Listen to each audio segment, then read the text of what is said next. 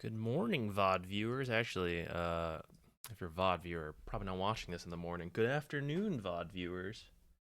A very rare early stream. Not that it matters to you, once again, if you're watching a VOD. Alright. Well, maybe now it's too bright. Whatever. Today, more open quals. Gonna be watching them. Waiting for the WEU region right now. Hey, Cavalcade, what's up? Waiting for WEU to start, which should be up in a few minutes. I think two series are happening at the same time. So, here, let me pull this up. Yeah, so I think we got, I don't know if you guys can see this. Oops, that's maybe too much. Nightshade Esports and Tundra Esports. And then, I don't know how it's supposed to be pronounced. WK, and then Navi Jr. I think they're both starting in the next few minutes, and then there's probably a delay for us. But I figured we could use the delay time to actually look at their old drafts. I was doing it yesterday for Tundra and Nightshade, and then for these two, I haven't gotten through their old games yet. Not because we're like being super try hard, like let's understand and predict all their stuff, but just because like that's what I'm here for. I'm trying to learn what the meta is really at the highest level. So I figured we could go through their drafts while we wait for their games. Hey Changies, how you doing? Yeah, this is a Nightshade game I looked at already. Here. Okay, wait, hold on. It'll be easier to just like open them again. So let's start with by the way, if you guys don't know, where are they? Team I don't know. Wuck. We got some big names here like S4, Hanskin Zephyr. I think I recognize the name Knight and Stoikov. I don't know. But I'm not as familiar with them. I don't think I'm too familiar with many of these names either. I apologize. I'm pretty bad for someone who plays a lot of Dota. I'm pretty bad at knowing like players who play the game. Let's start with some of their old games.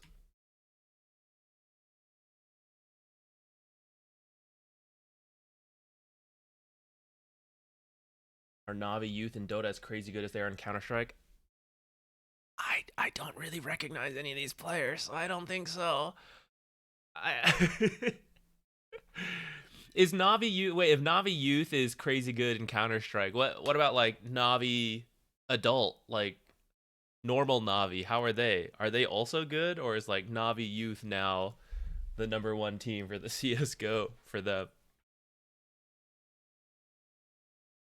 Star Thistle, hey, what's up? Good morning. Good morning. Maybe I should put up a little text box that we are waiting for the game to start.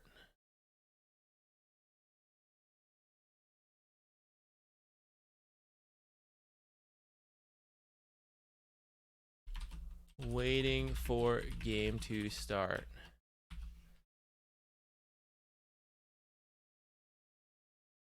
I'll put it down here. All right, let's look at the draft of this game.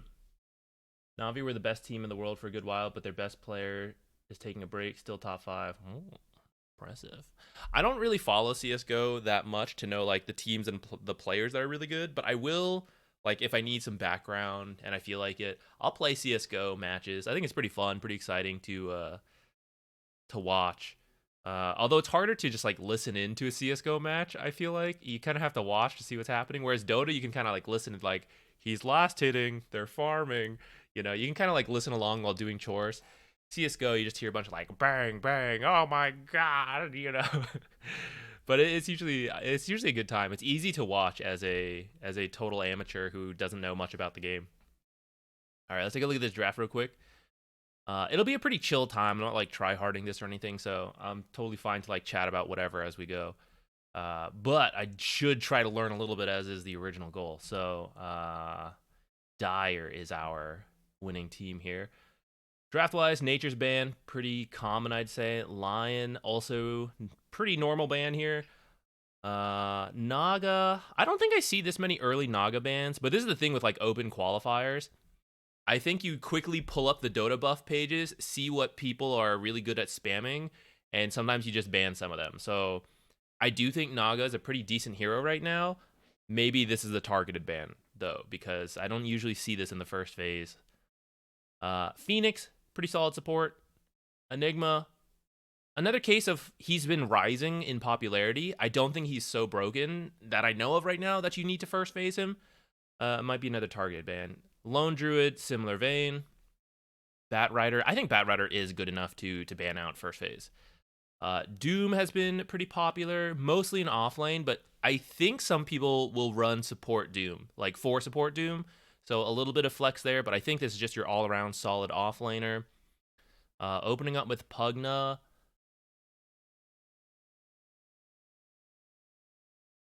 I'm trying to think this through because actually, doesn't Doom prevent Pugna healing? So at first, like old Doom, you could have countered with like strong healing with Pugna, and then your guy wouldn't die. But actually, you can't do that anymore. So I guess Pugna is more of just a stable support who will provide healing to his team. Sneak peek, we see the Storm pick at the end, so maybe they already had that in mind. I'm not really sure. Actually, I'll zoom in a little bit so maybe you guys can see this more. We don't need the whole screen. I don't fully understand Pugna as a response to Doom, but maybe it's just like this is just what we later? Want. Maybe we'll see. I don't exactly know the full open qual drafts or schedule, so I might like if there's a serious downtime, I might play some games. But I kind of think, oh, sorry guys, I just realized I was triggering classical music earlier. For eventually in a future stream, we'll do classical music, but for now, we'll go back to like a lo-fi stream for today.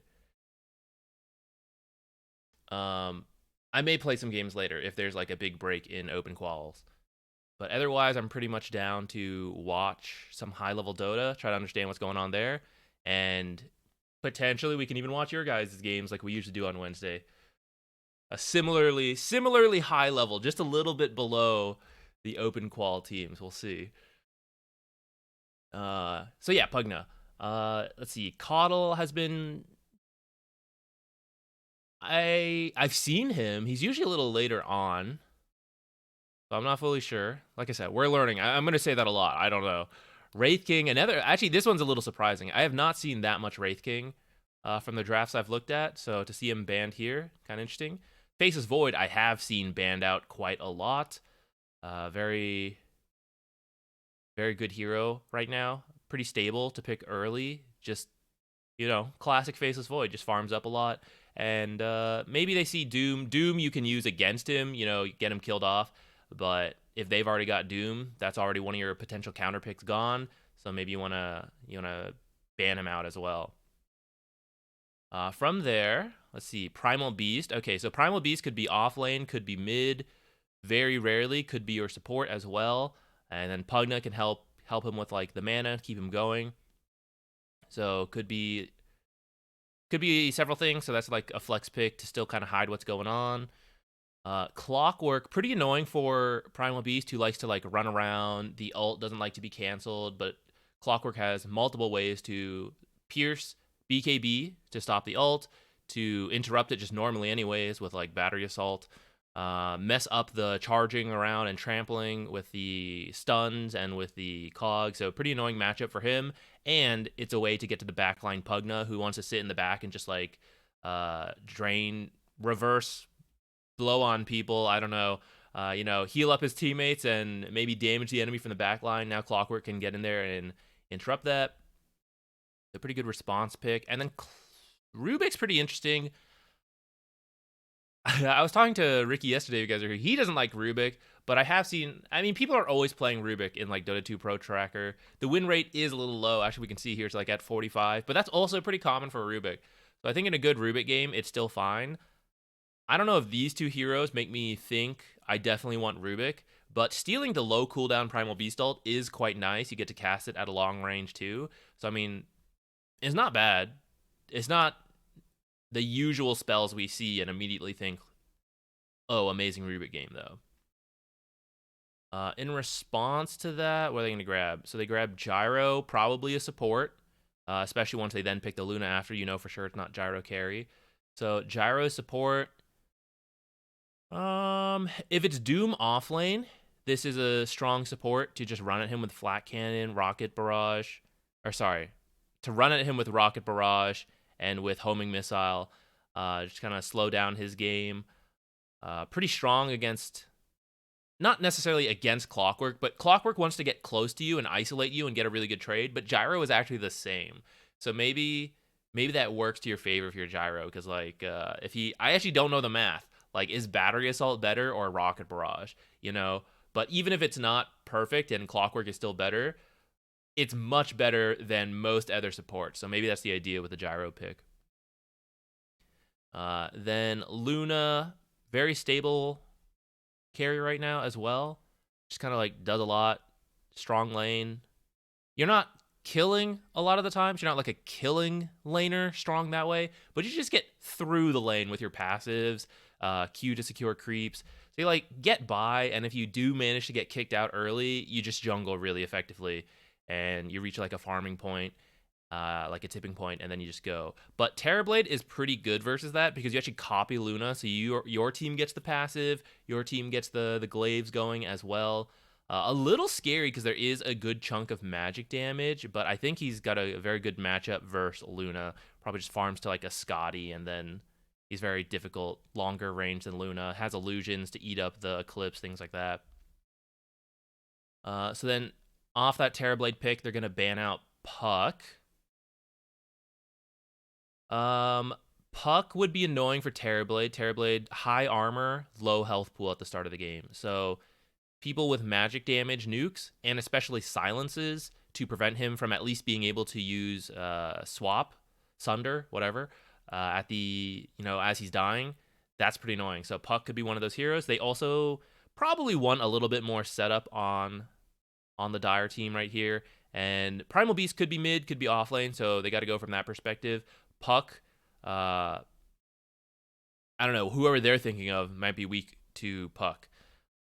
Ember Band, very normal right now. Yeah, they wouldn't have had the best catch. They have a lot of, like, Primal Beast is pretty good at catching, but besides that, their only other stun is Gyro. And core Primal Beasts don't like to buy Blink Dagger as much. So although he has stuns, it's like a very slow charge in, and then you have to like get close to the guy before you grab him. So mobile heroes would be pretty annoying for them. So maybe that's why Ember's banned out. And then Invoker, he's just been pretty solid overall right now. And Tornado is very annoying for Primal Beast and Pugna as well. Just general setup which their team needs. I think that could be why there's an Invoker ban. And then TA, I guess they're thinking of picking Pango, so they ban out TA to protect the Pango. Otherwise, I don't think TA is considered a very good mid laner right now. But she would be able to speed up the tempo versus a Terrorblade. Maybe they don't want to deal with that. And maybe it's just the counter pick to the Pango that they want to protect. So they grab Pango, still in the meta, still a very stable hero. They're going to respond with Storm, who is decent at punishing melee heroes like Pango, but I think this matchup is still okay for like Pango, but he will be the catch later on. He's going to work with a Pugna. He's going to be the faster initiation, although it's still a little bit televised. Like Primal Beast, not really like instant blink on top, but it's now like two ways to just run at people and initiate, which you will do in the early game, and then eventually Luna's going to come online, and then you're all just going to stand behind Luna, let her do things, and then like zip on top of her when they go on her to like get the right target, stuff like that. So in the end, whose draft do we like better here? Is there value in picking Rubik just because it impacts how they need to consider the rest of their draft? Like they may want to avoid picking certain heroes? Yes, but I would say it depends on the meta and what types of heroes a team likes to play. If the meta favors, like just recently, we just went through this patch. I forget the exact number, 7.34 something, maybe it was 7.33. But there were a ton of really good heroes that had very strong spells to steal. And Rubik himself was also fairly good. So you could pick Rubik early, sometimes even first phase, and you were pretty confident that like the enemy team sees Rubik and they're like, oh, we don't want to pick any heroes with great spells. But all the good heroes have great spells, so you just kind of have to do it. So yes, I think you can do that. But when there are other heroes without as good of spells to steal, I think he does drop a little bit, and he has to be more of a reactionary pick to when they pick a hero. But if you really want to block off certain stuff, like let's say you were scared of the enemy team picking Magnus, Rubik is a very good response to Magnus because of the instant lift from telekinesis, interrupting the combo, and stealing it yourself, having a longer range skewer, a longer range like RP, or your blink range is larger, not the RP itself is bigger. I think that way you can kind of scare them away from picking certain heroes or preemptively punish them for it. Like, I know he wants Magnus, so I'm just going to grab Rubik. And I think they'll still pick Magnus, and then I have that. But you have to be happy with, like, having Rubik, and then they don't pick it. Like, you successfully make them pick something else, and you're like, oh, shit, I don't want Rubik now. Like, that can't be the scenario. You have to be okay with having Rubik prior to that. Let me just double check that the game has not started. I think there should be a delay, so I don't think we should see it quite yet. Also, open quals tend to have some like delays a little bit. Just double check. It says it's live.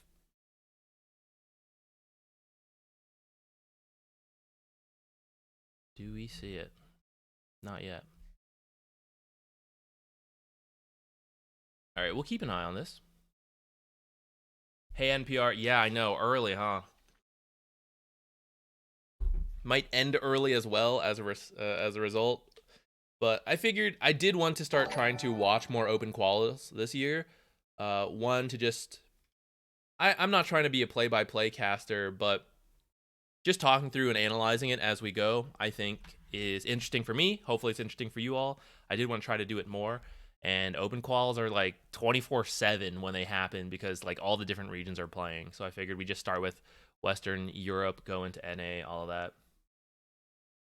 You're watching AR versus Geek Fam. I would join in if I could like see it here. I don't... Oh, you know what? Maybe it's in here. Maybe we can join in and watch that.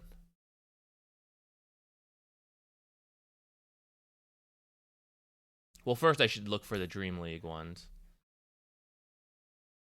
Where's DreamLeague? I don't like that it's not in order. Okay, DreamLeague open quals. Let's check here. Okay, looks like they are starting. I don't know if you guys care.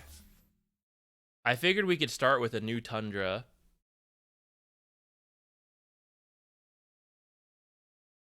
Okay, we're gonna have to wait for the delay.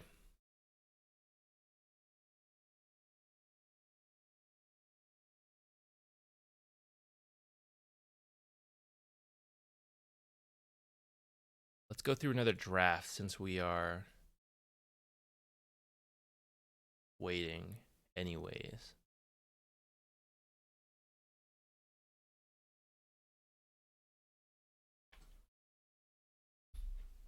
What can you say about Pure?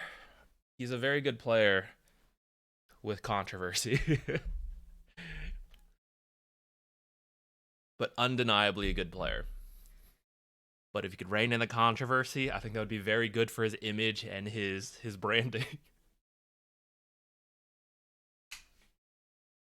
I think it'll work like as a whole in this draft though, or like the team dynamic of Tundra. Like Thompson is a wild kind of guy, right? And MC has a huge hero pool. He's been playing for a long time. Many people consider him one of the best players back when, like, especially when their team was doing better. I feel like people don't say it as much anymore now that the team has been dropped off, but every time he stands in, everyone's like, oh my god, he's so good. I still think it's true, right? And then Pure, like we said, is a very good player who plays like weird heroes as well as standard heroes. So I feel like Tundra is going to be able to lean into a very weird style, which I think should be fun. I don't know if we'll really see it that much in this open quals because I think they're probably one of the best teams here, but they have to do open quals because of the way the changing players stuff works, all that. But it should be pretty interesting to see them once they start playing like the other tier 1 teams and everything. Hey Jigs, thank you. I understand. Sometimes you got to do the work. But I appreciate you wanting to be here for the stream.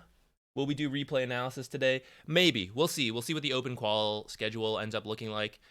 If there is some downtime, we might do some replays. But I'm going to prioritize watching the games if there are games going on for like most of the time.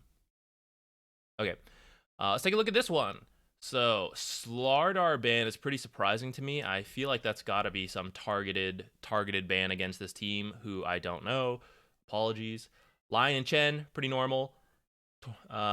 Very solid supports that you can just first phase right now, and then you feel fine with it.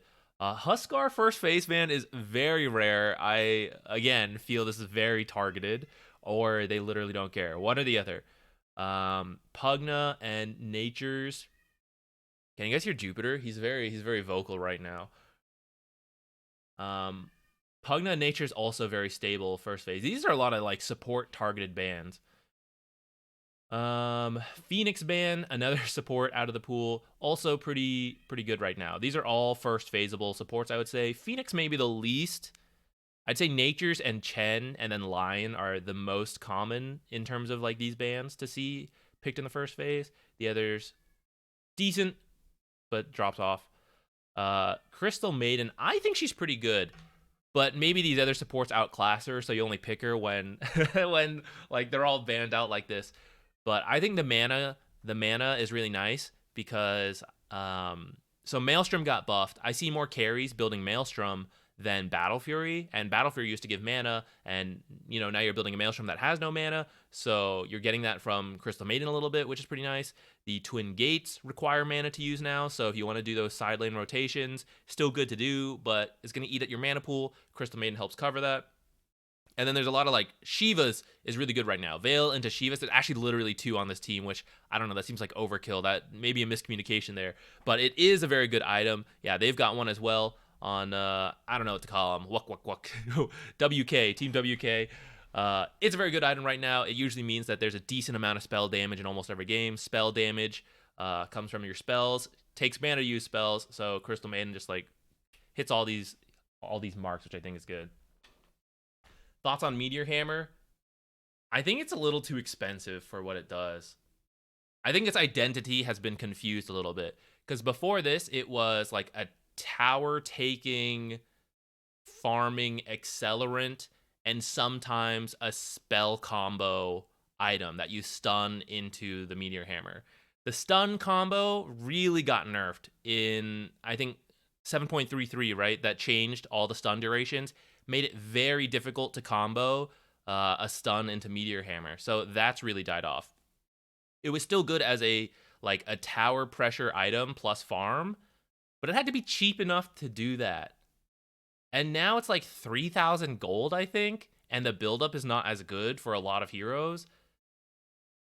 Because like the heroes before who were building it were like a lot of offlaners, you know, someone like Mars or Tidehunter. And they liked, you know, some stats, some regen. It worked out. Now it's a Kaya. And those heroes don't really want a Kaya. Mid heroes typically want the Kaya, like these spellcasters. But they're not interested in sitting in a lane and sieging it and taking towers, right? They're like farming and ganking and stuff like that. They're not like usually just doing that. I mean, Dragon Knight could be one exception. I'm sure there's a couple others, right? But you know, like I think it's like in this weird spot now, and it's expensive. It was cheaper, like still a 2K something item, then maybe it would work. But now it's like a 3K item, so the time you actually get it is later, which means it takes longer to siege the tower and all that. And at that point, it's like maybe I should just get a different item to help me be strong and take this tower. So I feel like it's in a very weird spot right now. It's a shame. I love that item, but I haven't seen many people do it, and I myself also don't know like where does this go? I don't know.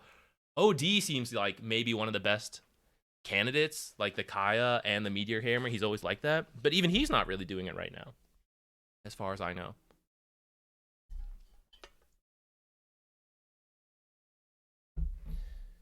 They nerfed Meme Hammer because they wanted to nerf high immortal games when people give up. People need to catch on into the armlet speed running strats. Then people start building armlet when they want to end the game fast. All right. So Crystal Maiden, Doom, very good hero right now. Kind of said that last time. Won't go into it more. Venge. Wow, we are really removing like the entire support pool with these bans. Venge could be an offlaner, I suppose, as well, but these are probably supports. Combo really nicely. Grimstroke with Doom, very nice combo. Inkswell plus the new Doom build is to build Veil, max W, and just like run at people. So then you have an Inkswell. Later on, you have double Doom, classic combo there, and just a good support in general. Venge, I don't know exactly the combo with Doom. Maybe they, you know, just generically good support. range support to very short range support to go with the Doom, so it's like an acceptable lane, but she could be the 5 playing away from the Doom anyways, and then just like, just a decent support anyways. Maybe that's the ban. And maybe they're thinking of picking a hero that you don't want to deal with the swaps. TA banned out. Again, I'm surprised. I didn't think TA was very popular, at least as a mid. So maybe they're thinking TA versus Doom is not a good matchup for Doom. But he has more base armor than he used to, and he burns off her refraction. So I don't fully understand this ban. Let me know if you guys have any ideas. Rubik.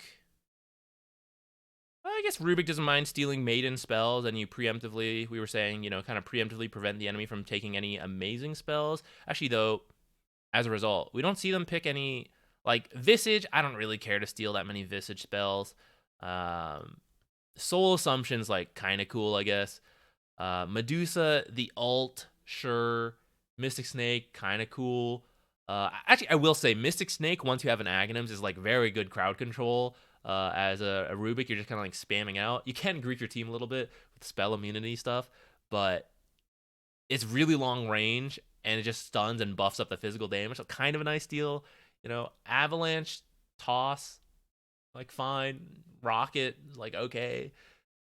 They're all like okay spells, I feel like. There's nothing, like Jakiro Ice Path, that's so broken. Earthshaker Fissure, that's so broken. So that's the danger of picking second.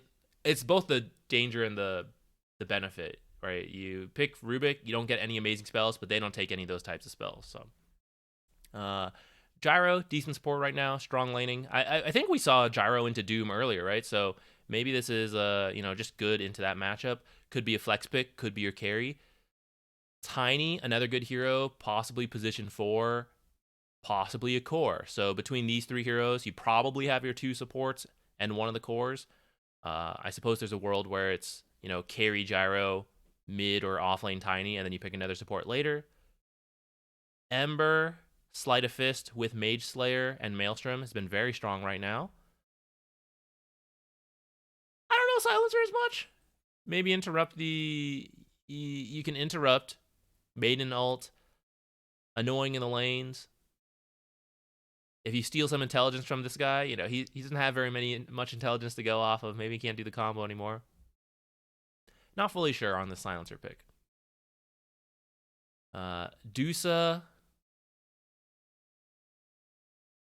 Yeah, I guess Dusa doesn't really care about the healing nerf from Doom because of Mana Shield. So in that sense, you don't care about getting doomed. You just stand and fight. They don't have a Diffusal builder right now. I mean, the last pick could be the Mana Burner, right? But you can actually see they banned to protect that. Both these heroes would burn off mana. Anti-Mage, obviously. And I've actually seen Anti-Mages buy Diffusal as well. And then Wind Ranger could buy a Diffusal. She also has the single target Focus Fire, which it has enough DPS to actually like tear through a Medusa. Tear through is a strong word because it still takes a really long time to do, but you eventually get her. Did it kick us out? Hold on, let's do it again.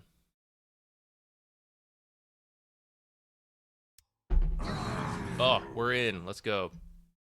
All right, we're already partway through the draft. So we got Chen, Nature's. What was the order? Oh, these guys started with a Monkey King ban. That's a little surprising, but I think Thompson loves Monkey King, and maybe they're willing to run it in the other roles as well. So first phase, targeted ban against Tundra, perhaps. Chen, Nature's, very normal, strong supports. Centaur's been doing really well, and flex value. I did see Tundra. I think it was Tundra, maybe it was another team. They flex Centaur into support, which you can do, but I don't think a ton of teams are capitalizing on right now. But you may not want to deal with that because he's honestly a very stable offlaner, very safe to pick early, but also, if he's a support, that really keeps your draft really wacky. So taking him out, Pango Timber, common mid bans, then the Doom, another normal one. So then off of that Doom ban, they picked Lion. And then here's an early Rubik pick, which if it's support Rubik, you steal the Lion spells, you're very happy with. Like, just Lion on his own, you're very content as Rubik. You don't have to always steal huge spells, just a basic stun you can throw out a lot and buffed up with a longer range and longer duration is already good. And so you're already happy with your Rubik pick here, along with whatever else you'll get. But Thompson is the guy who will play Rubik mid. And so you got the flex value here. They've already done it in these open quals. I saw from one of their games earlier. So Nightshade's already got to be thinking about that. And I think they ban next round. I still this new ban order is not in my head yet. Yeah, so they ban Death Prophet, Viper. These two are really good. Death Prophet, another hero who's doing Veils into Shivas. Viper, just really strong right now. Has a couple different builds. I don't know what the best one is. Maybe it depends on the game. But Ricky yesterday was telling me this is a very strong hero. I haven't seen it as much. Guess we're still not going to see it. But 10 seconds to these two heroes can really win a lane against certain matchups and then push the tempo. So I wonder if they're thinking of picking one of those types of heroes. Tundra then bans out Morphling and then picks Alchemist. So what's your Alchemist response now? This is most likely a carry Alchemist, but it's interesting because they are picking it really early, so maybe they are thinking of flexing it. I don't think I've seen that much Alchemist lately, so I'm not really sure. I don't know if they're willing to run it as a support. I'm sure they have the capability, like the players could do it, but I don't know if that's good enough right now. We're all gonna find out. Hey Claus, I'm doing well. Thompson's playing mid Centaur too. There you go. Another flex into it to curveball the enemy. I think you could try to pick. I think you would take Doom if he was available. AA is like okay. He's not as good as he used to be, but might not be too bad when there's an Alchemist in the game. Reduce that healing. Maybe we'll see an Orb of Corrosion builder. I haven't seen that item too much. Could be good. It's like decent against many heroes, but like Alchemist would be a very good example of like when you might want it. What else? We could go for a Spirit Vessel builder. This is why I need like a list of heroes. I already can't remember the heroes who are meta right now. Who could you pick right now? I'm slightly prepared. I screenshotted a list the hero so we don't have to bounce back and forth. Who's in here? I would say like a vessel building support 4 or flex hero here. Okay, so they are going to go for the AA to just deal with the Alchemist. Probably your support duo here. Sometimes people run AA mid. I don't know if we'll see that here. Okay, Kunkka, pretty active hero. I have seen Kunkka mids get Spirit Vessel, but he could go other items as well. And just Kunkka has he's a very stable mid hero. I've been using stable a lot. We'll try to move off that. But he is. I don't know what else word to use. He's very safe to pick pretty early. Very few terrible matchups. And then you can bring the tempo against this Alchemist to prevent him from farming too much. It is revealing what's likely your mid pick. Well, actually, that's not fully true. This could easily be offlane Kunkka to dodge. Like if they were to pick, I don't know, Huskar right now to try to shit on Kunkka, you could move him to the offlane. He would still get by and then have a relatively early tempo for the Alchemist.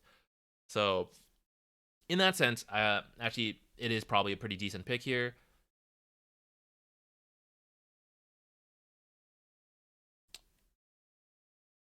Huskar's a bad example. You're not picking Huskar into AA, I'm pretty sure, unless you're like real overconfident. Monkey King already banned. Who else is good versus Kunkka?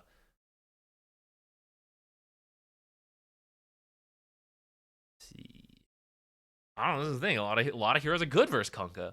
I think you just pick like a mid hero who fills your draft. I don't think you worry about the counter pick as much. I'm amateur hour though, so we'll see what they do. This explains the Viper pick a little bit, or the Viper ban. Maybe they already had Kunkka in mind as part of their draft prep, and Viper would do well versus Kunkka.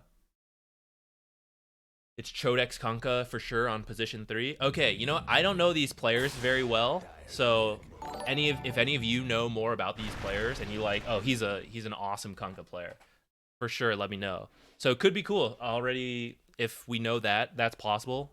Offlane Kunkka here. Enigma, he's been rising up in popularity. I'm interested to see how he does here. 10 seconds to go.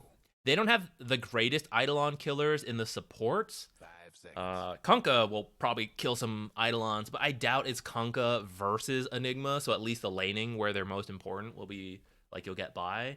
And then Tiny, so I assume this is Tiny 4 and offlane Enigma. There have been some support Enigmas like played in pubs. I don't know if I've seen it in open quals yet. And then like core Tiny, so maybe you could like swap it around like that. Naga is cool, so Enigma likes to like really screw over your laning stage and then take your tower pretty quickly. So Naga is going to be a pretty solid hero to get through that. She has illusions to try to like kill Eidolons in the lane. She comes online very quick to go jungle. So even if she does lose the lane, she's still gonna get farm at a pretty decent pace. And I think she matches up with Alchemist. Like I think she will have the damage to kill Alchemist later on, especially when you have an AA in the game. So carry matchup, I think you're content with. So now it's a question of like you could still run Alchemist as a mid hero and just play him like in a tempo way. Like I'm sure Thompson's got some crazy fighting build for Alchemist. That could be cool. But it could still be your carry, and then you just go for a mid pick here on Tundra. Bans, what do we got? Void Spirit ban. There haven't. I think Void has dropped off a lot, but I guess we've got quite a few mid heroes banned out actually. So we're reaching the point where we are starting to get to that like lower tier heroes who are still good. When the higher tiers are out. Taking out Storm and Coddle. These would be some high tempo heroes. Coddle really good at building Spirit Vessel. And then he could bring the tempo to the Alchemist, so they're going to remove him. 10 seconds. Storm, I'm not so sure. He's probably one of the few like 5 seconds. well, not few, but I mean we've banned out a good chunk of mid laners, so he's like up there for contention of like some of the best mid laners left. Would bring more catch. Kunkka's catch is kind of weird, where X into the combo isn't really instant. And there can be like ways to deal with it. So like zip catch is like nice to have, so it's not just Lion having to do things. Radiant's pick. Pudge ban, oh that's pretty cool. Pudge is very good versus like illusion heroes like Naga, Pudge core anyways. And they're gonna go for Wind Ranger. Alchemist doesn't love to build blood or the MKB. I haven't seen it, so maybe he'll be building Bloodthorn, which could be cool. Alch attacks super fast, so even without illusions, he might get a lot of value out of Bloodthorn. I haven't seen that. Let's keep an eye out for that. So last pick here, I guess you pick a mid who deals with Wind Ranger. Who's still in the pool? Lena? Lena's still in the pool? Oh, Ember's still in the pool. Yeah, okay. Ember's totally fine. Ember's good versus the illusions. He probably buy like maybe like a Mage Slayer Maelstrom into like a Gleipnir. A BKB is somewhere in there. I don't know, before or after, like which item. Is going to be our offlane Enigma. Actually, I don't even know all these players, so I can't even like necessarily say who's who, but I do think you guys are just telling me offlane Kunkka. I'm going to assume carry Naga and mid Wind Ranger.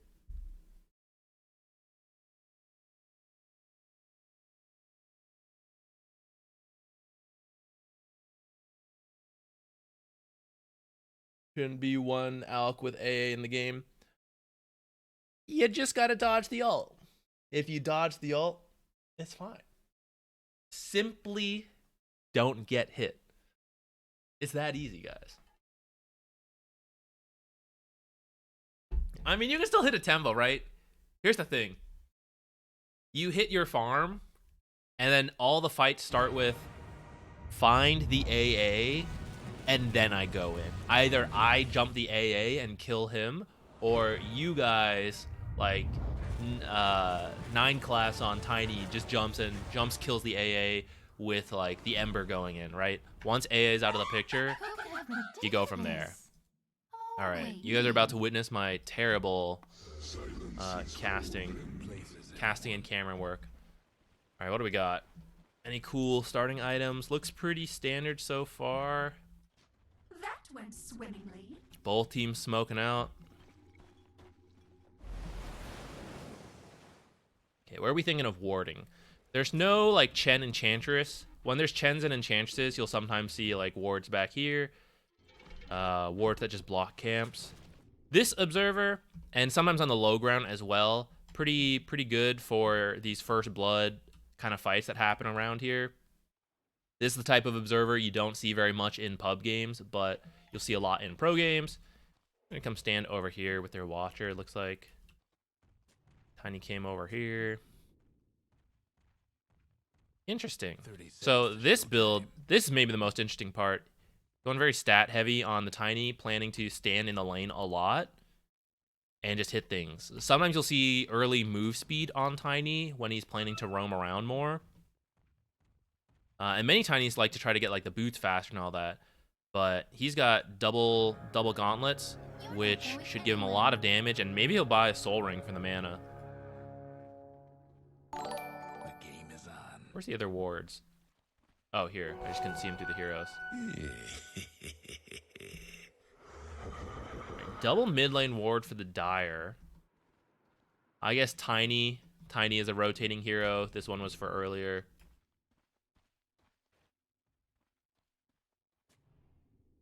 Honestly, as I've been playing my pubs, I have felt like I don't need the wards in the side lanes as much. It's hard to have a good place to put them.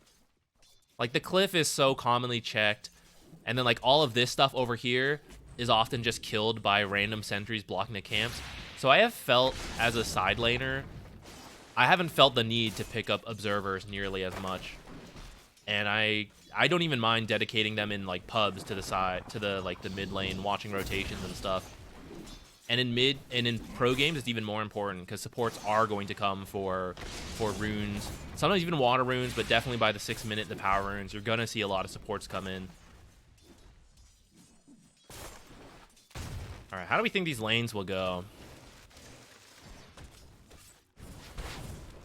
Don't think AA deals with Eidolons the best, but Naga should be okay. The lane is already kind of pushing, kind of what you want. Oh, actually, sorry, I had the colors wrong. Actually, I thought they would have it pulling back sooner. Maybe they'll work on it. How's mid going? I'm terrible about mid matchups. I assume if they last picked Ember, they felt okay about this.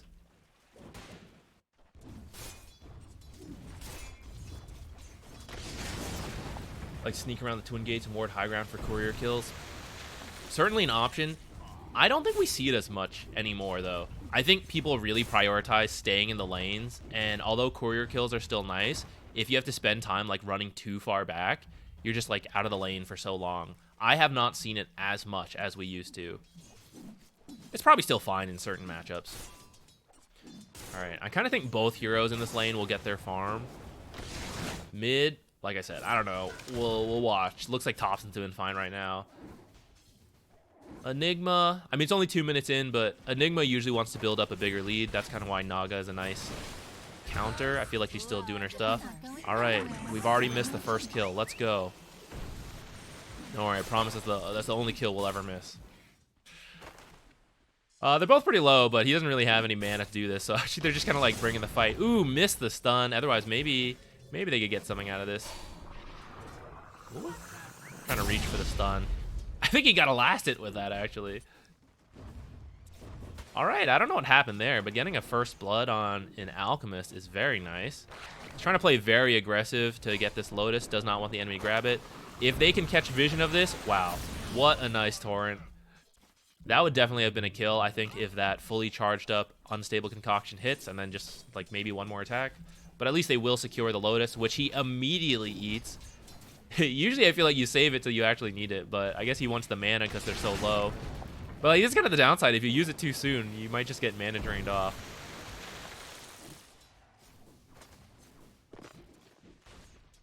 Okay, despite getting killed, Alchemist actually still doing really well on the last hits. They were pretty low, so I think they just missed a lot of last hits because they couldn't walk up to lane, otherwise they might die. She's still being pushed off because they're still pretty low and didn't get the Lotus. Now has a salve. Gonna have to wait for a moment to use it, though. Ooh, are they going for this? Lion might get a Rubik kill here in return. Torrent gonna connect. It's a kill on Rubik, and I think Pure's just gonna have to back off. I don't think they'll kill him, but it doesn't really have anything. So bottom lane actually getting a lot more action than I thought. But I guess when I think about it, this is maybe truly the farming lane. Just Enigma and Naga. Maybe they're really just the farmers. I thought with Tiny there might be some chance for a reposition into like 6 Eidolons plus Malefice for a kill. But yeah, we saw him go the stats, so actually doesn't even have a point in toss yet. Mid pretty even so far. 6 minutes. Not quite here, but we can start trying to pay attention for that. I'll try to remember it, because I think we should see mid heroes come over. They both built a bottle, and they're both good at dealing or using the early power runes. Like co-casting. Now we're just here solo for now. We did some yesterday with our Cryptic, and maybe today we'll do more. Both of us don't really know what he has to do like actual casting for the Dacha tournament going on. I'm just doing this for fun and to study up the meta myself. Missing kills over here. That's the last kill. Nah, we're gonna miss kills all over the place, guys. Sorry.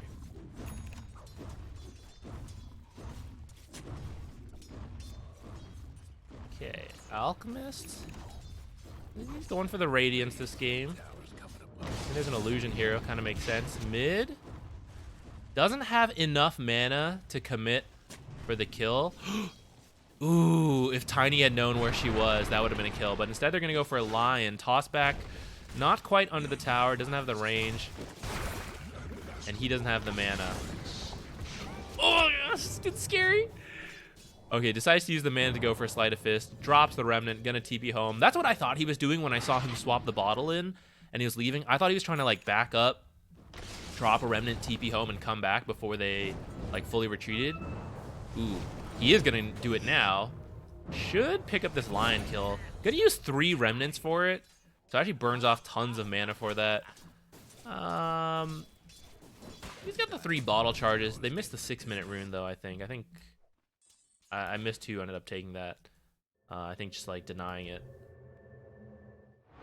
7 minutes coming up here. Lion, is he gonna go for it? No, it looks like Kunkka is in position. Kunkka will probably do his own stack and pick up the Wisdom rune.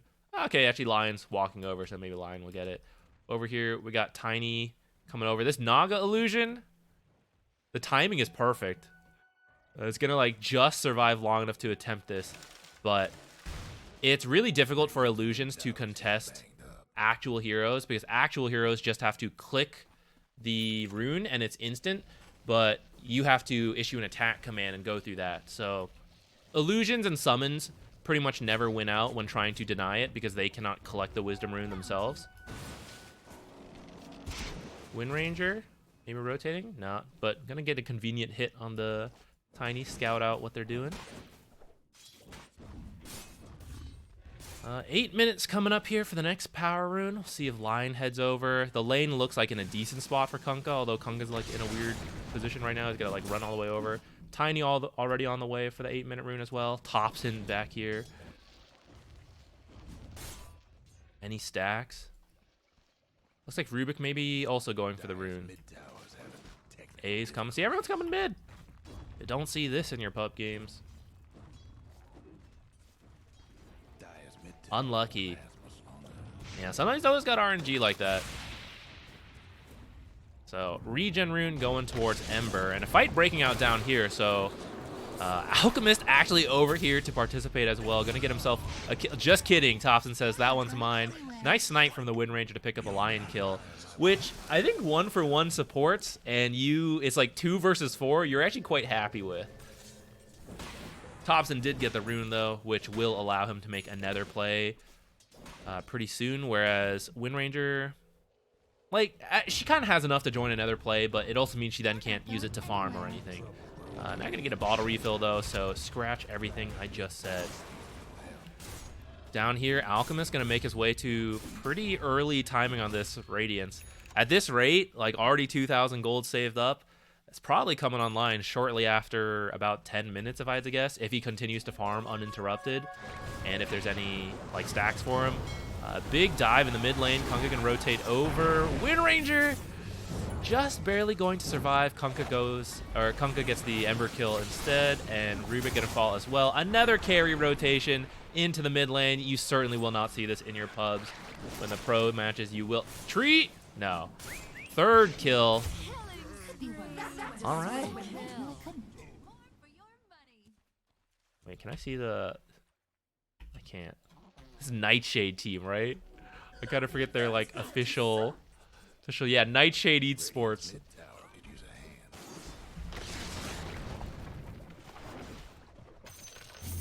Ooh, a Kunkka attempt? He's got his ultimate. There's no Kunkka boat, used it earlier. He is working on Spirit Vessel on the Kunkka.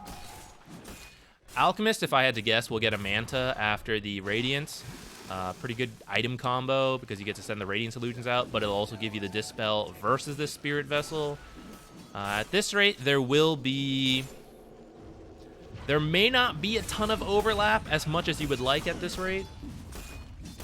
Some AA kill off in the wilderness. I'm gonna guess a toss back into the Eidolons. Yes.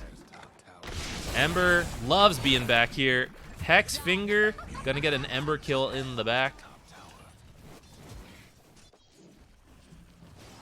Alk's got a Sacred Relic Gold. Looks like that rotation mid may not have fully paid off for him. I think this will now come a little later than it needed to. If he hadn't come over, he could have just like kept farming. Kunkka's reaching the point where he doesn't care, and he can start playing pretty aggressive to make Alchemist miss some last hits or farm less effectively. Naga's been officially kicked out of here. Ooh, smoke up. Ember coming bottom as well. Stun onto Ember. Chain combo coming here. Ember might be dead right off of the bat. Does get finished off. Alchemist gonna find a lion kill, not quite enough. And the smoke from Tiny and Enigma, they don't have their blink, so they're still just walking into the fight. Can they find a nice spell? Gonna toss the Enigma in for the black hole. No, can't use it yet.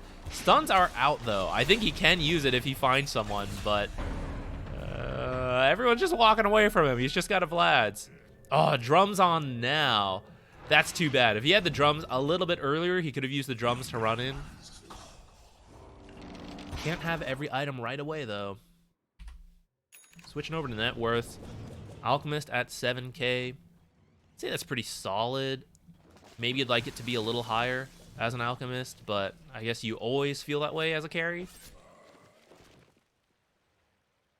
Donga down at 4.6 at 12 minutes, though, does show that the Enigma lane, I'd say, was successful. But she's farming. You know, compared to some other carries you might have picked who can't catch back up from here, Naga is pretty good at this.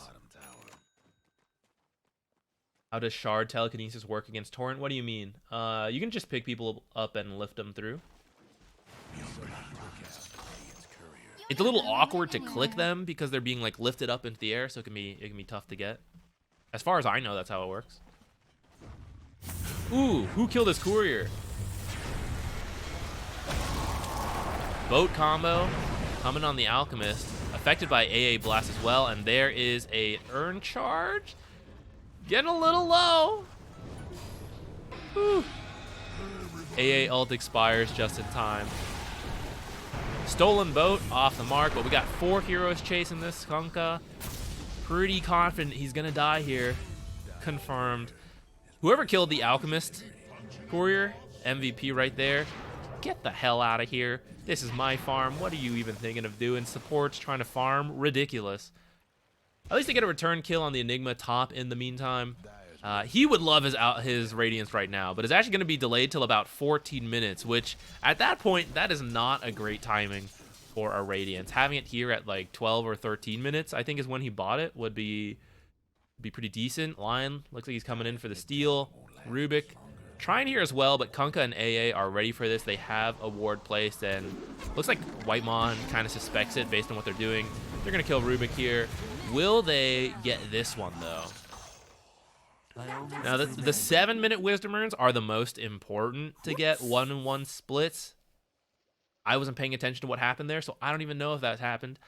14-minute is still very nice. If your team gets both, and they will.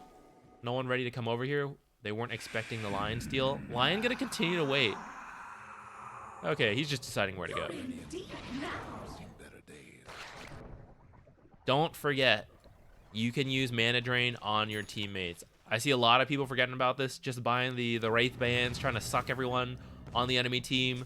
But this is a big reason why this ability is strong and why you can max it first, because it is very annoying against enemy heroes, but then you can enable your teammates like this, and then you just go get all your mana back from some random jungle creep or a range creep, because for whatever reason they have mana. Okay, item timings. What do we got? The Spirit Vessel on Kunkka, gonna start working on his Aghanims. And, okay, so instead of Manta, he is just going to go for BKB. He's going to be prepared to fight early, which actually, you know, thinking about it more now, they are against a Naga. I think in the late game, Naga will feel confident, so trying to up the tempo, get that BKB, get the Blink fighting build. I probably like that a little bit more now that I think about it. Blink almost on the way for Tiny and for Enigma. So we're going to have some big initiation combos coming online soon. Maelstrom in the works for Thompson. Gonna bring in a lot of damage against these illusions. We're gonna find Whitemon in the back. Should die. I don't think his team... Thompson's kind of walking over, but it doesn't look like anyone else is particularly bothered to come over here. Should be the bottom tower now for the Dire. I think they're still just waiting for these blink timings.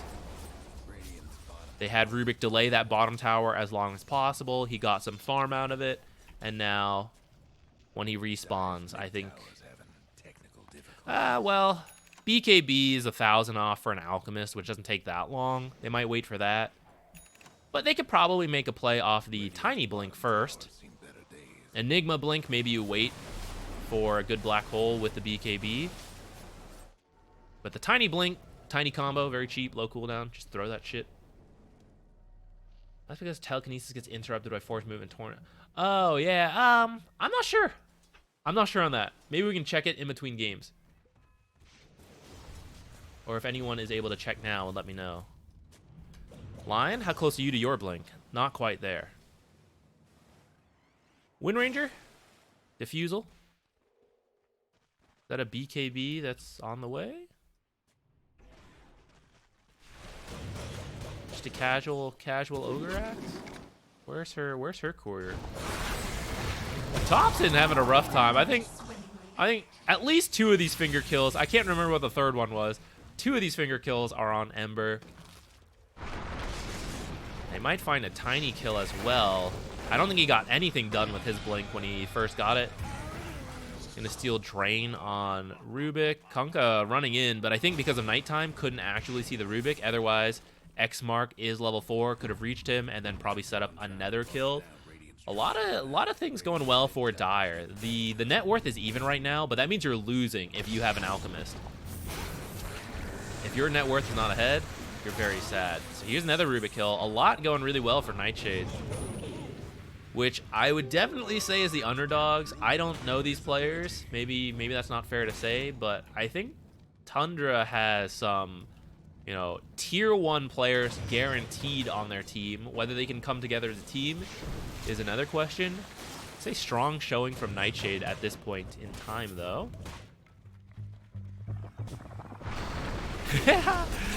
So they X-marked the line. They were going to send him into this rune. They were suspecting something like this was going on, so they were going to sacrifice the lion to hopefully grab the rune and pull him back. But actually, they just run in, find the lion kill right off the bat, and grab themselves a double damage on the Ember. Alchemist in here with the BKB, just stealing their stacks. Big combo coming in, but he does have the BKB, feels a lot more confident, even though he is affected by the AA ult. All the rest of the damage, the Spirit Vessel, the boat combo could not connect. Otherwise, that would be a dead Alchemist. Now he's just going to get out here, finish farming up this blink. And now, I think we got Blink, BKB, Radiance on Alchemist. We got Maelstrom on the way for Thompson. The Blinks on the Enigma, the Tiny. I think this should be go time for them to start pushing objectives. Probably, let's see, they could take this tier 1 tower, and then by that point, Roshan will be on the bottom half of the map. Big stack here. Kunga, I think they could contest this if they knew, but I don't think they suspect what's going on, so they're like, haha, we're stealing these triangle camps. And Kunga's over here like, oh god, let me finish this quad stack. Don't bother me, please. Stay over there. All right, there's the tier 1. Moving in. Vision from Radiant. They got this one in here. I think they could come for Roshan if they want, but maybe they're going to push up for towers instead. On the Dire side, they have really deep vision, but actually the whole team is like past that vision and they're now in here. So their vision is not helping them right now. This vision is good for playing aggressive, but the timings right now on Tundra all are online, and they're actually up here in the face of Nightshade. We do have the Aghanims on Kunkka now. Blink online, still pretty far off. AA items, nothing like really that great online here. Okay, Wind Ranger is going for the BKB first. I was confused by the buy order, but she just has all her items here and she's buying it manually herself. Naga, Bloodthorn, Orchid. I'm curious if she's going to go for, or sorry, Orchid, Manta. I'm curious if she's going to go for Bloodthorn right here. I don't think she needs the like True Sight from it, but it is a lot of damage with the illusions. It does leave your hero quite squishy. Lion found back here. Gonna be killed. Has his shard, but he was still stunned. I don't know if he stopped his channel or if it just ended naturally. Also going to find an AA kill. Getting a lot of deep vision down in this time as well to make these plays. Ooh, nice little trick there. Throw the tree through for the vision. He doesn't want to blink up, but he does manage to find it if you stand near enough to the cliffs. You can sometimes get that. Naga going to start cutting creeps. All these kills, they don't really want to fight. They just want to delay things. So creep cutting. Hopefully stall out the game. I think they're... Well, this tower's full health. They could defend it if they wanted to. Everyone's respawning in time. They're actually moving bottom. Ooh, okay, so she's getting Eternal Shroud. So we saw Naga do this yesterday. I didn't realize, like, the math of it, thanks to the strength and the health from Eternal Shroud. It's, what is it, like 500 something health, which is a ton of health. It's pretty comparable to Heart now, actually. What the heck is Heart built out of again? Yeah, here we go. 35 strength from Heart compared to the 300 health and then 14 strength from Eternal Shroud. So it's actually a ton of health on the Eternal Shroud, which is usually what Naga wants to buy after like the Manta, Orchid. She wants a tank up item. So she's going to go for the Eternal Shroud this game, which should help with the damage from Ember Spirit, Enigma, Tiny, Rubik, all of those, even the Radiance Burn. So should be good for her there, and then maybe the Bloodthorn after that, maybe another, I don't know, Scotty could be okay versus an Alchemist, reduce his healing, another kind of pseudo-tanky, pseudo-damage item. You're going to find the Wind Ranger, trying to combo the stuns, but actually they don't get that much damage off. I think she might have had Wind Run going in that time, so Alchemist couldn't actually do much damage. So they actually get the Tiny kill in return. Ember does come back with his Remnant, but they're not actually able to get much done. X Mark. Okay, actually already used Sleight of Fist. So, ooh, nice Illusion Rune dodge on the combo. Lion found out here. BKB. Oh, I don't think he activated his BKB. Big black hole here after that, but your Alchemist is already dead. I forgot I have a zoom feature. Now I'm going to chase a little bit. Ooh, trying to catch him in the song. Okay, there we go. It does reach it in the end. Can they get the chain stun? Has the silence. Tiny respawns and TP's back and gonna get the Naga out of here. He is chain stun from the shackle shot. Oh, they're gonna run him down with the illusions. Okay, he's gonna be okay. In fact, they're gonna get the AA in return. It was pretty close though. That was almost an Ember kill. All right, I'd say that's pretty good for Nightshade. Maybe they extended a little too far there at the end for the Ember kill. Initially started quite nice. Maybe we're going to find a tiny kill here now on Naga. I'd say she's definitely online now with 3 items. This is when Nagas get pretty scary. And she grabbed a couple kills there, though. Maybe she used that to finish the Eternal Shroud. I thought she had that before the fight started. Who picked up these kills? I guess not the Naga, because I thought she would have, like, more gold from that fight. And I don't see a courier on the way, so... Alright, other people on her team got gold. Lion got his blink. And, whoa, Bloodstone on Kunkka. I don't think I've seen this. But I guess it makes Torrent... Does it make Torrent larger in Torrent Storm and the Ghost Ship? That's pretty cool. Yeah, that fight, Alchemist did not get his BKB off. That fight probably looks quite different if he had the BKB. Would finish off that Lion kill and then start moving on to others, especially once that Black Hole caught 2. Well, I guess one of them was the Lion who wasn't dead yet. But you could at least finish off the Kunkka in that Black Hole and then move on from there. Going for Abyssal next. Now, actually, the bashes do count towards hitting in evasion because they have the Javelin in them, as far as I know. But I'm wondering if they're going to struggle to kill Wind Ranger, especially as she's working on this Aghanims. She's going to have the Invis, going to have physical damage reduction, and the evasion from Windrun. And they have like the Maelstrom and then, in theory, the Basher later. But that's not quite as good as the MKB Bloodthorn. Maybe they catch her off guard. She doesn't have the Windrun. They can kill her. They do have the instant blink, toss, avalanche, black hole, all that. Maybe they can just stun her up and kill her in that time. First Roshan, now to Tundra. Guess they felt better about getting it once AC came online. All gonna rotate down here. Wind Ranger actually got the shard from the Tormentor, though, I think. And he's going to be able to keep some heroes away using that. The Dire going to be able to escape now. Don't mind my random button pressing. Radiant's mid tower could use a... I feel like they could have done Roche earlier with the negative armor from Acid Spray. Maybe it's not as good as I think. But I feel like they could have acquired it earlier while I was on the Radiant side. But whatever, they're going to grab it on the Dire. Maybe they wanted it on the Dire side. Typically, whenever you kill the first Roshan, because of the 8 to 11 minute respawn time, it frequently, like if you kill it in the nighttime, it's going to respawn and be killed again in the nighttime.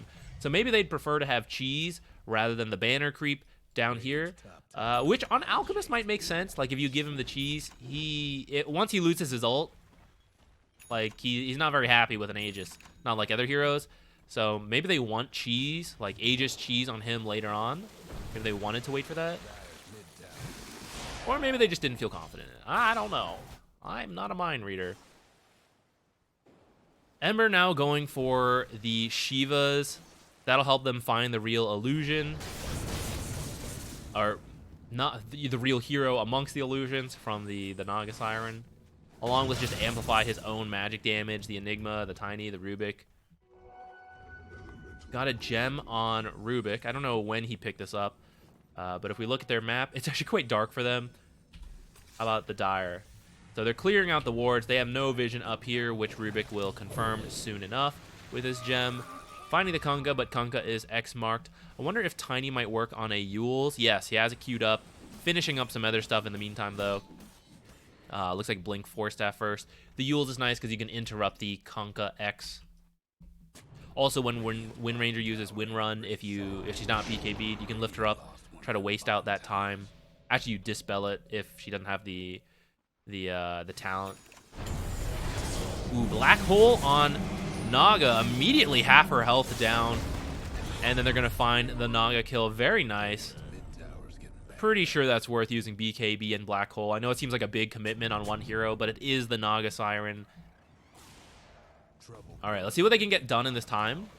Naga, they don't know if she has buyback, but it's 28 minutes for a tier 2. She's probably not going to buy back. So I think they should feel confident to take something, but actually they don't have creeps. They got that kill without the waves being in position. So besides some map control, looks like Rubik doing a little bit of scouting for observers. Now going to TP back for Wisdom Rune. Maybe they're not able to get more. Actually, they're playing aggressive. They might want to be careful. Rubik just left. I know Naga's still dead, but 10 seconds up, and she can TP right here. Alchemist with the AC. Creeps finally are here, and actually he's going to be able to take it in the last 10 seconds he has. Toss? Okay, actually, I don't know how this works. If you toss and the X marks fades, it pulls him back, but toss is not done, do you reappear at the end of toss? Toss has some funny interactions like that. That might have been a sick play right there, potentially. Amplify damage rune on Wind Ranger. Was hoping for a bigger Enigma kill, but pivoted over to the tiny. Looks like Enigma actually now has the gem, so that would have been a very nice kill there. They still have the Aegis. I don't know if they feel good about finding this 4v5 though. Toss was changed after our TZ buyback, so I don't think it would bring him back anymore. Dang. That would have been a really sick play though. Alright, Alchemist trying to go in on this AA, but immediately hexed by Lion. Gonna sacrifice himself for the AA. AA instantly TP'd out. Bye, dude. Thanks. At least give him a commend. Thank you for saving my life, dude. Just left the Lion there. Lion actually maybe more important than the AA. Perhaps didn't expect to die for that. But once everyone came, he just committed to the mana drain. Bloodstone is done on the Kunkka. I've been bad about clicking different heroes. It's been a while since we did this kind of like casting and watching. Gotta build up the habits again. They're gonna find Kunkka over here. I can't imagine he gets out of this. Wind Ranger is going to use, I think this is ability called again, Gale Force.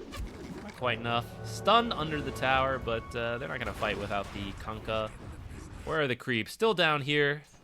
Oh, someone's actually got to help them. This is gonna... Catapult takes a while. Yeah, Rubik's on the way back. He's like, extra few seconds that Catapult bought with its life. They should be able to make it to high ground, though, I think. If Alchemist is in position, never mind. They're going to go mid, actually. Forget that one. I was going to say they could kill that tower and then go mid, but Pure actually just going to BKB jump in on the Lion. Lion doesn't have the mana drain going. Just going to be whacked down to death before Kunkka's up. They're going to find the Wind Ranger, toss her back. BKB pop, but she's...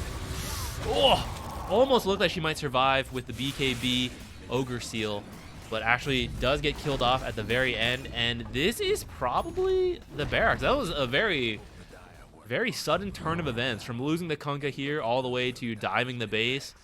They just called that Kunkka does not have buyback, or he's not going to use it. They weren't in position. Managed to get a lot of kills out of that in a tower, but they actually back off. I guess Kunkka is up. Maybe Wind Ranger could have buyback. He didn't have BKB or his ultimate, so they could, throw in return. So they're just going to take 2 towers, retreat, and maybe wait for a Roshan now, because you're waiting for cooldowns like the BKB. By that point, Roshan could be pretty close to spawning, so that could be something we see Tundra wait for. Does have the Abyssal on Alchemist and 3,000 gold saved up. Might just hold the buyback.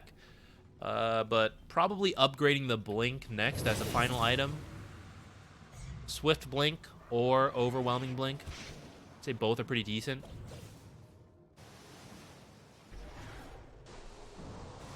Wind Ranger, instead of the Disperser, has switched over to Daedalus. Feels like she needs more damage, which I'd agree. Also, actually, looks like Naga got a Diffusal, so maybe she's going to go for a Disperser.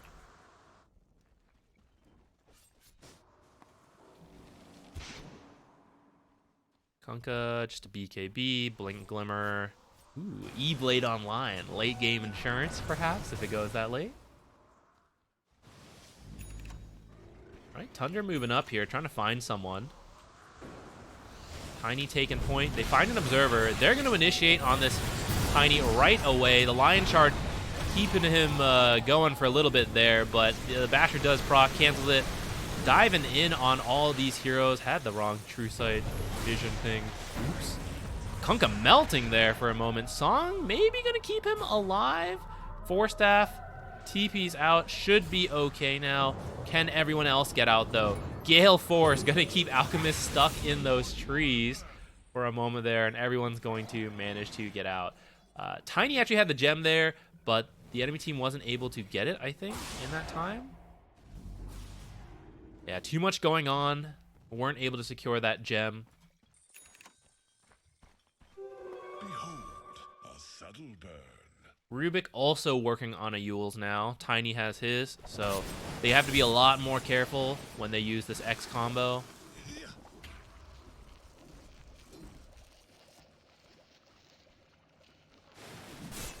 Hey, what's going on down here? Oh yeah, rooting for the underdog. I'm down for it. I know, like, don't be a biased caster or whatever, but actually doesn't really matter. Who cares? Bias casting. I'm down for an underdog win. It's always cool to see underdog stories. It probably is expected for Tundra to win, but it was closer than I think maybe we thought at the early game. It feels like Tundra's back in control now. Octarine on this Enigma. Looks like Alchemist is going for the overwhelming blink and actually is just going to straight up buy it. Has the recipe, going to send it over. And yeah, they are waiting for the next Roshan. 40 seconds on that. Will spawn in the top. They're going to get a cheese from it. The Dire moving down here. I probably wouldn't feel comfortable contesting Roshan as the Dire. I think they probably need to wait for high ground. So trying to make the most use of this, maybe expecting the Radiant to be waiting up here for the Roshan. They're trying to make the most out of this time. Farm the bottom 2/3 of the map.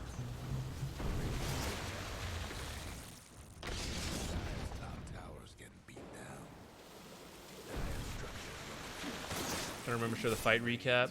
Yeah. I do forget about that feature quite a lot because I don't usually have to do this. That's a good call. Let's try to remember the fight recap for the next one. Okay, amplify damage rune on Wind Ranger. Did you have an item here before? Did you sell something? Drop something? Alright. They got bored of waiting for Roche. They ended up just pushing in top to force the Dire to come back. Naga trying to do a little bit of ratting here. 47 damage on that tower. It could fall at any moment. We'll keep an eye on that. Yule's now done on Rubik as well. So they got a lot of tools to deal with the X, the Wind Run. Roshan is up. We're going to start it here on the Ember. Where's my Alchemist? Ping, ping, ping, ping. Here he is. Okay. Who's going to take it? I'd say if you put it on Thompson, he can play really aggressive to make space. But you could just put it on Alchemist and just have him walk up to the tower and hit it. Probably like swap out BKB or Boots. AAL going to scout this out, but not quite in the timing, not quite right to hopefully steal the Roshan. Yeah, so Alt going to grab the Aegis and the cheese, so maybe that is why they waited for nighttime. They have put both on the Alchemist. They're going to deal with their lanes, and then I imagine they're just going to have Alchemist hit the tower.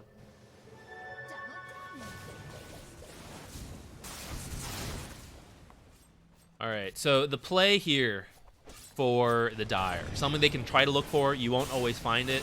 But while Radiant is trying to fix all their lanes, if they are ready to get a pick off, that can help them. Because even though Tundra's ahead, you know, I don't really want to push high ground 4v5.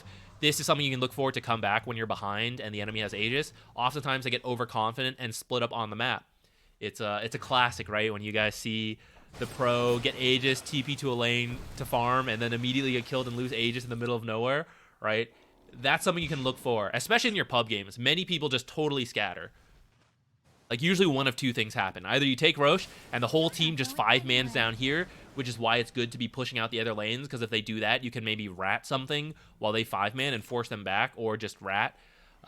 Or they're like, okay, we got Roche on, we're strong now, let's all TP out to different lanes and, like, farm. And so if you can find a kill, then you might then be able to keep snowballing that, keep finding pickoffs, and delay out that Aegis timing. Because from here, the Dire just wants to drag this out longer. The more time goes on, I think they feel better, especially with this, like, Naga being able to rat a ton. They have Wind Ranger, who really does get quite scary in a late game, just like deleting heroes if she finds anyone on their own, or gets like a good shackle shot ult off in a team fight. Lion, finger forever, scaling. So I think they just need to weather the storm here as much as they can, looking for those kind of tactics. Got a pause going on. I didn't see. Did they say something? Strategy pause.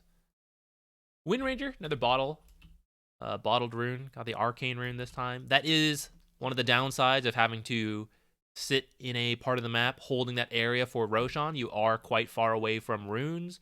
So Nightshade, they were pushing out the map in the meantime, getting as much farm as they can. And because of that, she keeps picking up runes. Had amplified damage earlier.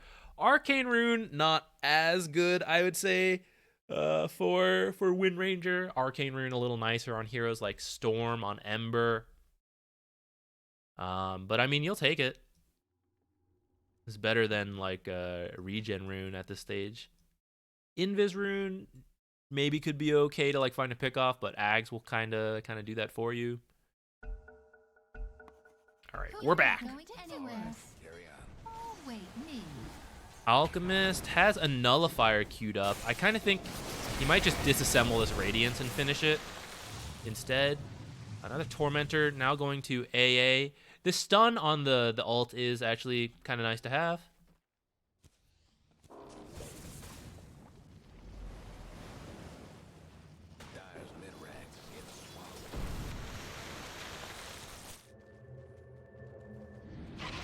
Oh, it never gets better. It never gets better. The degree... Like, the thing is, the higher up you go, maybe more people learn to not TP out randomly and lose Aegis right away.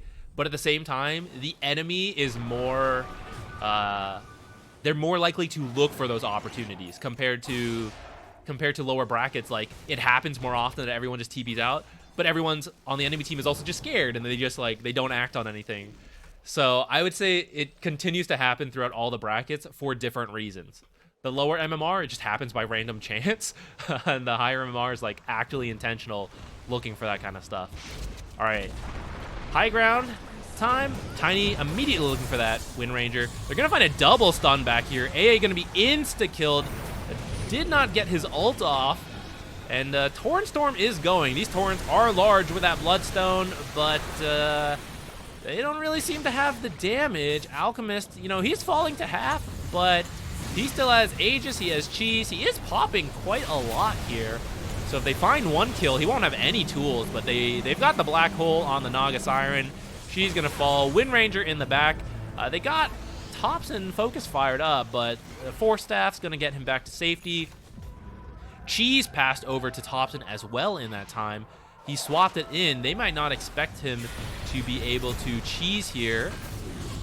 Naga did buy back. She's going to try to find a kill, but she just doesn't quite have the damage and is in fact stunned up by the stolen shackle shot.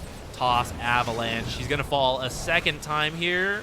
Actually, pretty fast. No, not enough. That's, what's it called? Aviana's Feather. Kunkka down as well. This should be the end here for Nightshade.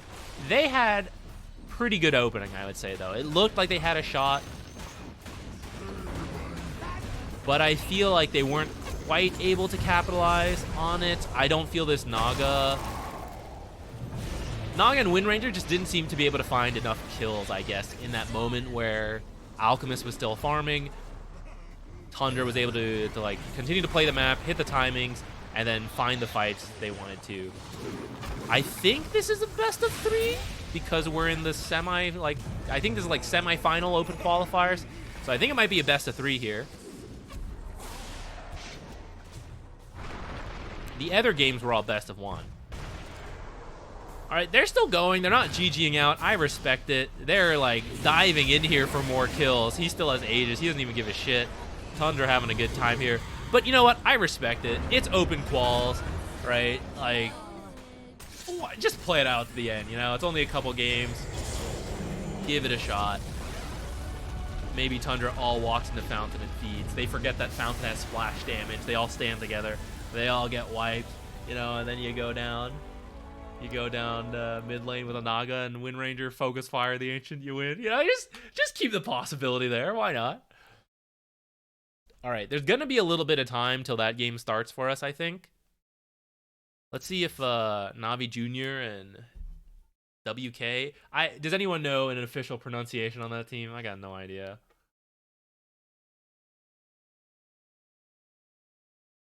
How'd Thompson get fully healed so fast not using cheese? I missed it, to be honest, if he did. If it wasn't the cheese, maybe... Did he TP home, come back out?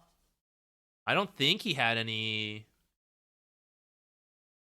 like, lifesteal items or anything like that. I'm not sure where else the heal would have come from.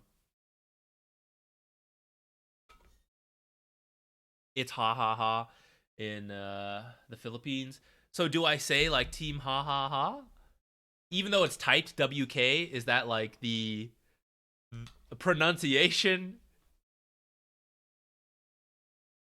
Run a pregame points bet? Oh, yeah, we can do that. DotaBot usually does it automatically for me when I play, so I kind of forgot we have to do that. All right, we'll try to set that up next time.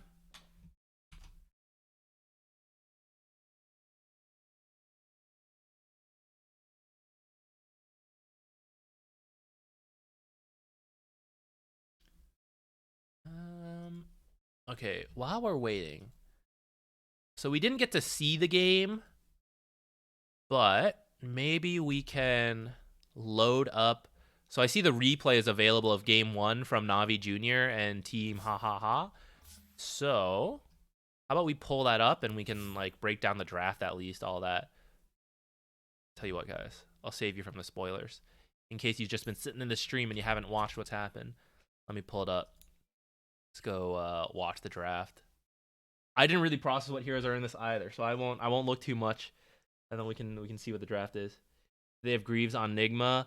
I don't think so, because Enigma bought the drum boots. Maybe late game Greaves for the laughs potentially, but I kind of don't think so. Oops. Aw, what? The replay starts here at 30 seconds. What the heck? What? All right, well, I guess we won't see the draft. Here, what we can do instead is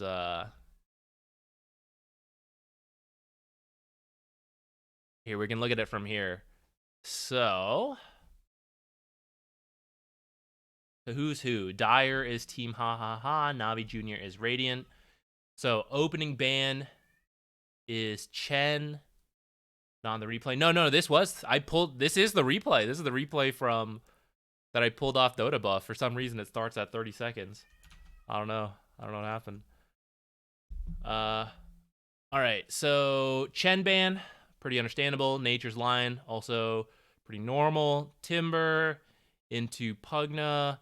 Brood Mother surprises me. Maybe there's a Brood Specialist on Navi Jr. I don't know these players.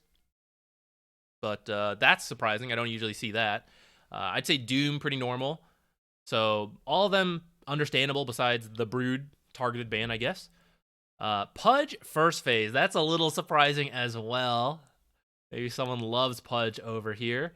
It does have flex value, right? Carry, offlane Pudge, could be support Pudge. So technically some flex value there. I don't think most people would expect it, though. You rarely see Pudge bans, I feel, so you could probably let it slip longer.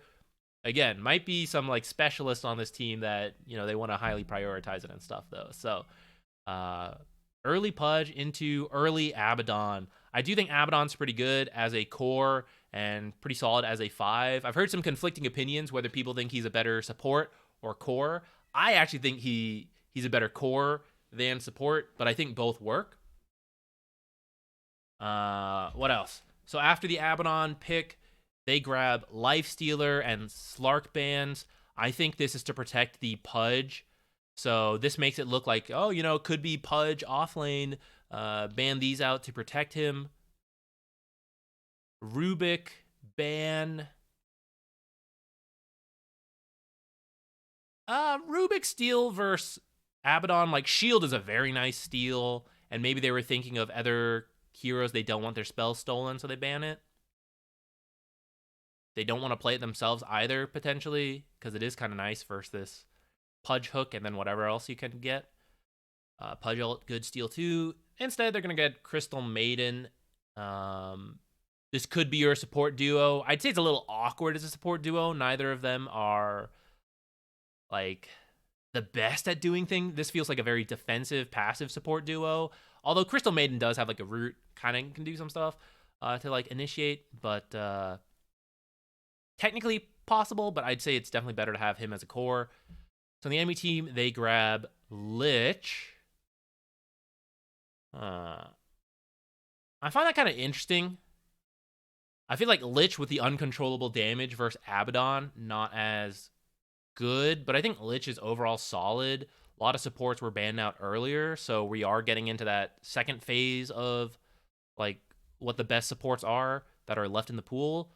So they actually grab Lich and Snapfire, who I'd also say is not that common right now as a core or a support, but she does combo quite nicely with Pudge. You can cookie him in to get the ults.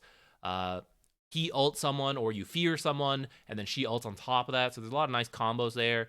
Could be a whole mix of supports and cores here, although Lich is almost for sure a support. Their response is Techies, who has been gaining popularity. I think he outranges the Lich, so every time Lich tries to come up to poke and use a spell, you can do the same, but from longer range. So Lich, usually a strong laner, kind of being outdone by Techies in a way. Then Primal Beast, pretty good hero right now. Relatively stable mid laner, but there's not been a lot of mid bans. I guess protected a little bit by, like, Timberban. Could flex it to the off lane, carry Abaddon, so some flex value there. Shadow Demon, very good counter to Primal Beast, though. And actually, I would say he's also quite good versus Abaddon core, because when the ult pops, you can just press Q. Abaddon doesn't usually like to build BKB because of the ult and because of the shield, stuff like that. But if you try to go in and do things, and then you just get disrupted, and then the disruption clones have, like, all your shit and can silence you, this is a really good Shadow Demon pick, I think. Off of that, they ban Alchemist. I don't fully know. I guess it would have been a really strong tempo, perhaps. They ban it. Enemy team bans Faceless Void here. And Centaur. Enemy Centaur would be annoying. You're trying to, like, freezing field. You're trying to, like, trample them. Abaddon's trying to get stuff done during his ult and just, like, running in. And then they just stampede, disengage. So I get that one. Chronosphere would be very annoying for these heroes as well. Time Dilation really screws over Primal Beast as well. Techies, like, there's a lot of low cooldown spells here that Time Dilation would have been very strong against. Ursa, probably another ban to protect Pudge. And then they end up picking Night Stalker. I like this Night Stalker pick versus the Crystal Maiden. 2 ways to cancel ultimate. Silence could interrupt the Techie stun if you, like, get on top of Techie. Oh, sorry, hit the mic. Before you use it. A way to, like, stop Primal Beast ult as well. Nice Night Stalker pick. They go for the Puck, which does give them more catch that I'm sure they would like to have, but I think Puck into Night Stalker can be a little tough. I guess the other supports you're not as worried about, like Shadow Demon doesn't really have a stun for you, and then this cookie is a little telegraphed, Hook is telegraphed. Pudge ult and Lich Fear are, technically instant, so maybe that part's a little scary. In the end, looks like Navi Jr. absolutely smashed them. I don't know what happened. I do like the draft from Navi a little better, especially the Shadow Demon pick. I don't know if I thought, like, oh yeah, 50-11 though, based on the draft. Let's see if let's try to watch the live games, and if they don't work, maybe we can take a look into this one a bit. But actually, I do want to run to the bathroom before we throw ourselves into another potentially long game. Here, let's start watching. Let's see where it's at. Looks like we have to wait a moment. So actually, I'm gonna take this moment to quickly run to the bathroom, and then we'll be all ready for this game. 1 second.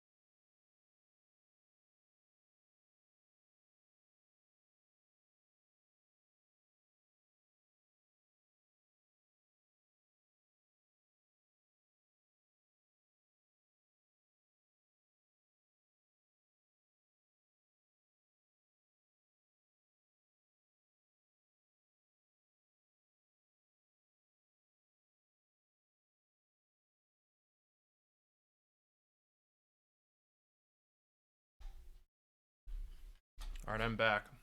I ain't the official stream. It's snack time. I got some pretzels.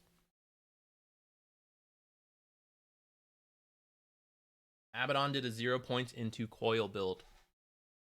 I would say that's pretty normal, especially for core Abaddon. Coil doesn't really do that much for you. Shield and passive are kind of your bread and butter, especially in the laning stage. I think if you need to pop like a Lincoln or something, maybe like 1 point's worth it. But if you're core, and that's especially carry Abaddon, he mainly needs to right click. So more stats, pretty much the way to go. I think, what is it? Like there's, is it a shard?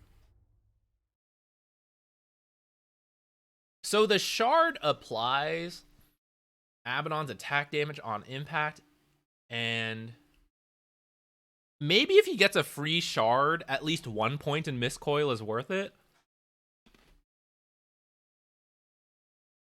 Kind of throw it out.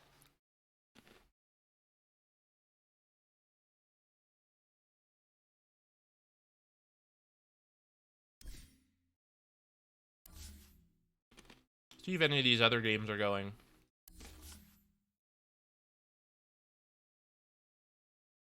On to Abaddon. I mean, honestly, he has a lot of base damage with his stats, right? All right, let's take a look at this draft real quick. We will go back to Tundra to watch that one.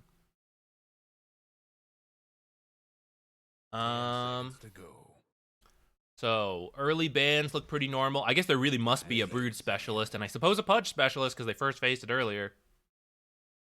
This time we got Lion, Tiny, Mm, Grimstroke plus Tiny is not bad. Looks like Grimstroke and Magnus also kind of nice. Steal it from the Primal Beast as well. Actually, what's the pick order? I guess the pick order is different. Whatever. Strong lanes, potentially, but you don't know your matchups. They got the Faceless Void. Currently, there's no way to save anyone who gets Chronosphered unless you can, like, stun him or something. They don't have saves like Shadow Demon, Winter's Curse, things like that. Swap.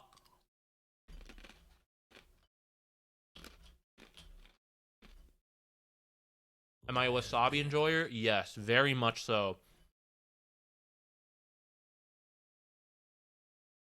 First of all, you've just reminded me I have a shit ton of Wasabi peas in my one of my like cupboards in the kitchen. For my birthday, I told my family, people were like, "What do you get me?" I'm like, "I don't need anything really. Just give me some like wasabi peas because I like wasabi peas." Everyone went ham. I have so many in my pantry. But for sushi, I really like it as well. I judge a place based on their wasabi. Some places have absolutely trashed wasabi. It should hurt. Wasabi should hurt. Fake wasabi is fine. Like, I'm fine with fake wasabi. I don't even know if I've had real wasabi in my life. I've probably only ever had fake wasabi. But there is still a flavor to fake wasabi. And a lot of places have really, really weak-ass wasabi. Can't stand it. Ooh, rare troll pick.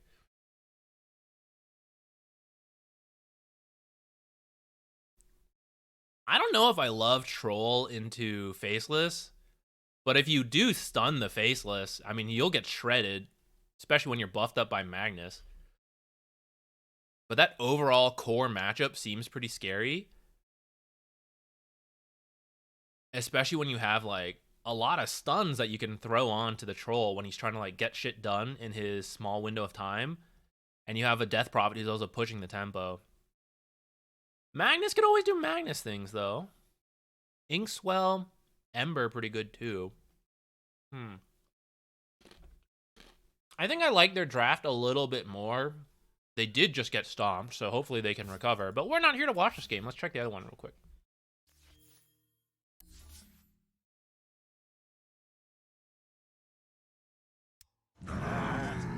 See, I was in Japan, but I never, like, really asked, like, is this real wasabi? So I don't know if I tried it or not while I was in Japan.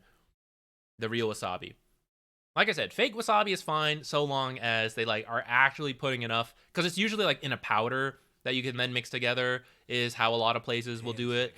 Sometimes you get, like, the tubes or, like, the blocks of pre-made, whatever. Whatever you're getting, the flavor better be. I literally, when we sit down and eat and the sushi comes out, I will literally eat the wasabi first. And if it sucks, I'm pre-disappointed by the rest. All right, draft. More on wasabi later. Monkey King ban again against Thompson, I think. Who started first? Tundra, actually. So they banned out the Pango. Monkey King Nature's ban. Then the Magnus ban. Centaur Doom. Into Bounty Hunter. I'd say Bounty Hunter is probably the weirdest ban here. And Pango this early is also a little strange. As like maybe Magnus as well. These are all very standard. Monkey King is a targeted ban versus Tundra. Otherwise, it wouldn't be standard. Maybe they have their own hero specialists on some of these heroes. So then the first phase went to Chen. They picked Lion.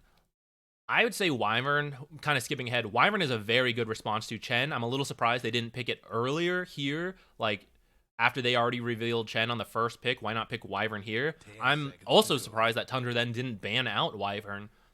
I guess maybe they thought, well, they didn't pick Wyvern, so maybe they're not interested in playing Wyvern. But I think Wyvern's pretty good as a response to Chen.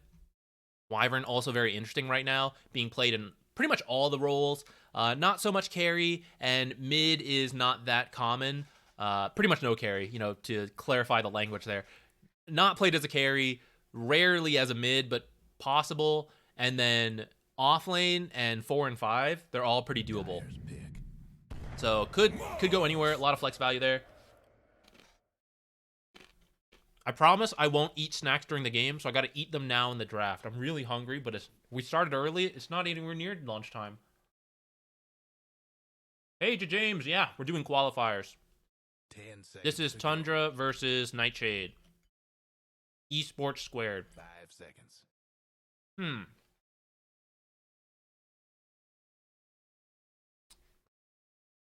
I'm still getting a grip on how good I think Mars is. I think he's been getting more popular. He was pretty dog shit for quite a while. So I'm still kind of in that mindset where I see a Mars and I'm like, it can't be good. But I think it is getting better. So we'll have to like readjust how we feel about him as we watch this game. I'm not sure why they picked it here necessarily. Like, it's kind of nice. Wyvern is very long range, so you can block out the attacks with the arena. Maybe that part's cool. Generally stable laner when he's good. I said we wouldn't use stable as much, but whatever. Chen, early tempo. You want someone who can come online early. Mars does do that. And now match with the techies, most likely as well, because it's probably offlane Mars and techies 4. Chen is better as a 5 usually. But you could swap, I guess, if you really wanted to, depending on what you see.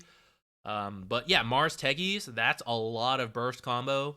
A lot of right-click harass from the techies in the meantime. Very long range from him. Mars actually also long range for a melee hero. Obviously not as much as a ranged, but on Nightshade's side, picking heroes who can not be worried about Mars could be quite nice. I see Ember is still in the pool if they want to grab that. Easy way to get out of Mars. The Sleight of Fist, pretty good versus Chen creeps. It keeps Wyvern. The flex value still there. Could be your offlane, could be your 4 support. But you do then have to pick another hero right after that, which will probably reveal. So if I had to guess, I'd say like OP mid laner plus a support here. And just commit Wyvern to the offlane or support, I guess. If you want to pick a different offlaner here. You could pick your carry, a stable carry, because you see Mars. Faceless Void is in here, but has a risk of getting run down by Chen. I think he does fine versus Mars, though.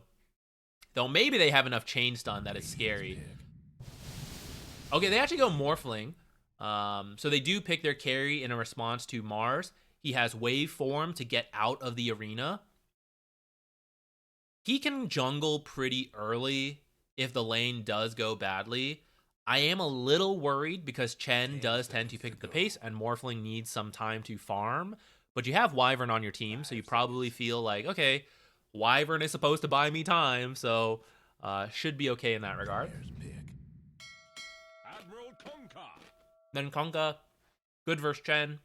Can't really get out of arena, but you have to reveal something here, and he is a very stable, damn it, he's a very safe mid lane pick who most mid matchups are fine.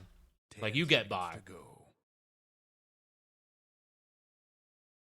5 seconds. Tundra can probably pick their mid lane response here. These two are almost for sure cores. It could be offlane Kunkka with 4 support Wyvern, so I guess you have to consider that a little bit. But I think you could pick a carry here who is good versus Morphling. Okay, so this is the hard part, and I'm not good enough. You could have a carry who is good versus Morphling and Wyvern and Kunkka. Maybe a Slark or Ursa, but I think those two would struggle versus a Wyvern core. A ranged Drow? Okay, they go Ursa. So Ursa has a good matchup versus Morphling and Kunkka. Wyvern offlane could be scary, because I think she's pretty annoying for Ursa. He does have a Chen in his lane, maybe the techies, so they might be able to help buy the space against this Wyvern. 5 seconds.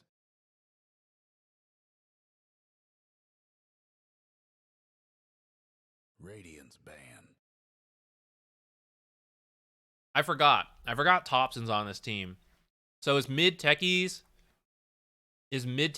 on the table? Is this a thing? Is this a possibility?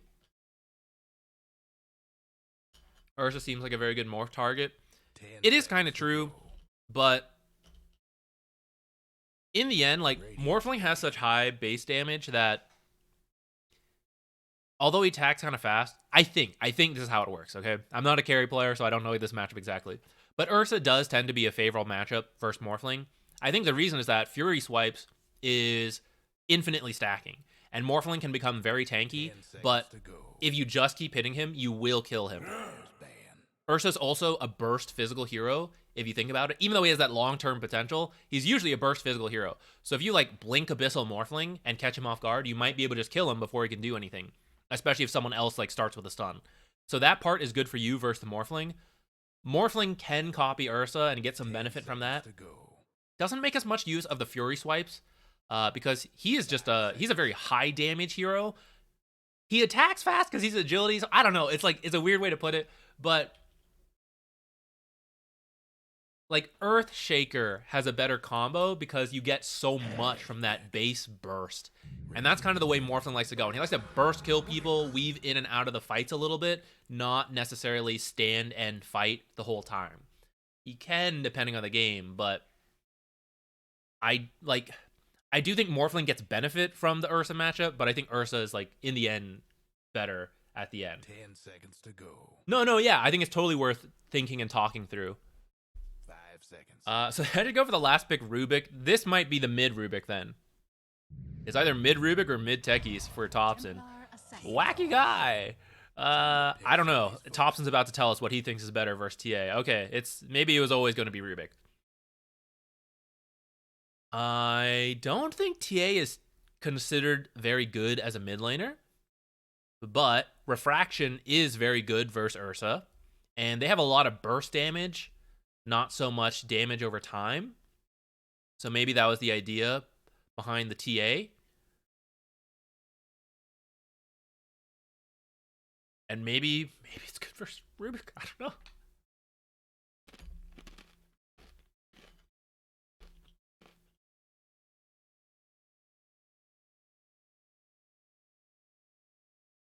I'm going to have my eyes on how well this Wyvern can do. 5 seconds. So it ended up being, again, Kunkka offlane, Wyvern support. We're going to have to see how much Wyvern can do to slow down Chen, which Kunkka and TA can also do, but also, like, maybe harass out.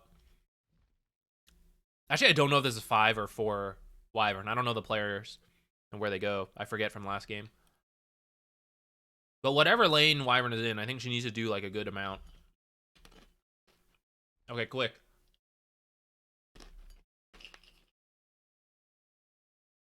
Shovel all these pretzels down my mouth and then put them out of reach. Resist temptation. Codex played offlane last time. He was the Kunkka last time. So it's probably... I doubt the players are switching roles.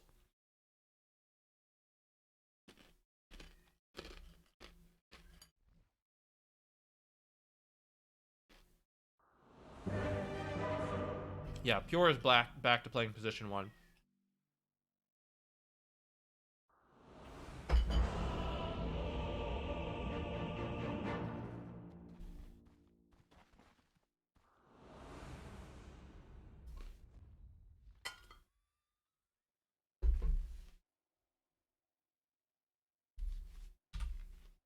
Better get ready. Good luck and have fun. You always love to see it. Sportsmanship.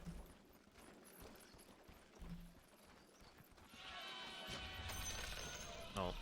A lot of cheap stats on techies to be very annoying with the right click. So we see a rush up here. I think both teams are rushing to mess with Chen camps. So we might see a fight break out here. Real quick, Smokes runs into Smoke. But they've got the high ground. They don't have every hero here quite yet. Double stun from the Lion. Quad stun from the techies, hitting everyone. Who's going to fall first? TA getting kind of low, but actually a huge melt strike on the Mars. Going to get the first blood there. TA then to fall. I think a lot of heroes are going to fall here. Pure might be able to just sneak out as Lion and Kunkka fall. Ooh, Torrent. That would have been hilarious if Torrent had killed Pure right there. All right. So we end up with a 3-for-1. That was very close either way. That could, maybe be broken down more. I'm not a very good hype caster. Slow processing brain, so I cannot see everything that happened. Maybe if we went back and replayed it, we could see how both teams could have like done better in those. But in the end, Tundra gets 3-4-1. Fortunately, there is enough time for pretty much everyone to get back to the lanes reasonably. So sometimes you get like a bunch of first bloods, but you show up to lane with no health, and it ends up kind of not being worth it because you actually lose control of the lane at the very start. But they had enough time to kind of heal up. You know, he's mostly full health. Had to use some tangos, but bought more with the gold. They died, but they had time to respawn, walk and block camps to get good position. So we're now going to play the lanes, and unfortunately for Nightshade, Tundra's going to start off with, you know, a bit of extra gold, but it may not be the end all. This might be the scariest. Like, Ursa having extra items to further punish Kunkka might be very scary. But it looks like the creeps are already splitting, which I think will be good for Nightshade here. I have no idea, guys. Any Rubik versus TA experts here? Yeah, I trust Thompson. He's starting off with a free bottle off those fights, so how bad can the lane be, right? It should be okay, but Refraction should be like once that comes online, it might be okay for TA as well to just like farm and get things done. Over here, Morphling and Wyvern versus the Mars Techies. There's definitely kill potential here if Morphling is not careful, sits at too low health, and the stuns and the bursts come out. They'll have to be careful about that.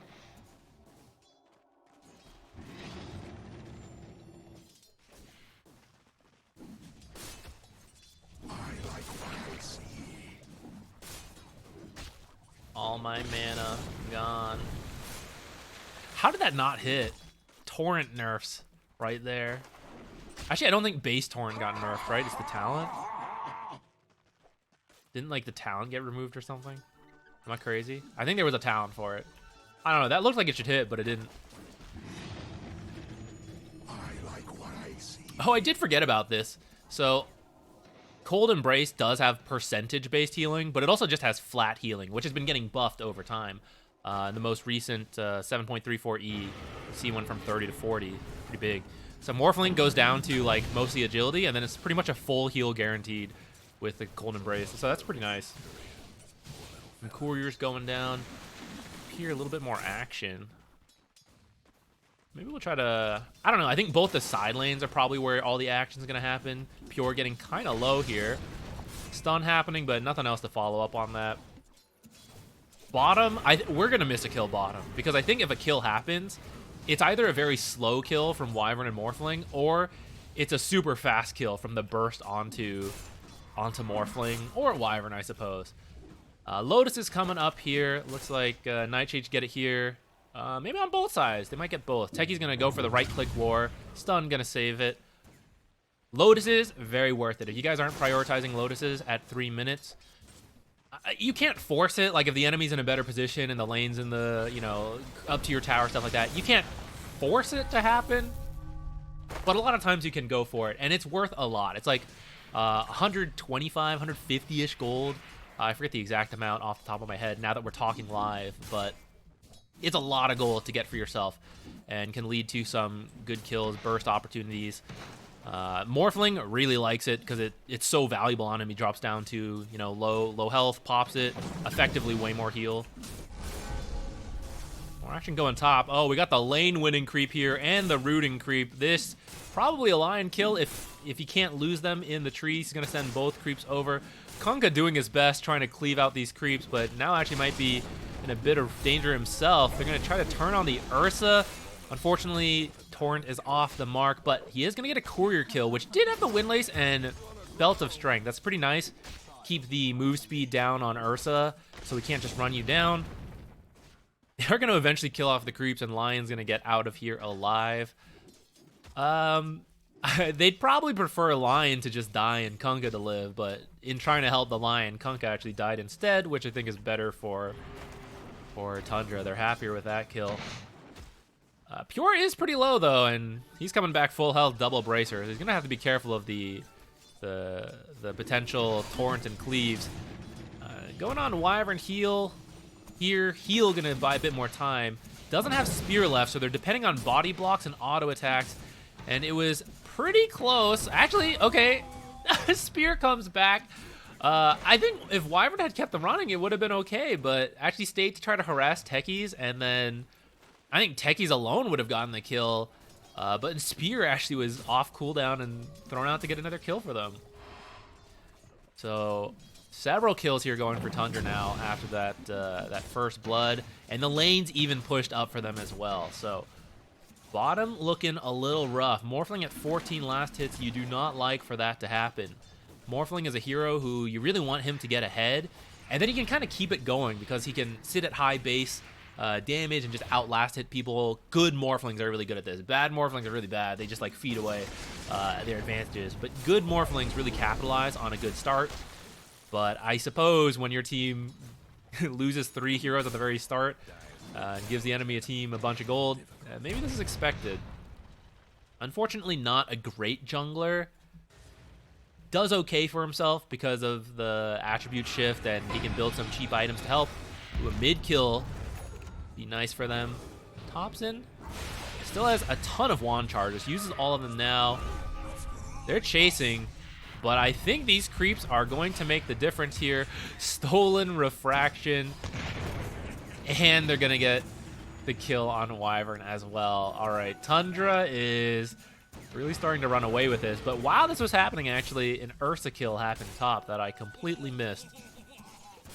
I'm going to imagine it went like this. Earth Spike into Torrent and the Cleave, and he died.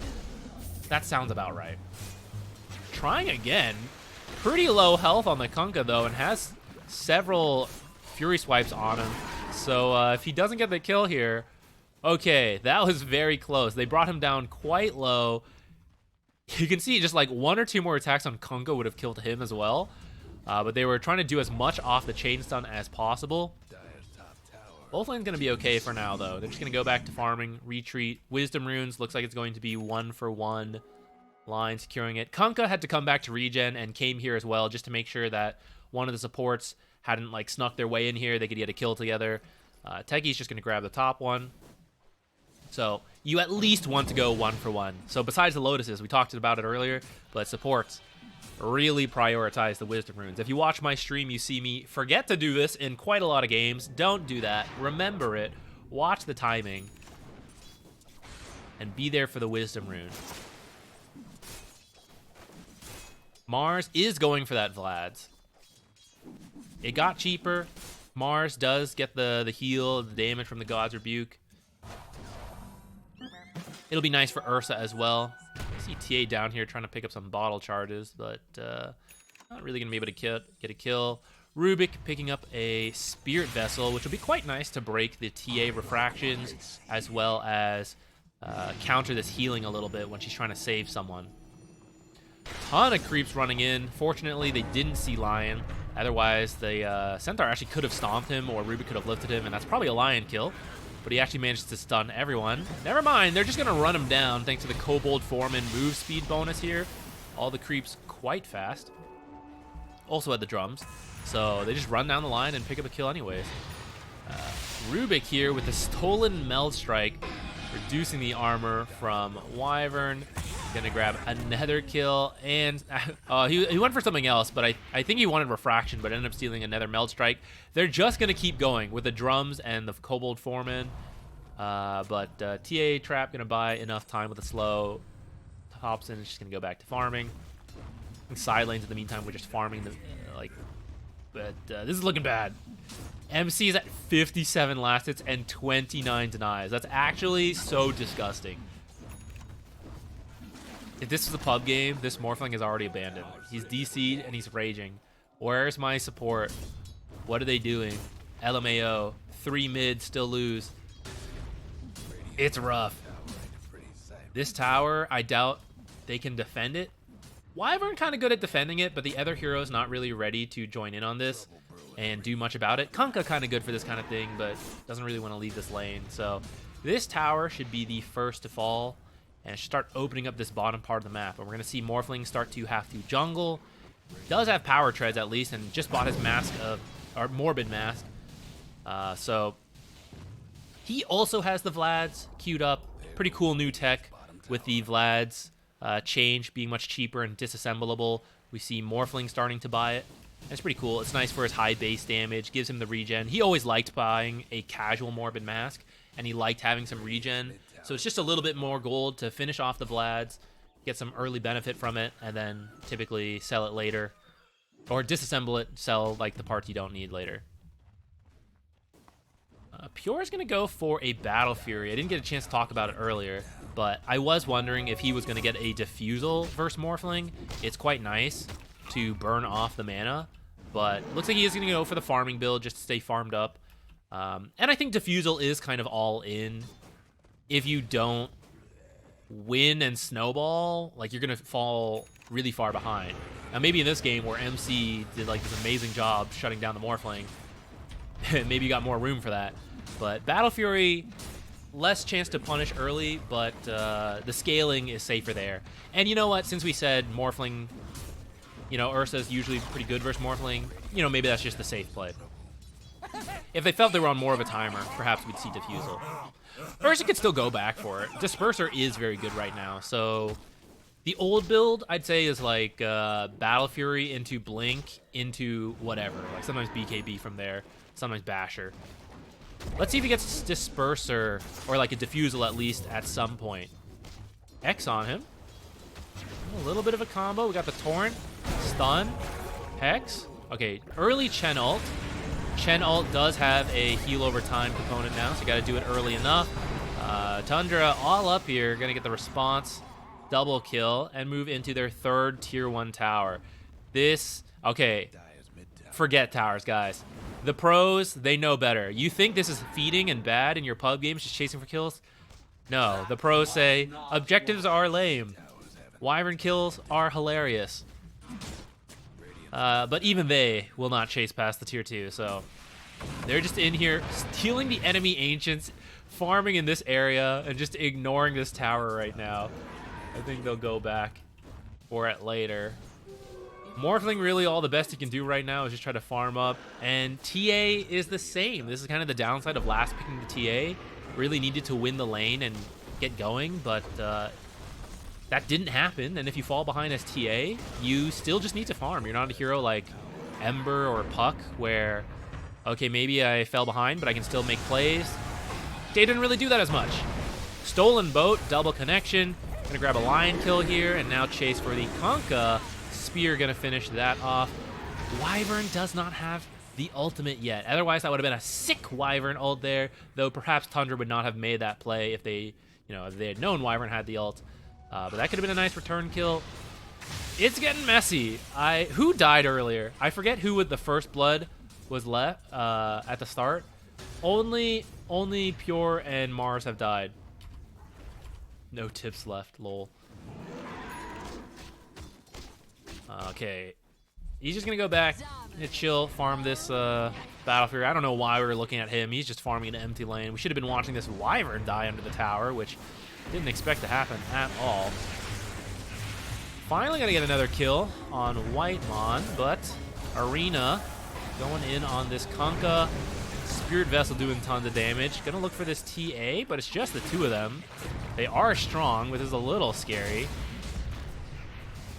But they are strong.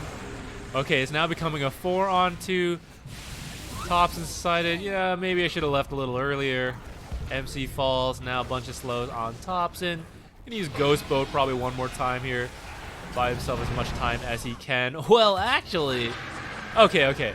We're gonna use Wyvern ult to secure that. He had some movement speed there, along with the Boots of Travel. It was looking a little worrisome that he was gonna escape, but he is gonna fall. I think Lion got killed somewhere in that. By Chen, huh? I didn't even see that happen. I'm not going to worry about it. We'll just pretend it didn't happen. All right, Nightshade definitely needed something like that. The TA dying there from the techies, you know, maybe we should drop off a little sooner. Blink coming online for MC. These timings are pretty scary, so you don't usually get Battle Fury and start fighting the Battle Fury bot on the way now. He will probably work on at least one more item, but MC with Blink Vlads is, once it's actually online, you know, completely ready to start grouping up. Ah, damn, I meant to click the fight recap, but I don't see it here. Next time. I forgot, guys. But Rubik, I think, as a mid, likes to fight a lot, likes this early game stuff. Has an amplified damage rune. Spirit Vessel, good early game item. I actually used it, maybe a little preemptively there. Now it doesn't have a charge. Oh, I forgot to say Spirit Vessel is good against Morphling. I think I talked about it like breaking Refraction and like Winter Wyverns, but the best is the Morph. Alright, Arena didn't actually get a kill. Wyvern did get picked off. It looked like they were going to get MC, but they kind of gave up on it. And Tundra actually going to get out of here without losing anyone. Stolen X mark if they find someone. Ursa coming in. Techie's way in the back. Gonna get picked off. Not sure why he was there so far. I guess going for this Kunkka. I feel like he just finished the Blink. Like, he just finished the Battle Fury. I guess it was 1 minute. He's already almost halfway to the Blink Dagger. In comparison, the Morphling has a Vlad's. Ooh. He's just about... I was going to say 3,000, but it's more like 2,500 down. No, actually, it's getting close to 3,000 again. Find Wyvern over here, trying to get this MC kill, but he is pretty tanky with these phase boosts, the Vlad's double bracer, the finger, everything being used on him. He finally falls, but at this point they have gone here. He's gonna buy enough time that they're gonna pick up a double kill. Whitemon might fall here, but looks like all these creeps and the mana drain slow from Thompson is going to find Kunkka, while Techies and Ursa find the Wyvern. It's getting more and more out of control. We are at a 9k advantage at 16.5 minutes. Morphling still got a Vlad's. Working on that Yasha. Courier is dead though. Blink now finished for Ursa. It's getting scary. Curious what his next item will be. I think they could probably ride this momentum and try to win pretty quickly. So maybe he goes like BKB, or maybe he goes like another scaling item because he doesn't feel like he needs it. Aggressive play in here. They're trying to get a go on Thompson, but actually Mars Arena is here to help out Thompson, who is still getting low. They're going to finish it off with the cleave, and MC getting low as well. But man, this guy is so tanky, actually. Okay, you know what? You'll take that. You trade TA for Mars and Rubik. That is a mid Rubik, so you're pretty happy with that. And Morphling, in that time, still Vlad's, but the Yasha is done. He's running home as quickly as he can to get it, and I think he can actually almost get this Diadem as well. He might sell something to buy this Diadem. No, he's going to buy a TP scroll instead. Ursa... Did he already have this Orb of Corrosion? I actually don't remember. But he does have BKB queued up, so he's getting ready for this timing. Kunkka, Blade Mail, Veil. That's pretty interesting. I don't think I've seen that. Whoa, who's that? Thank you. Maybe we saw it last game. I don't think so. Last game we saw Spirit Vessel into, what was it? Bloodstone, I think? Hey, Conglosium, thank you. Thank you so much. He had Orb of Corrosion in lane. Thank you for watching the game. I am not doing so. I can't remember. All right, we're here for the early Roche in the nighttime. With the Ursa, that means they'll probably get cheese later. The Aegis, they can probably just start doing stuff. I don't think they really need to wait for BKB. Trying to pick up a fast kill on Tops, and they're going to grab it. 2-mana Arena, Lion gone. Nice Wyvern ult, though. It's going to get this Mars killed. TA probably going to die as a result. She can't get out of here. Blink canceled right before Refraction could get back up. Morphling and Wyvern should be able to escape.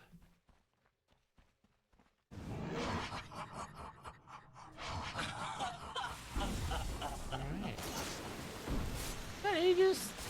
I think you're okay with that. I mean, you lost Aegis, but you were probably never going to get Aegis, even though you had a TA and you wanted the Aegis, right? With the way the game's going, Tundra was probably going to get the Aegis. But you actually managed to pick up a kill on Thompson and MC as a trade, so, you know, I guess you take it. I'll take it. Radiant's mid tower could use a hand. Buyback? Oh, true. I didn't even process that. Wait, is it? No, it's not. I don't think it is.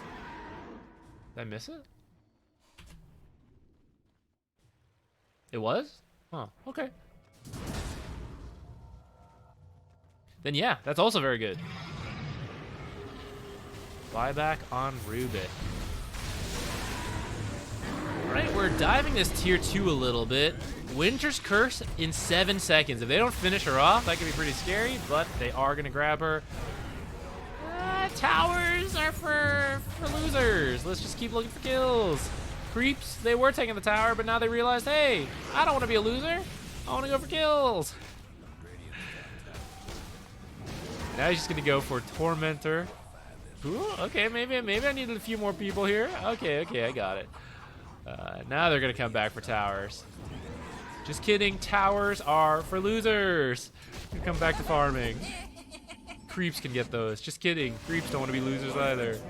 All right, no tower in the end, but they got some kills. They stole the Tormentor. That is, that's worth it.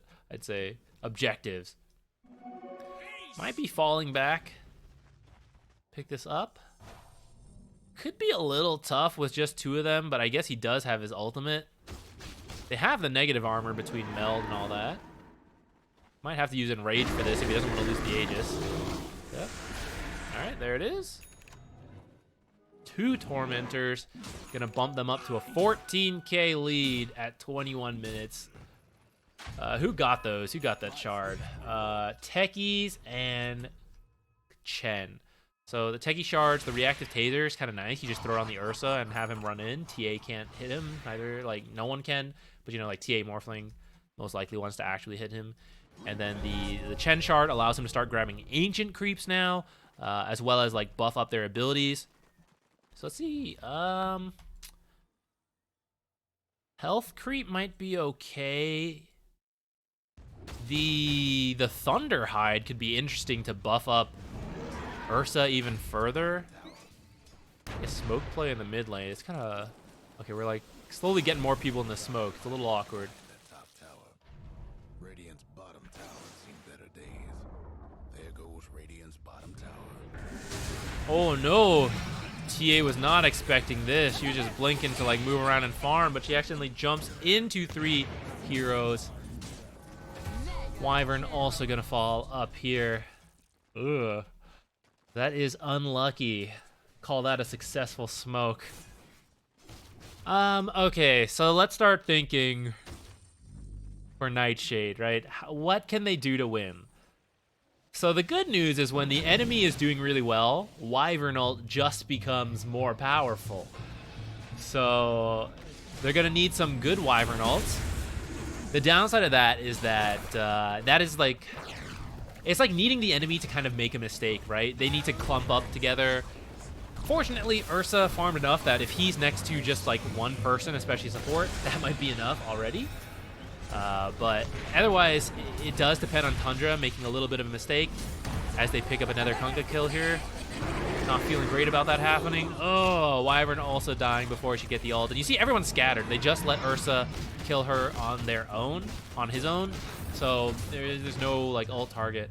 I think Wyvern, once the game started going south, they might need to give Wyvern more farm priority to build a 4-staff or a blink faster and be able to find these kills. At this point, Manta Vlad's on Morphling. He is miles away from being able to do all that much. TA didn't quite have the game she wanted. Probably not looking great. But the good news is we do have 2 Wraith Bands and Shard online. So he is at full strength. But Wyvern getting killed again. They are just finding this Wyvern every time. Not able to get good ults on the Winter's Curse. He's just doing it. You think you're debuff immune? I've got debuff immunity too. BKBs to kill a lion under the tier 4 tower against 4 heroes. Just to show him what's up.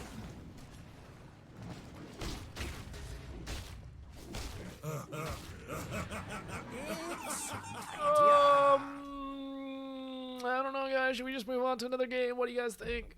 There's probably other open qual games going on. And I kind of think Tundra has this. BKB on Mars. I think if you want to play it safe at this point, you could wait for another Aegis. Look to end the game there. I don't think they strictly have to. I think they could kind of force it. And even if they don't want to force it, they can just position aggressively, find a kill, and then go without Roshan. Depending how safe they want to play, you know. Just wait, Rosh. Farm up. BSJ team playing. So I don't think... Is BSJ in a team? He's not playing on Fart Studios anymore. But NA quals are later in the day, I believe. SR playing about 30 minutes. This is over. It's Jover.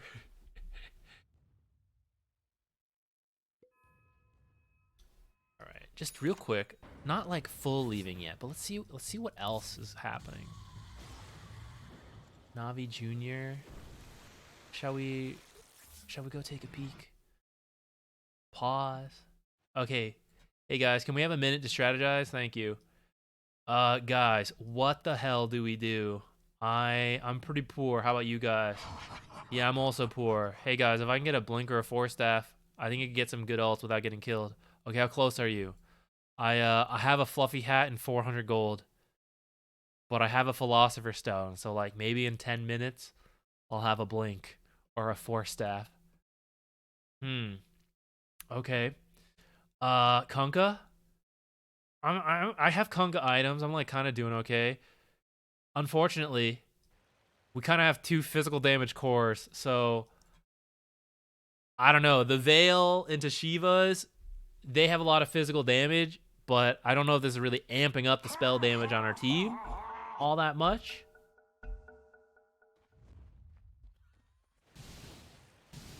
All right. End pause. Obviously a joke, guys. I'm not, I don't think they're pausing to strategize. That's, I'm pretty sure it's against the rules, but it's at the least bad manner to do so. You can only pause for, like, technical issues and stuff. But I am absolutely confident that when you technical pause, there's no way the teams don't discuss strategy in that time, which I think is fair. I think if one team has to pause for technical issues, like, both teams are going to talk about it, so just let them. Like, whatever. Honestly, I wouldn't even hate if there were technical pauses. Could we become like football? It's supposed to be like a 20-minute game, but they extend it to like 5 hours. Not all of that is like their pauses and whatever, but what if we add that into Dota? Okay, you allow the 6-player coach, and you're allowed like 3 technical, or not technical, strategy pauses. I don't know, whatever you want to call it. Like 5 minutes in the lane pause. It's like, okay, guys, if runes are coming up, I think we should allocate 2 supports to go mid. Stuff like that. It would really slow down. It would really slow down the momentum of the games. Let's see what's happening over here. Looks like a closer game. Let me change the title.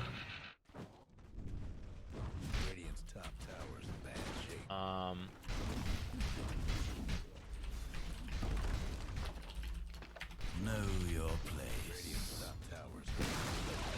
I'm pretty sure that, guys, if we go back and they've won, massive twist.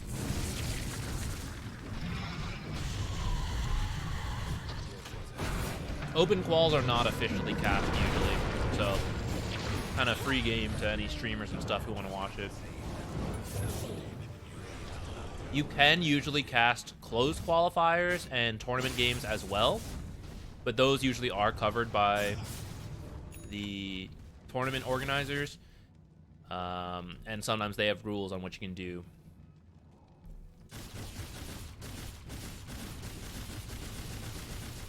These are the teams that'll make it to the next TI? Not necessarily. So right now they're playing for... We're watching DreamLeague Open Qualifiers. So DreamLeague is part of the circuit that ESL is running, which will determine who makes it to TI. So if the teams do well here, and they continue to do well at DreamLeague, that could earn them points to make it to TI. But it's not guaranteed. Even if they end up winning, like Navi Jr. wins the whole DreamLeague, that may not even be enough points to guarantee TI. But usually winning one of these events puts you on a very strong path. Huge RP into all this. Chronosphere with like 50 health left. It does pick up a tiny kill before he goes down, but He's gonna fall here. Faceless Void might be getting out. Faceless Void is top net worth. But that was a very good RP for that fight. Death Prophet didn't get to do anything, use any abilities. Even has a blink to try to be further back to not get RP'd. Oops. Happens to the best of us. Oh, what a baller build. Look at this Grimstroke, guys. Brown boots into Shard, straight Scythe of Ice. What an absolute Chad. Pretty farmed on the Troll as well. The carries are pretty close. It just depends like who gets to initiate on who gets the lucky like bashes, stuff like that. Item wise, we got pretty standard build for Ember, I'd say. I think he's opting to skip BKB right now because of Chronosphere plus Primal Beast ult. We got Blink Lotus on Tiny. Covered that one. S4. Got Shiva's in a BKB. Blink. No Shiva's on Death Prophet, but I guess they don't want to get too... Both these heroes are very good Shiva's builders, but I guess they decided to let S4 build it. He went for a Parasma instead, which is kind of interesting. I don't know how I feel about that, actually. I guess it's fine. That's interesting. Okay. Halberd Vlad's on this Gyro. I don't think I've seen that. Has the Shard and Solar, which I'd expect. Arcanes. I guess Vlad's is fine. Oops. Sir, you actually have the Shard from a Tormentor. Did he get it? Well, it's... Oh, he did. He just got this. That sucks. Actually, that's a little surprising. Usually you get the Shard a lot sooner on Gyrocopter, I feel like. I guess not this game, he decided not to. But because of that, he actually bought his own Shard there, and the Tormentor still gave him one. So, awkward. You're going to have to go sell this now. Do you think when that happens, like, I think it's broken if you're able to buy shards and give it to people, and mainly I say that because it would devolve into all core players telling me as support, like, stop buying your own items and buy me a shard, and I don't want that to happen. But in the rare case where you buy a shard and then the Tormentor gives you one, like, you could either remove that, like, just make it so anyone who has bought a shard wherever it is on the map cannot get it from the Tormentor. But I'm kind of okay with it still happening, so long as you can either sell the shard for full value back or use it on a teammate. Is that too convoluted? Too much more spaghetti code? Unnecessary? But I, you know, in the rare case that happens, I feel like you shouldn't get screwed over. The Dire might want to mine the top tower. I've chosen to eat a pretzel as a fight is breaking out. Tiny's dead. Never mind. We're just going to retreat from here. Oh, shit. Okay, RP on the Faceless Void. Primal Beast hexed up before he could do much. Even though he blinked onto 3. He doesn't have the instant RP. Gonna find the Grimstroke kill, but right now it's just 2 supports. See what they can do. The creep wave coming in the mid lane. They're trying to grab mid as well, or sorry, bottom. I don't think you want to spend the time walking over here, but it will actually push in for them a little bit over time.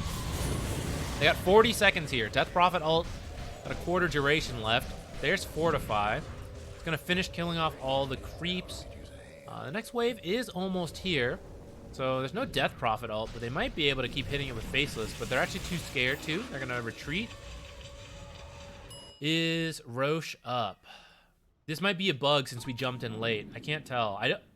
Like, it looks like bottom is highlighted, but I think we're supposed to be able to see Roche if he is up.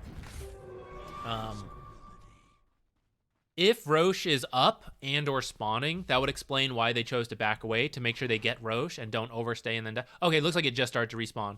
Okay, so otherwise I would say they should push this more while the supports are dead. But they might be a little scared of buyback. But there was no RP, so I think they could do it. But if you know Roshan is close to spawning, it can be a big risk, right? Like, hey, we should be able to safely get away with this, but if we feed here for whatever reason, who knows what happens, like some skewer plays, right, then we could lose Roshan, and that could be really bad. So let's play it safe, get Roshan, and then come back. With that in mind, they're all in their triangle, so I don't know. Maybe maybe something else is going on. But instead, Troll is going to find Roshan is up, and that there's no Dire team over here. And they're rushing over, but S4, steal, swapping an item, not fast enough. They all know he's here. Are they going to go for this? They find him. He pops the BKB in time. The rest of his team is really taking their time. I thought they were getting closer. Solo RP on the Faceless Void. Second RP. No one hitting him in that time, but I guess it bought a few seconds, but they didn't get anything done in that time, and he's actually just going to now get the chrono off and the return kill.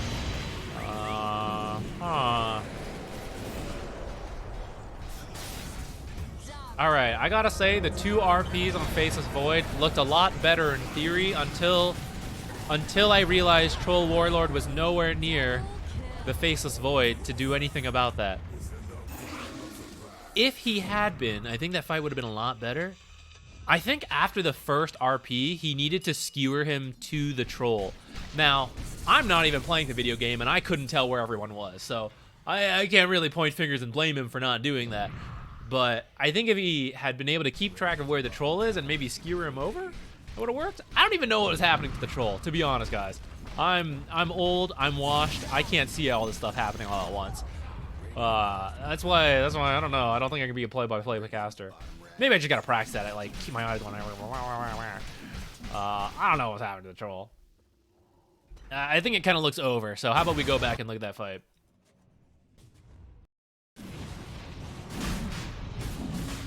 All right. So strong start. They took Roshan uncontested, and when it falls, the whole Dire team is over here. Besides Primal Beast, which they should now know Primal Beast is here because they see the Shivas. Instant BKB from Magnus because he thought like shit was gonna go on, but actually in the end, nothing actually happened. Grab the Refresher Orb. So now they try to grab Primal Beast. They're still like taking their sweet ass time.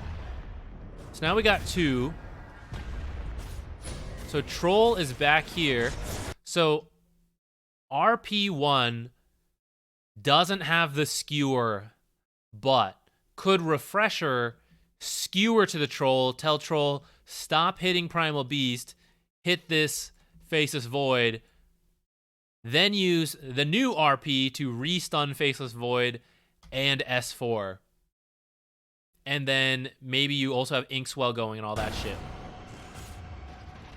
I think he tried, didn't, like the cooldown was there, so then he does another Refresher, RP's back here, but this guy just can't do anything in the whole time. And so like both RPs get used and nothing comes out of it. Troll in the meantime has used all like his BKB and stuff, and then it gets caught in the Chronosphere. And it's actually probably unnecessary for Knight to kill Magnus here because Magnus has already used his stuff. But he's gonna kill him, and then I guess they're saving Troll because Troll has the Aegis.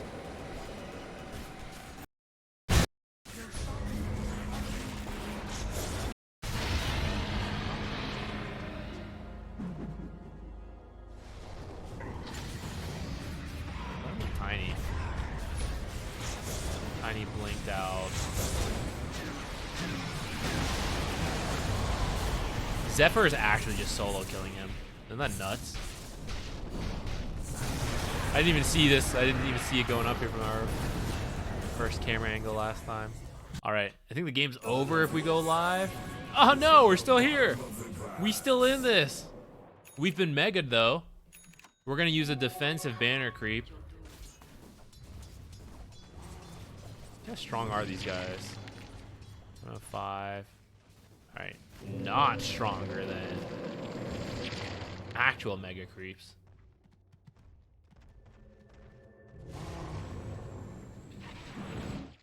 This one is probably over. Real quick. Are they still? No, Tundra is not still playing. They are. They, in fact, did win their game. So I guess we'll just chill and watch the rest of this game for now. I do think... Ha ha ha ha. Ugh! That's rough. That's rough. So, yeah, probably not really going to change the game even if they get that. But, picking up some support kills here. Faceless Void is still alive. Death Prophet, very healthy, very tanky, just running in here. Troll, gonna grab the Primal Beast now, and now it is time to hit some buildings. Nope. Just kidding. We probably should leave when it's 2 of us. Just kidding. Let's go. Let's get him. Skewer back. Avalanche, a little off the mark. Didn't expect Skewer to go so far back. All right. That is hold 1 of... I'm going to say 4. I'm going to say they need to hold 4 times. Are we back in snack time mode? I think we're entering that phase. It's like, here's the thing. Troll will take your base if he gets there.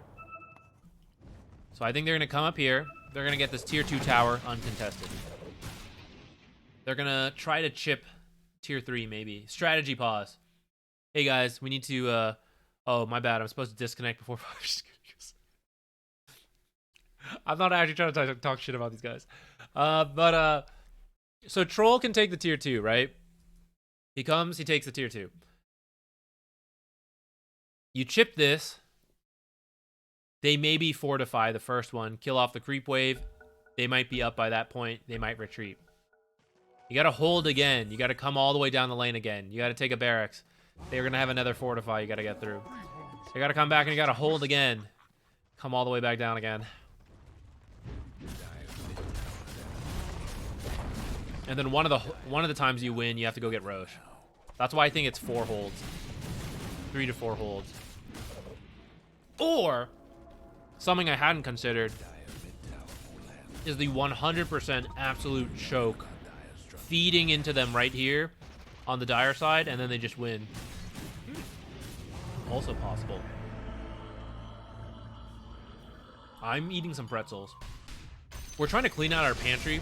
We came back. New Year's, spring cleaning, all that. We're trying to like clean out some stuff. My girlfriend reorganized our pantry. We have a bunch of different snacks that are like really close to being empty, and then we never finish them off. So I am going through and finishing off random stuff.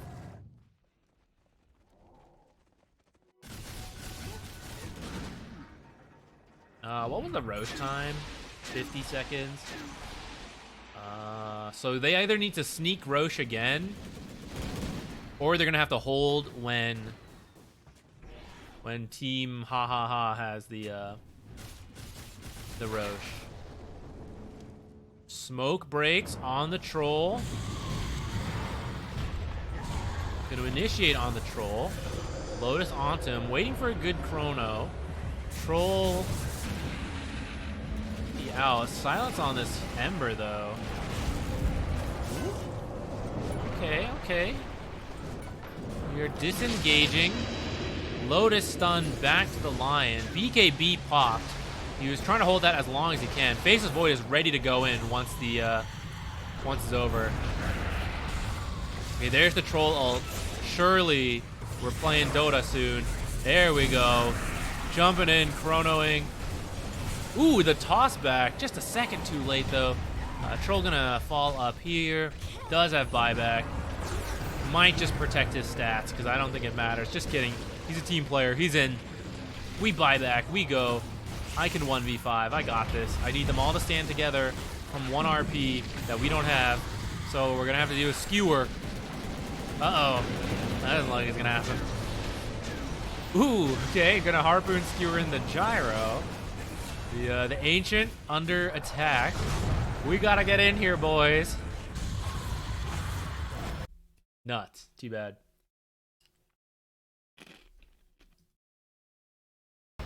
Ooh, butter chicken sounds awesome. Is it hard to make? I've never tried.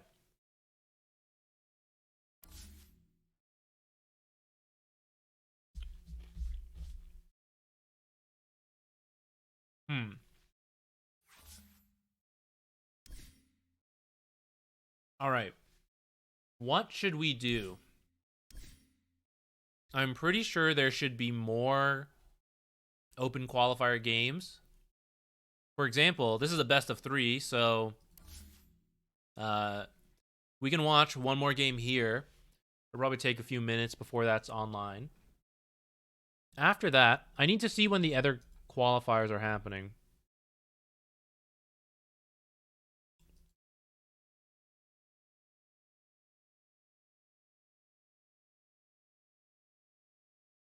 So NA Open qualifiers start in about 3 hours. 3.5, I would say.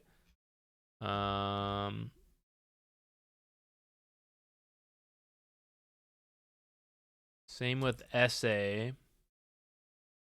So I think there's just going to be a break.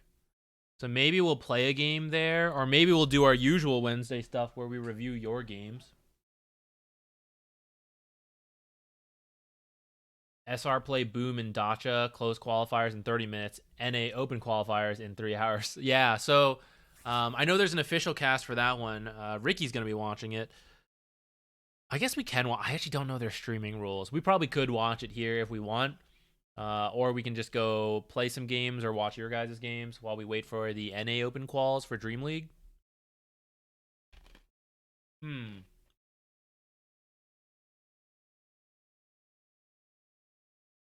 Having said that, I will be tired. We started at like 9 a.m. my time.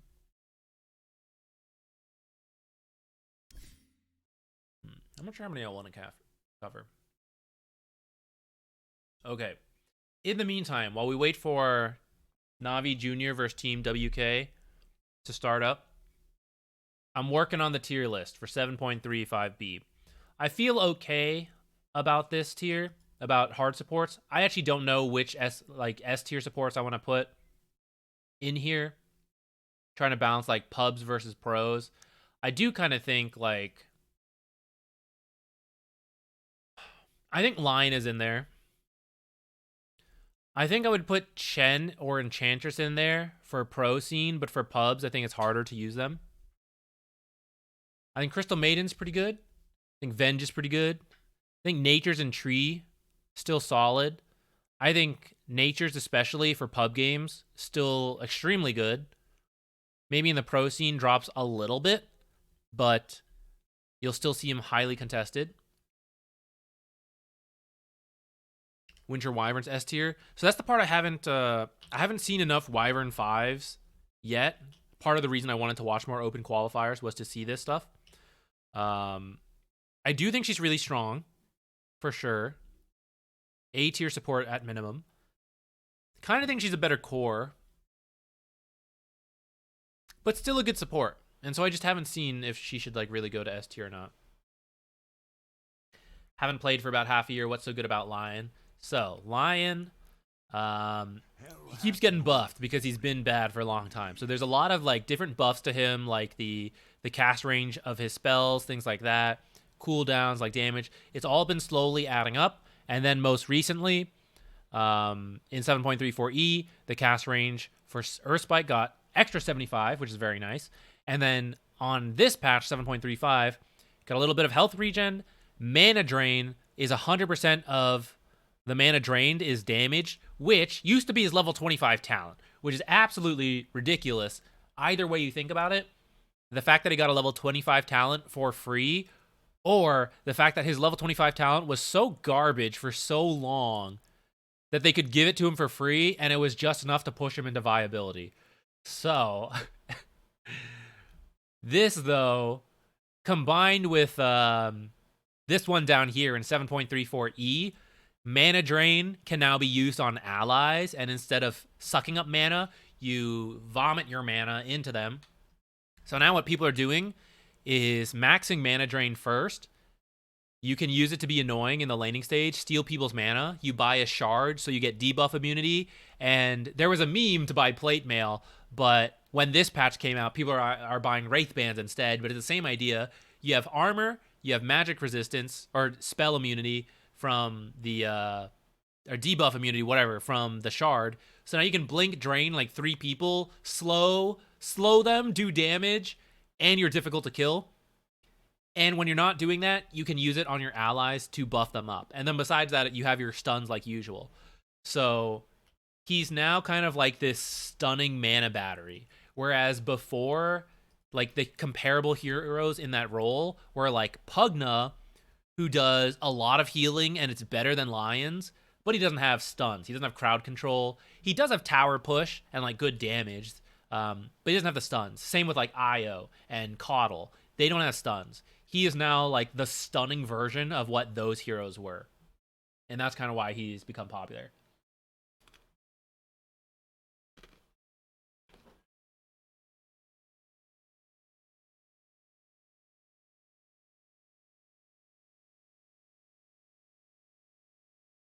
Shakiro A tier. Oh, I did have him down here. I think in pubs he's A tier. I think the higher up you go, though, he drops a little bit. I saw his win rate wasn't that good, and I'm still kind of like piecing it out, feeling out why that is. I feel comfortable playing him in my games. Like, I think he's not bad. I don't know if I feel he's as good as all these. Like, no pros, especially in like the open quals, like really touch this hero compared to the other heroes in this tier. But you can have heroes who are good in pubs, but not pro scene, kind of like Witch Doctor. That's the reason Witch Doctor's up here. For Crystal Maiden in pubs, so things that make her good. First of all, her QW is a lot of aggressive potential that people don't appreciate in pubs, and so once you learn to utilize it, it's pretty good.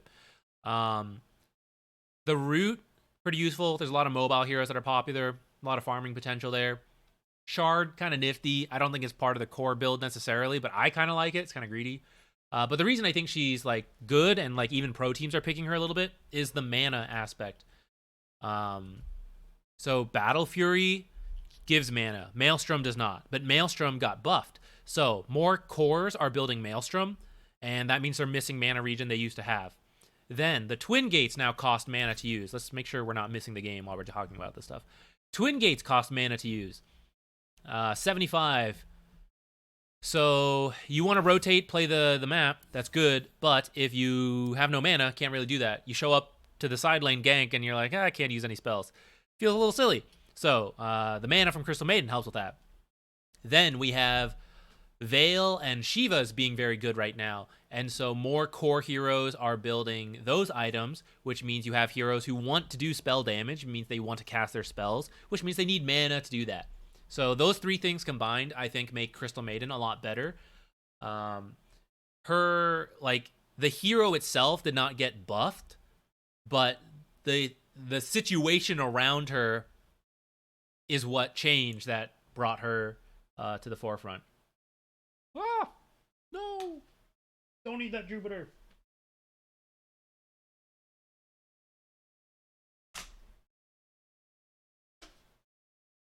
I dropped the pretzel.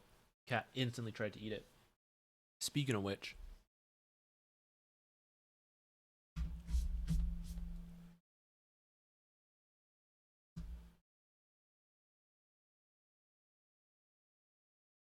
Oh no, he's leaving. Come back, Hef. No.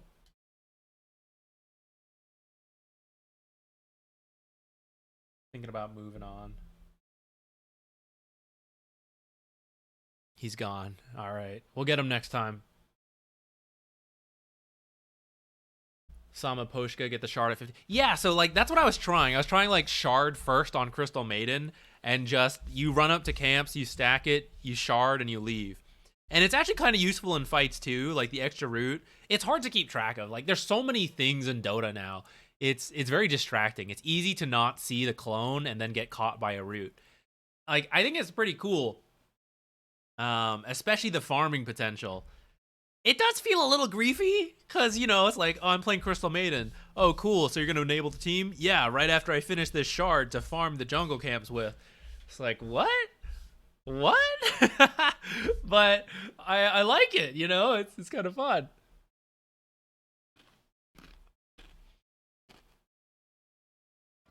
Okay, let's go back to the tier list again.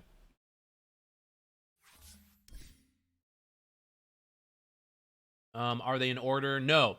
No. It's not like left to right is best to worst or anything. They're in no particular order.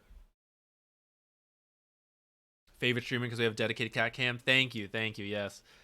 It was from the support of you guys actually. Got we made it a goal and someone donated for the cat cam.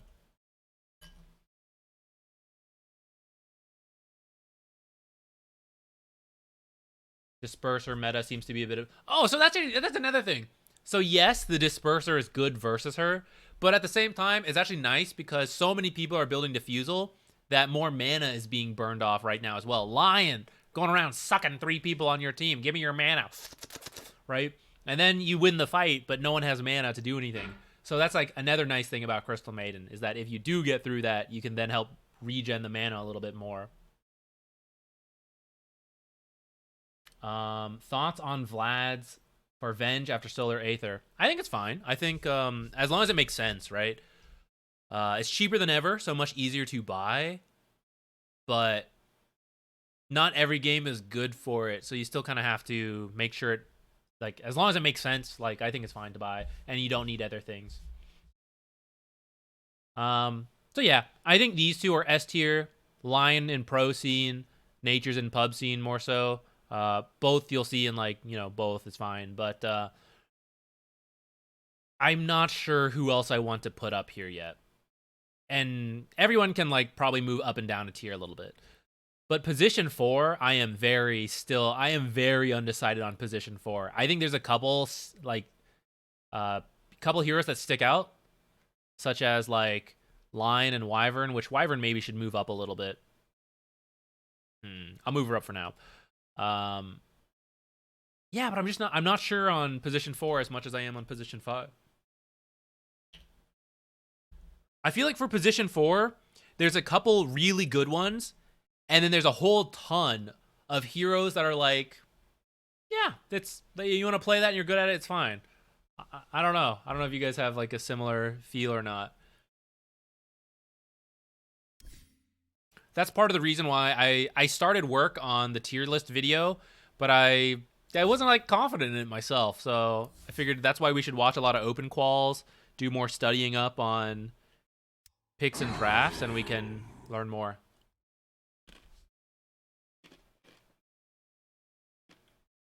Gyro. So Gyro's a hero who maybe should go up a little bit. And we got Tiny. So who's first pick? So Dyer is first pick. Navi Jr. Ban the Chen. Nature's Lion. Timber. Pugna Pudge.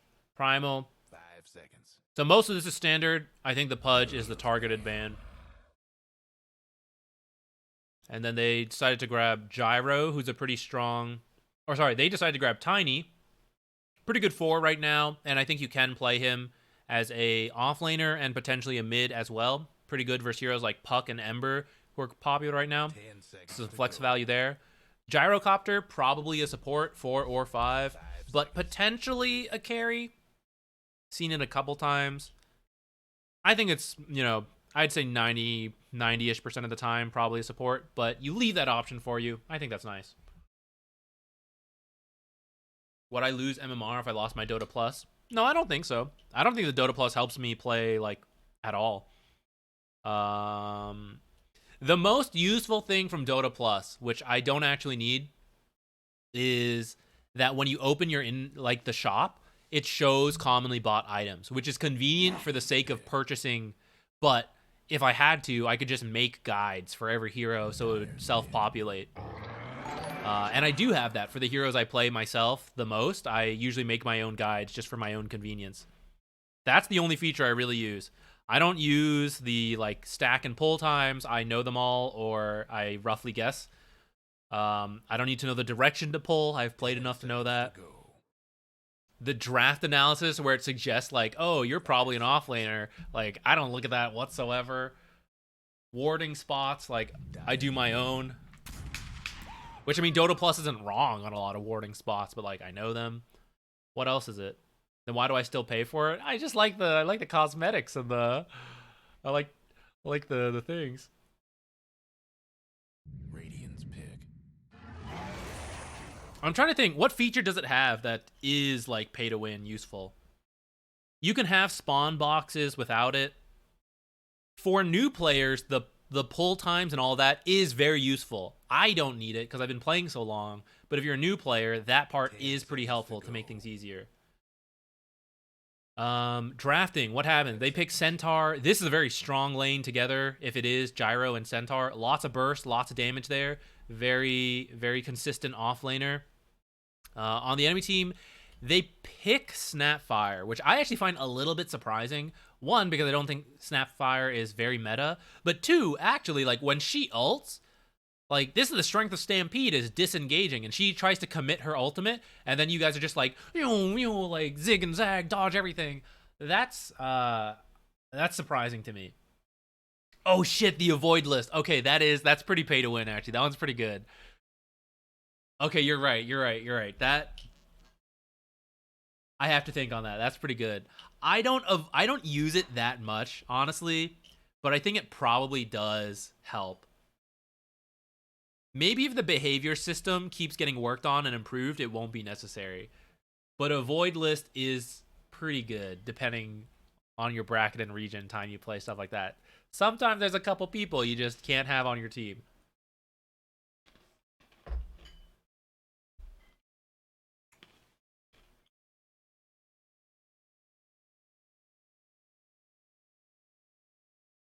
Jakiro, kind of nice. Ice Path. Stops people from running through with Centaur Stun or Centaur Stampede. But your Macro Pyre and slows are totally countered by Stampede. So I find this kind of like surprising. And there's now the Rubik. I think Rubik is the best counter pick to Jakiro in terms of supports. And there's even a Tiny and a Snapfire. Like there's so many good spells. This is actually such a good Rubik game. I'm really liking the WK draft right now. I also think Jakiro versus Gyro is not fantastic. Like, usually Jakiro wins the lane by using dual breath and getting good harass. And the free liquid fire is nice. But Gyro with the rocket barrage and like you're really slow at killing homing missile. I don't know. I do like Faceless Void. I think Faceless Void is an excellent combo to match with Snapfire and Jakiro. Wind Ranger is a good pick versus Snapfire and Jakiro. Maybe a little scary versus the Tiny early burst if it is a core Tiny. And even support Tiny could be scary for a Wind Ranger. But she is a core Wind Ranger, I assume. And that means she's probably picking up like Power Treads, Wraithband, Bracer pretty early. And she'll get out of that range of support Tiny burst. But if she gets Chronoed into the rest, that could be scary. This does mean, I mean, there's another Rubik steal, like, pretty much all the spells are good. Time Dilation is maybe the worst, and it's honestly not that bad. If you get a good Time Dilation off on these heroes, like, solid. Ooh, a Broodmother ban. Yeah, actually, that would have been scary. No one wants to deal with that, right? Best of 3 final game. Don't cheese me, bro. Play honorable Dota. Hold on, guys. My hands are a mess from eating these pretzels. They got, like, salt on them. I gotta go wash my hands. 5 seconds.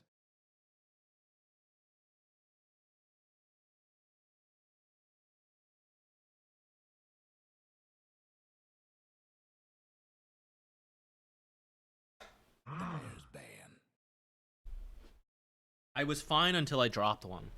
I have a mix of pretzels. There's one that's like the usual pretzel with just like salt like ingrained in the pretzel, and those aren't messy. But I also have one that's like a cinnamon sugar pretzel that I'm trying to finish. And that one is leaving powdered stuff everywhere. Gamer hands. 5 seconds. All right, I'm back.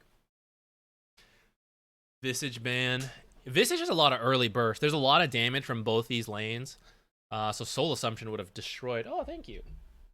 Dyer's pick. Nice, thanks. Radiant's pick. Yeah, Soul Assumption would have been scary. What did they ban? Wraith King, Medusa, Good Heroes versus Faceless Void, and then they pick up the Doom. Probably an offlane Doom here.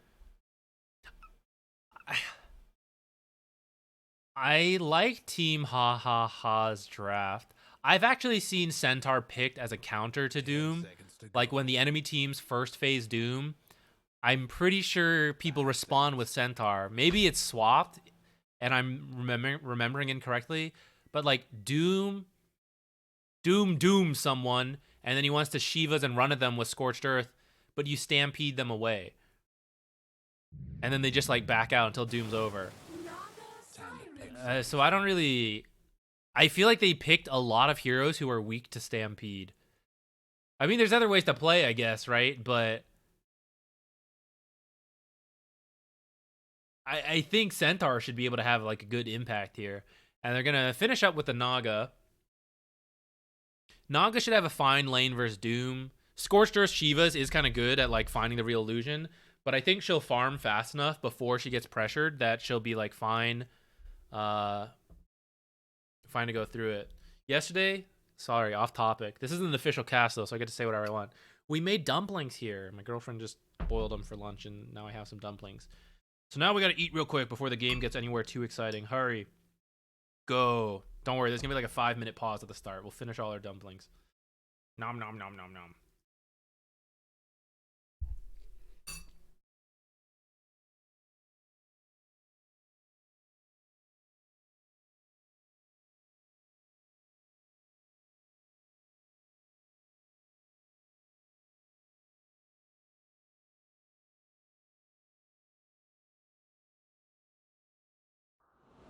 Vinegar enjoyer. There is vinegar in here. I like different sauces. I usually like a spicy, salty sauce kind of thing. Sweet can be in there too. I think Doom is good right now as a hero. The gold thing is still like an element, but I don't think it's as big of a component to the hero currently, like why it's popular. Everybody gets set. And they picked it before the Naga, so I don't think they like specifically planned for it. I think they were just picking like a good final hero. But I don't strictly see what it counters. If you get it off on like the Naga or the Wind Ranger, it is good. It is another spell to steal for Rubik though. I don't know. I think I like this draft more from WK. Okay, Hanskin going a lot of stats on Rubik, just playing to poke a lot in the lane. We've seen these wards before. This is a Doom. So I mentioned Chen and Enchantress earlier. Doom's another one that you block his camps. And so like at level 2, level 1, whenever he decides to take it, he's like, oh, I want a good creep. There's nothing here. There's nothing here. There's nothing here. He wastes a bunch of time walking around. He's like, leave the lane so far to go get a creep. Anything interesting? Okay, so here's another tiny. Sorry, excuse me. Let's go in high stats. 1,000 health at level 1. I didn't realize it reached this point. I see why people are trying out this build.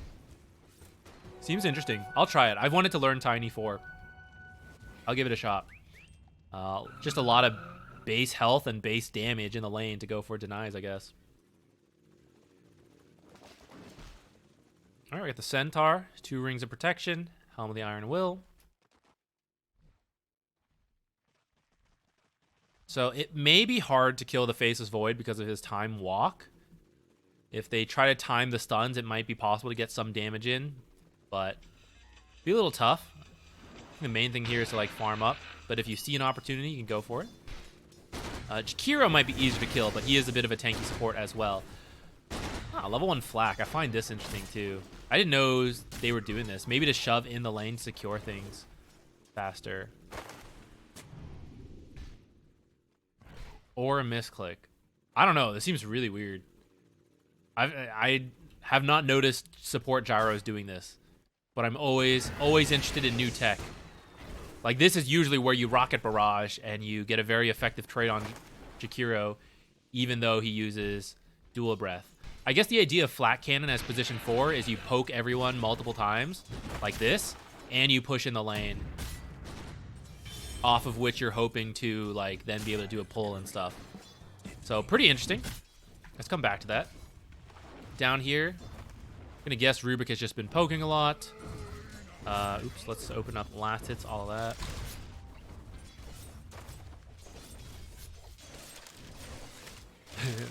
Rubik's standing way back here because they're over there. Yeah, you just gotta like poke as the range support, double melee lane from the enemy, melee core on your team. So you just have to get as much poke in. May have stepped up a little bit too far though. Just hit level 2. Ooh. Okay, there maybe was potential there to like toss him back and if not kill him, get a very good trade in. In the meantime, mid, we do have a mid Snapfire. Not as common to see nowadays, but should still offer a lot of the same stuff that she did before. Gleipnir, if she chooses to build that, is pretty good versus Stampede. And like Wind Ranger, stuff like that. Good versus Naga.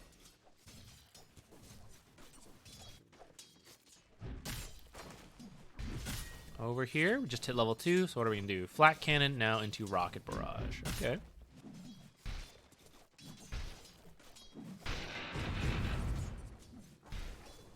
So they're trying to get in the harass on S4 while they can because he's going for this Helm of the Iron Will.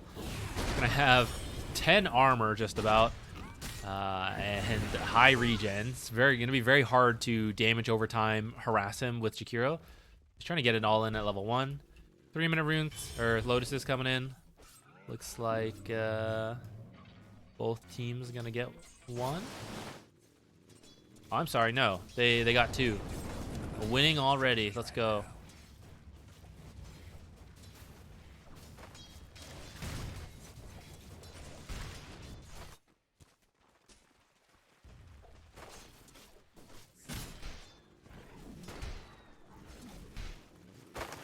Does he just use Flat Cannon off cooldown? I guess it's pretty cheap too. How many attacks is it? 4 attacks. So 4 attacks plus you buy a bunch of stats. So pretty much like, he's trying to walk in close to make sure to get it. So it's pretty much 200 damage and then reduced by whatever armor there is. Oh, I can't get up my other attacks. Okay, I might try that. Real S4, I'm pretty sure. I mean, I didn't really look to investigate it, but he still plays. He hasn't been playing at like a tier 1 level for a little bit, but he still plays. That should help.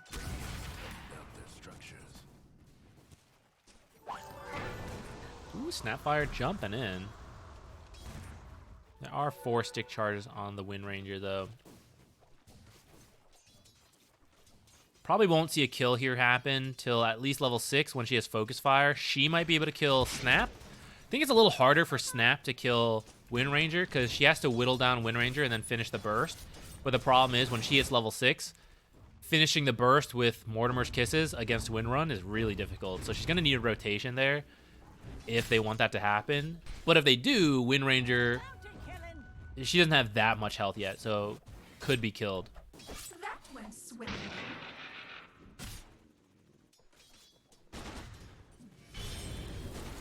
More Flat Cannon time. Okay, I kind of like this, guys. I do want to try this. It is going to push in the lane, so got to have this camp unblocked.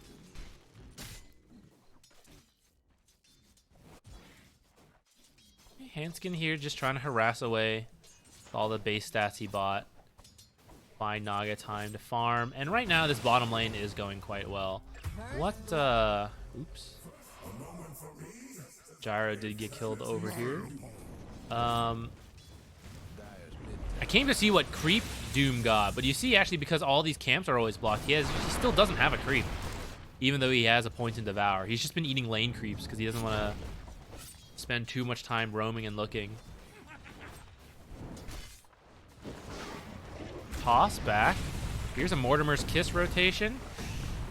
A lot of them are off the mark, but it's okay. They only need to get a couple to land. Cookie forward for the Rubik. Finished off by the Scatter Blast. Double kill for Na'Vi down here in the bottom lane. And that's going to get them a Lotus. Up top, they're going on S4. They don't have another dual breath, but I think this should be enough damage. Gets a double stomp while moving. Time walk to try to cut him off. But S4 did get the Lotus, so with that, they're going to give up the chase. Pretty close. If he'd gotten that body block off, if he'd managed to like jump in front, that probably is the kill. Now Zephyr actually rotated through. They're going to find the Chikiro, and they are going to grab the Faceless Void as well with the double edge. Nice turnaround by Team W. I don't know. It's so awkward to say. I mean, I know it's just their like open qual team name, so it doesn't matter. You know the drill. Radiant's mid tower's getting banged up. All right. I'm eating. Oh no, there's stuff happening top. I want to eat my dumplings, guys. I'm trying to take this tower with a catapult. They got to bring in a lot of heroes to defend it. All right, I'm just gonna leave it here. I'm gonna eat a dumpling. Let's go. Don't do anything, guys. Zach's eating. Dire's mid tower could use a little help. The Dire disown that top tower.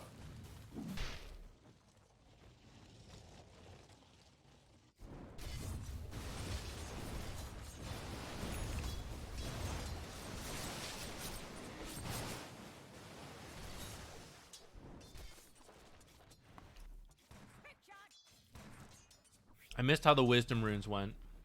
Who got what? They both got one? Okay. 8 minutes coming up here. Probably see a bunch of activity. We've already got 3 supports and the 2 mid laners here. I think they do, yeah, they have Snapfire ult, so if they find a target, they could get a kill. I think they're going on the Rubik. Not going to commit it yet. Oh, that's pretty nice. Wait, that's pretty cool. Now, actually, it didn't pay off yet. And she's going to focus fire kill the Tiny. Now going for the Mortimer's Kiss. She doesn't have win run for another second. Okay, she's going to finish that one off. Tried to get the kill on Handskin as well with that. Wasn't able to hit enough, but might pick him up here now with the Scatter Blast. So that was pretty cool. Tiny toss to Snapfire, so she leapt away to bring Rubik further and stunned him at the same time. That was a pretty cool play. Who got the rune and all of that? It was a regen rune that Zephyr picked up. Okay. Yeah, Rubik with all these stats, tankier than they expected. So they jumped on him. I thought he was gonna be dead, but he actually lived long enough. In the end, it still worked out. Looks like in the bottom lane, Doom was used on Naga. It's close, but I think she should live. She is scared, though. She's going to TP home. She decides that's not enough health to really jungle with. That's a safety bubble. But that can't come back while Doom is active. He does have Chronosphere, so there's Chrono. 3 heroes just whacking away at him. All right. Even with his Veil and early armor from the phase boost, the Ring of Protection, he is very tanky, but that was a lot of magic damage coming in. It's part of why this pick was really good with the heroes on his team. Thank you. Whoa. We're seeing that come into play here. Hey, Dexter Blubbins. Thank you. Appreciate the sub. What do we got down here? Veil on Doom in the works. Yeah, good old snap mid. Oh, cool. And looks like she's getting Diffusal instead. Oops, missed a kill. Looks like she's getting Diffusal instead of the Maelstrom Gleipnir. It's pretty cool. Little Shredder just removes a chunk of mana all at once. She might get killed here in the mid lane. Cookie all over the place. What's happening? Heroes getting tossed left and right. Wind Ranger in pretty deep, trying to finish off this Snapfire kill with Focus Fire. Oh, it's kind of close. Okay, she does get killed. Some bash luck needed there. Ends up being a 1-for-1, but a support for a mid laner is worth it. I, once again, kind of didn't process who got that rune. Okay, it was a shield rune on the Snapfire, which is what was keeping her alive through all of that. Pretty much any other rune, and she probably dies. Maybe not an Invis rune. Invis rune or haste maybe keeps her alive as well. I think this is a double bottle refill. Didn't Jakiro come in, fill the bottle? Now the Tiny. And at the pro level, this is why. Because now you have the mana, now you go rotate. You give it back to the supports, back to the team. You guys came here, weakens the side lane pressures, but now I come and I make the side lane strong again. Pub games, you refill their bottle and they just keep farming. It's sad. But sometimes still worth it. Okay, they're going to find the Centaur here? Right, okay. I thought for a second maybe they missed him in the tree line. He is going to get a stun off on the Faceless Void, but he is going to fall. This Snapfire is making killer rotations everywhere she's going. 4-0-3 right now. It does mean she's not farming the best, and unfortunately, they haven't quite gotten to Naga in this time. So I feel like Naga is still on a very nice pace here. Yasha into Orchid, actually. Doesn't even want to finish the Manta, which is a little bit surprising to me. I guess this suggests that she wants to start getting active a little earlier. It is good versus Faceless Void. She could get Faceless Void killed off, because Faceless is going Maelstrom into the next item. So if she finishes Orchid, she could kill him before he gets his Dispel, which looks like it's going to be BKB. And like it still works against these other heroes as well. But usually you see Naga's finish Manta for the farming speed. Maybe she feels she has a good enough game though. She doesn't need more farming speed. She wants to contribute back to the team. Arcanes on Tiny. I think I want to try this build. I like this high stat start, and then I like the Arcanes, because actually when you do Avalanche and Toss, it's a ton of burst AoE to farm camps. Coming in to get this Tiny. Okay. Shackle Shot not going to connect, so he's going to get away. But yeah, you can use it to farm to then like have the mana to actually farm your Blink faster. Whereas I feel like when you rush Blink, like Brown Boots Blink or Tranquil's Blink, you have so little mana, you pretty much can't use it to farm, and you can only right-click things, which is why pros usually give Tiny a lane to just last it in to get the Blink. But in your pubs, that doesn't happen a lot. So when I try them, I want to get the Arcane so we can like actually farm jungle camps and stuff and still have mana to do things.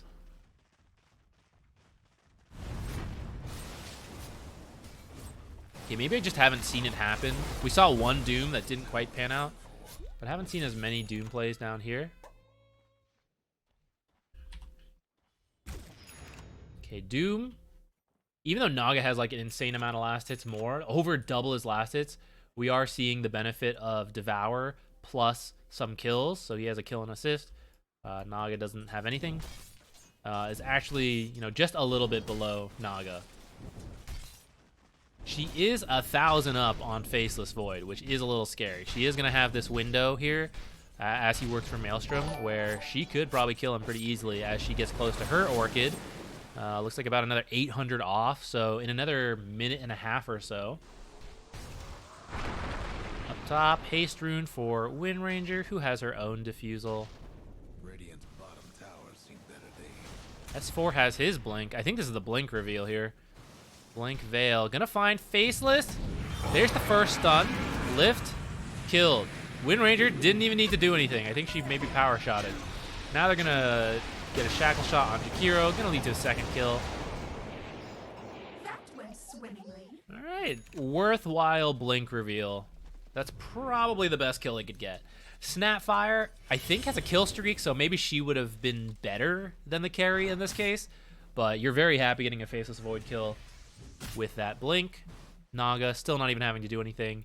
And looks like yeah, she's got the courier out with the recipe, waiting for the gold on the cornucopia, and it will be done here. Let's see if he goes for a kill pretty quickly. Blink reveal into Orchid reveal. Hey guys, it's pretty cool when we killed that Faceless Void. Doesn't want to do it a second time? They're looking for him. Kind of sniffs it out though. He doesn't. A lot of pub carries would just go from here into the camps and they would have found him. But he's kind of sticking around, and actually his team is nearby now. He does have Chrono for these combos, but both teams are going to know what's going on now as this happens. The lift going to buy some time. No Blink on Tiny yet. Trying to lift him forward. Pause. Check down here. Got the Orchid. Now going to go for the Manta. Oh, wait. Forget talking about the game. Let's eat food in this time. Nom, nom, nom, nom, nom.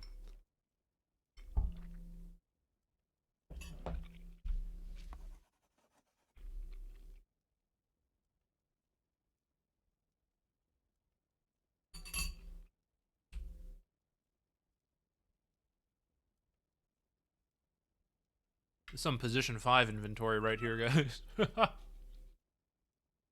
It's pretty rare nowadays to see that. I mean, I know he's just like He used his consumables, he finished the wand, stuff like that. That's why it looks like that. But usually you see like the inventory's filled with shit nowadays because there's like so many consumables, lotuses, blood grenades.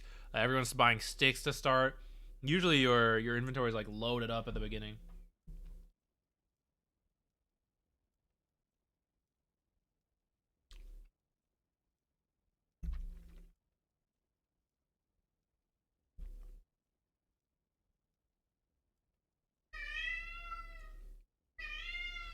What's going on, Jupiter? You had your lunch. You just ate it. Are you sad that the lunch is gone? I feel that. Sometimes you eat your food and you're like, damn, the food's gone now.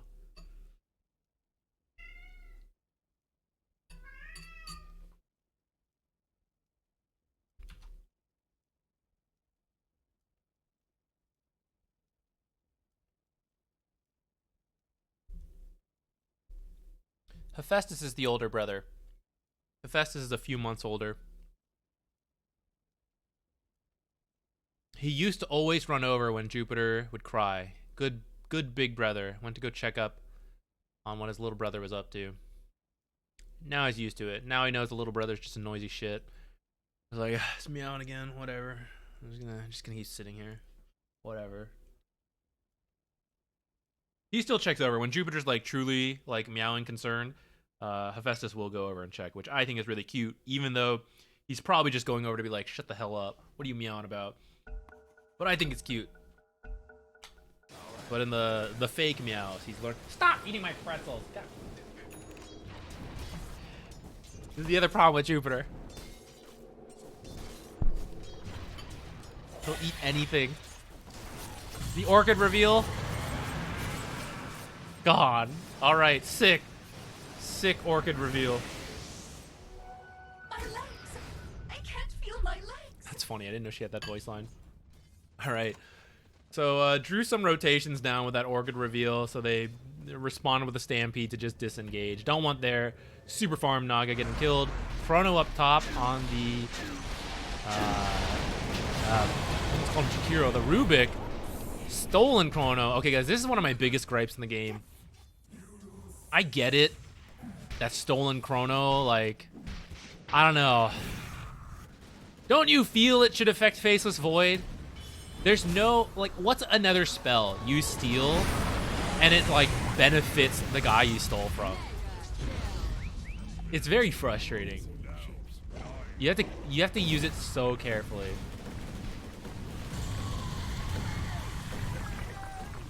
I know it makes sense lore-wise, but it's so annoying. Night Stalker ult? Okay, fair. That's another one. Damn. All right, leave it in the game. I say this because I'm a Rubik player, not a Faceless Void player. If I was a Faceless Void player, I'd be like, it's so cool. It's one of the dynamics of the game. And it is. The Dota player in me is like, it is cool. I like these intricacies. But the Rubik player in me is like, it's bullshit. All right, well, triple kill for Navi. Things were going really well for WK for a while there. A little bit of a turnaround with that last series of events. Wind Ranger looking for this Snapfire kill. Gonna fish it off with some help from Gyrocopter. Ice Path coming in here. I think there should just be a disengage from here. Looks like everyone's out. Naga should have her Manta in just a moment. Just 100 off. And Eternal Shroud. So it looks like that's now just the build. People have moved to Eternal Shroud rather than Heart in the last 3 games we've seen of Naga. I think it makes a lot of sense now that I've seen it. I really like it. Wanted to come up for the D ward, but carry player protecting the vision. I highly recommend that to you pub players out there. Protect your vision. Amplified damage for Wind Ranger. She's going to work on her own Manta. Dispel off, time dilation, Jakiro spells, and just a good universal stat item. Maybe now rotating top. Blink stun from Centaur into Shackle Shot with this Focus Fire double damage. I mean amplified damage. That's probably a kill. Naga's coming up here too, so definitely plays coming up here. They know there's a ward here, so they can try to use this to their advantage. Maybe smoke through it, make the enemy think they're safe when they're not. Or they just know where not to stand. But Na'Vi is ready for this. They're all up here.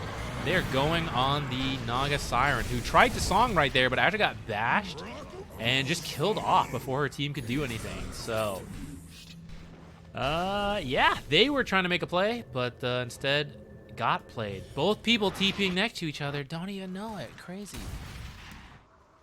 All right, I feel like we're losing a lot of momentum on Team WK here these last few minutes. Well, the lanes were going really well for them. Snapfire rotations were doing work for Na'Vi Jr. And now these last couple fights, I feel like, are also going Na'Vi Jr.'s way, even though we had some nice like blink reveals from Centaur, the Orchid.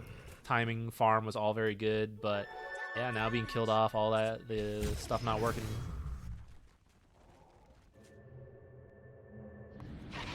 This is why this build, Orchid Manta, right? And then they just kill her. That's kind of why you see a lot of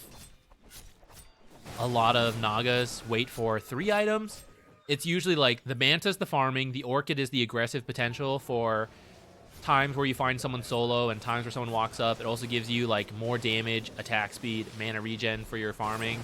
And then the tank item, which is usually, it used to be Heart, Scotty sometimes. Now it looks like Eternal Shroud, right? That makes you and your illusions tanky enough that you can then like actually run in and play aggressive. But without it, it feels like you just go in and you die. Kind of like this, but you're Naga Siren with like max net worth. Okay, Jakiro kill. They're gonna come up here, get some map control down. Looks like they got 1 ward here. See if they find the ward. Because there's actually a ward right here, but it doesn't look like they're gonna spot that one for now. Tiny avalanche toss back on the Rubik. Force Staff gonna buy him a little bit of time, but is gonna fall over here. Faceless Chronospheres the Gyro song. Gonna save Gyro's life for a little bit. TPing out. Lucky Bash? No, but actually has the avalanche to cancel the TP. So Gyro will fall in the end. Doom on the Naga, but I don't know if any of his teammates are going to be able to get up here. And in fact, they're just gonna turn on Doom because all the teammates are back here dealing with illusions. And so that feels a little awkward as the Doom now. Oops, my bad, guys. Went a little far. It happens to the best of us. And Shakira up here, like, what the hell are you guys doing down there? I'm farming up here. Nah, he was dead from earlier, so he couldn't have joined any of that. 21-minute runes. Looks like it's going to be a split. Tormentors, both up. Oh, there's actually 2 Wisdom runes here. This one was never got by the Radiant. Naga moving in. I'm be hoping to seal the Wisdom rune, but gonna find that Faceless Void's already got it. Tiny kill in the mid lane. And maybe we could steal the Tormentor? She's a little low health. Looks like a salve. Maybe Rubik had a shovel earlier. Ooh, item swapping during this. Nice Faceless Void kill here. Are we going to try to steal this Tormentor? I feel like they can do it with Faceless Void dead. It doesn't look like they are, though, even though both teams are just like scattered on opposite sides.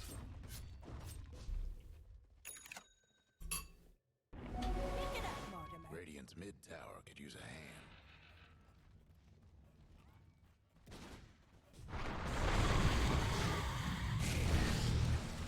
Find Gyro up here. Macro Fire seems like a little bit of a heavy commitment with 4 heroes on him. But I guess they were trying to do it quickly, and they were right because it was enough time for everyone to get over here. Gyro pretty tanky with this Solar Crest Glimmer Pupil's Gift wand. It actually took quite a while to kill him.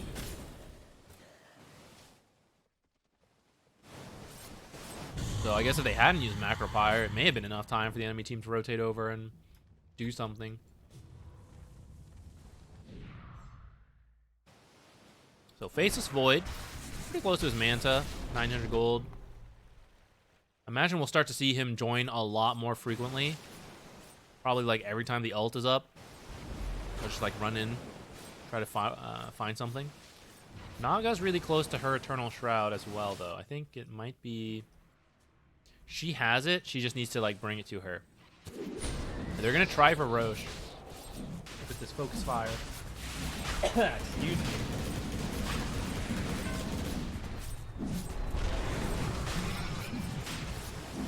A little slower than I thought, but the Dire is not moving towards this at all. We're going to get this uncontested. There we go. First roast down on the Wind Ranger. So this will let Wind Ranger play pretty aggressive. I don't think they're really planning to go high ground anytime soon. I think later on, they might put it on the Naga Siren and let her hit buildings. But for now, like, I think it's just like active plays around the map, around tier 2s. Don't really need the Aegis. They are smoked up moving in. The Dire is pretty much all together, especially with Snapfire TPing in. And they actually kind of catch a flank here. Find Wind Ranger and doom her, but she's got the Aegis. Double hoof stomp back here. Stolen doom back on doom. Ironic. Tiny lived with like 10 health and like popped a wand or a lotus or something. Chrono solo on this centaur really put him in his place. Song coming out just a moment too late, but actually he had his BKB anyways. Kind of amazing he got out on the Tiny. Face's Void gonna die instead though, so he'll take that. They did lose the Aegis, right? Yes.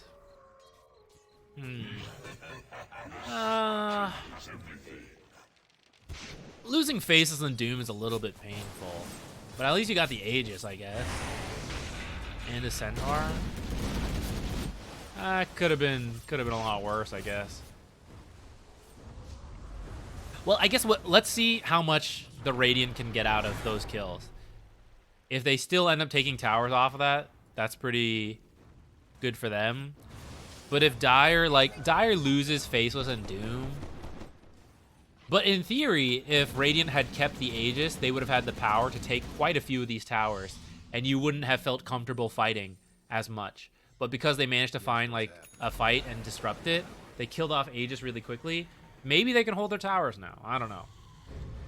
Let's see. Starting off with a Centaur kill. Tiny reposition from the high ground to the low ground. Stolen Chrono on 3, but no actual follow-up damage. Just kidding. There's the follow-up damage. Picks off that Tiny. Everyone else looks like they're going to get out. How long does Rubik have left on Stolen Chrono? Okay, he already replaced it because it wouldn't... I'm guessing it wouldn't have been long enough to actually use a second time or a third time.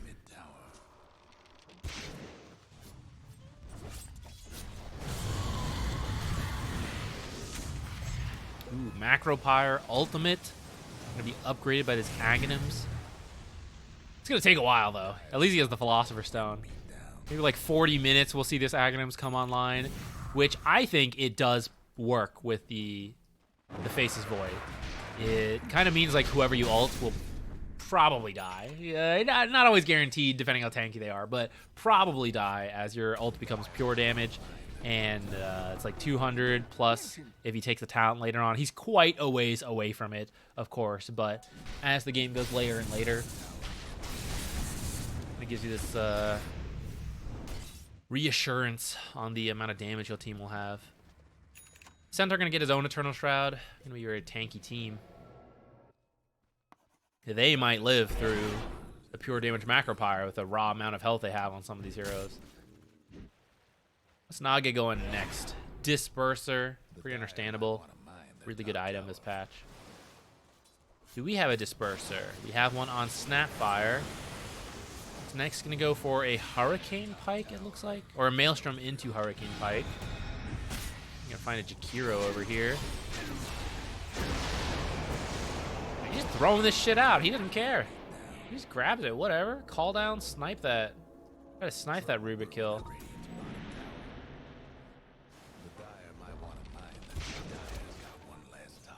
Wind Ranger Blink might let her find some nice double shackle shots. Dire getting ready to fight, it kind of looks like. 4 of them grouped together. They do have both ultimates. The Face's Void and Snapfire ult. No Jakiro. But maybe Jakiro will just like teleport, join somewhere? Wind Ranger illusions. Okay, Zephyr's gonna spot this. They're gonna know they're smoked. S4 ran in with his own Shivas. Okay, both teams gonna be just backing off. I have an anticlimactic smoke. Is this an elimination game? Yes. So whoever wins this, I think advances to DreamLeague, but maybe they're... Oh, sorry. Advances to the closed qualifiers. But there will be a second open qualifier.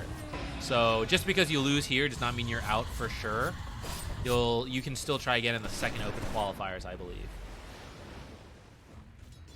Although, actually, I kind of forget how many people are allowed to qualify for this one. 2 teams qualify to closed qualifier. Yeah. So whoever wins this qualifies to the closed qualifier. And the loser can try the second open qualifier. In the meantime, finding kills. Doom killed off, though. Didn't get to use his ultimate. S4 still living in the back here. Faceless Void looking like he's in a bit of trouble there. Disperser to try to slow him, but it's a little bit too late. And in fact, she's going to get killed as well. Very nice. All the cores killed off for Na'Vi in exchange for 2 supports. You'll take that any day of the week if you're a core player on Team WK. The support players, they'll take it too, but they're like less happy about it. They're like, yeah, I know strategically it's good, but I'm dead now. I'm gonna get another tiny kill too. It looks like they were kind of going on this Wind Ranger, which I think feels a little hopeful. I don't really think Tiny Jakiro's killing a core Wind Ranger, even in front of your base. All right, there's the first Fortify. Surprised we didn't see Fortify changes, but I think this banner creep change is pretty cool, along with some of the other changes they did to try to make the games, a little shorter than what we were seeing in the last patch, just like endless high ground defense. Having said that, we have not breached the high ground yet, so we might still see that. That was the first Fortify, though. And it will still be down after they take Aegis, which can start to spawn in a minute. We'll see if they're lucky, if it's a fast spawn. If it's a long spawn, then Fortify will be on its way back up by the time they get it. I think that's why they're playing it safe now, though. I think they don't want to risk throwing a fight and losing their position for Roshan. What's their vision right now? Their vision game's pretty decent with like a ward right here. So if they were to throw, they could lose all their vision, which would prevent them from playing aggressively, plus, feeling more comfortable for Roshan. So by playing it safe, they can maintain their wards. Maybe they lose one, but they can like fight over the other, and still be alive all for Roshan. So it's kind of understandable. As a Herald noob support player, should I try and use meta heroes even though I'm not good at them? Or just stick with Warlock or Disruptor, who I'm comfortable on? Yeah, so essentially, should I spend the time learning a meta hero or just play comfort picks that are maybe not meta in the meantime? Snapfire being absolutely wrecked here. Pretty much off one stun, she's gone. Wow, that was rare. I think you don't usually see someone get hit by all 3 ultimates, but I think he did. Doom on Centaur. Song going to be popped to disengage. Just going to wait for Doom to expire, I imagine, before coming back in. Or maybe not. Maybe they don't care. Kind of sticking around. Okay, they're just going to send the illusions in, which are going to get half his health before he manages to get out. And because Snapfire is dead, I think they might stick around. But Roshan, 1 minute. They don't know that. So technically, they kind of need to be ready for it at any moment. They might want to go back and sit there. They actually do have time to hit this, and looks like that's what they're going to choose to do. I personally think play whoever you want. Play your comfort.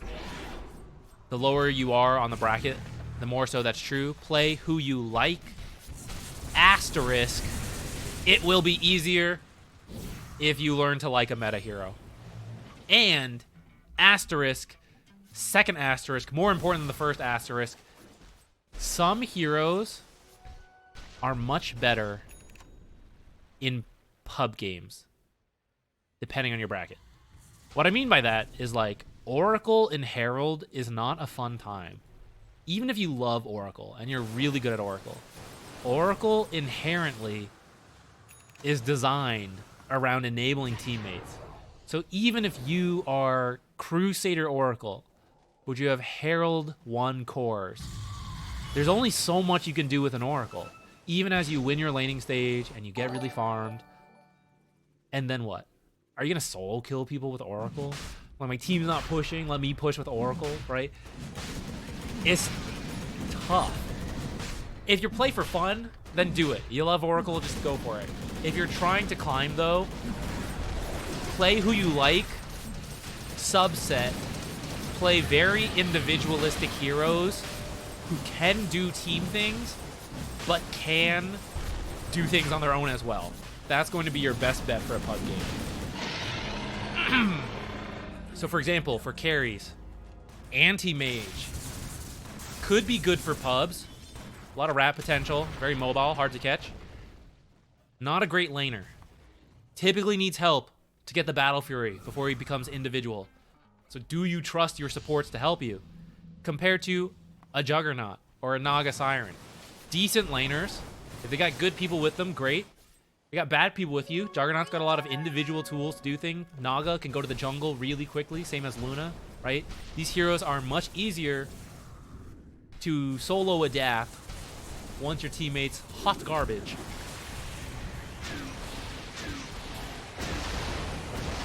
In the meantime, Radiant took Roche and now they're pushing up. Killing Tiny. For supports, I think Warlock is fine. I think Warlock's good in the laning stage. Not as individually strong at the start and early to mid game as others, but really pays off in the late game. Warlock is one of the best late game supports for pubs. He's always had a very high win rate. Aghanim's Refresher is a solo win condition on your own. So that makes Warlock safe to play, I would say, even though his early game, not really the best. If you have to like do things on your own. Disruptor, more of a team hero, I'd say. All right, let's say you get really farmed on Disruptor. 4-slotted Disruptor building core items. Are you going to solo kill anyone if you need to? Not really. How quickly can you push a lane and take a tower? Like, not really that fast. It's just not the type of items and the type of playstyle Disruptor has. Disruptor plays around people. And if you're willing to deal with that in pub games, and it'll work out sometimes, he's really good at punishing stuff, that's fine. If you're not, maybe not the hero for you. Some counter initiation here. Big Chrono, but actually can't kill anyone. Stolen Chrono, put in the back line to prevent his teammate from being able to help out very much, especially with the song going on. Very nice response from the Rubik. I'm pretty amazed. This cast range is ridiculous. Look how far that went. Such a big cast range. Speed up to catch up to where we're at. Okay. Being weird now. What's going on?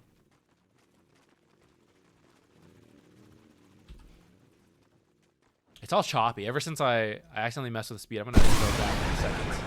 That was really loud. All right, we'll just be a little bit delayed, but it's smoother. That's fine. All right, no Chrono. Time to move up. They put Aegis on Wind Ranger again. I thought it would go on Naga, but you know what? Naga's really tanky, hard to kill. Wind Ranger is actually the one who can more safely push. Naga will just send in the illusions, and Wind Ranger is poking with auto attacks here. So actually, with the way they're playing it, it makes sense why she has the Aegis. Very nice toss back on this hero. Barely going to get out. Rest of her team going in here. Going to find that Tiny.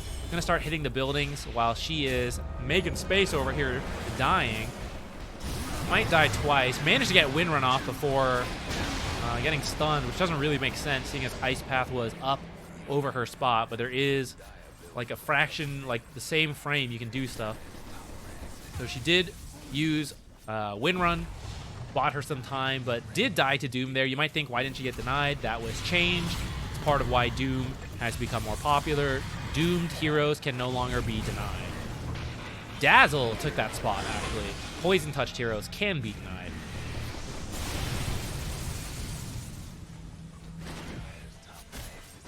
This is looking like the end. Should be Megas. Just kidding. We're going to go kill heroes for a moment. Okay, we're going to kill heroes. I mean buildings. We're going to get the Megas. Now we're going to kill heroes. We're going to go in. No, not quite. All right. just gonna put that there. Don't mind me, guys. I'm going back to eating my lunch. I'm sure this is fine. I'm sure this covers everything we need to see for the rest of the game.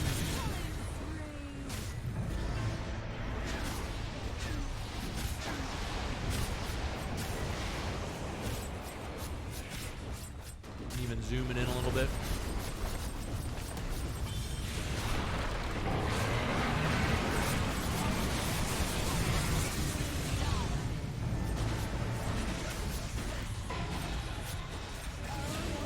This is where the Snapfire nerf does come into play. Moments like this.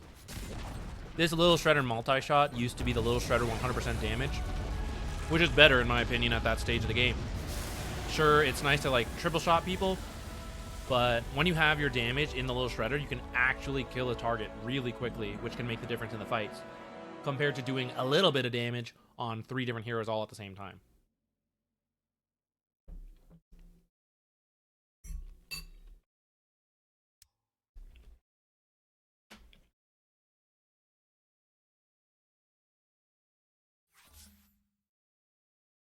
Oh, my cat's gone. What the heck? Cat cam for nothing.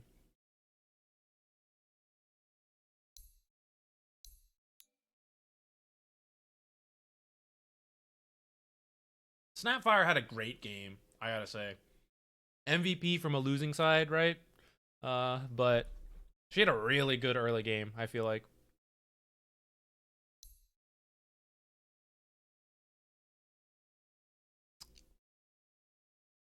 Now what? Now what, guys?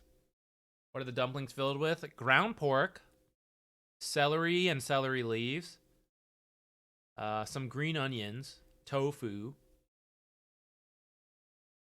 Forgot to buy garlic, so I didn't have that. Usually I have a bunch, but since we were gone for so long, we got rid of all of our garlic. I was about to say throw out, but we actually gave it to some friends here. I forgot to buy more. Usually I keep a bunch of garlic on me because I love garlic. You can add shrimp. My mom always does that, but I didn't do that. I forgot. What else? I think that's pretty much it. Pretty tasty. Yeah, garlic's great. They're all 17 to 18-year-olds on Navi. I mean, they didn't look too bad. It was a 2-to-1 series. They all sound pretty young, so sounds like there's a lot of room to keep growing.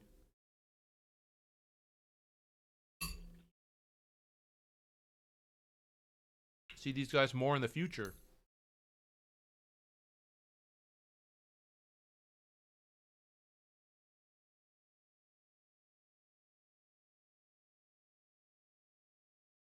Okay.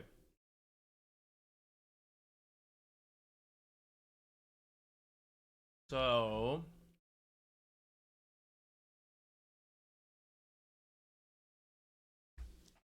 NA open quals are in about 2 hours. The Dacha games are going on right now. I understand if you want to go watch those. Let's see if we can see them in the watch tab. Maybe we can watch along as well. Otherwise, maybe we go... Ooh, it's here. Should we watch?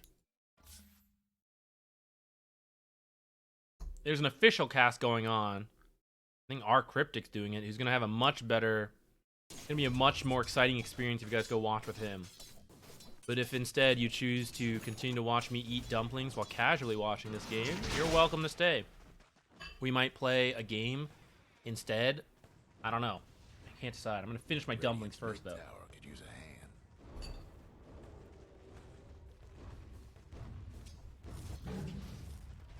What's going on here?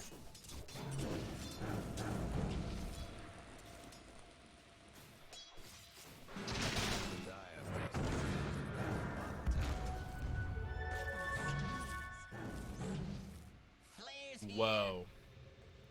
Whoa. It took me a while to process, but we have a carry natured dying in the back line. Wait.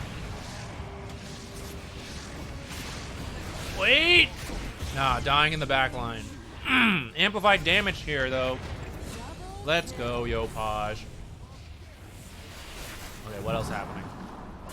Should be a razor kill here. Got the egg slowed. Yeah. Team wipe for Shopify. We made it just in time, guys. Can I have some dumplings? I would certainly share some with you if you were here.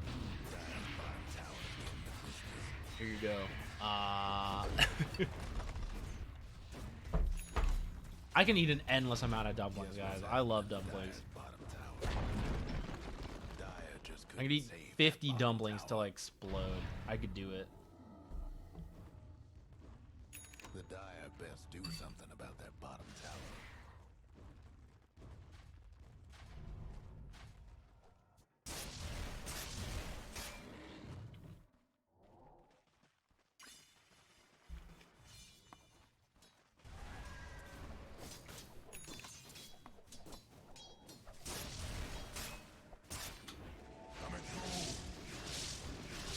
Jugs lately have been building a lot more Maelstroms. But I think this game, Battle Fury, makes a lot of sense because he's dealing with Nature's Prophet. And you don't want to get sprouted and then just stuck. So Battle Fury is an actual farming item that you can keep for a while. And it will cut trees. Like a Quelling Blade you want to eventually get rid of. Farming ult? No. Team fight ult. Team... Ooh! Okay, he is going to come in, pick up the last kill on... Oh, actually, the burn from Phoenix did that. Gonna find the Pango over here. Spear back the Venge. And a triple kill. Things are really heating up here for Shopify Rebellion.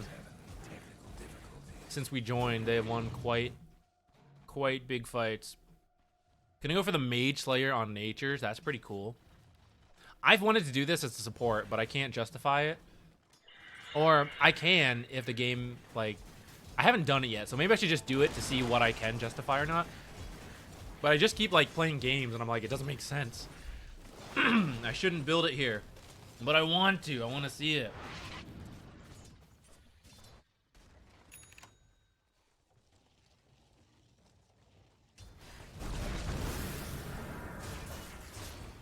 Yo, Posh, looking for a sneaky meld strike? Alright, just kidding. He's bored. Ooh. No. Okay, he's bored. Got that zoomer brain. I don't know how old Yopaj is. I think he's older than Zoomer generation. Maybe not.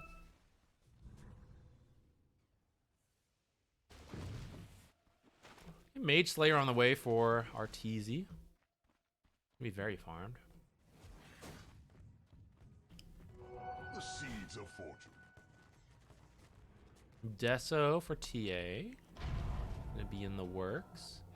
Solar Crest on Phoenix. What's our techies working on? He went 4-staff, now going for a mech. And I guess the Greaves after. Saberlight picking up a Vlad's. A nice timing coming in. Now, I would say, like, Nature's as a carry usually drops off, and that's true. But he does have a TA who can also be played as a carry. And... I don't know. They're probably okay going into the late game. Though Juggle can be pretty scary in the late game for, like, TA especially. Temple's defense. Dominating. Ownage. Phoenix? Or going on the Pango? Silenced? Oh! He almost had roll off, and then I think he would live, but the bombs got him. Clock initiating. Over here to save his teammate. Officially saved for a moment. Ooh, Clockwork actually also going to live. TA looked like she's going to die to the Juggle, but no detection, and she just melds it off. He does... Oh, he didn't even pick up a kill. I thought he killed someone in the back, but no, I didn't kill anyone. Wow, that's rough. Morale is low right now. Out of those last 5 minutes, you got to do some pep talking on Boom if you're like a pub game. Hopefully, as a pro team, they have a little, they got the mental fortitude. Well, you can always come back, right? 10K at this stage sucks, but not a guaranteed loss. There's always room for feeding. Can you address the Goofy Goober allegations? I am, in fact, Goofy Goober. I do frequent Weenie Hut Jr.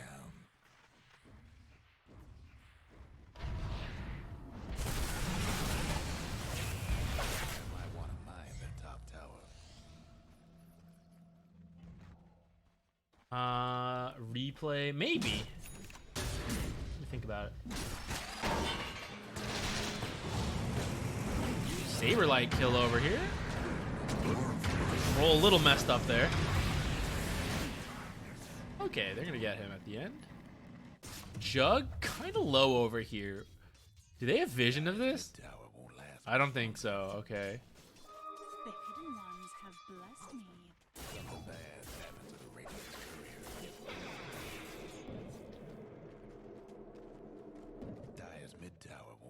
What happened with the Navi Junior game? Yeah, the team ha ha ha. WK. They won. I think they had a good draft the last game.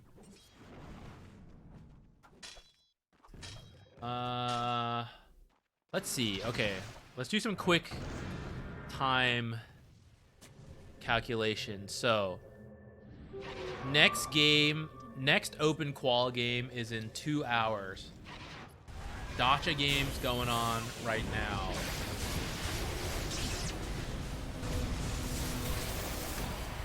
We could play our own stuff for 2 hours. Either play games or do replays for 2 hours and then resume watching open quals.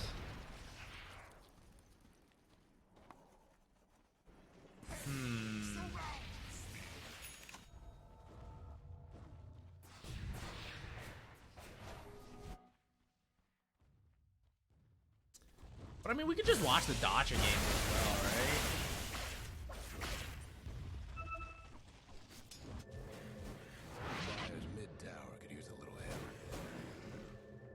There is a part of me that wants to play.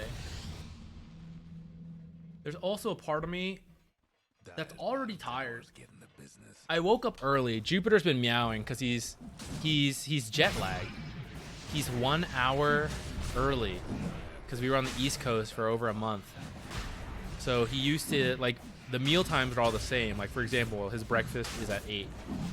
So now around like 7 a.m., like, he usually meows before the meal time, you know, like up to an hour before the meal time. He's getting excited and starting to meow and be like impatient. So now he thinks he's supposed to eat at 7 based on his internal clock. So he starts meowing at like 6 a.m., even though he's not going to eat till 8 a.m. And I gotta like get up and be like, stop meowing. It's not time. I pet him and play with him and keep him calm. This music, it's some lo-fi music. I didn't see what the last song we just played was. I can go back and see. It's from Pokemon Black and White, so not the N64 generation, but it is lo-fi, which is Guess what's happening? Technically its own more modern style, but I feel does kind of lean back towards some of the old N64. We can do N64, find bit music. Well, N64 was past bit music, but you know, that era. I like bit music. 8-bit. Solutions to feed him at 9 a.m. when you're at the other place. Yeah, but it made sense to feed him at 8. Because, like, the feeding is based around our own lives. I guess we could have made him feed at like 9 and stuff, but prior to getting the automatic feeders, I guess with the automatic feeders we could have done it that way. But prior to that, it's us who has to feed him, right? So if we want to feed him at 9, like, sure, that works. But then, like, his other meals would come really late in the night, and I gotta be there to feed him. And it's like easiest to do it when it's like, oh, I'm eating breakfast, so I feed him breakfast. So that's kind of why. But I mean, I guess when I think about it in hindsight, I could have done it that way. Maybe. I'll think about it next time. Oh, shit, he's just coming in. Going for it. Took off like half that guy's health. Played into Dragonlance.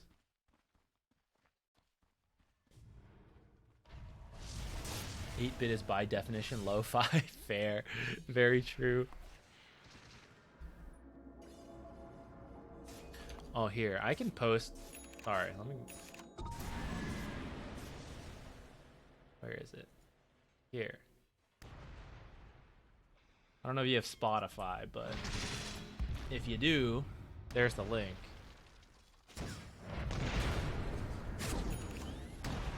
Otherwise, it's Icarus City by Slow-Fi.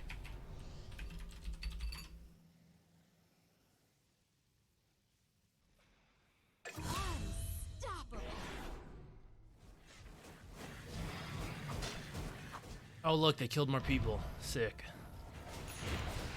I think they've got this.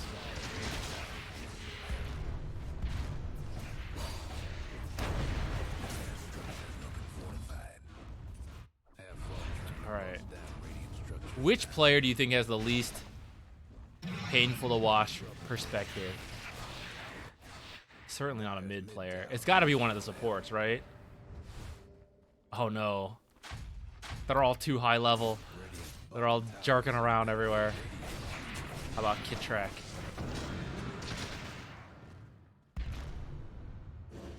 This seems doable.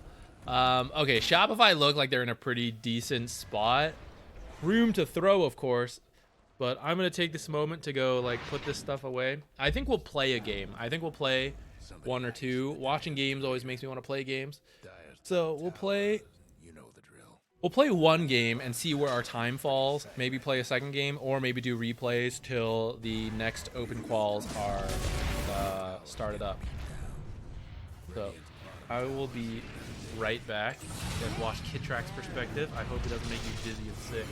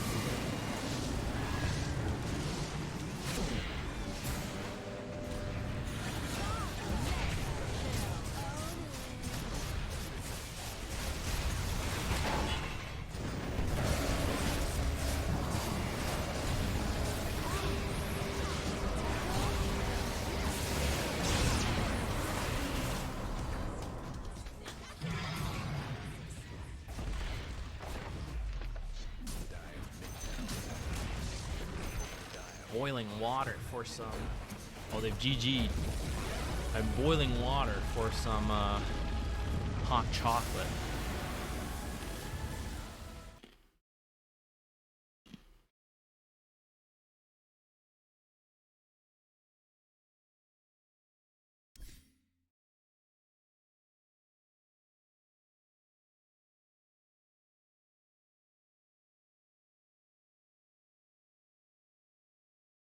Based on what we've seen,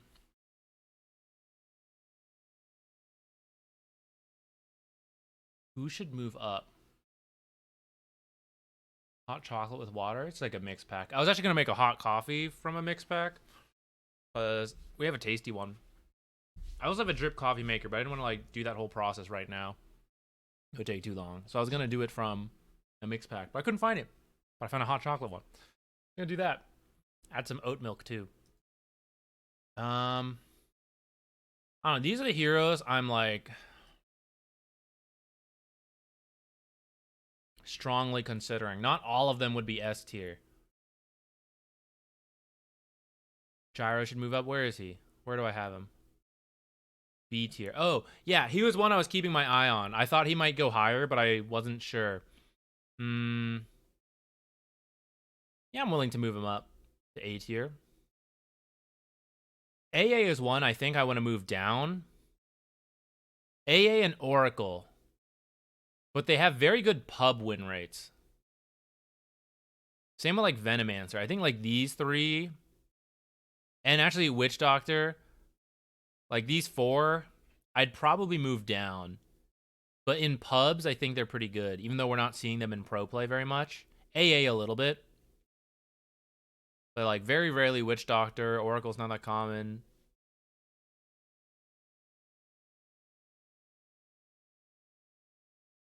Didn't see the final frog. Oh, I ended up drawing a turtle. I don't remember if I finished it. Oh, the turtle itself is like somewhat done, but I didn't finish the background.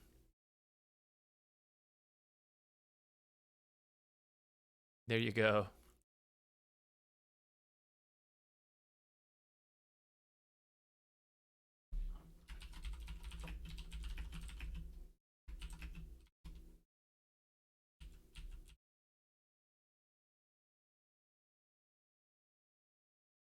Let me change the stream title.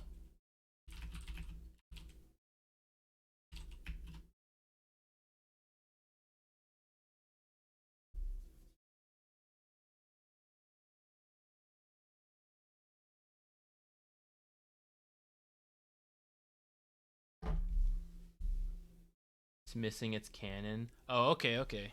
I can add a cannon. Easy.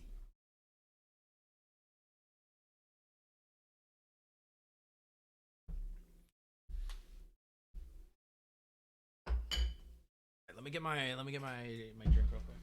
Oh, actually, I'm also gonna run an ad so it doesn't interrupt us when we play our game.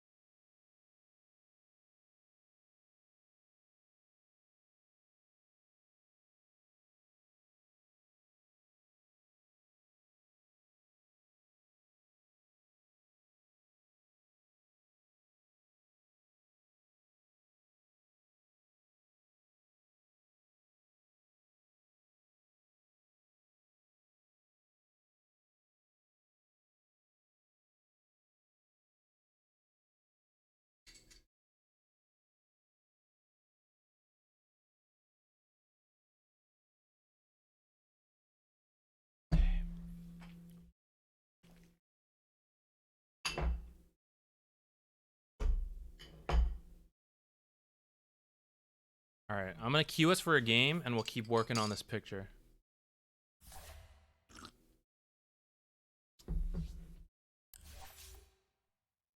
Okay, quick. What layer can I draw the cannon on? Hey, where'd his other things go? I may not. Maybe I didn't save. No, but the trees here. Did I accidentally? Well, whatever. We'll just draw more on. I swear we drew these all in.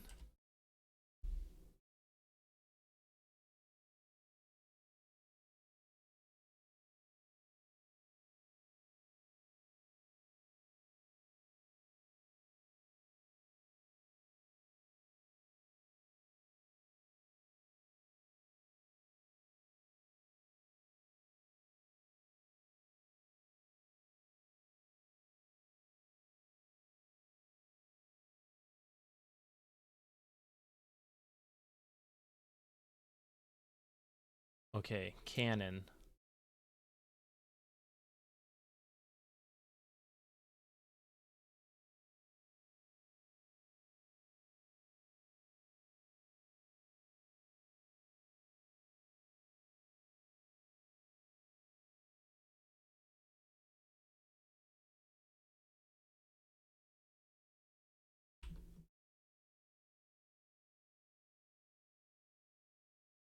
Wait, this is a very similar design to that giraffe we did.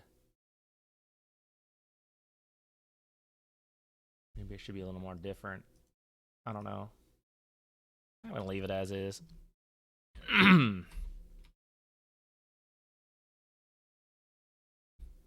Let's do a brighter, maybe darker.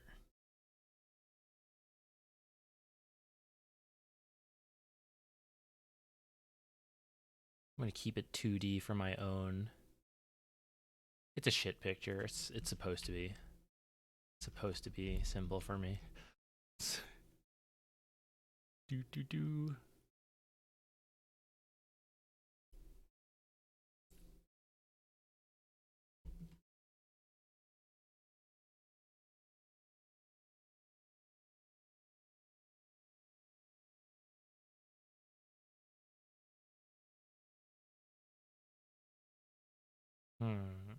Maybe it should be the same level, actually. Maybe it should just be like the best way. Ooh, I know. Yes.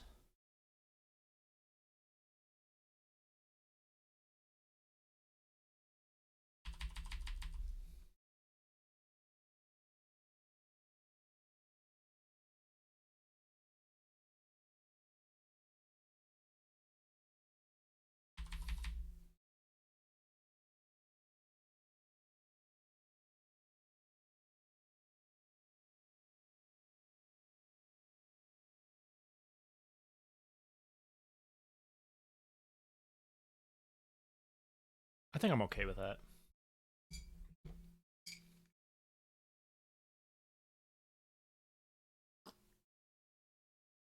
Did I ever draw that? Yeah. I did. I did Tide. I ended up not doing the whole pack. I just did Tide.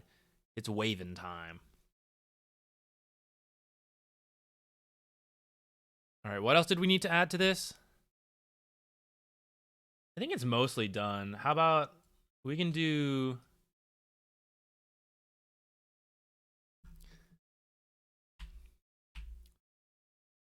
a sun real quick. Boop.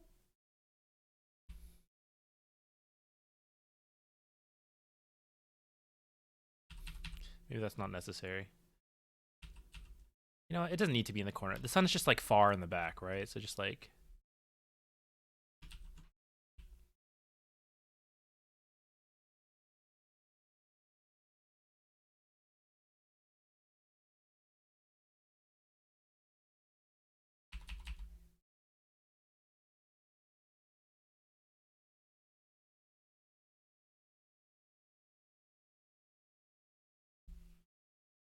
where's the water? It's somewhere. It's somewhere over here, off the frame. We don't need to. We don't need to add it in. I'm sure. I'm sure it's fine as is. It would only look messy if we added it in.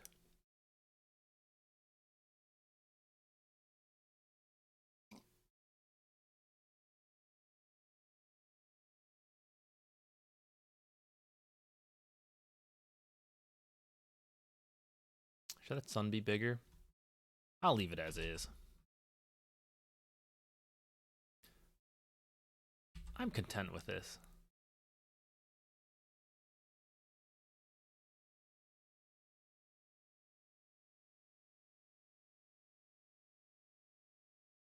All right, what I want to work on is still thinking about this tier list. I think maybe we'll play Wyvern. We should get a feel for how good we think Wyvern is ourselves. We've been seeing her a lot, but we haven't played her.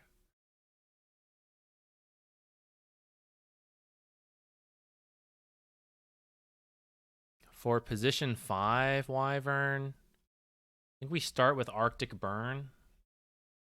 And from there, max W, right? Looks like it.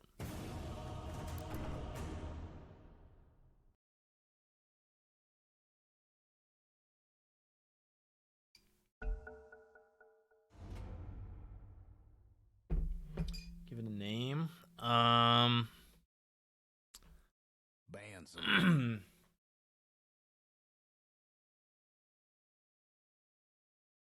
5 seconds. Do we want to play position 4 Wyvern? I don't think it's as good, right?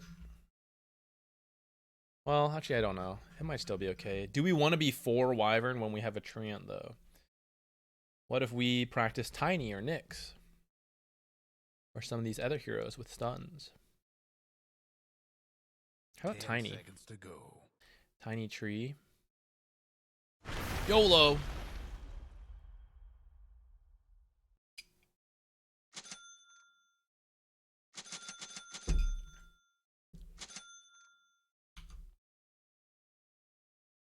I saw a pro do this. It's got to be good.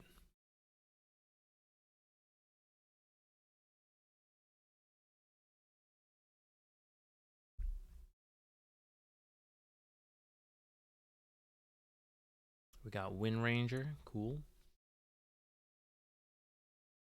Got back to 6K on core. Maybe we can join your games again. Hop in here anytime. I'll stream snipe it, you know. But, I'll be griefing you with whatever new weird things we're learning.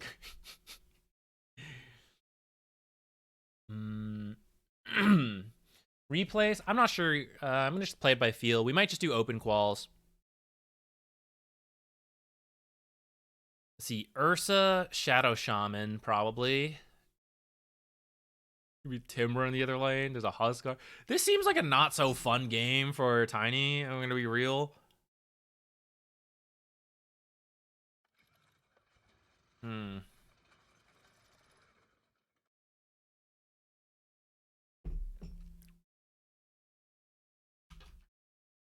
Maybe I need a Windlace.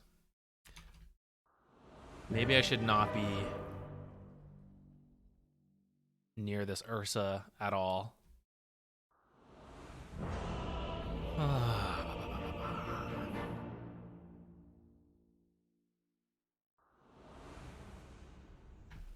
Sticks and stones will break their bones. If I sell one, Everybody okay, gets you know, in. I'm gonna try this.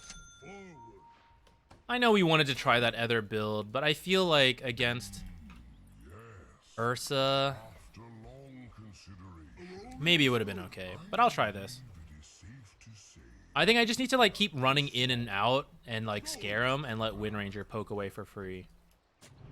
Is my idea. I gather no It's in the bag.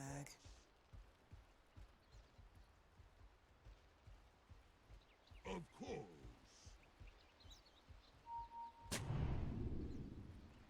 You got it.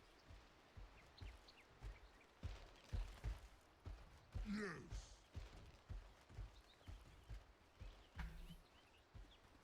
Rolling out. 30 seconds to go. Rolling.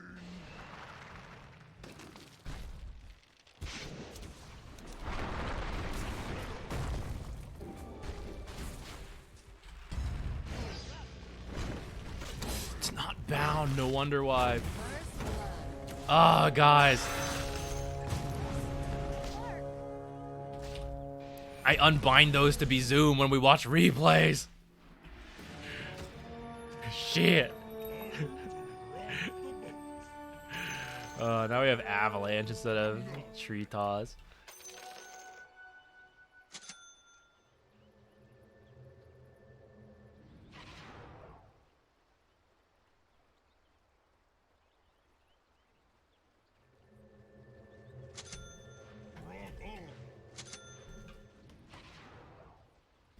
I would have killed him first with the thing.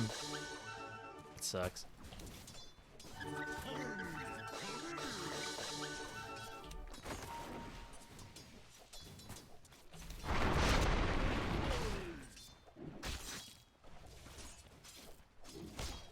Of course.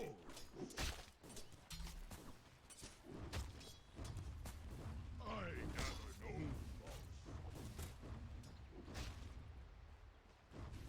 Actually, I don't want to block. I want these under the tower. Hey, coming in.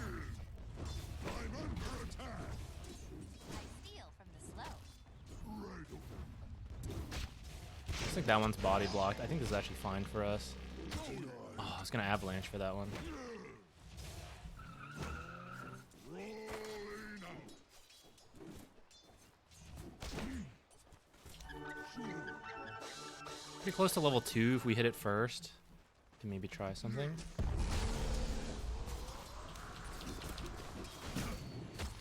for the quarry. A rolling stone. Rock on.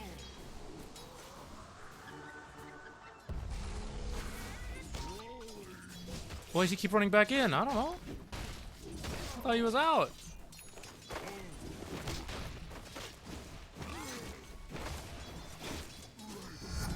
I was gonna go stop the camp from spawning so that we can keep the equilibrium here. I got to go.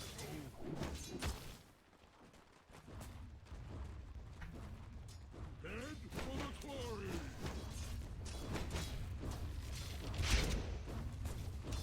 My favorite quarry. Rock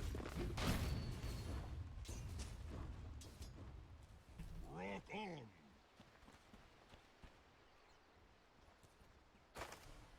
Going.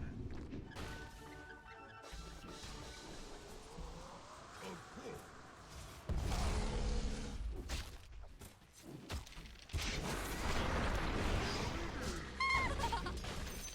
Time wasn't nice.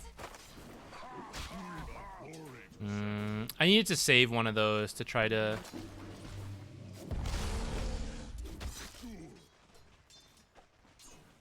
Creeps help me out. To cancel the shackle.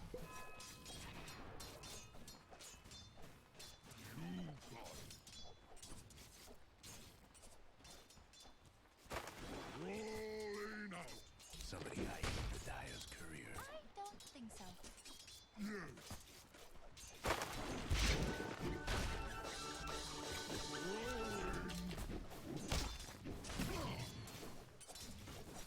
A rolling stone. Right away.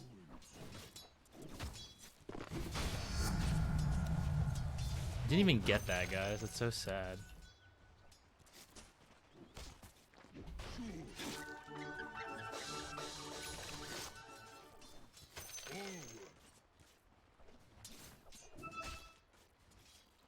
Rock on. I'm under attack. A rolling stone.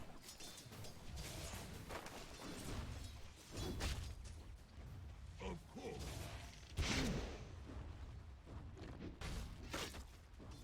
Rolling out. Rolling.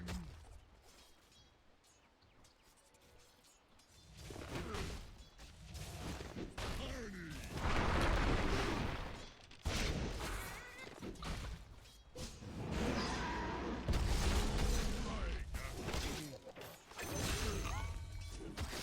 The boots are in my backpack.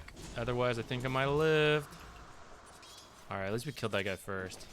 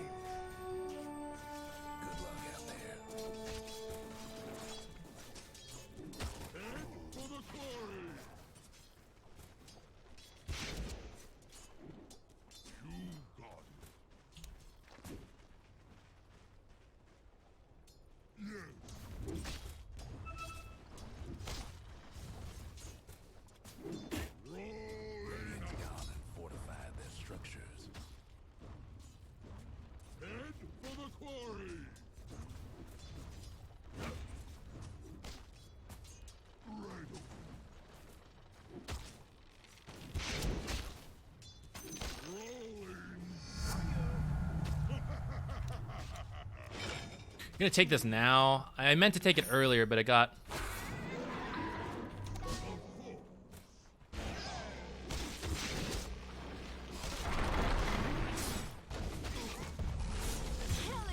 I don't think I threw my tree, guys. I hope she kills him. Okay, that's worth it. I'll take that. You deserved it.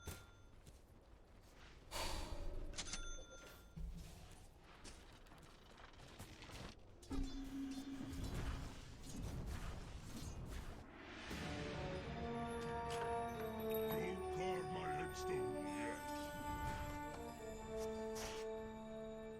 Going.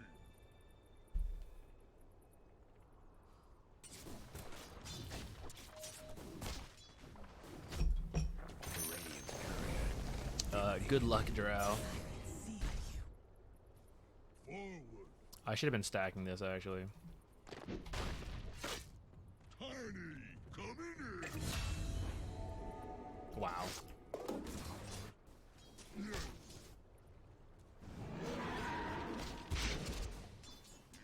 You got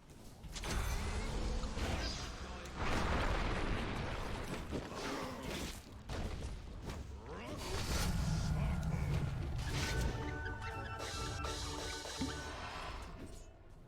I gather no.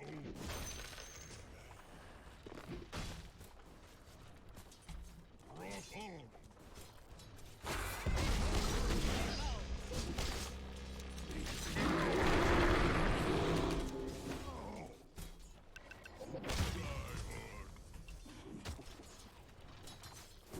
I was kind of running him away. I was kind of dead there at the end. That shackle, the heck shackle is so long.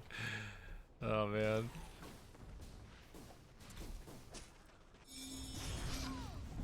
Looks like Puck is having a rough time. Can't blame him. Tuskar. Top seems okay, all things considered. And I think bottom could be going better if I was a better tiny player. A rolling stone. Make sure we don't miss any XP. I'm gonna TP.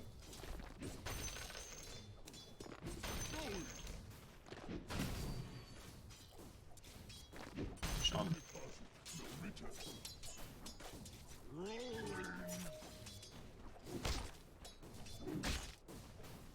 Rock on.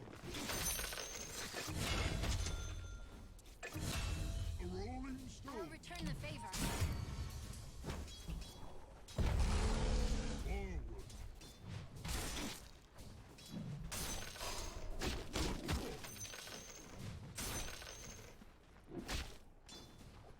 Yes. No, he's too fast. I should have avalanched it.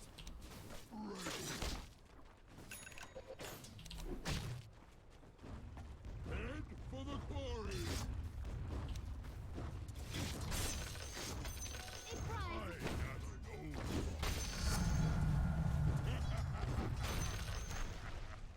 Sure. You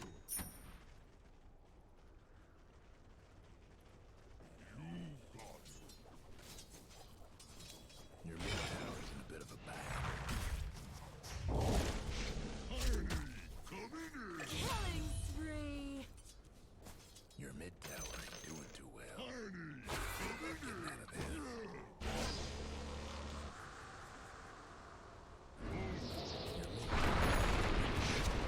Killing spree. Your mid tower's done for. Cool. Cool. Tuskar maybe coming over here? Mid tower ain't doing too well. I gather no, boss. I am in your debt. Head for the quarry. Missing bottom. Rolling out. Rock on.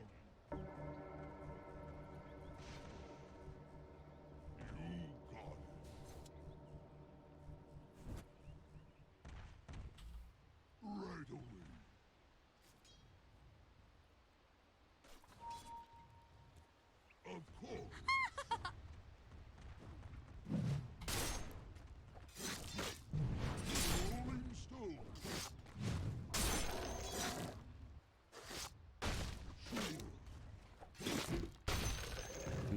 blocked that. Your mid tower needs a little help.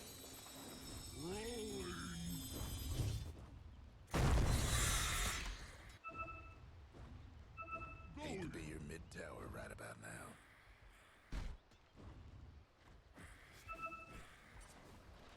Yes. Head for the quarries. A rolling stone. Got it.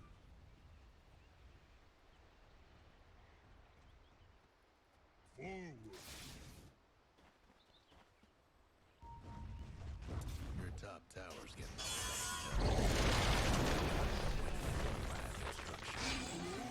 Cut off on this for sure.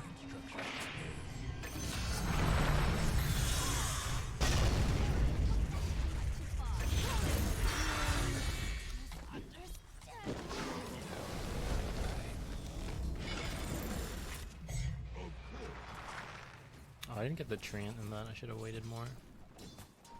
Going.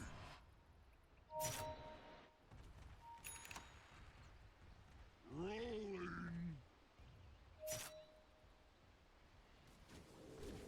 I also accidentally used smoke when I didn't mean to. Right away.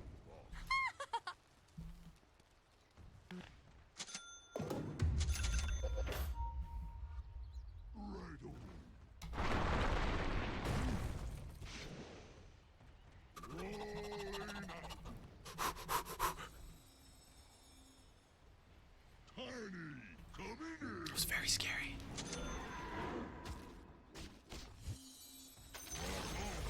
the other fellas bottom tower. Sure. Scouting tree. Okay.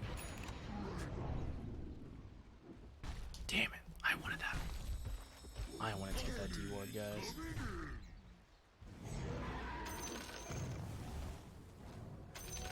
Going. Rolling stone. Shadow Shaman coming in. Rolling.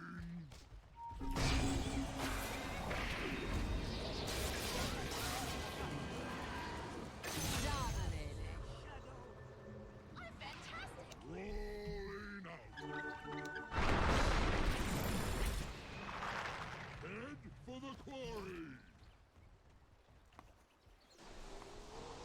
It's a little passive aggressive to draw that line, maybe. I didn't mean it in a passive aggressive way. It was more like push out, they're all at the bottom. I guess I should have just said it. That would have been friendlier. Get the extra move speed, I think. Rockfall coming. Forward.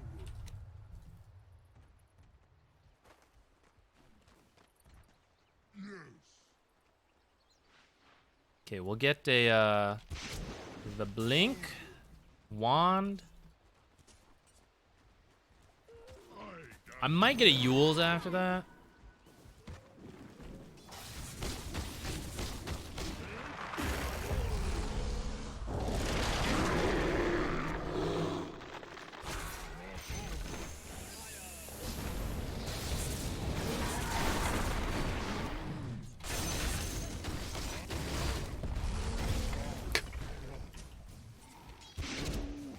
Unfortunate. Couldn't leave. Very slow attack speed to get out. I don't really mind though. We died first, or sorry, he died first, and that's his ultimate. I didn't use anything. Oh, Shreyan used his ultimate, but we also almost got Ursa, so I think it's worth it. Ursa wasn't like farming at that time.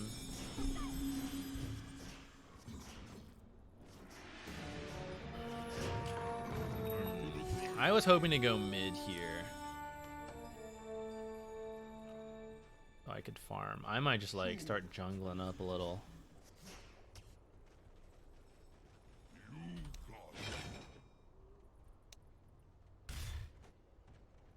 Rolling out.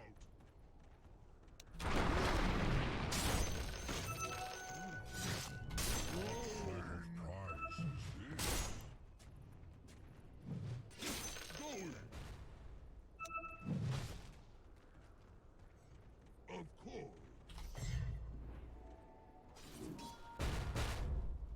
Shadow Shaman Invis.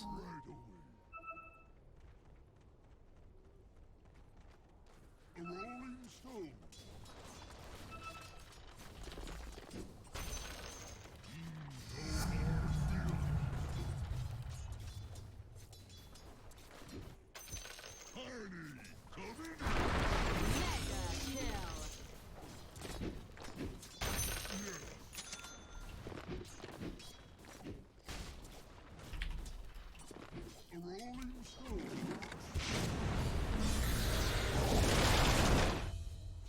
Okay, my team either does or doesn't have that, so I am just gonna keep pushing this in. I'm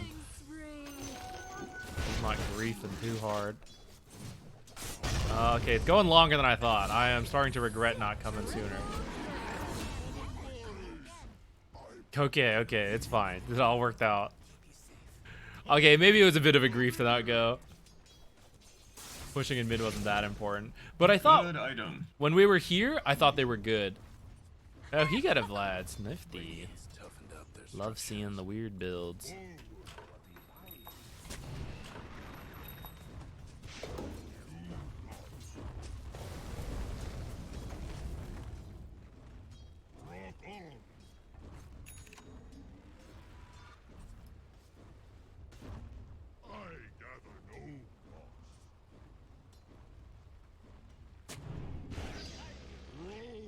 This might be a little bit weird, but my idea is that if Huskar were to try to sneak in through, he might smoke pretty early up and walk. I'm hoping to like catch it with this ward. Going. Tiny, coming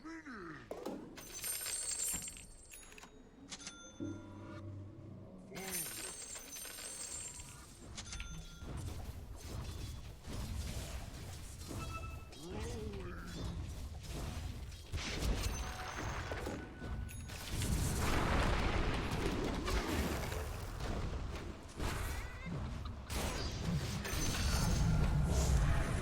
I got him.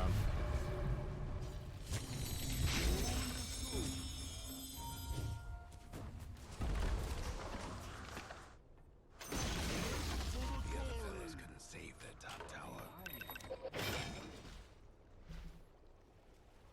I kind of like Yules. I'm gonna keep thinking on it though.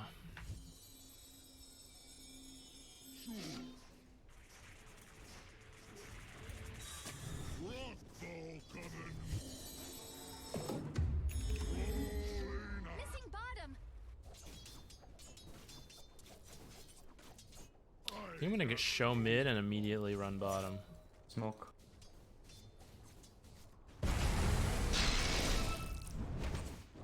I don't think I'm gonna do it anymore. Maybe I should have. Actually, after capping that launcher, I thought about TPing down there to be ready. Like, I thought maybe that could be cool.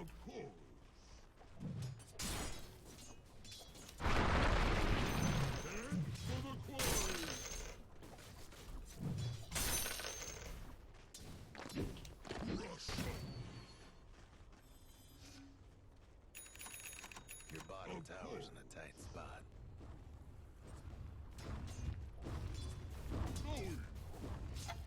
They're gonna roast when it moves far. Oh, maybe not. This ain't Oh, gonna I'm burning. Damn. Not enough stick charges.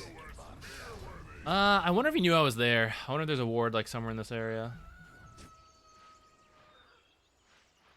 They're meaning to smash that bottom tower here. A fond farewell to your bottom tower.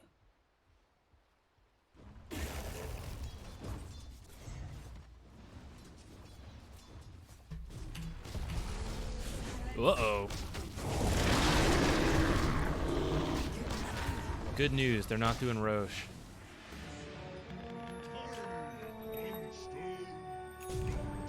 Bad news.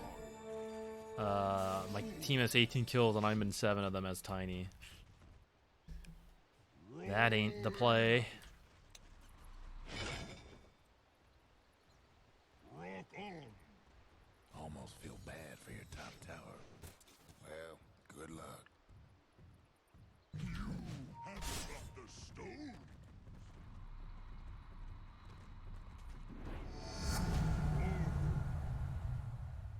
10 strength, 20 move speed.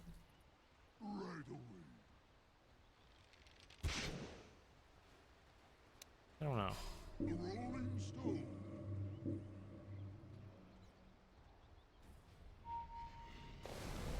I gather no loss.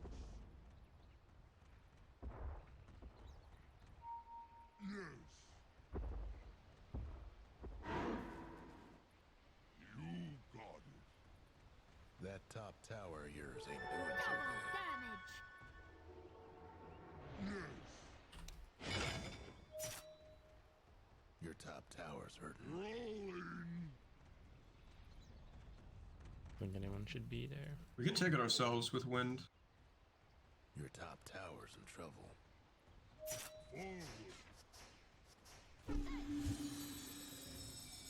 Forward. They're gonna take this and come through the twin gate if we want to do this. Rain out. I think we should try to fight this. I'm We pretty need strong more people. with, They're coming. There's like fighting 4 wind. heroes.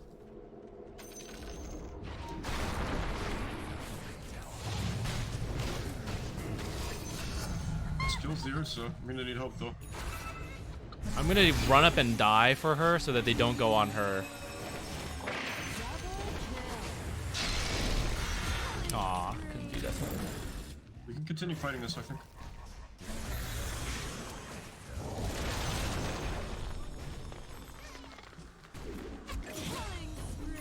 Triple kill. Nice. That silence kill on Ursa is really big. Otherwise, that could have been a lot scarier. What is this? Do people get Van Brace for what? The spell amp?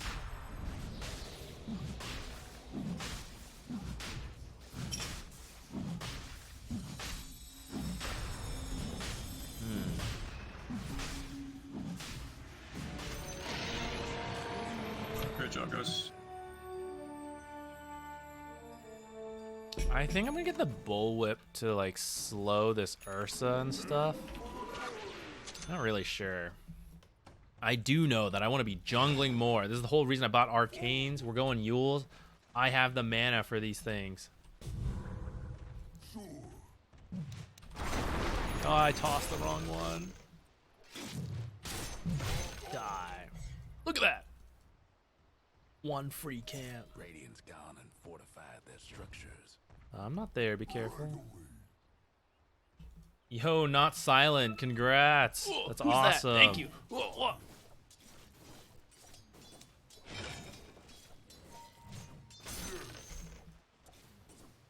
I think we can be forcing the issue here. Pretty strong.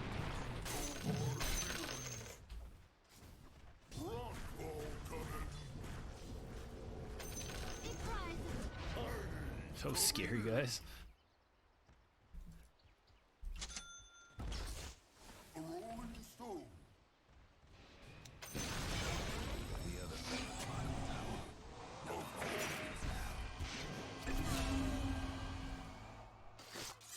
I gather no loss. Oh, I forgot I had this.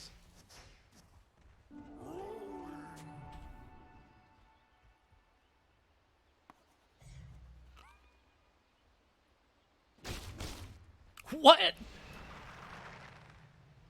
What on earth? What? I guess there's like a sentry over here. Damn! What a play. I should have been faster for that. I should have been ready to like throw him back or something.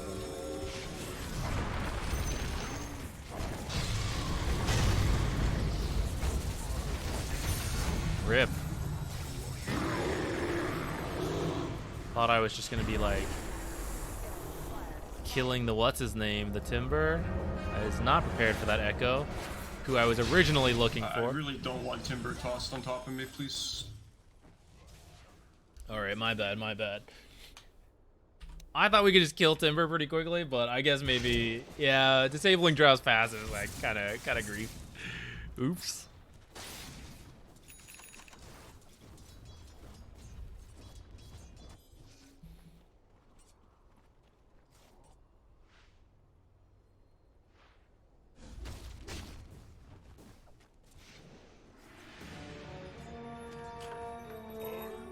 Rock the boat. You ain't done. We didn't really need to kill him either, I guess, because we had Aegis on Drow. We could just keep poking. So I guess I just gotta like toss away. No, we're learning. Look at that. A rolling stone. I don't know how to play Tiny. Now we're a little better. You got it.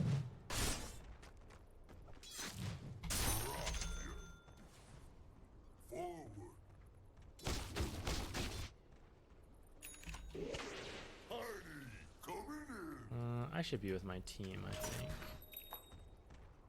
I was just trying to finish the Yules, but now that we have it, I think I should go join him.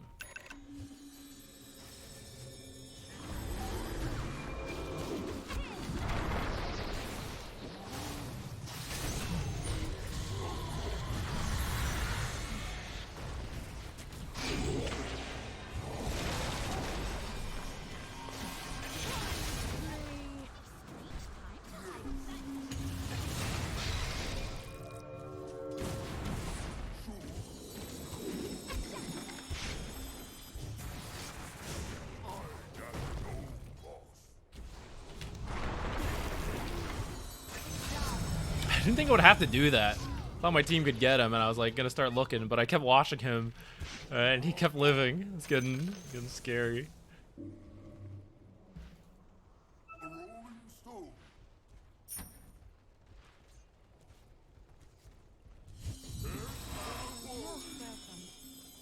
I'm gonna move Yules to this button because I think I might buy a Force Staff. I don't know yet. I'm still thinking about it.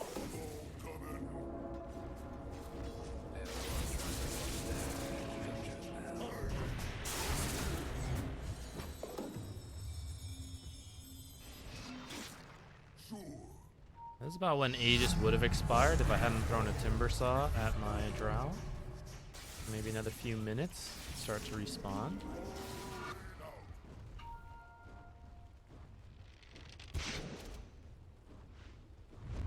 I think it's better than my Grobo. Someone else should take this. Right away. The other fella's aiming to wreck your bottom tower. You got it. I have Ags on courier. You can take this tower, and they're... Oh, they took To wreck your bottom tower.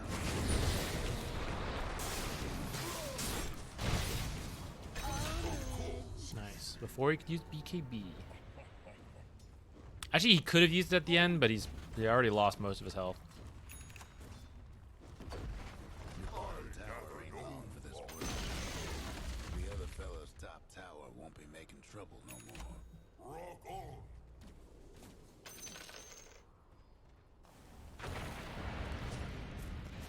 Rolling out.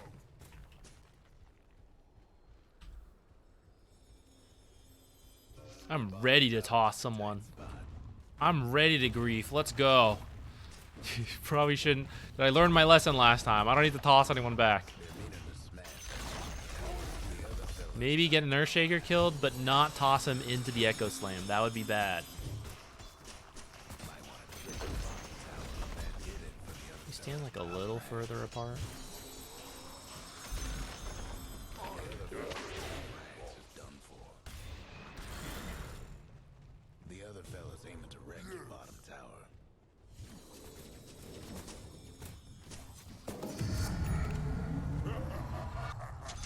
Oh, you know what? Ghost Scepter's pretty good too.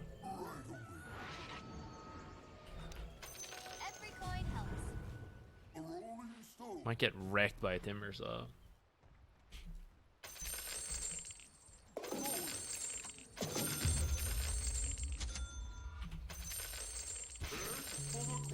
It's good here. Nemesis Curse is interesting, but I think that's more of a core Tiny build. Ceremonial Robe for more stun, or Cloak of Flames, maybe. Dandelion Amulet also probably decent. Disarmed. You got it. I'm not using nearly enough mana for having built Arcane Yules. Sure. Go Solar. Oh, Solar's pretty good too, actually. Yeah. Pretty nice for Drow. There's two. What the heck? Head for the quarry.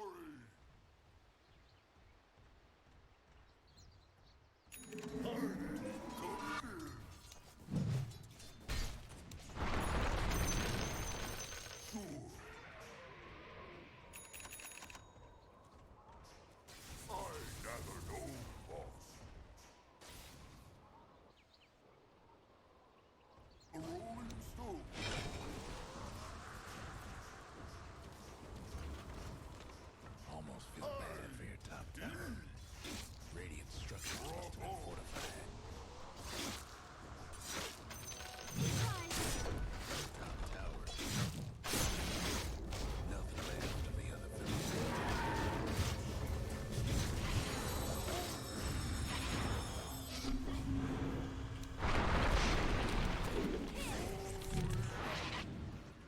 This doesn't pierce immunity. What? How come I wasn't using it? Did I not have like a proper target? Did I misclick? Maybe I misclicked. Of course.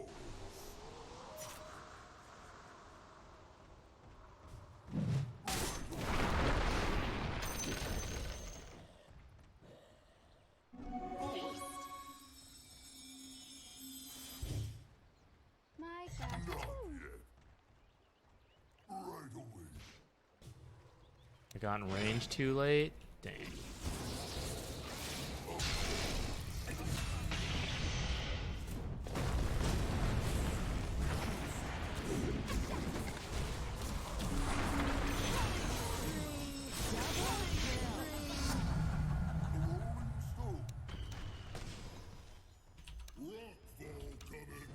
They're meaning to smash that bottom tower. Get in there, boy. I'll return the favor. Your bottom tower's in a tight spot.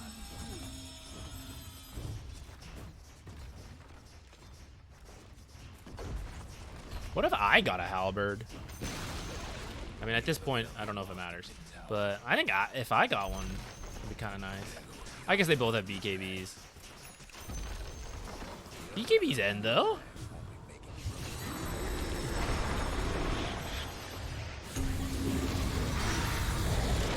I ain't tossing, guys. I think the tooltip's wrong.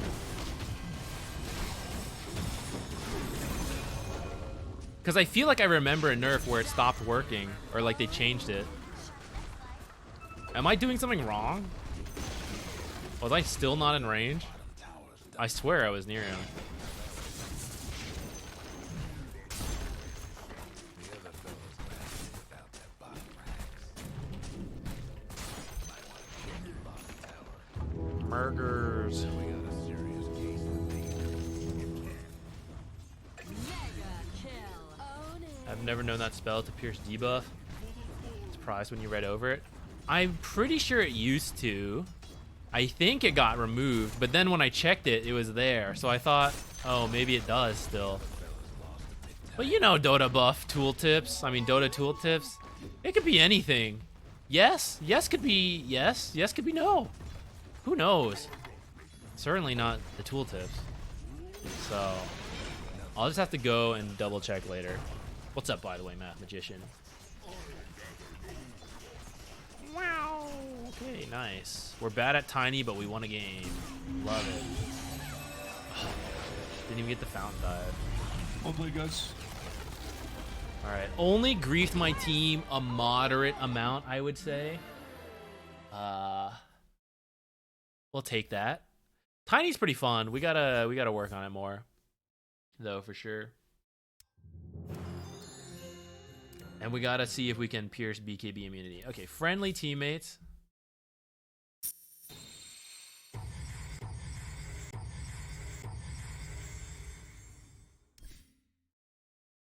Tiny. Tiny. Who are you? Do you toss through? Sticks and stones will. Oh, perfect. Tiny coming in.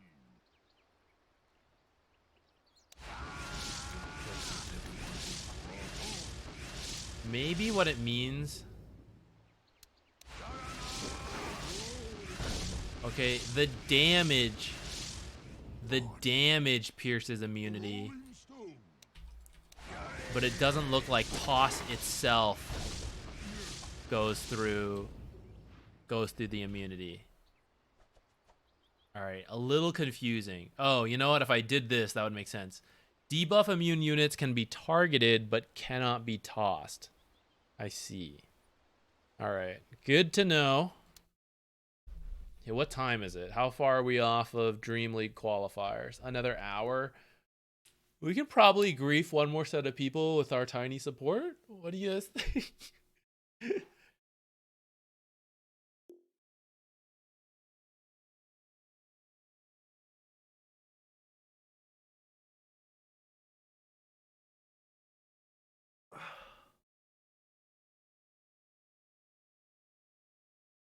Am I watching the SR game later? My good friend is playing the game. Nice. You know people in there? Yeah, I am gonna watch it. We were just waiting for the qualifiers. You got a friend on Go Burrs? Go Burr. All right, we can be biased casters. We can root for the underdog. It'll be pretty tough for them, maybe. But I'm down for it. What's the song? The song is For the Win by Random Beats and Rifty Beats. This is just some massive lo-fi playlist. There's a picture of Cloud on it, so it might be a Final Fantasy song.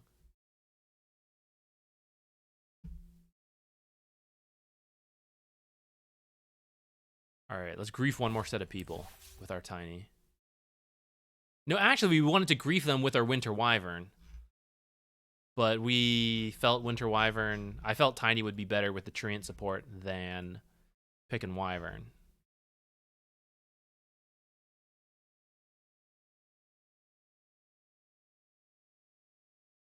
Griefing with Pud is a classic.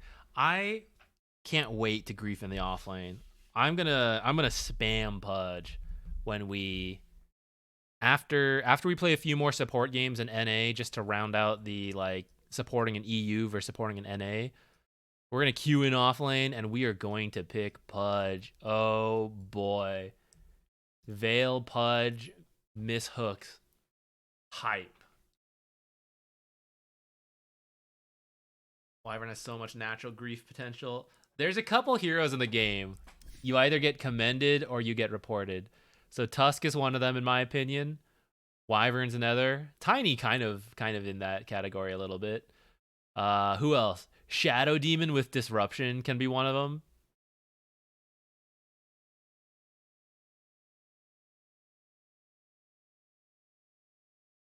Who else?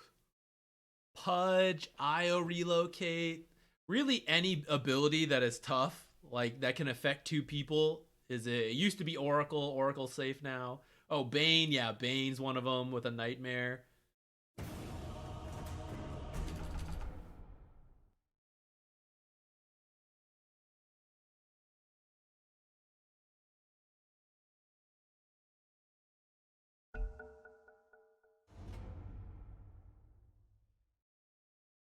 Thought I threw a game with OD Disruption. I misclicked.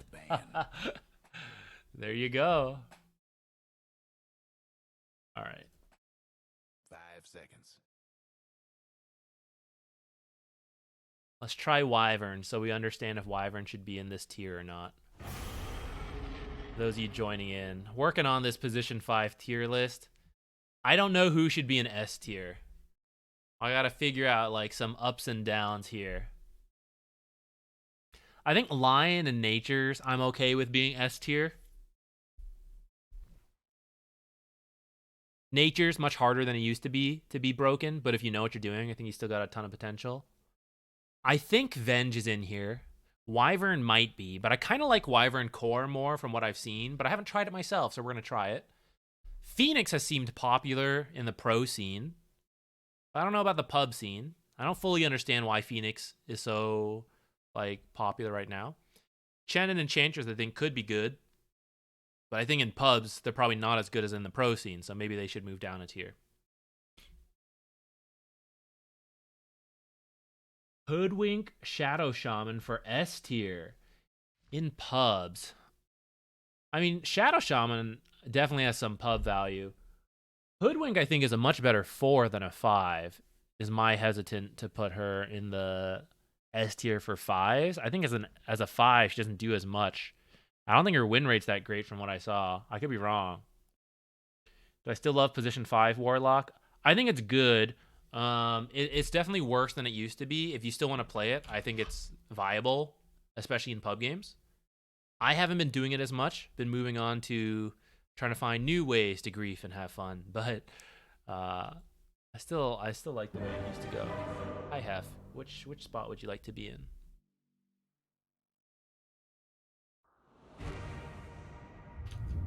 Oh, I didn't buy any items whatsoever. Because we're doing cat cams. Okay, hold on. Trying not to grief. Grief as little as possible. What else do I want? More stats maybe? Just like a circlet or something? We got this one in the bag. Where'd you get a bag? I'm just gonna do something like this. I don't know. Panic. Panic and move out. Go, go, go. Congrats on hitting Divine, by the way. Very nice work. Move this in. Okay, so we got a life stealer in our lane versus Spirit Breaker? Watch yourself. Is it like Spirit Breaker Bounty? Abaddon carry? Or TA carry, Abaddon off, and like Spirit Breaker or Phoenix mid? Maybe a Bounty mid? 30 seconds. I wasn't really paying attention to pick order. This must be the battle sung of in the Eldwomb's Edda. The battle that was truly in the You can't improve until you make mistakes. If Bounty is in our lane, I'm going to buy another sentry right away.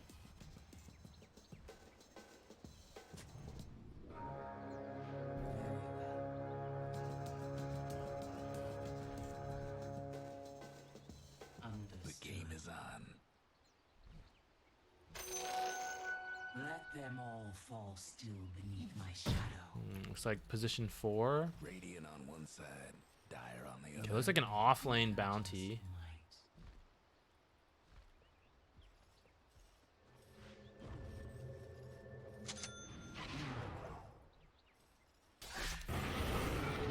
Oh my god, it's too good, but no, it's not good enough at all. Oh wait, is it?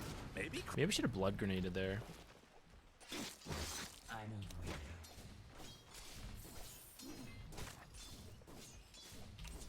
Kill yourself.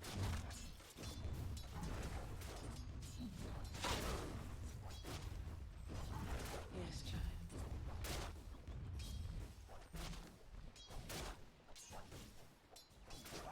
Winds beating.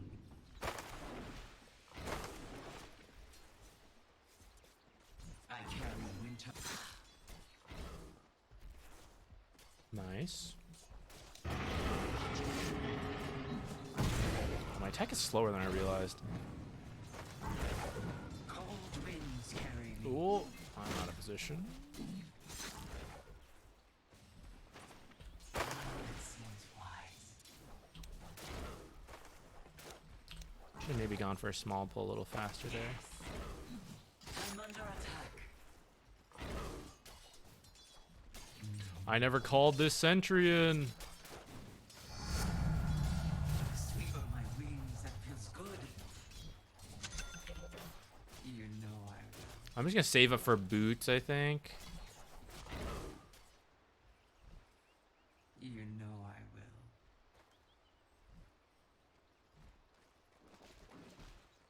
Freeze where you are.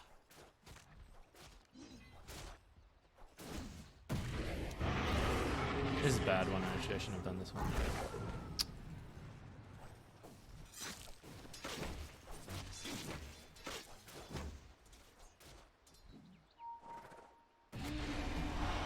Kill yourself now. Did I miss the stacked pull because I turned around like that, maybe? Yes. No.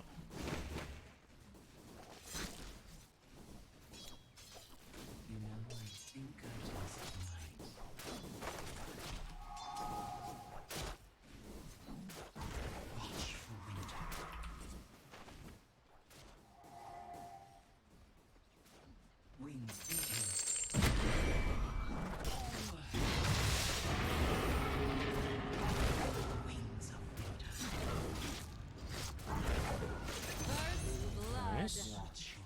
He already charged me to start, so play aggressive.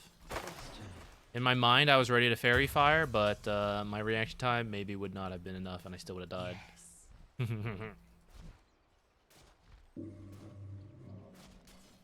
a care. Have a care. Can resist Get a point and heal. power. Kind of low. Just eat my tango. Understood.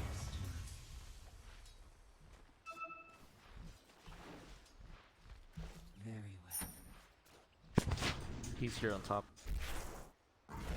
One for my home.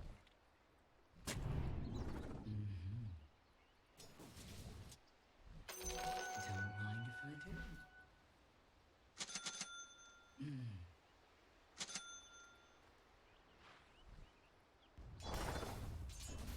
Have patience, child.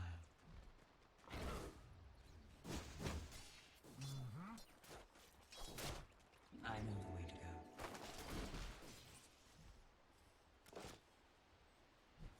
Have a care. You can push this in. I'll pull a stacked camp.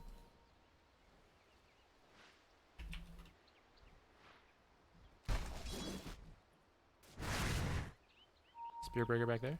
Have patience, child. Oops, I was looking at the map. Almost missed time to do pulls. That would have been embarrassing.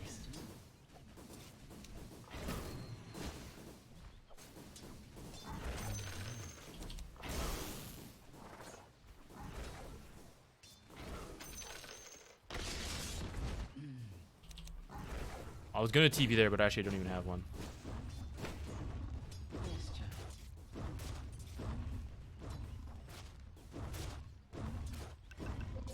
Yes.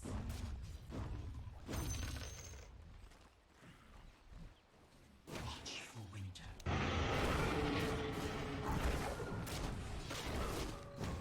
Understood. I actually have it, but he was kind of close to the edge, so I didn't think it would work. Trouble yourself not.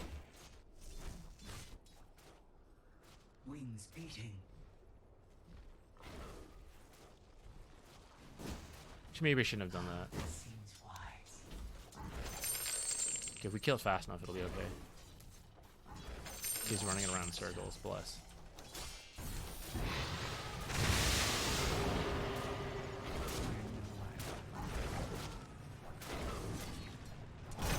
Funny enough, he was in the sentry that whole time. I didn't. Why is SP here again? What the fuck? Oh, not this one.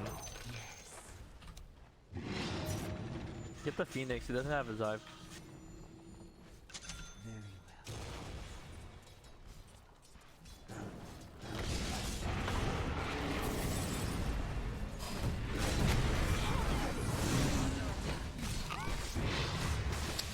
I was trying to wait for him to get close enough. Bash Lord. You know I will.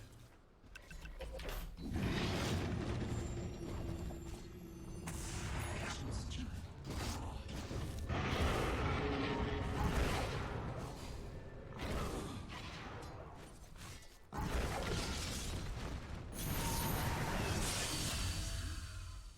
You taste your own. I'm gonna crawl back. Yes, child. Ancients, please don't kill me when I go for a stack. I know the way. Yes. Okay, if he doesn't bash, I win this fight. Oh shit, he's gonna bash. Okay, Lion made it in time. Oh, damn, damn.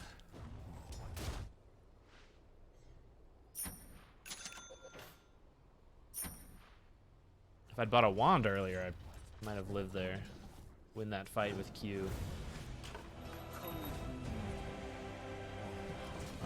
Hope Lifestealer's fine, but I also think Bounty is kind of a lane bully when he's left in 1v1s like this. So I'm a little nervous. Wings beating. I'm nervous I shouldn't have left.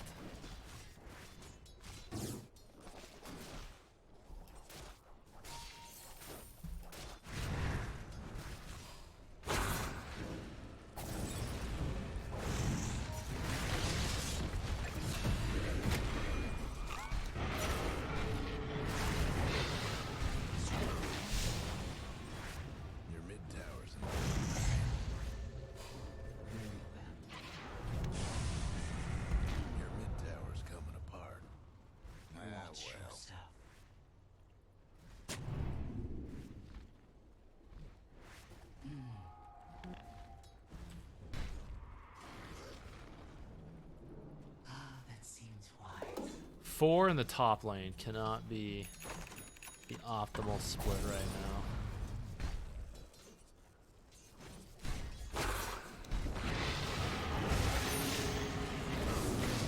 He has an ult. He has ult. Watch. I'm under attack.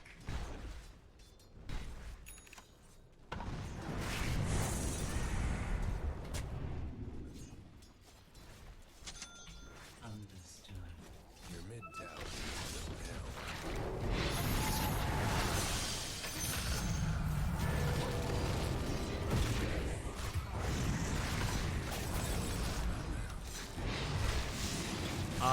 I need to try to heal that guy a little Kill him, kill him. little faster.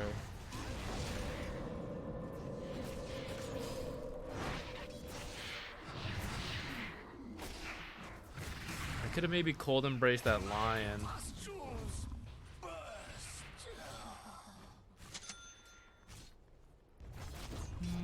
That's fine. I think Lifestealer can finish his stuff.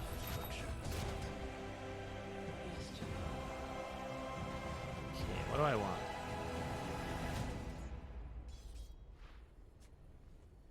I want a blank.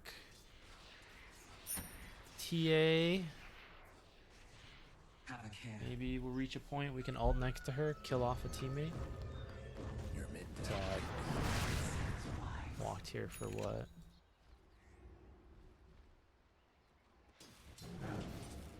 Understood.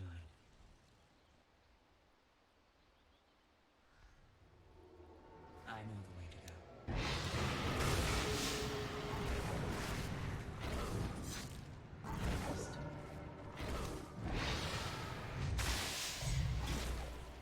Your bottom tower's in a tight spot.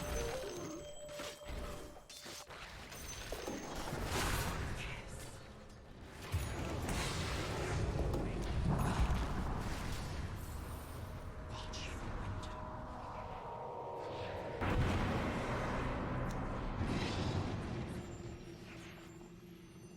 You know, I think I just might.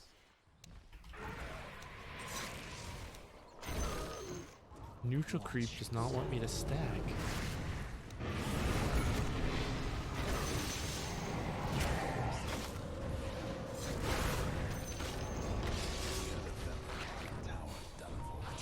TA, TA, TA. Chase him, chase him, chase him. Alright, nice. Got our ultimate now.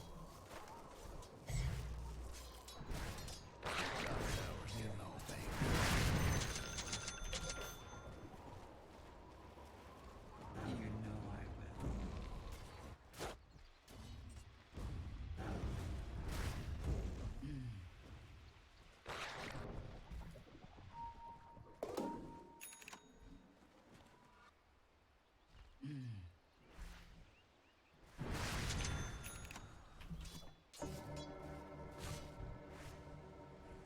Very well.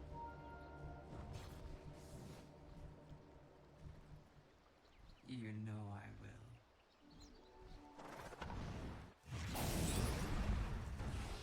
Yes, John.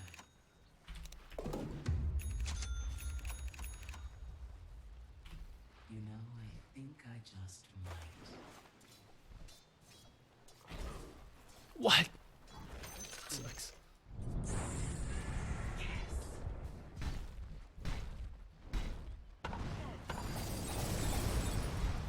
Have a care.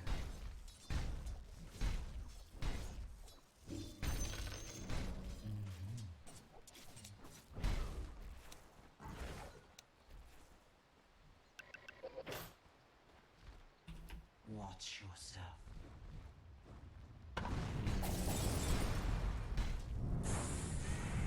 Need the shovel because I'm gonna go for a straight blank.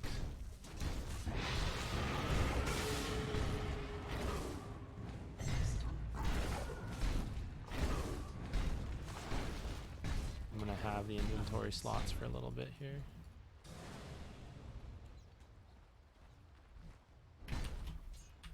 Wings beating.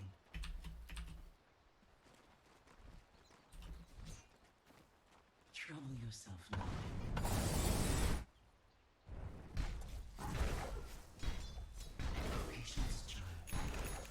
Bounty top. Damn, I'm so bad. Yo. We need to be together for the ult.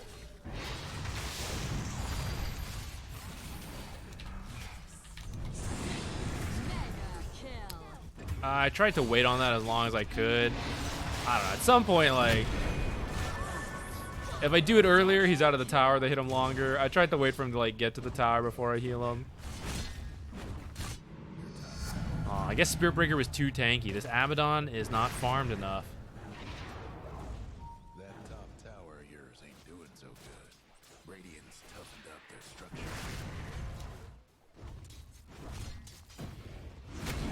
Bad top tower.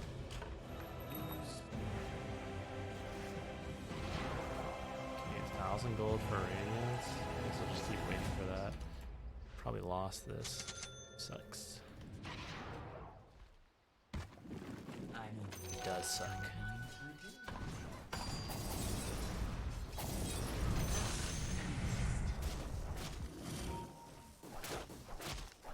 Watch yourself.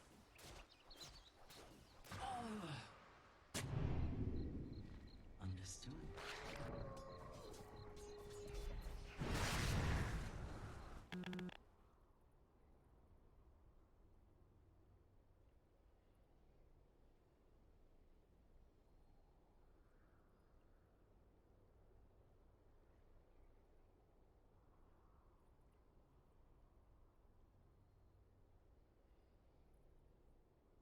Maybe we ward somewhere down here. I want to get some deeper wards in, but we just don't really have.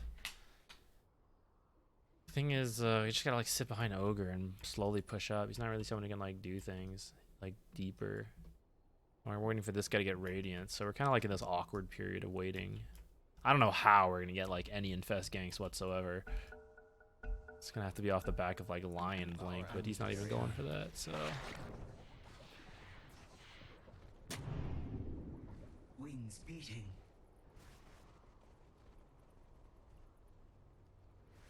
And we're back.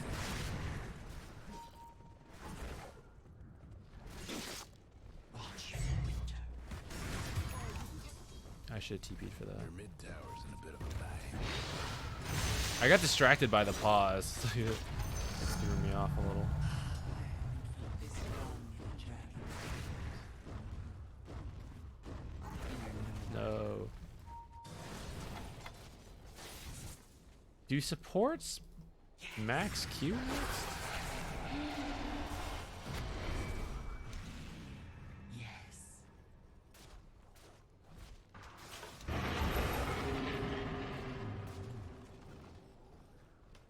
Kind of revealed a sentry there. Can we smoke? Kill Abaddon? Do you have smoke? Let's smoke, let's smoke. Kill Abaddon. He doesn't have ult. Your bottom tower ain't long in this world. Trouble yourself not.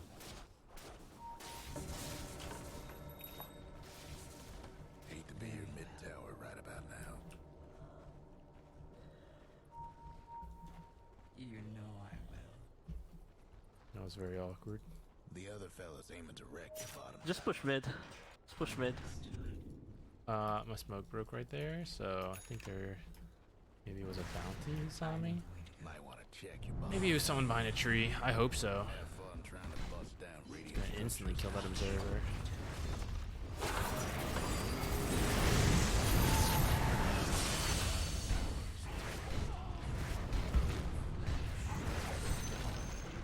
There goes one of the other fella's mid towers.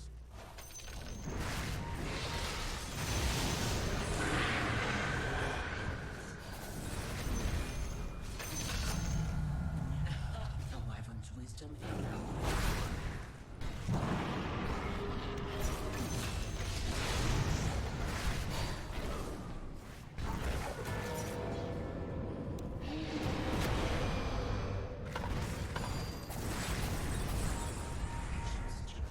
Dust. Detection? Sentry? Anyone? I didn't even see the bounty. Oops, not that one. You know, I think I just It's fine, it's fine, it's fine. They have nothing. They can't fight us.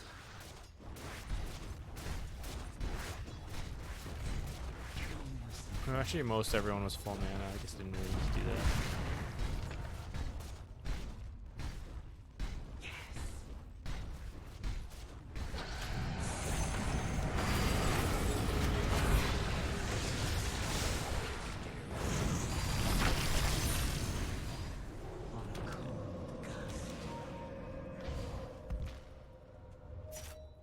Take top, take top.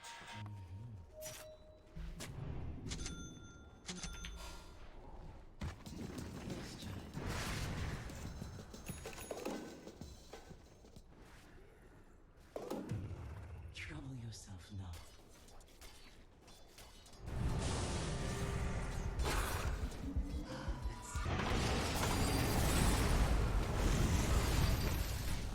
I need these creeps to come over so I can. What's it called? I want a ward here. Super basic ward. Too well. No.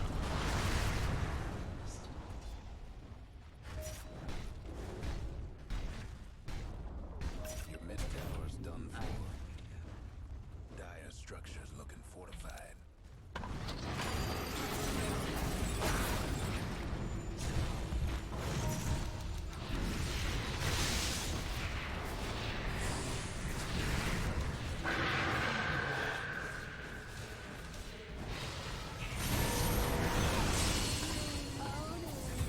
We killed them all, we killed them all.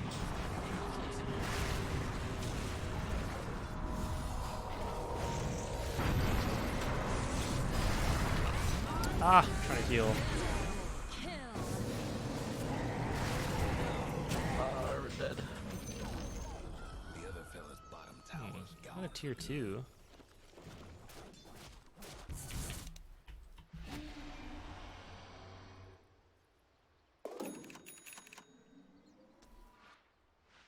Got the blink now. What's the next play? Yules for Spirit Breaker Abaddon?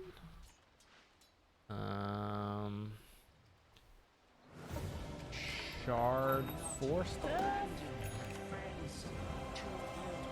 Solar Crest? Good luck out there. Solar Crest might be okay. I'm gonna hover it while I think about it.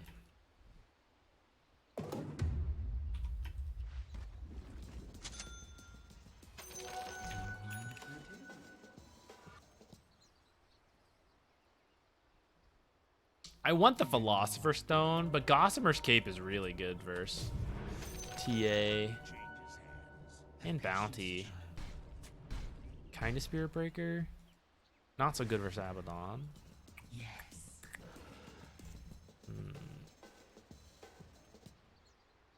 I like the money. Understood.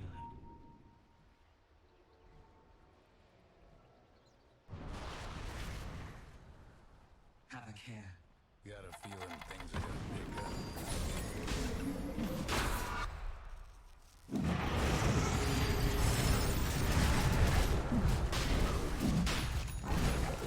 I want it to hit me.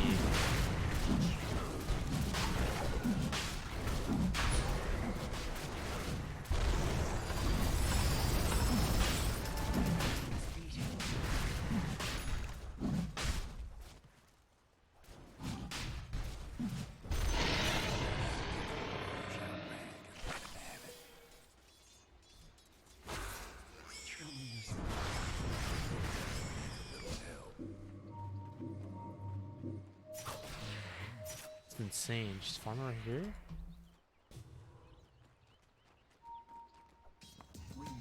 Somebody iced the Dire's career. Spirit Breaker somewhere down here. Otherwise, I don't know what his thing was doing. Yes, Jay.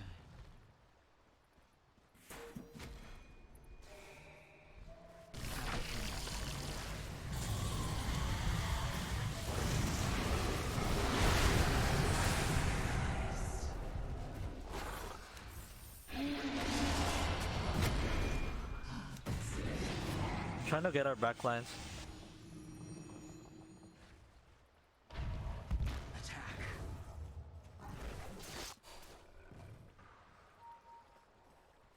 Maybe just an Aether lens is good too.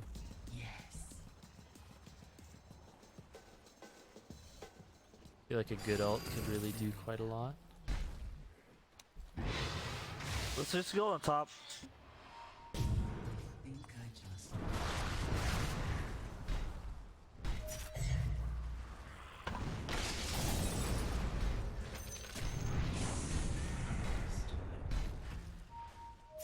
Okay, they're still here.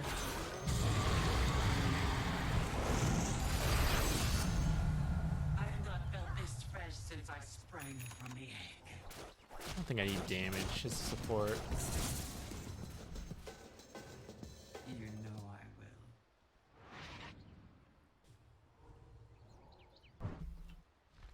Oh, chase him, chase him.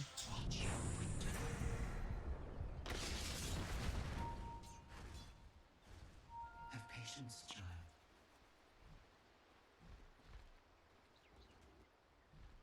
I know the way to go.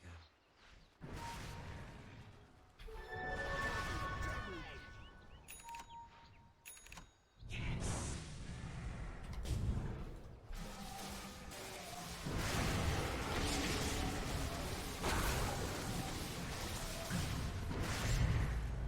Understood.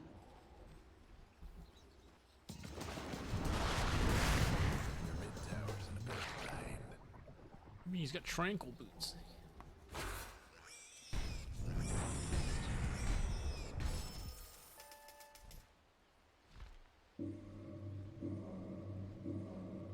I know the way to go.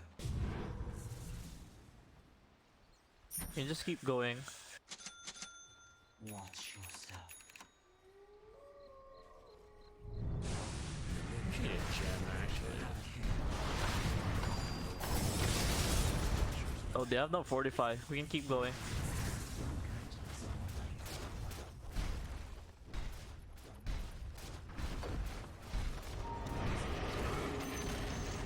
The other fella's top tower had a little accident.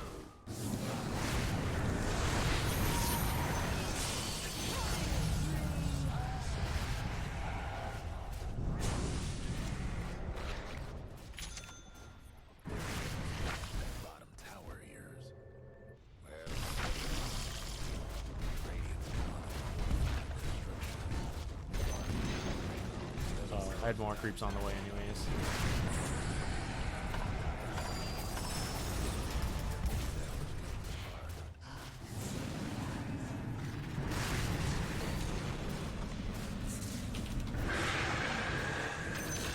Roll.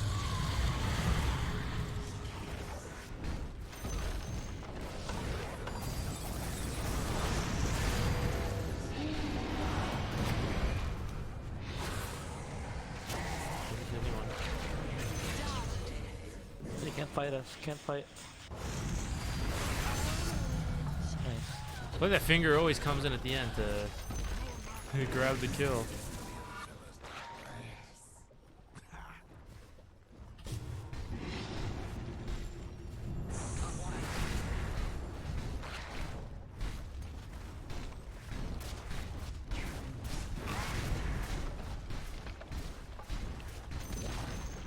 nothing left of the other tower.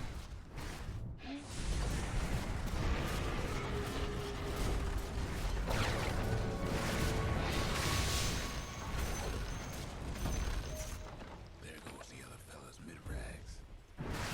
Bottom tower ain't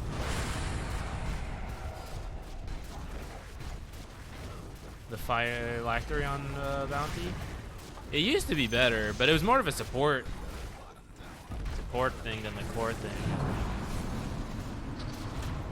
Wow, I am really being burned by that.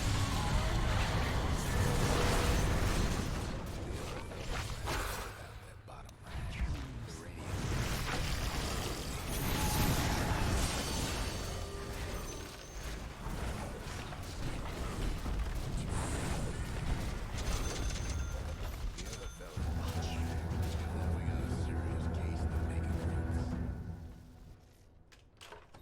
Oh, my courier already brought it away. Shucks.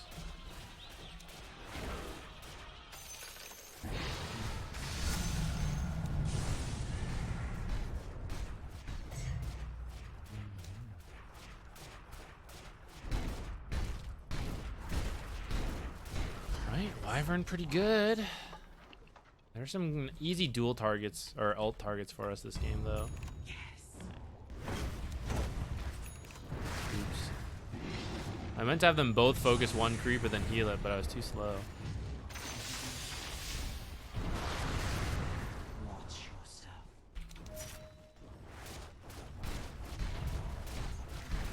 Have patience, child.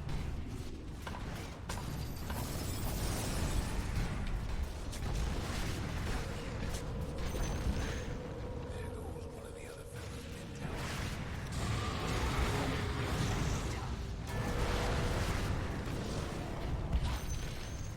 The other fellas lost the mid-tower.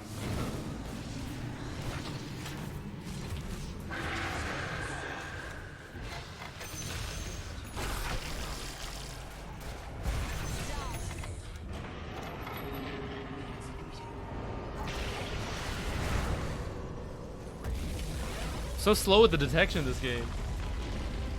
Ah, no, it was easy game for me. There's nothing about me. They just made the game easy. Double melee lane, so we just press Q and poke and do like range hero pull things. Then my team is tanky and they all stand in front, so I just get to like wait for a blink ult. Easy peasy.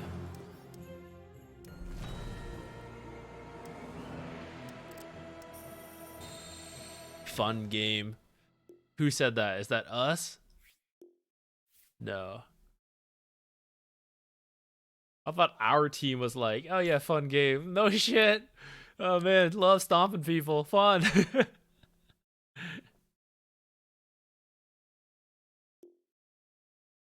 Okay, yeah. Did okay in the lane.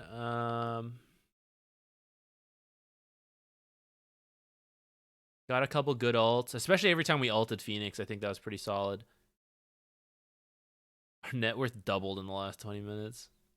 I think that's bad. I feel like that means I was farming very poorly here. So is Lion, I guess. But that's probably not... Like, I think we should be farming better there. Room to improve.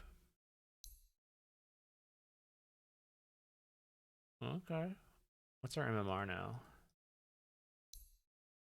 Moving up.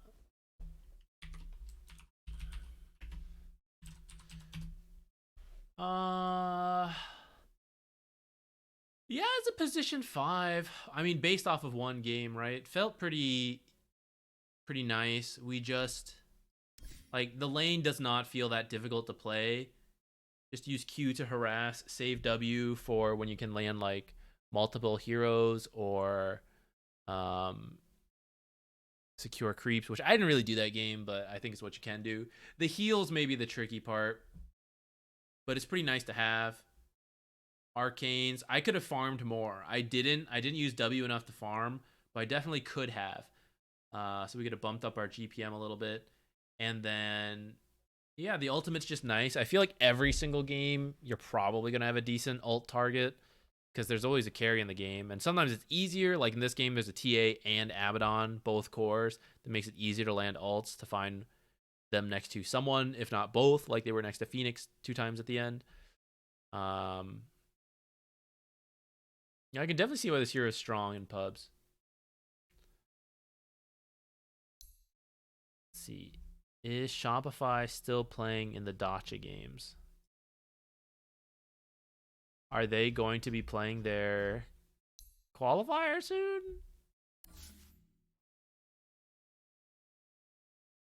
We have about 30 minutes until they're supposed to start. And sounds like Cosmic has a friend on the Go Burr, so let's definitely watch that game. How about we do a replay analysis then for you guys, like we usually do on Wednesdays? Maybe let's do 1, maybe 2. And we can do that to kill time till the hopefully Shopify game begins. Did they 2-0 in Dacha, or are they still stuck there in the closed qualifiers for Dacha?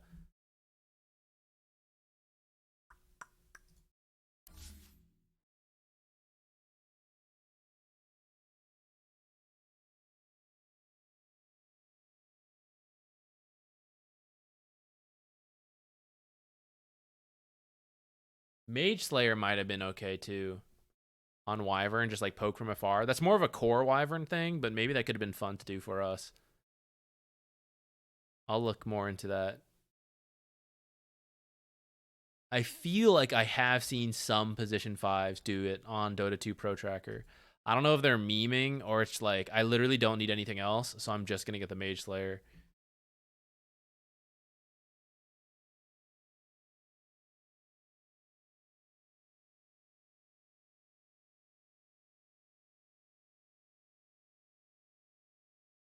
Oh, that's the wrong one. Where am I going? Here. Okay, if you want to be in the replay, type exclamation point replay.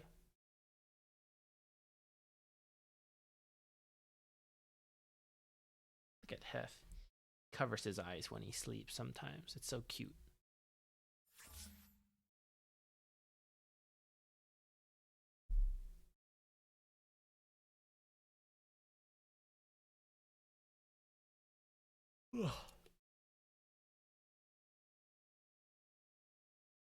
Exclamation point replay. Get in here, guys.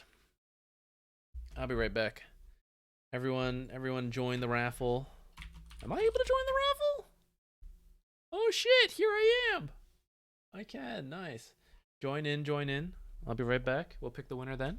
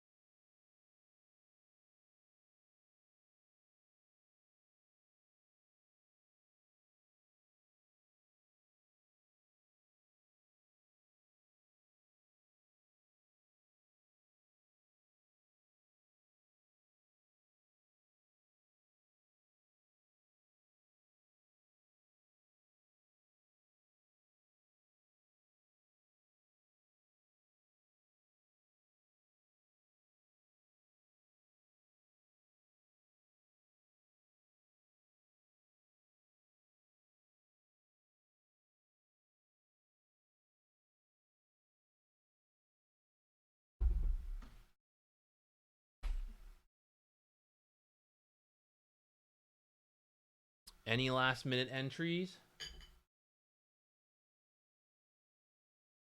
I finished my pretzels now.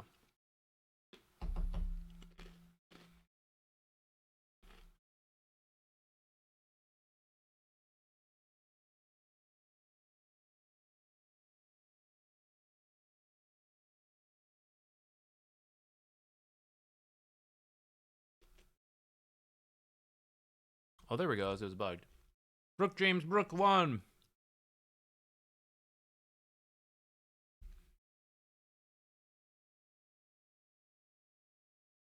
Not silent. I see you in here. You were able to join. Yeah, don't worry. All you have to do, it doesn't pop up a confirmation or anything. That's all you need to do is type it in and it's automatically put in here.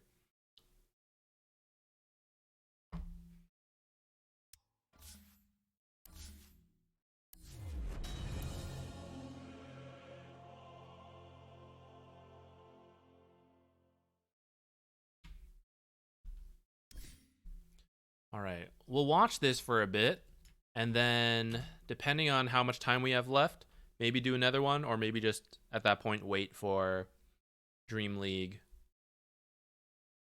Download. I'm gonna put these pretzels away. Where's my cup?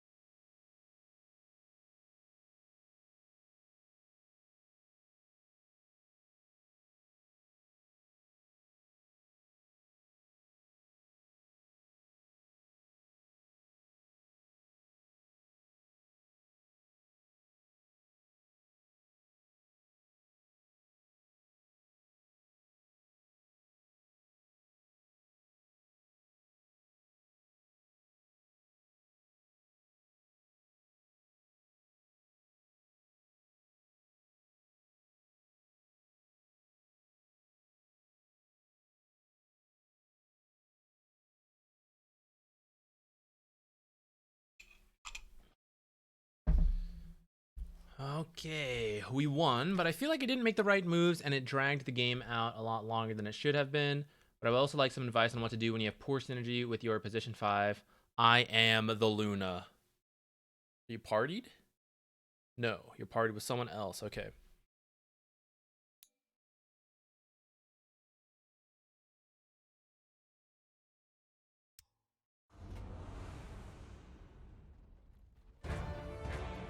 I already forgot what this was. What was the rank? Carry.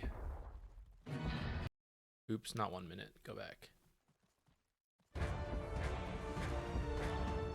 Crusader. Everybody get set.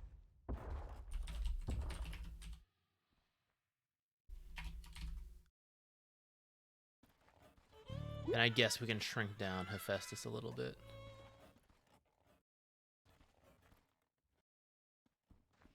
Okay, Luna.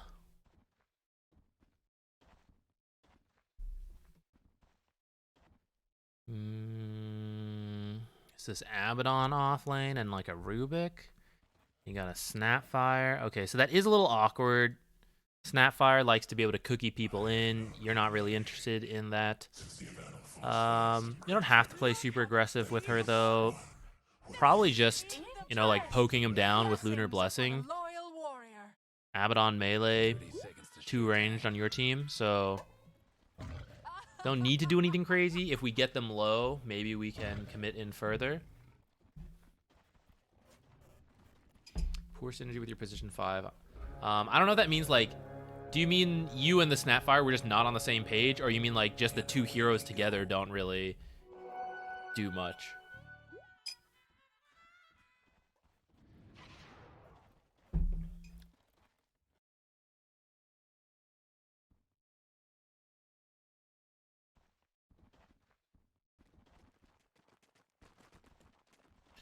Okay, let one creep go forward. Just weren't on the same page. They start the lane AFK and it kind of tilts me, not gonna lie. I definitely understand. Yeah, it's a little annoying sometimes when this kind of stuff happens. But I mean, at the same time, it's not gonna happen to you every time. You can try to, you know. I always assume the best in people. This guy had some like emergency real quick. He shit his pants and he had to go change. You know, he's too embarrassed to say it, so he was like, maybe I can just do it quickly. You know, just assume the best in people. It wasn't malicious. It was some like innocent thing, you know? And then you're like, hey man, I get it. Dota's important to me, but if you shit your pants, you gotta change them, you know? I get it. So then maybe it's easier to let go, you know? It won't bother you. All right, so far, they're not really doing much about it. I think you kind of took some extra pokes from Rubik more than you needed to there. Last hit. And I'm missing it. Yeah, kind of gone for the first wave. In the end, it's only 1 wave. And sometimes it happens, right? They go for first blood, something like that. And this kind of stuff is just what it is. Honestly, they didn't do anything to punish you with it. Something you can do, I don't know when you took Lunar Blessing, but as Luna, you can save your skill point for a little bit because Lucent Beam can be used to secure creeps. 80 magic damage, especially if it's too far for you to go up, or 2 creeps get low at the same time. So Lunar Blessing is probably more stable, and it's really good when you have another range support, but if they're AFK, like, you know, they're not really there. So you can save the skill point, see if you need it for the extra creep secure, and this might have helped you get 1 or 2 creeps there while Snapfire was changing the pants, you know? And then from here, we're back.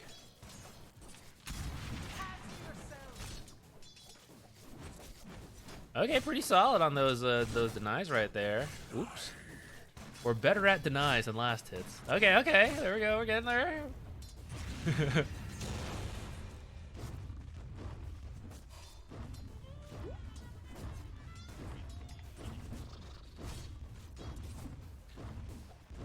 In terms of just generically speaking, being not on the same page with your support, I think you're already playing a good hero for that. You're playing Luna, who I think when you're in these situations, obviously work like the last hits, we want to get as many. You missed a couple here.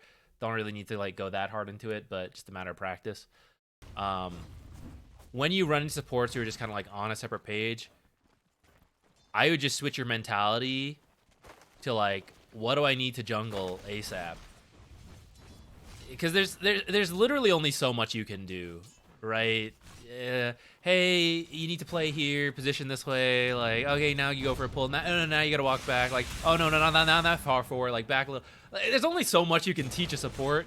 You can say generic things like, hey, can you help me in the lane? Just like stay here with me, or like, hey, just do a lot of pulls this lane, right?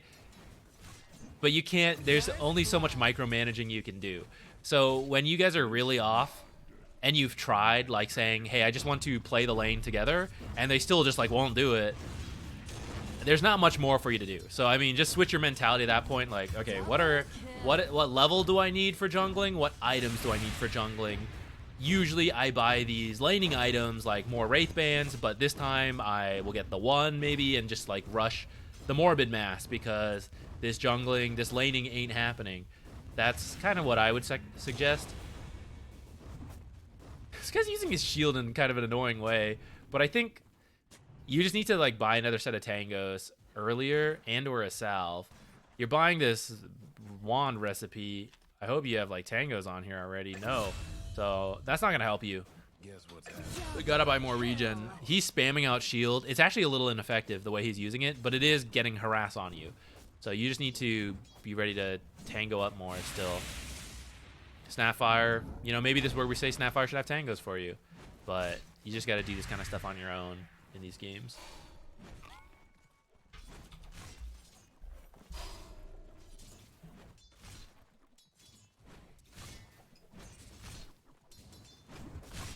No.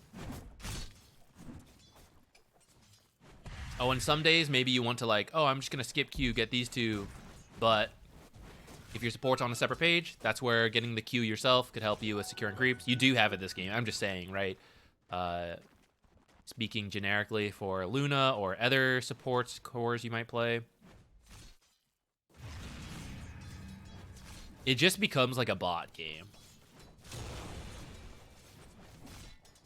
If you ever play bots on hardcore difficulty, and in fact, if you want to consider this as a practice, go try it out. Do a bot lobby by yourself. Put it at very high difficulty and practice last hitting. If you can last hit decently there, you're set for pubs because the bots are really good at the timing, or they were the last time I played, and your bot is also going to go for the last hits. So it is the perfect practice for Crusader and lower brackets. You have to be able to outlast hit 3 people in the lane. And if you can do that, you're in a good spot for the solo mentality. And then the hard bots, the highest level bots, they're better.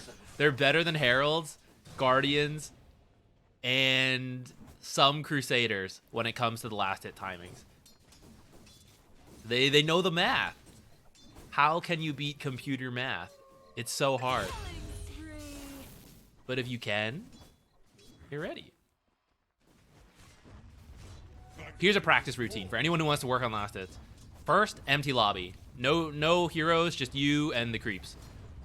You can buy items or not. Some people say don't buy items so you can get the lowest damage to get the most practice. But at the same time, if you're gonna buy items, you should not be waiting oh, I have 70 damage, but I'm still used to waiting to the creeps at 50 health to last hit. You should be able to last hit as close to the mark as possible. So if you want to do it either way, I don't care. But start in an empty lobby. Then I don't know. I said then put a passive bot in the lobby. Have it stand in the creep wave, and as much as possible harass that bot and get all the last hits. So this means you are moving back and forth, doing creep aggro tricks to not aggro creeps, or if you are, you're losing the aggro, stuff like that. Get in as much harass as you can while doing the last hits. Then after that, then put yourself in a lobby with bots and last hit through that. You don't like the last hit trainer? That's fine too. The last hit trainer though is empty. So the last hit trainer is really good to practice on how to balance an empty wave. When the lane is empty and no one's there, how do you balance that wave? But that is a useful skill to have, but it's not the most practical either, because most games there's going to be heroes doing things. They won't always be doing good things, but they'll be doing things in the lane. That's why the second thing I mentioned I think is pretty useful, because a lot of people, they learn to last hit, but they don't learn how to like deal with the heroes. So you should learn how to like, okay, I'm getting every last hit, but now I'm also harassing a passive bot. And you're going to find that actually a lot of players are not much more than passive bots in the way they play the laning stage. So if you learn to like step out, aggro, walk in, like all that stuff, it's good. Another practice you can do is practice creep aggro intentionally, where put a hero there so you can draw aggro off them. Every time you're going to get a last hit, aggro them so they walk towards you. You don't need to do that every single time when you play a real game, but if you can get in that habit so that every time you need to do it, it's very quick for you. Because it is more, like usually a stationary last hit is just attack. And that's why the like last hit trainer, it's good for that. But real Dota might be like aggro, Abaddon, step back, turn around, hit this last creep, right? It is more mouse movement and like A click, S click, like whatever, turn around, stuff like that. That's more practical. And then once you're like used to those mouse movements, or maybe it's not heroes, you get used to the top bar, like that's fine too. Like, okay, top bar this hero, pull back, turn around. Then when you're playing the game, okay, empty lane, I know how to balance this. Okay, I need to creep aggro that one, creep aggro, last hit, right? Those are the more practical applications of last hitting that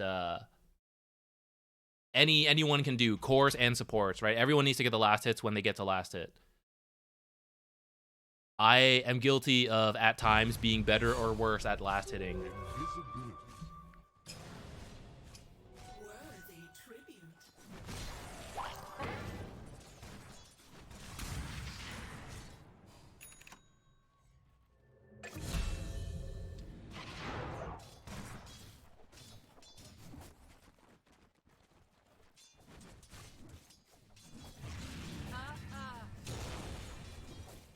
This is another thing you can do when your supports are not doing much. That should be a cue there.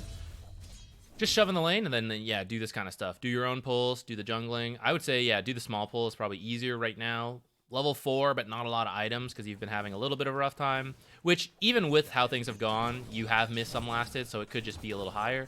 Should make your life a bit easier. Oops, missed that one.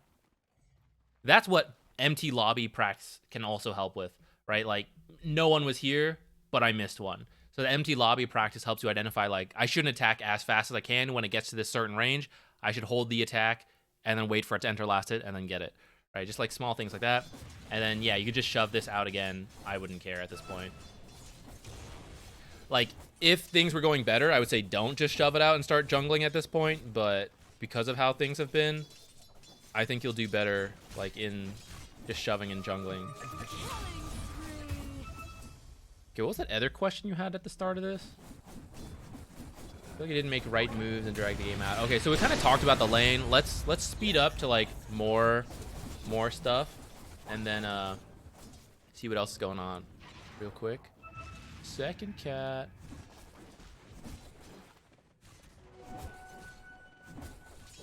All right, let's go back to this. All right, you did grab the Morbid Mask, Spark of Courage. Great jungle item. Pudge just walking in here. Let's go. Pudge ult. Or sorry, Abaddon ult. Uh-oh. Ruh-roh. Okay, actually I was worried you were gonna die there, but it worked out. Yeah, definitely back off here. Go tango. Go jungle. Go jungle. Go jungle. Oh, forget this guy. Go jungle. Be more of an asshole here.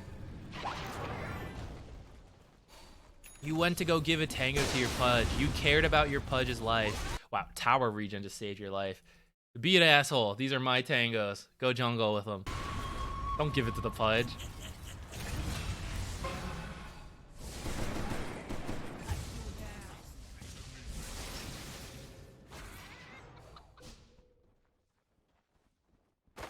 Oh yeah, you can also eat the branch. Yeah, that last branch you could go ahead and eat. It's sort of okay because you have the Morbid Mask and you will heal over time. Little trick here. So this is like proper, right? You're going on the high ground, but for this camp and this camp, when you are low health and need regen, pull it this way so you can stand in the tower. The tower will give you bonus armor and bonus regen, and it's like the same thing, right? Between here and here and here and here. It's a little bit of different repositioning, like it's like an extra second or two potentially of movement, But when you're this low, I think it could be okay to do.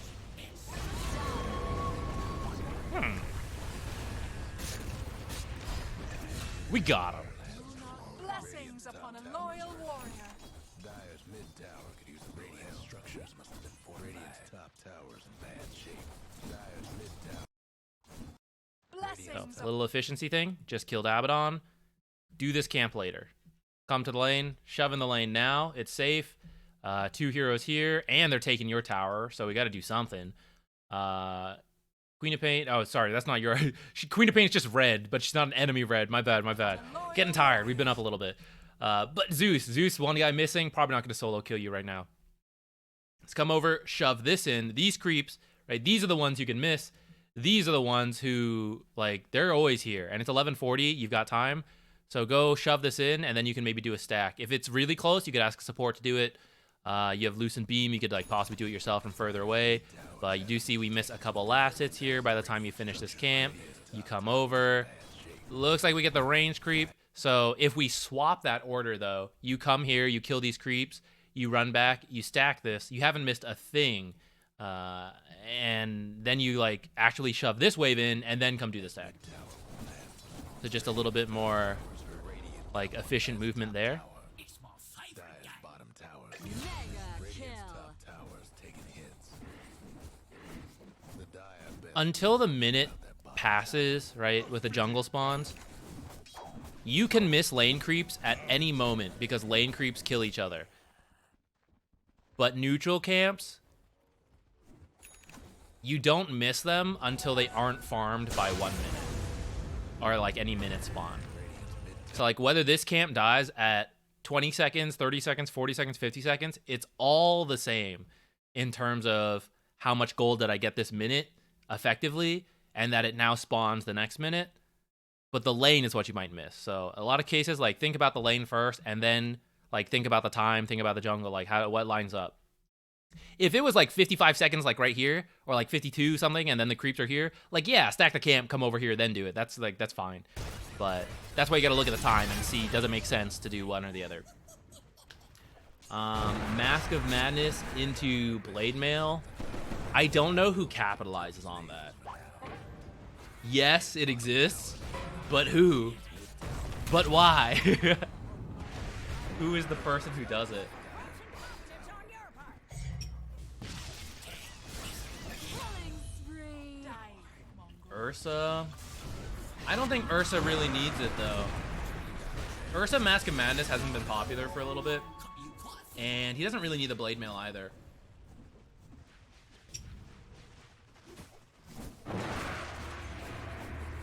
Radiant's bottom tower. Pretty sight right now. Excuse me. Dyer's tower won't last much longer. Nature's is kind of interesting. Wow, that was a lot of neutrals. Nature's is kind of interesting, but I feel there are better items.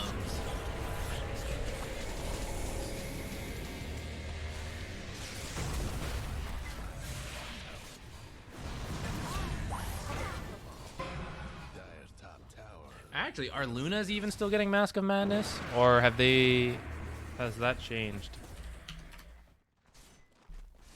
Okay, they still get it. Just making sure. Don't want to take things for granted, you know?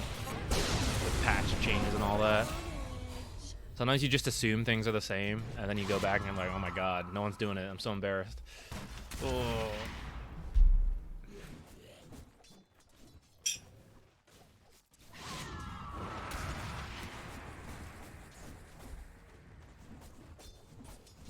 How much time do we got? Okay, we got like 3 minutes till the Shopify game. Let's go a little further in this.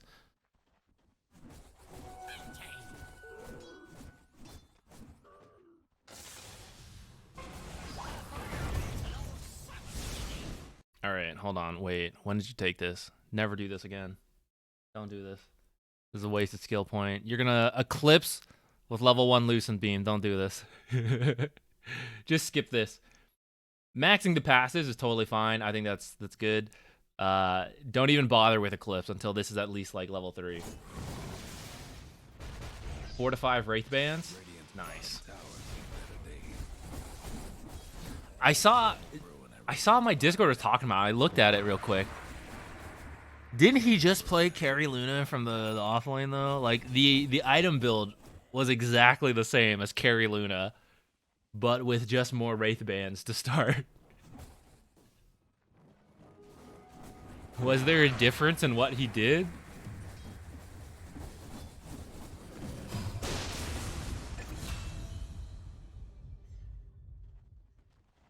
Getting Blink Conda and assassinates people?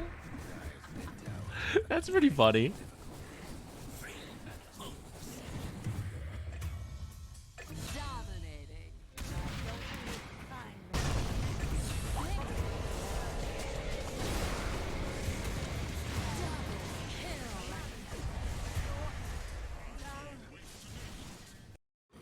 Alright, hold on. Let's watch the mini-map here.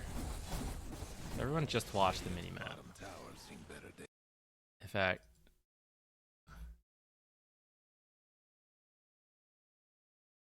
no one get baited by looking at anything else, alright? I don't know either, because I got a little distracted reading chat. But I have a feeling your farming pattern didn't make sense here. Alright.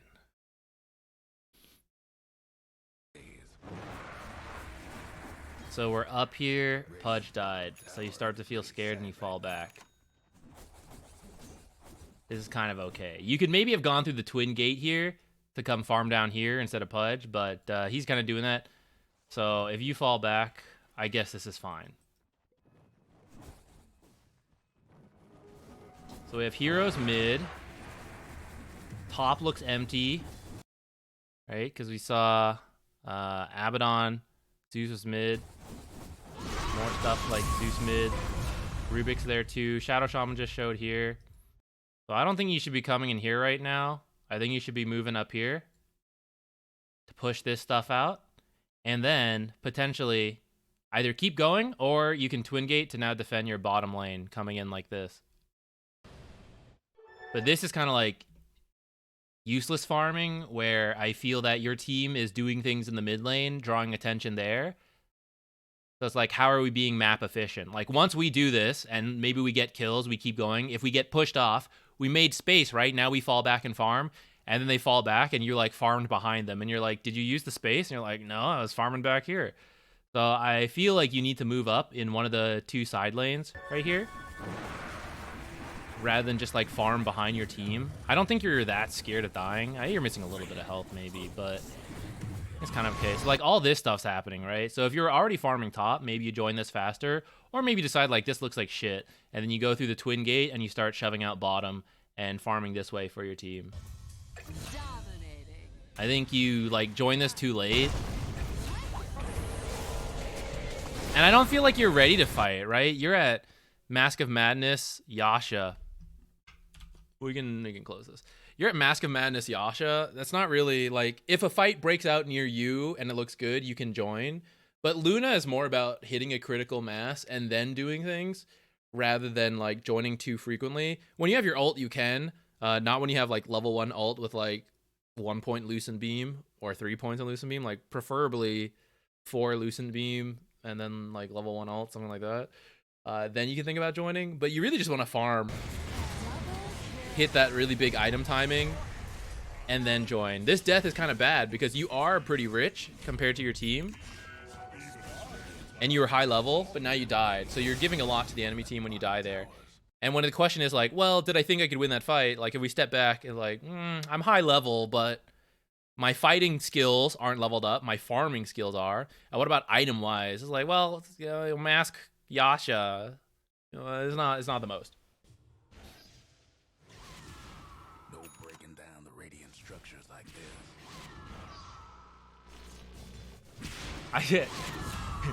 I saw some people joke, because I used to think like, oh, can I have a bigger minimap as well?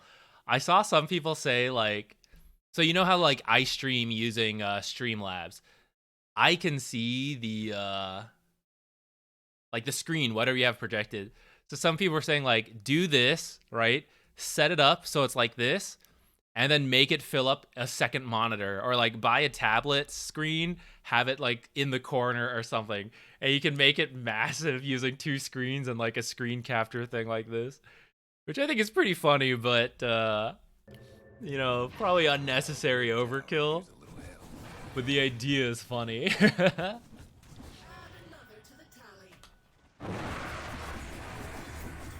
Ooh. Okay, let's go see real quick. Brooks, hopefully we covered some points. We might come back to this, but first, let's just go double check that we're not missing the game.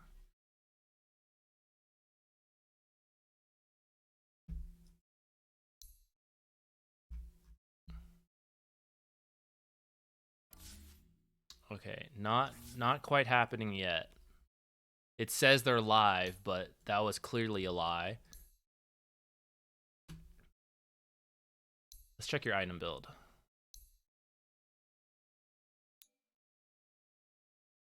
Mom, Manta, Shard, BKB. Okay, something happened here. This farm is slow. Some bad choices happened here. Some very good choices happened all of a sudden right here, I can tell. We suddenly got a lot of gold all at once into the Satanic. Some good things happened here. Some bad things happened here.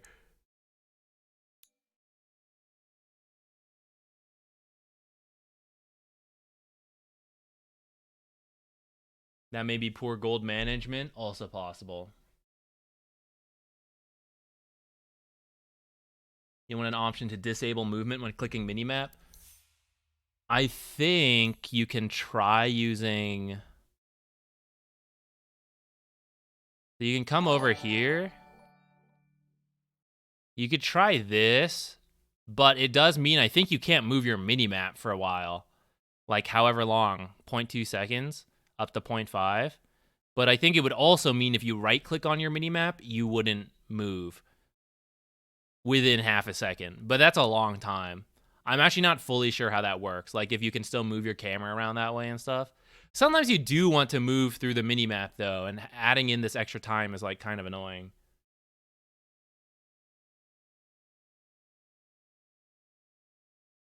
Is Mage Slayer a good item here versus Zeus, Shaman, Rubik? I think if someone else were to build a Mage Slayer, it's probably pretty good. Don't really have any Mage Slayer building teammates. I think Luna, it's not really something she wants to build. No, the Luna Glaive bounce does not apply. It would be really cool if it could, but it would be too broken, actually. She'd be able to proc too many things off the glaives. It'd be way too strong.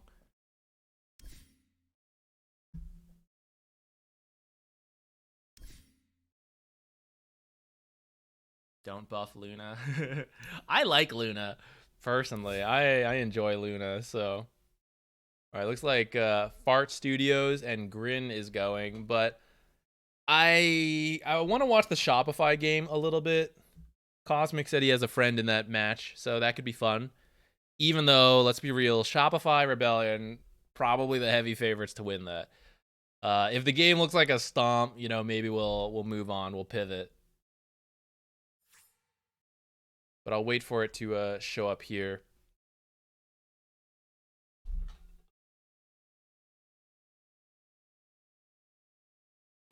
Yeah, Disperser and Scotty are good items for her. Butterfly's also quite nice. This game... Abaddon, Wraith King. Wraith King doesn't really like buying MKB or... Oh, actually, maybe Bloodthorn Wraith King's sick. I don't know. With the skeletons? I haven't seen that, but that sounds awesome. Maybe he doesn't mind building Bloodthorn. But the otherwise I'd say maybe a Butterfly is also okay. Like Mask of Madness, Manta, BKB into either Butterfly, a Scotty, or Disperser. There we go. Taking me a moment.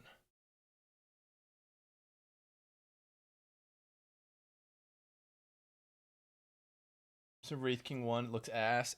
It's not the greatest right now. I think it's okay. especially in the right game.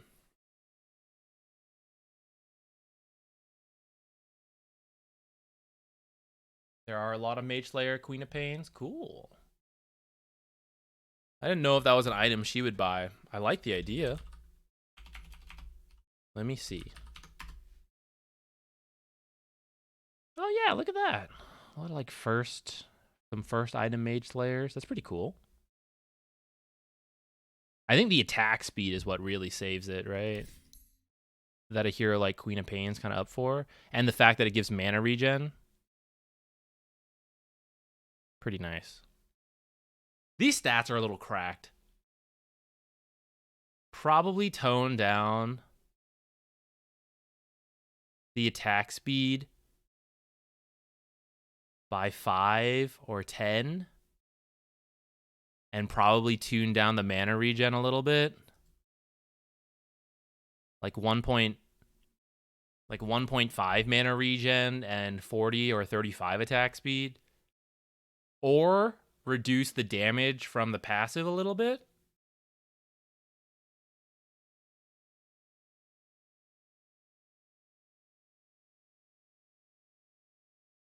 Relies on physical. Well, it is spell damage, so I understand that. But yeah, maybe reducing that a little bit. What was it before? It was much less, wasn't it? Oh, it used to be 35. Maybe it was even lower before. I feel like this item had to get buffed a couple times in a row.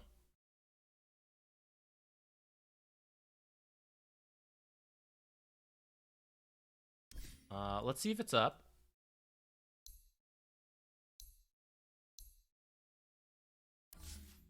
Ooh.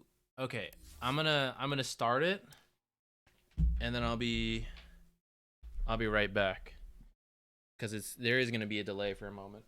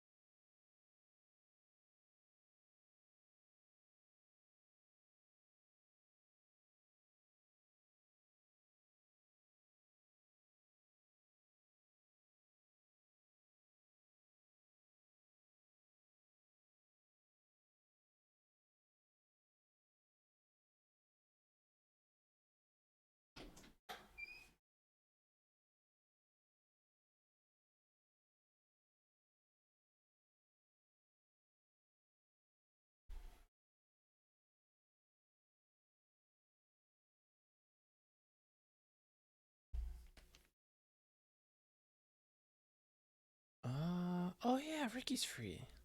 Well, actually, he may want to watch the other game though. Let me ask him.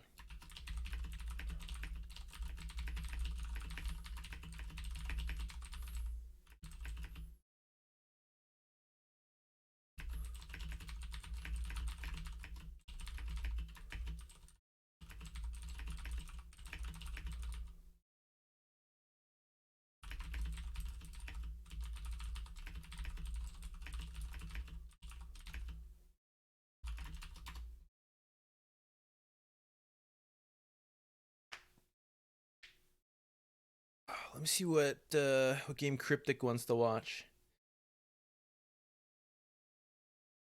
I know yesterday he felt like Shopify games would probably be a stomp for Shopify.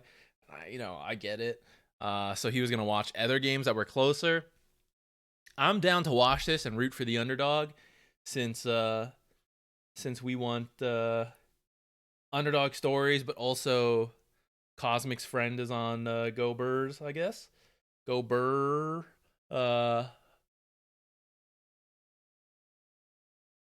Okay, yeah, Cryptic's gonna watch Grin vs. Fart.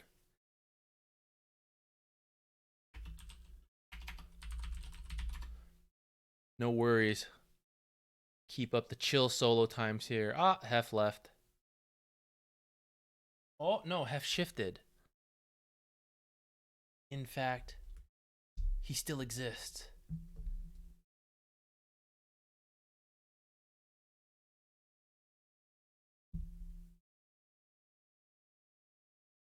Anyways, the nice thing about watching Shopify too is that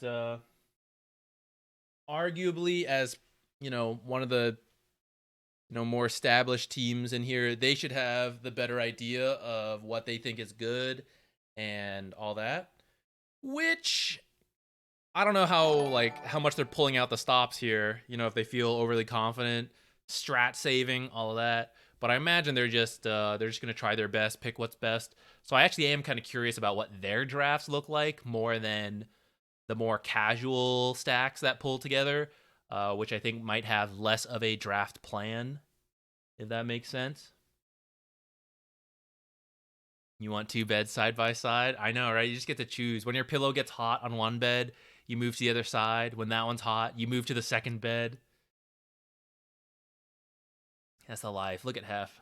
He just gets to go from bed to bed.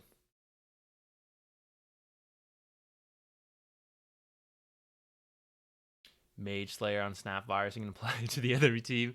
I mean, maybe. It definitely seems easiest on heroes like Ember, Monkey King, that they have the wide area of effects. No, I don't have a second bed, but Hef here does. He just moved from one to the next.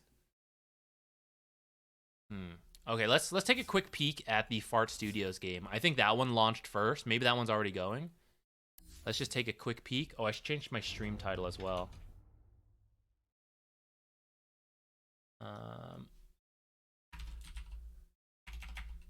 Shopify Rebellion.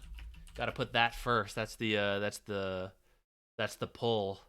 Verse. Gonna go look up that they spelled Go Burrs. Where is it? Go Burr.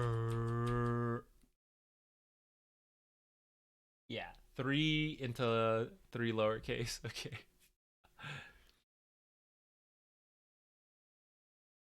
Looks like maybe this one. We're getting close. We do some stretches while we wait. We've been sitting here for a while. How you guys doing?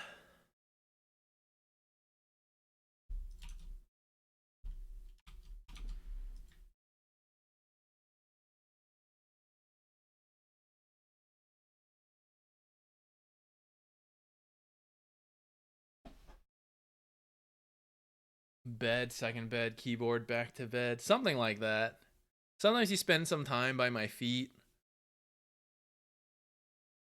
More like just on the floor, I guess.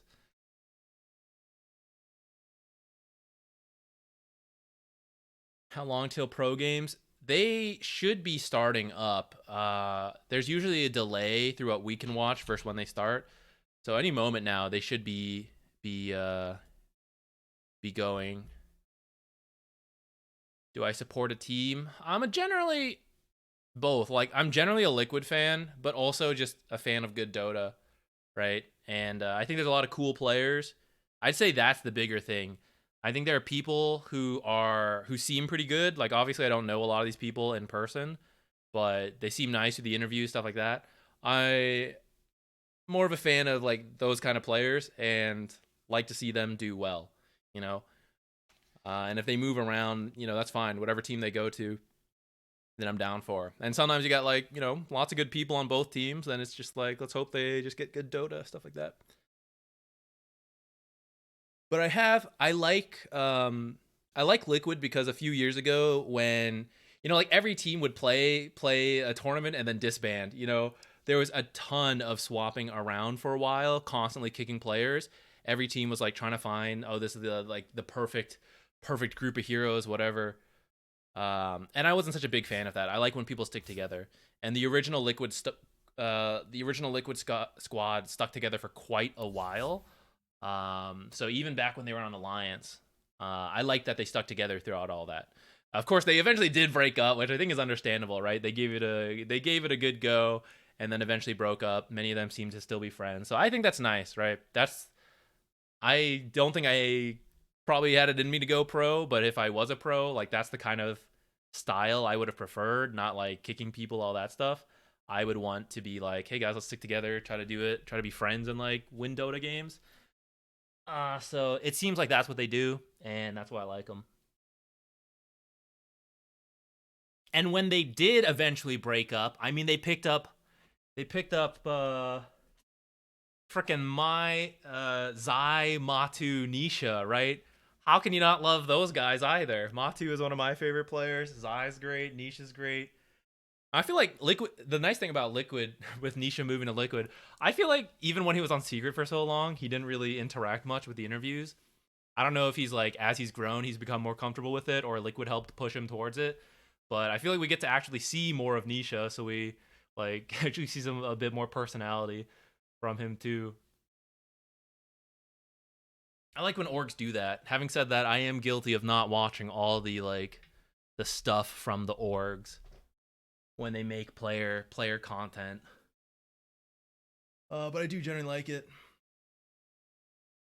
When it's Fart Studios. Fart Studios is going on right now as well. We were just trying to watch it. We are going to prioritize Shopify here, so if you want to see Fart Studios versus Grin Esports, I do know Cryptic is watching it, if you guys want to see that. Looks like the draft has started, so we can watch the draft here and then eventually switch over to Shopify. Let's check in like 3 more minutes or something. Liquid's coached by BSJ. No, he's actually just a streamer for them, I'm pretty sure. I don't think he does any like coaching work. He might talk with the players and like share ideas, but I'm pretty sure he's just a like content creator under Liquid. I don't think he actually like is part of the competitive thing, unless that changed. I don't know. I'm not like directly connected to any of them, but that was my understanding. I think it's still Blitz and Jabs who do all the actual coaching for the competitive team. But I think he moved over there and he's like at the facility, right? So I wouldn't be surprised if they chat and get together. Thought he was a coach because of all the coaching stuff he does. I think it's pretty different to coach a pro team versus like students, like lower, like just like regular players of the game. But he is qualified actually. Like if they wanted him as a coach, he's certainly qualified to do so. High MMR player who also competed a bit himself. But I mean, they already have 2. There's only so many coaches you need. So, and maybe he doesn't want to. Maybe he wants to be like content creator. I don't know. Anyways, this draft, what do we got? Magnus ban into Chen Timber, into the Pudge ban against Fart Studios. That's a targeted ban against them. And then Nature's Visage. I don't know if Visage is usually in the first phase. Maybe that's also a targeted thing. I don't know these guys too well. Tiny, pretty reasonable. Magnus, yeah. Most of these are pretty reasonable bans. You can say Coach Noobs. No. I'm a noob too, man. BSJ could coach me and be like, yeah, I'm coaching this amateur hour content creator. It's all relative. People who are higher MMR can help people who are lower MMR. Everyone's a noob to someone. Except to like the top 1 players. They get to be like, I am not the noob. You idiot rank 2 players, garbage trash at Dota. That is the true value of being number 1 ranked MMR in Dota 2. You get to trash talk everyone in the game. No one can talk down to you. All right, Lion first phase, pretty common to see. Keeper of the Light is not such a common first phase pick. I'll be interested to see what they've got going here. Fart Studios known for a little bit of shenanigans. Might get something like that. Coddle, I'd say you usually see him in the mid lane, I feel like, when he gets picked up. That's why you don't see him in the early phases so much. Maybe he's a flex here. 5 seconds. Are these new sub badges? Yes, we're slowly working them in. There's an egg that slowly hatches over the first couple matches, or first couple months, and then we're working in other designs of which other types of ducks to add in. We have a moment here. I can show you some of the other designs.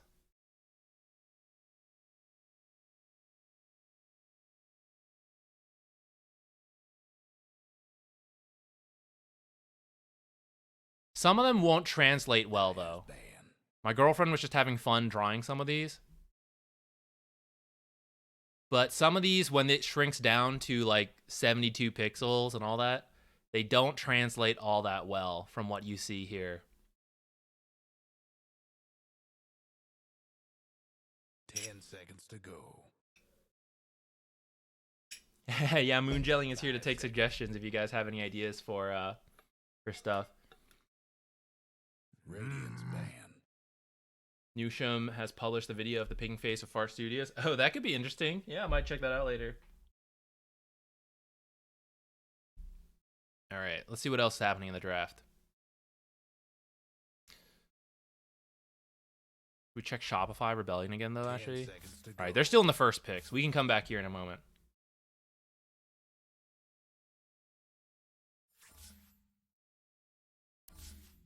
What?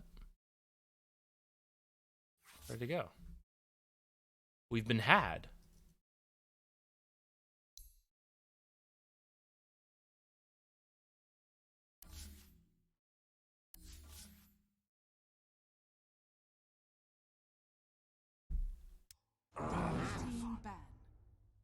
As they evolve, they look progressively angrier. Maybe. But again, it's hard to see that level of like facial expression when it shrinks down to like 18 by 18 pixels. All right. Looks like we finally got the game here for Shopify versus Go Burr. We're going to root for the underdog, but be open to, whatever. Good Dota. Who had first phase? Dire. So they banned Batrider, pretty solid hero. A lot of support Batrider, but you can run him core.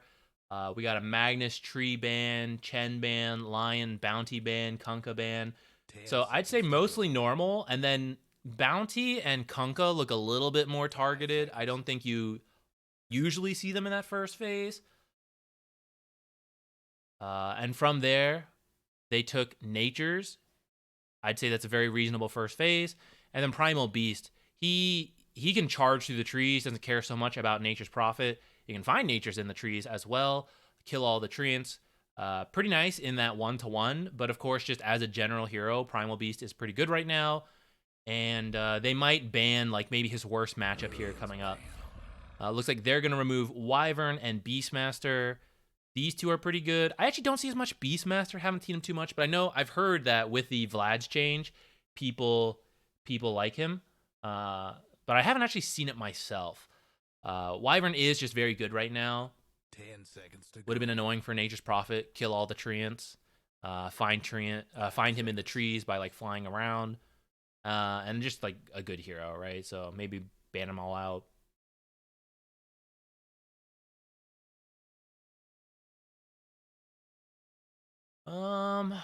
Yeah, I don't know. They could ban the worst matchup for Primal Beast. But the thing is, like, you could do Primal Beast mid, off lane, and maybe support. It's not been very popular in support roles lately, but could if you really had to. So you may not need to ban it out. In which case they could ban to protect other picks they're thinking about. So they actually go with the Faceless Void, who is a little annoying in the lane, I guess, for Primal Beast. Time Dilation. Primal Beast has a lot of spells he uses. Enchantress. Really slow him down, time walk away from certain things. They're going to grab the Enchantress, who actually also doesn't really love dealing with Faceless Void, since he can time walk off like big impetus hits, stuff like that. And she doesn't really have lockdown for his time walk. She likes to deal with heroes who don't have much regen.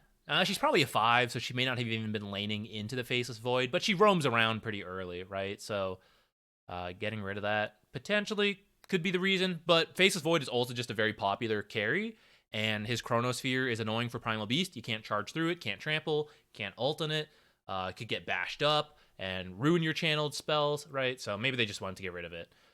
From here, you see the Enchantress. So sometimes you used to pick heroes who could just insta-kill creeps. Mirana has dropped off a lot. Chen is banned. Maybe Crystal Maiden could be considered. But I don't think you have to do that because now it does damage, so you could just not use too many creeps out of the laning stage. So I don't think you have to respond that way nowadays. Luna has been a very stable core. Maybe they're thinking this is a Primal Beast off lane, or it's possible for Primal Beast off lane, in which case Luna will be fine. If it's not, Luna is a very safe carry. We were just talking about it in that replay we saw, right? Pretty good laning stage. If this is the Nature's 5, you got the passive going, so just both of you right-clicking a ton should be able to get by in a lot of lanes. And then if the lane is bad, you can just go to the jungle really quickly. So maybe if they feel safe revealing the Luna early. Next here, maybe a flex pick could be nice. Another core / support type hero. Who? I don't know, guys. I gotta pull up a list of heroes or something to see. Okay, Clockwork. So I don't think there's that much flex in Clockwork now. If you're an old Dota 2 player, he used to be an off laner, but for the last few years, he's been mostly a support. I'd be pretty surprised to see him move to off lane. I haven't heard about that becoming a thing. Always open to be surprised. But as a support, he is very annoying for Primal Beast. Multiple ways to cancel channels, like the ultimate, mess up his trample, his movement. Primal Beast really, he's a hero that moves. He's got to move.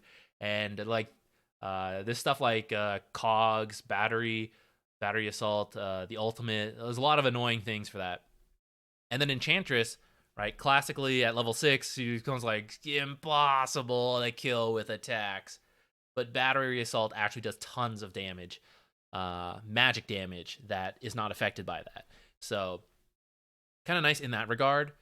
Something I hadn't thought about actually. Battery assault also does double damage versus creeps now, right? So Enchantress who only picks up 1 creep, like maybe if it was a ton of summons, then they're eating up the battery assault. But maybe if it's just 1 creep, you can just kill that 1 creep with battery assault.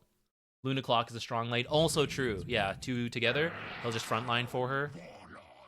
Troll Warlord. Okay, so if he gets on top of Luna, he is going to kill her. Has the ult.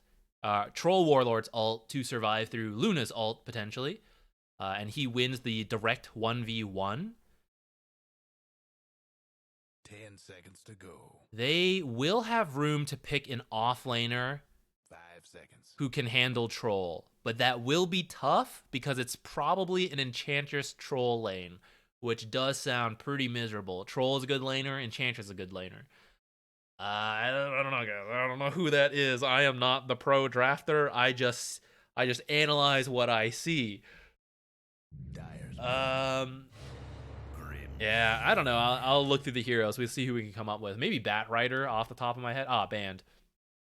Grimstroke should combo really well with Primal Beast with the Inkswell. Got the double ult combo as well. Not too much to synergize with Soulbind. 10 seconds to go. Double enchant, I guess. Maybe she'll get a creep like Acorn Nutshot and double that. Troll with Inkswell, kind of okay too. Might be a little scary for Grimstroke into the Clockwork. And Sprout can sometimes be annoying when you're trying to like Inkswell run at people. But Primal Beast tramples through Sprout, and he's the main that we see right now, the main delivery for Inkswell. So maybe that's not an issue. Go Burr using up a lot of time. They're going to be quick on these last ones. Going to grab the Invoker. If it is Primal Beast mid, my mid matchup knowledge is weak. I don't know, chat, help me out here. But I think Invoker should be fine. I usually assume if a pro team is picking a hero versus like something is already shown, it has to be a decent matchup, right? At minimum even to higher. It's very rare they'd be like, yeah, let's pick this really losing matchup. Let's do it. Tornado, kind of nice. When Troll uses ult, if he's not BKB'd, you can suck him up, waste his time. A lot of interrupts for Primal Beast, that charge and move speed we were talking about. We got Tornado when the Ink Swell's coming in, dispel that too. Ice Wall, Cold Snap, a lot of things to just mess up him moving around. If he buys, if he gets the shard, the little vortex from EMP, as well as burning the mana from some of these not so intelligent heroes here, right? Primal Beast, Troll, Warlord, burn up all their mana.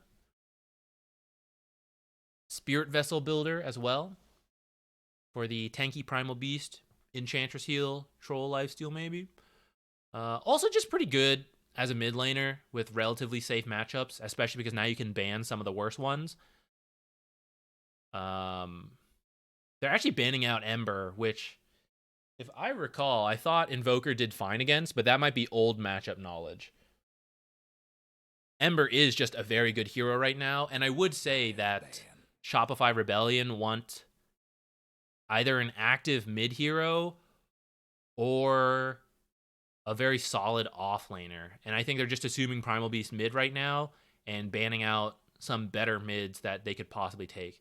They're more scared of like 10 seconds to go. a mid hero being picked that surprises them and like beats Invoker and does what needs to be done versus like a new offlaner. Dyer's pick. Also going to ban Puck.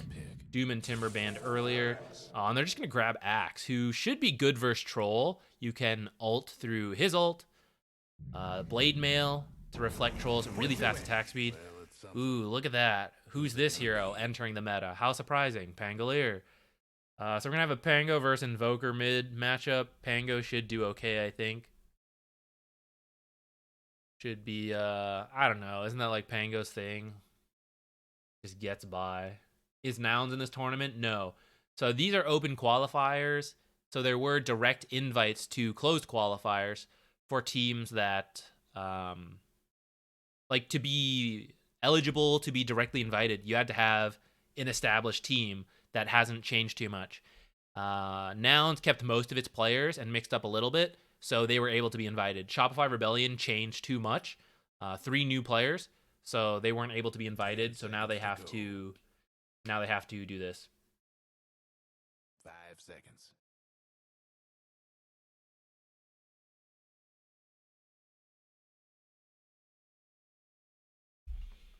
Ooh, Bloodthorn on Troll could be interesting. I haven't seen that. He does attack quite fast. Could be interesting.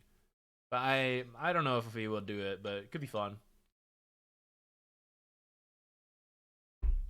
All right, Invoker versus Pango, I imagine, goes roughly even. We'll see what they end up doing once they like start rotating.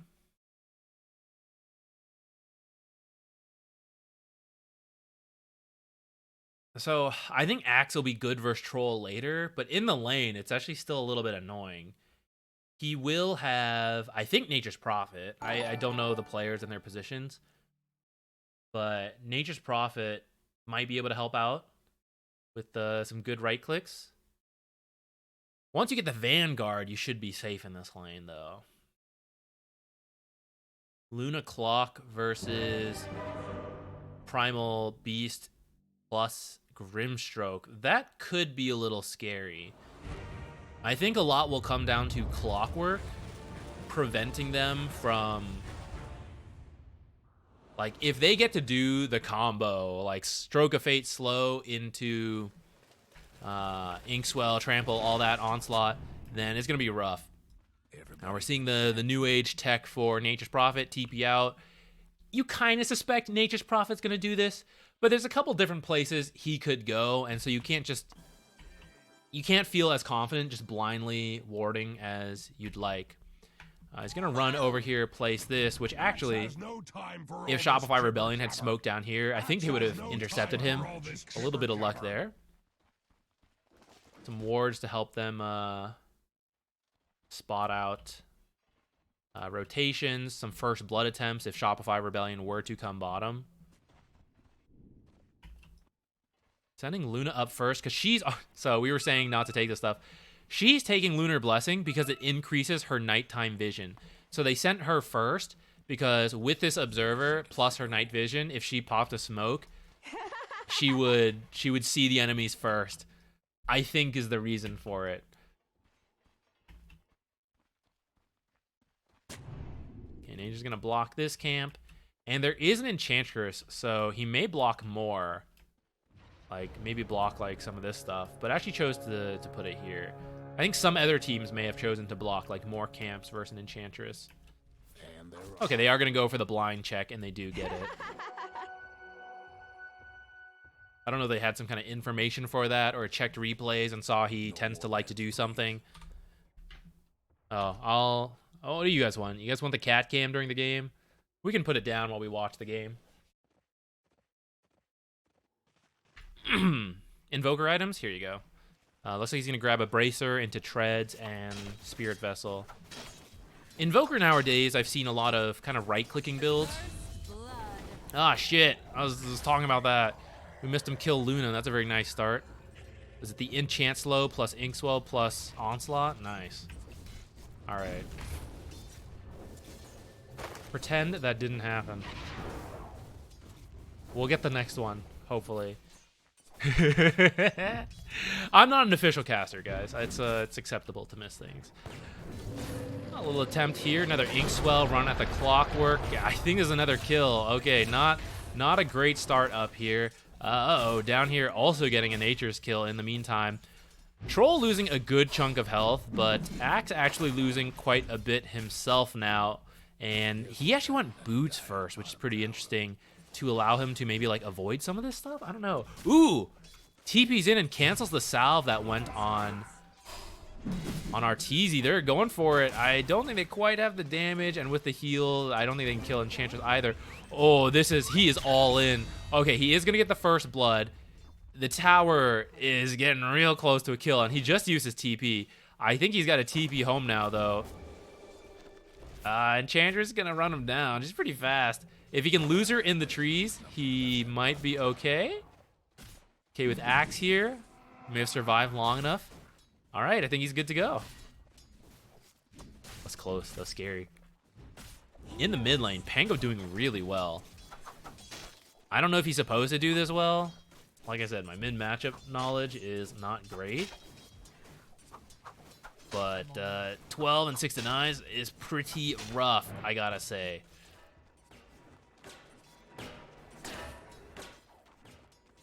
All right. Not a great start, but you know, 2 minutes in, we can recover. We got this. Axe going for some early creep dragging, getting Boots to do so. So even though this feels a little weird, like this was their last pick, they knew it was going to be Troll Enchantress, and maybe they knew this was going to happen, and they were like, Axe will be good later in the game. We just have to get past the laning stage. But I feel in this meta, picking a hero who effectively loses the lane and you're going to have to commit like weird shit like this is it's like pretty dicey. The laning stage is really important right now. So I don't know. We'll see if it pays off later on. Maybe that, like, you know, the early stuff that happened was not part of the plan. Well, I don't know. He started Boots. So I feel like it was always in the mind, like, this lane sucks.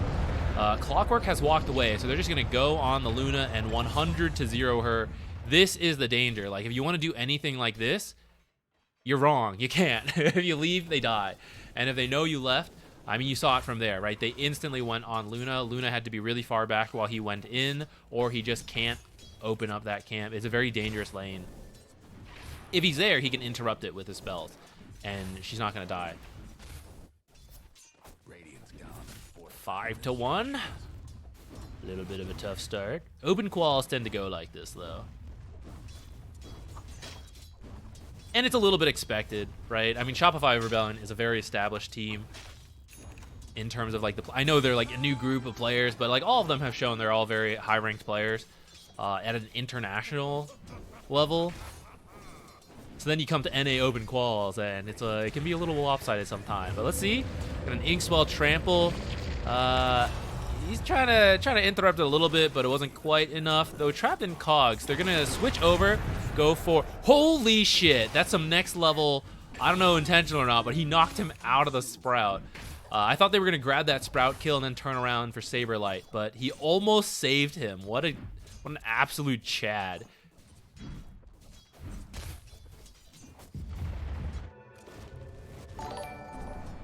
Can they get Pango? Pango kind of low on mana.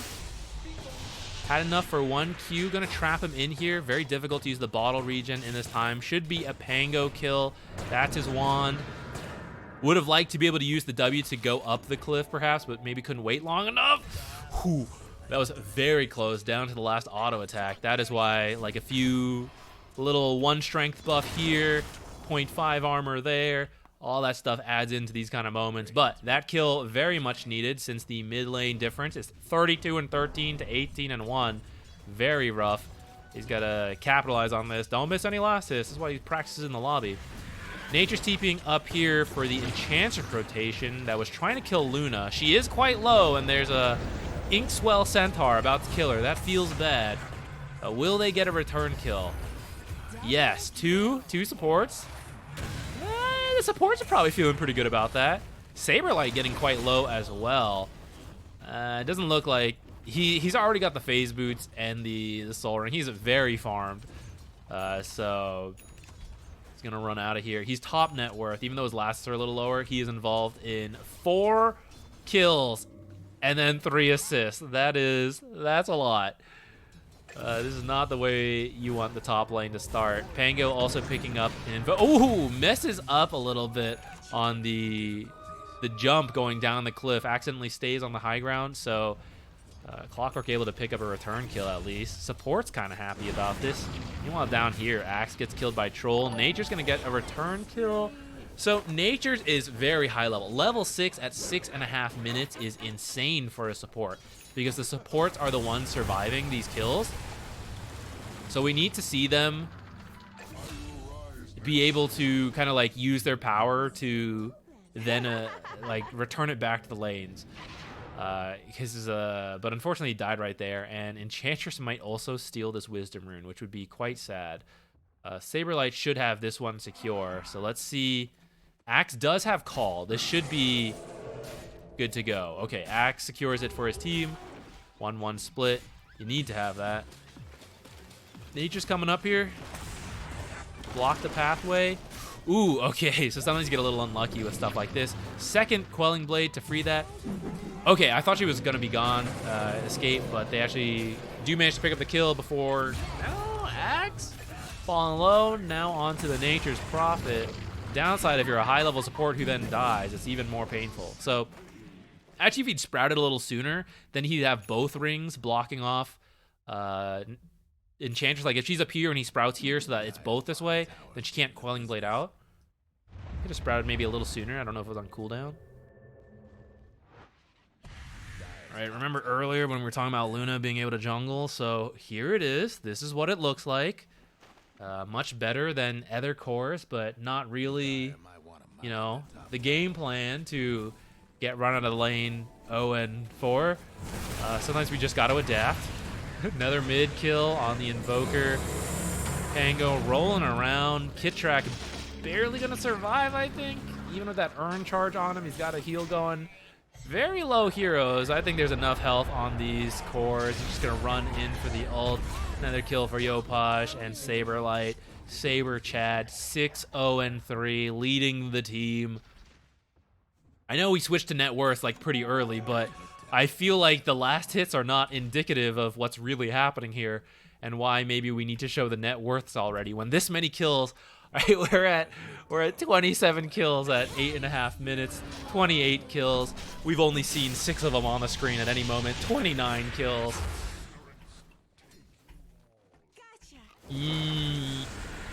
All right, so what do we do? Nature's has to dig deep. Last tick? Nah, not enough. He does have a very early Spirit Vessel, and you see he's at the top net worth of his team. But everyone's got to be ready to carry the game. He's going to have to dig deep here. I don't even know what item he's going to build. I like to get the Spirit Vessel, like the Shard when I have the Spirit Vessel, because there's a lot of magic damage all at once. But I don't know how much value he can get out of it this game because Pango can roll out of it. Like, roll out of it, Q out of it, W out of it. The Sprout Shard combo, I mean. And then there's the Trample. Axe running in and just calling. Pango getting low. Didn't drop low enough, though, for Axe to be able to ult. And Pango might now escape while Nature's dies in the back. Arteezy fighting with his Vlads. Farming items, what are those? I'm just here to fight. Axe almost managed to get a deny here. Yeah, like, I know this looks bad. This looks really bad, and it's like the viewers like watch it and then they flame the teams, right? Like, oh my gosh, these guys are so bad. It's very easy to look horrendous at Dota when the enemy team is a certain level above you. It's hard to say what that level is, but it is much less than you would expect. When the enemy team is better, Dota is the kind of game where it really snowballs and suddenly, like, you just look terrible. You're like, these guys are so bad. They can't really be this rank. No, they really are. Like, these are really great players at the game. But when you compare them to even better players, it looks, you know, like a 25-9, 8K difference on 11 minutes. So no flame to any of these guys. This is what open quals are all about. Giving your best at, you know, when you're going to get to play with the pros and stuff. It's, like, fun for them. It's, like, a fun experience. See, like, where you match up.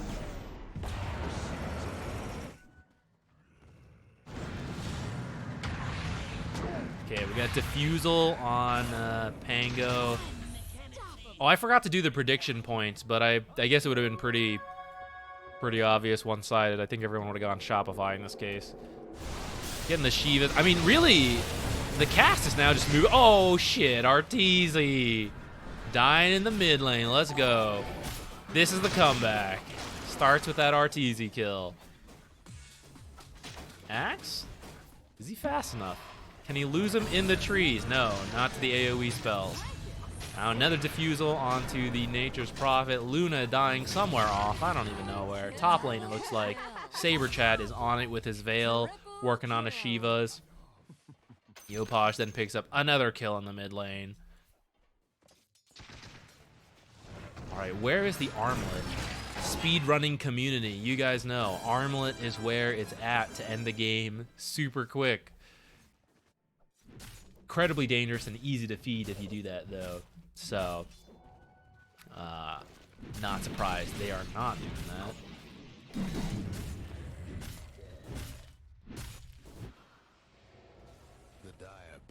What's the comeback strat, guys? If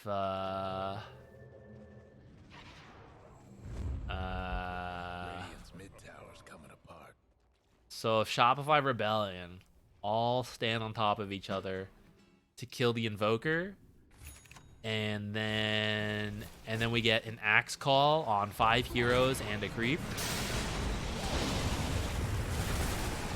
to a huge Nature's ult, Luna ult, Glaives. Maybe they'll kill one hero. I don't know. It's pretty rough here, guys. They gotta like split the map, which is really tough to do versus a Pango and a Primal Beast. Nature's is one of the best ratting heroes, but he doesn't actually have an escape, so when he starts ratting like back here, Primal Beast just charges through and wrecks him. Yeah, Luna knows what's up. Not a single point in Eclipse. It is not necessary. She actually has 2 points in Lucent Beam, which, I don't know, maybe she got that in the laning stage, trying to use it to secure creeps and stuff. 80 damage is actually not enough to secure a creep versus a Primal Beast, potentially. So that might have been why she has 2. I don't know the math on this, though, about Glaives versus Lunar Blessing when you're just jungling. I thought Lunar Blessing was better. Maybe that's not true. Maybe more Glaives balances is better. But I thought Max Lunar Blessing might be fast. Well, maybe not, actually, now that I think about it. I don't know. Nature's about to come in, but Turtle is dead. Yeah, chat, what do you guys want to do? You guys want to wait for the throw to eventually happen, or do you want to go watch Fart Studios versus Grin Esports? I feel like we should commit to this. We should witness it, you know? Look, another Arteezy kill. Hilarious. Nice blink reveal from Axe. Second ult kill. Let's go. That's 3 ult charges. We're getting there. They don't have infinite scaling on Shopify. Natures, we got this. We got to dig deep. We got to get this kill. Get him. Get him. God. 3 for 3 when you're 10k behind. Let's go. Saber Chad waiting to pick up another kill here, though. Inkswell coming over. Nice cold snap just before he gets stunned. And then enough slows that he was not able to connect. So they are not going to pick up another kill. No return kill for them under the tier 2, but I think you're happy not dying a 7th time. Oh, I see some pings in the mid lane. We thinking about getting our Arteezy again. Axe is here. First stun. Into the call. Into... Yes, the Axe ult. 4 stacks. 2 people dying down here. Who cares? Who cares? We don't need to see that. We don't need to see that. We have Axe building up infinite armor here.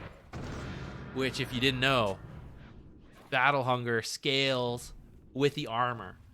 So not only as we continue to pick up infinite ult stacks, is he becoming unkillable to physical damage, he is also going to do infinite damage. Losing all his mana, 1Q, sick. Awesome hero, Pango. Really glad he's still top meta mid pick after a full year of the same shit. Doing the same stuff. Maybe we can get an Enchantress kill down here. I'm trying to get a 4-staff.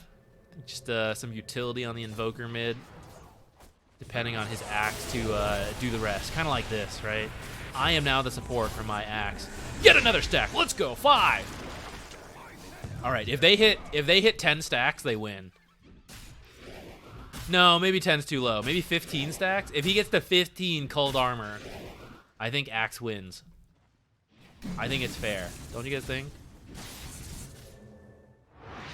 Rotation down here. Axe, no, we need you alive to get the stacks. Nature's gonna drop next. 4-staff, buying him a little bit more time until Saber Chad comes in, knocking off the last third of his health. Luna farming though. Working on the shard. Does this help with farming speed? We're learning a little bit here. Actually, just like skipping the last pass on Lunar Blessing. Maxing this out. I don't know. And the Moonglaze damage reduction. This talent has to, like, someone do the math for me. 8% off the last bounce, or like all the bounces. Is that not balanced out somewhat by just taking that last point in your passive? I mean, the talent is probably better. All right, can we get a kill here? Arteezy trapped off, but did not get the call on Arteezy.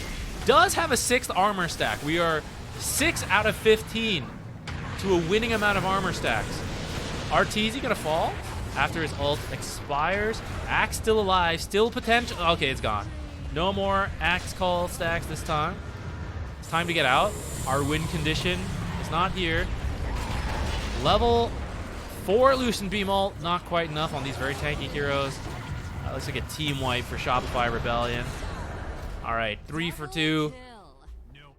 But let me tell you the team chat right now, okay? Going into Gober, here's the team chat. Guys, it's okay. We killed Arteezy, and we got 1 Axe ult. Infinite stacks, guys. We've got this. Just keep going. Just keep killing Arteezy. Keep getting those ult stacks on Axe. We've got this. And they're right. That is the game plan. Shopify Rebellion, their team chat. Arteezy, how do you keep dying, dude? It's 46 to 17. Why have you died 6 times? He's like, I don't know, man. I'm just trying to farm.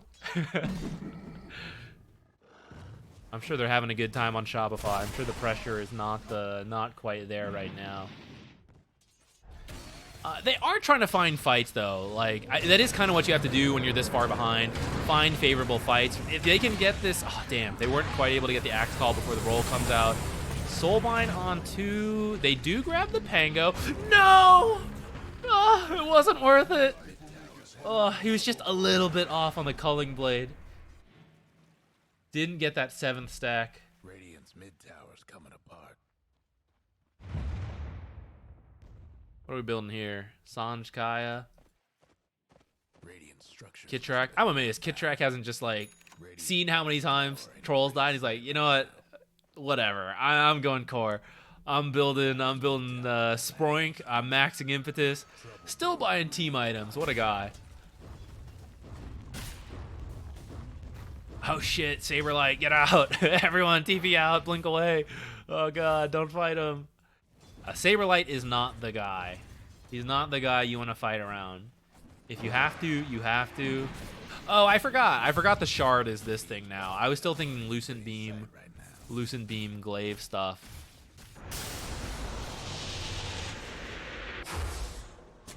No, this is a good one. I forgot, yeah. Alright, we up here. We gotta quickly go push out the other lanes. This is what Nature's is good for. Unfortunately, he's jungling right now, but I think he really needs to be pushing top while this whole team's bottom. But I say that as if he knows. Maybe, let's see. Yeah, their vision's a little rough right now, so they might be a little unconfident on where the enemy is. They are stealing your Tormentor. So I think this lane's got to get shoved in ASAP. Force them back, because they're going to take this tier 2 real soon and then move elsewhere. So we really need to be capitalizing on this in the meantime. The seeds of fortune. Don't do it, Turtle. Don't show mid. Run. The Dire best do something about that bottom tower. Dire's bottom tower's getting Manta? Dire's bottom tower Manta Luna almost done. Axe Shard. The Dire He's best all do in. something He's all in on this, guys. Dire structure's looking fortified. Troll coming back for the Wisdom Rune. Can he do this with his ultimate? I guess so, right?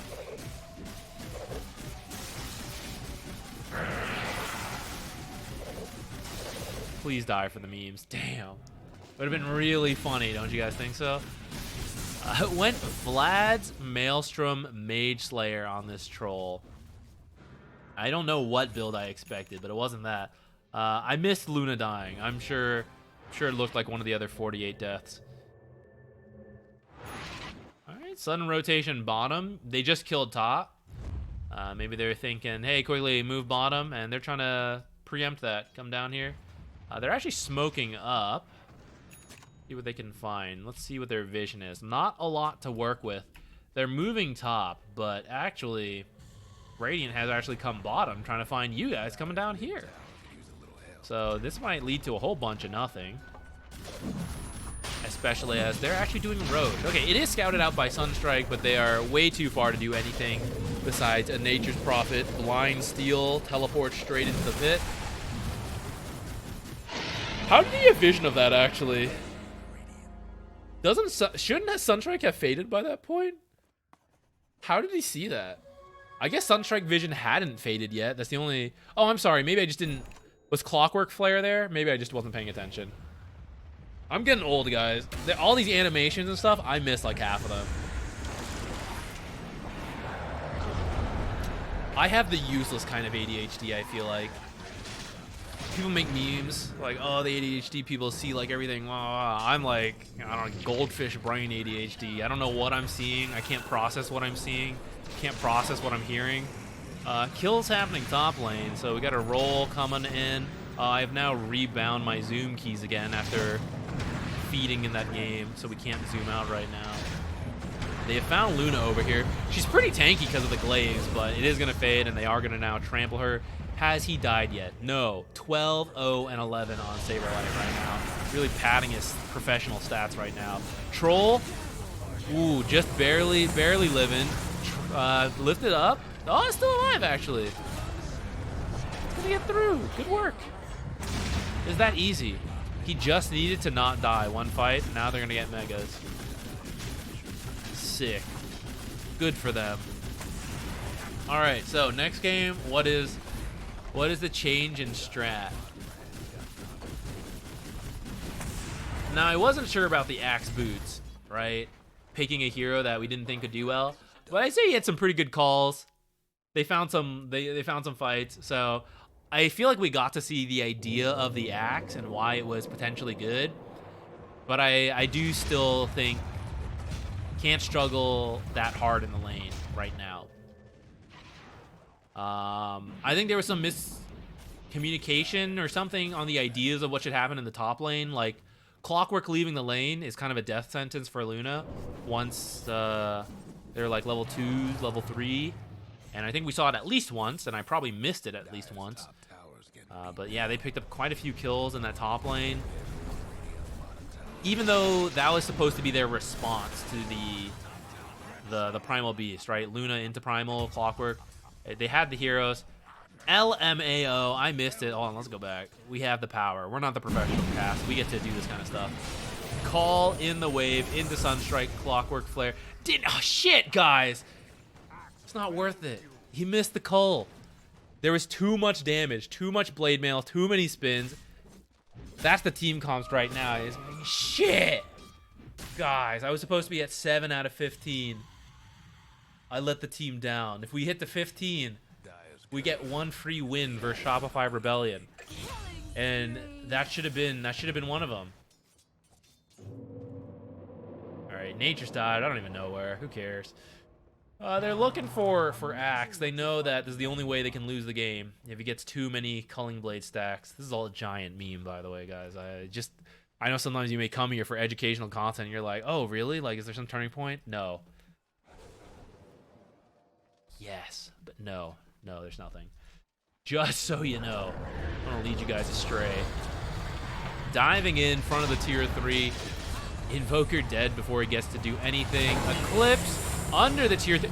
Axe call on 2. Unfortunately, these guys don't attack all that fast, especially when he's rolled up. So, not a lot of spins, not a lot of blade mail damage. Otherwise, maybe he could have picked up another ult kill, but actually lost so much mana.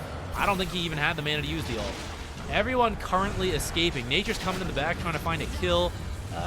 Actually, he picked up Grimstroke, so maybe that's worth it at this stage of the game. Clockwork gonna die. Grimstroke gonna buy back. They're feeling it. Hey guys, I've been playing Dota for a long time. Pro player, decent read on the game. I think we have a window here. I'm gonna buy back and come in. Actually, everyone on the enemy team has buybacks, but I think they literally just don't care. They're ready to go. So here we are. Troll, skeletons, hitting these buildings. Coming into the mid lane. Let's get megas. Playing it safe. Axe call, please, please kill RTZ. Oh, damn. Unluck. Simply too much lifesteal from the Vlad on RTZ. He does die eventually, but no Axe Culling Blade, so not really worth anything. Clockwork trying to buy some time, run around the back. Ooh, another big Axe call. Can we get any? Please, please. 1. We're at 7. Almost halfway there. It's an uneven number, though, so, slightly less. That is a dieback, though. Luna dieback, probably coming up next here. Manages to pick up a Pango kill first. Almost got more. Turtle looking for it. Gonna grab one final auto attack there to grab it. Clockwork trying to stay on top of Kittrack. See, this with Kittrack, you should have been building core items. That Sprout, not very intimidating. You could just be killing both these heroes, but you're trying to be a team player, build actual items. Ridiculous. Hurricane Pike. Because of that, though, he isn't going to die. They just give up. 2v1, they're like, we cannot kill this Enchantress with the item she has. Tips to RTZ. The team opened up the scoreboard, and they're like, what in the hell? Artur, what are you doing? Hey, guys, I'm going. I'm A-clicking down mid, and you can join me or not. I'm going. Look, he's going. He's just doing it. I don't give a shit, guys. I want to get out of this game. Rooted. No Axe. He's not scared. He's telling them. Like, Axe is dead, guys. I'm not scared of anything right now. I can't possibly die. Oh, shit. No mana for my ult. Get out. Retreat. Oh, shit. All right. He'll probably go jungle again. Go hunt. Smoke? Can we find him? No smokes. They have a gem. They have to play whatever vision game they can. They're trapped in their base. This vision is sad. Can't even blame them. It's just what happens in this kind of game. But at least the Shopify Rebellion doesn't have, you know, complete vision thanks to that gem. They are finding a couple wards here and there to keep playing the game. Blade Mail, BKB. Radiant's top tower is hurt. Axe. He's trying to get there. Got Crystallis on the Luna. What else? Any other fun items?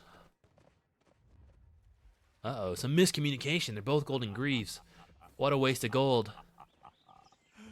That makes their 28k lead only like 25k. What a flub. Alright, Inkswell just running in, trying to get Turtle. It took longer than expected. A little more than I thought. There's the axe call on Arteezy. Get him, boys! We got him! This is all you gotta do in these kind of games. You gotta pick your target, you gotta go for it. Obviously, you're picking Arteezy for the memes. Unfortunately for them, the rest of the team also quite strong. So despite killing Arteezy, he's not a key part of the victory plan here, despite being top net worth. GG is called. Good effort. Very high kill game. Very NA Dota.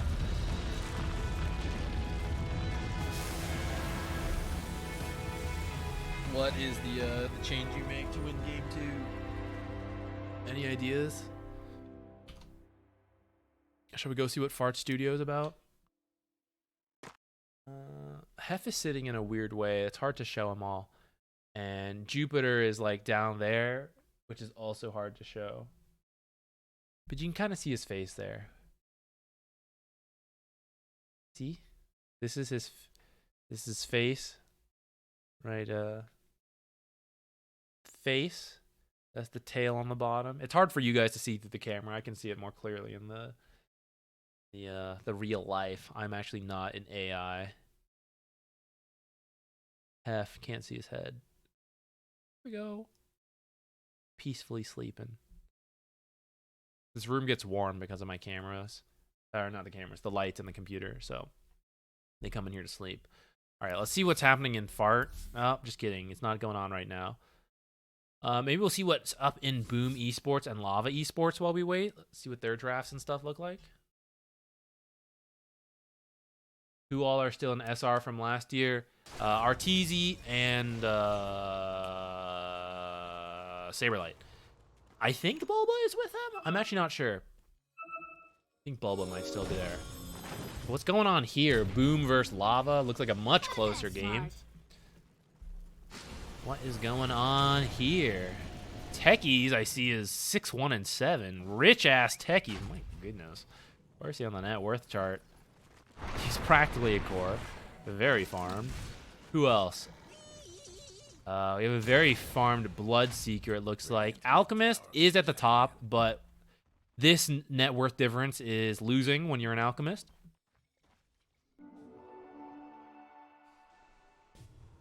You're gonna get Roche down here. Is this core? I think so. Core Tiny, core Abaddon. Offlane Abaddon, mid Tiny, carry Bloodseeker, and then 5 Pugna, 4 Techies. I'm gonna guess mid Pug. What are you? Are you 4? I'm not sure. I'm not sure who's the 4 or the 5. I don't know the players. He's got Blink and Ags on Tusk. He's more farmed. I'm gonna guess he's 4. And then a 5 Bat Rider. Carry Alk, of course. And then oh, maybe it's wait, who's the offlane? Offlane Wind Ranger mid Puck? Not sure.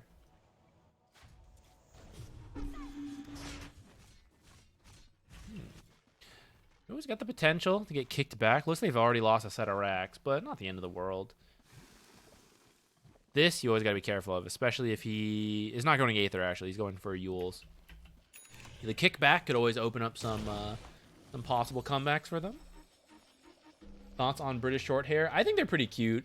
I don't know that much about cats, but I think I know what British short hairs look like. I think they're cute cats.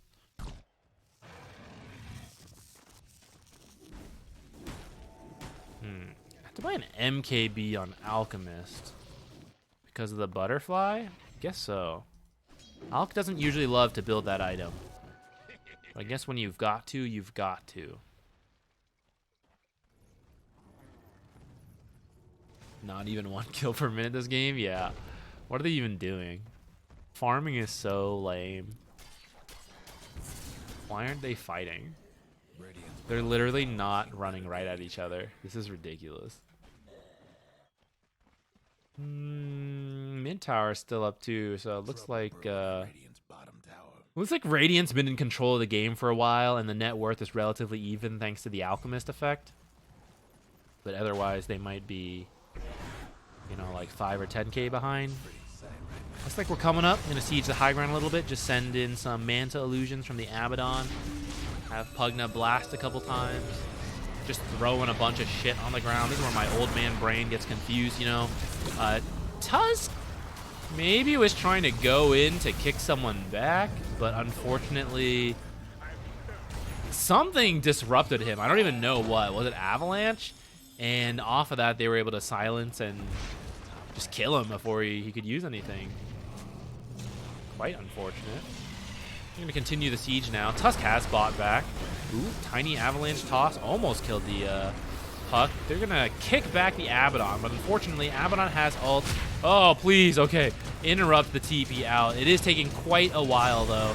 They are going to eventually pick this up, but while we're looking at this, all this shit's going on. Trying to drag him into the fountain. Should be able to kick him into the fountain. Kick someone in the fountain. Ooh, okay, there we go. I thought he was taking a little bit on it. Gonna interrupt the BKB TP out as well. Wow, what a player. How did he do that so fast? Did he already have E-Blade queued up? Did he have this? I don't think he had this. Did he buy this in the base? This is a man who is accustomed to diving fountain. That was so there's no way he has E-Blade just queued up, is there? I didn't see what he had, but I can't believe he E-Blade BKB'd or like Ghost Sceptered BKB'd in there in time. I mean, he's keeping it queued up. Did he actually want this? Radiant's toughened up their structures. Radiant's mid towers coming up. Because he plans to dive fountain more? Radiant's mid tower. Rewind? Oh yeah. Guys, he had MKB queued up. Let's go to his perspective. Let's watch his mouse movement. Oh shit, I'm being... Oh, he saw the Tusk here and maybe had a moment to think about it. Nope, still in the base. Look, my god. Look how fast that was. What a guy. I wonder why people call him the an up-and-coming carry player when they picked him up on EG last year. Kickback. Okay, still no E-Blade at this point. He wands, brings it out, opens up the shop, queues up E-Blade, buys Ghost Scepter, activates it, TP out. What a guy. Double kill. Then his team dies, like, whatever. He's like, guys, did you see that? That was so sick. They're like, we're dead. We're all dead. He's like, oh. Ugh. Oops. You did get the racks. So you're kind of happy with that. Does feel bad to lose that much of a fight when you're, you know, supposedly in the lead. Net worths aside. Ooh, find a Techies kill. Can we carry this momentum into the high ground? Kick out from Bloodseeker. I was just trying to zoom to catch up. Oh my god, we're doing it. He's wasted his money on a Ghost Scepter, guys. We can win now. He's not buying an MKB because I made him buy a Ghost Scepter. He can't kill Wind Ranger. He can't kill the evasion on the Alchemist. We've got this.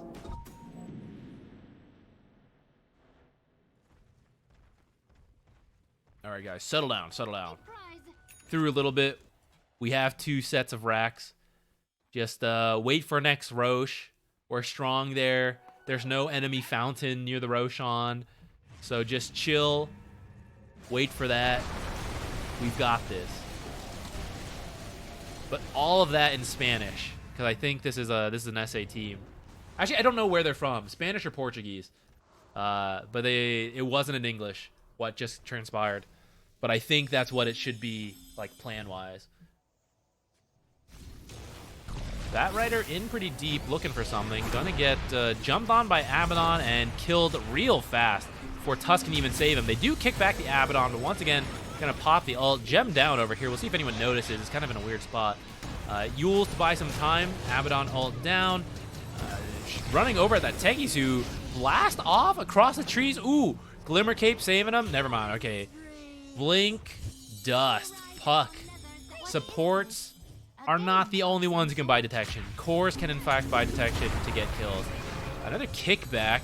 Tusk Avalanche toss to buy himself some time to then walk out. Bloodseeker, hey, I'm here. Let's go. Never mind. All right, they are taking the lead and going off this fight here. Now they weren't able to take any racks to balance things out. Should we go back to Shopify? I'm a little invested in this game now. I'm kind of curious how it's going to go.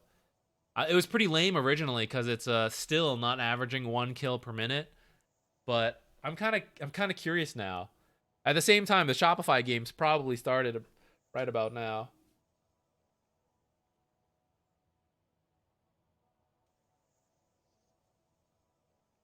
This mouse pause could last like 6 years.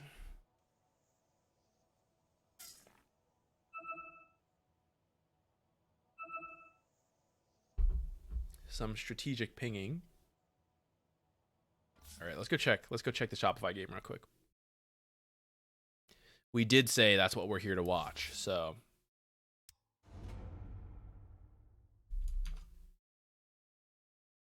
Cool. Maybe we're in.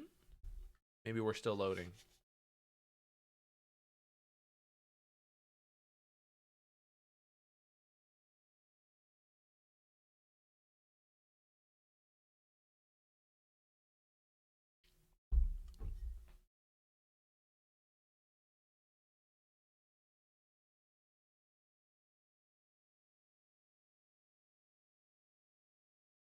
Hitsby, thank you. I'm glad you like the educational cast. We're kind of having a little bit of fun as they become stomps. But we're just kind of chilling. Chill casting. I'm glad you guys are having a good time. Okay, maybe this game's not quite loaded. Let's go back to the other one for a moment. What was it? Boom versus Lava. Esports. Lobby not found. Oh, shit. That means someone won. Someone won in the time we were gone. They unpaused and just ran it down. Damn. Who do you think it was?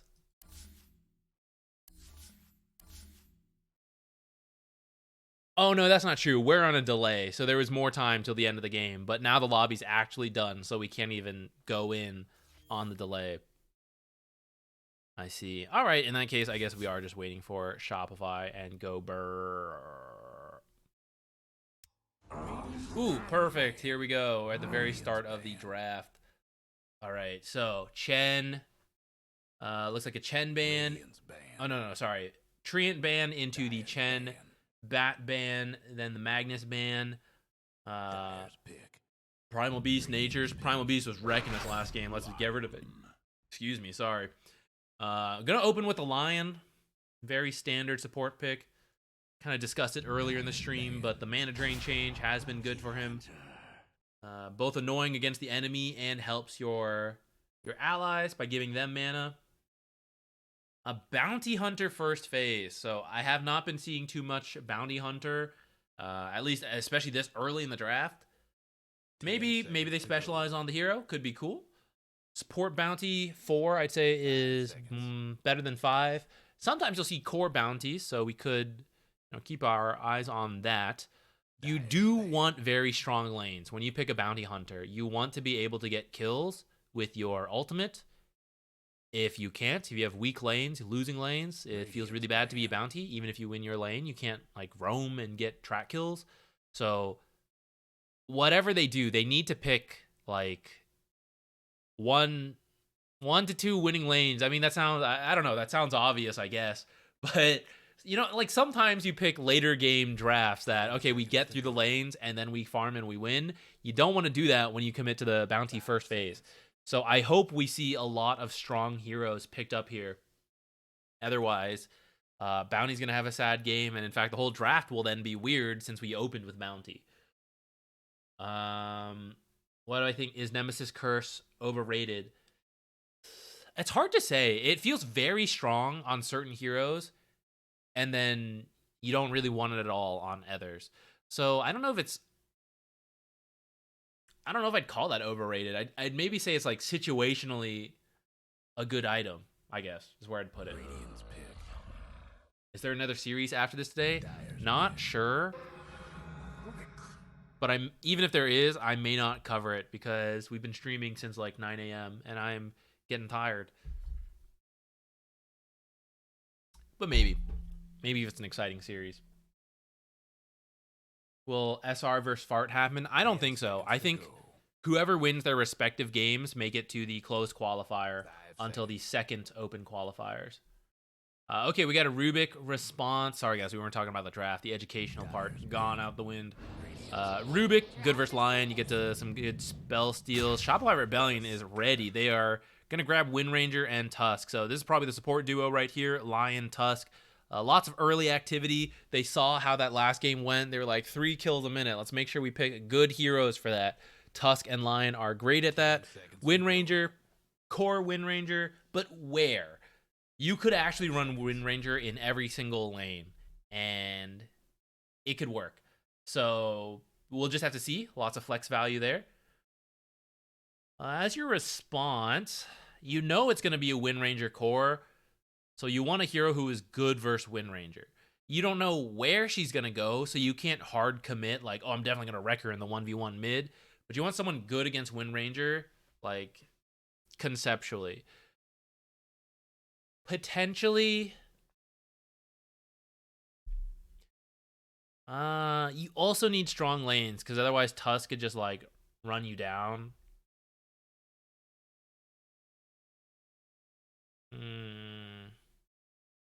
Who's in the pool? Centaur still here. Doom. Those are some meta offlaners. But I don't know if you... I'm actually not fully sure on their matchup into Wind Ranger. I guess someone who builds like a Vanguard or a Blade Mail might be nice. See the return of Axe. I kind of don't think we will, since Snowball saves very good versus Call. Okay, I don't have to think any harder. They're gonna pick for us. Dark Willow. Okay, so we have a core somewhere in these 3 heroes who usually look like supports, but they're masquerading as supports because one of them is in fact a core. So Dark Willow, the good thing about Dark Willow as a support is that Bramble Maze is a lot of shit on the ground, which is very annoying for Wind Ranger. Especially if you buy the Shard, you put the E on her. If she can't dispel it, which core Wind Ranger tends to buy Manta, so she probably will. But if you didn't know, if you dispel it, it actually still spawns the Brambles on the ground. The Manta illusions might eat those up, and you still get out for free. But it is very annoying for Wind Ranger. And the Root's also annoying for Tusk. They're going to grab a CK. He's a strong laner, and we like that with the bounty we talked about earlier. But he does not like to build MKB. I guess Bloodthorn could be okay, but he's not building that early. So I don't know if he's going to be able to kill Wind Ranger. Keeper of the Light now being picked up. I imagine this is a core Keeper of the Light. Probably in the mid lane. Building like Spirit Vessel. Bringing the tempo and the damage to the CK. Yeah, maybe a Bounty 3. For a brief moment in time, we saw some Dark Willow carries, but probably not going to see that with the Chaos Knight now picked up, and that got nerfed anyways, the carry Dark Willow. Rubik, we've seen Thompson played in the mid lane. I don't know, Go Burr, maybe a little bit inspired. 5 seconds. Funny thematic. True, we got the, what are they called? The fundamentals, Chaos Knight versus Coddle here. Okay, so they're gonna ban out Slark, Conka, Pango. They think they need a mid laner, which I'd agree with. They're removing some of the mids. I don't even know, guys. 10 seconds to go. Who's really good at early fighting? Like, based on that last game, that's what's gonna happen, isn't it? We need some early fighting heroes. Enigma. Saber Chad Enigma. Probably a carry Wind Ranger here. She should be decently survivable versus Chaos Knight. If this is Bounty Hunter offlane, she can keep her distance, not get hit, even when he does close up the gap. She just pops Wind Run, right? Enigma gonna deny creeps. A little scary because Chaos Knight does have the gap closing to bring Enigma in and potentially kill him. But I think he should be okay. Like, Enigma plus Tusk should be a strong lane. The Eidolons don't get tag team, right? That'd be too busted, wouldn't it? I don't think they get tag team. If it is, that's like insane. Take your pick. True, Enigma into Rubik. I kind of forgot about that. They're feeling it. After last game, they're feeling very strong, I'm sure. Storm. Well, he is the catch and the active plays that I think you need with the bounty, the offlane bounty, but I'm a little worried that Yopaj is going to be like, blasting him in the lane prior to level 6. After level 6, at least Storm Spirit can close onto the Keeper of the Light. Maybe get a kill that way. But it will be a little scary up to that point. I would not be surprised if Saberlight doesn't take his ult. If he's just like, guys, give me Enigma. They think we're picking Enigma into Rubik. I'm actually not going to skill my ultimate at all. I am just going to run them down with Eidolons, and I build Vlad's, and easy game. A-click down the lane.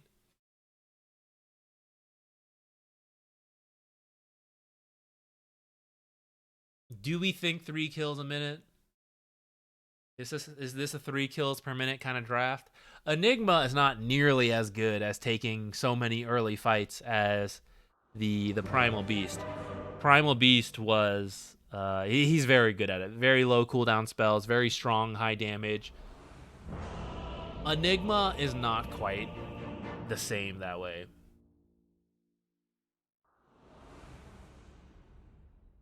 It just goes straight zoo build. I think is what's gonna happen.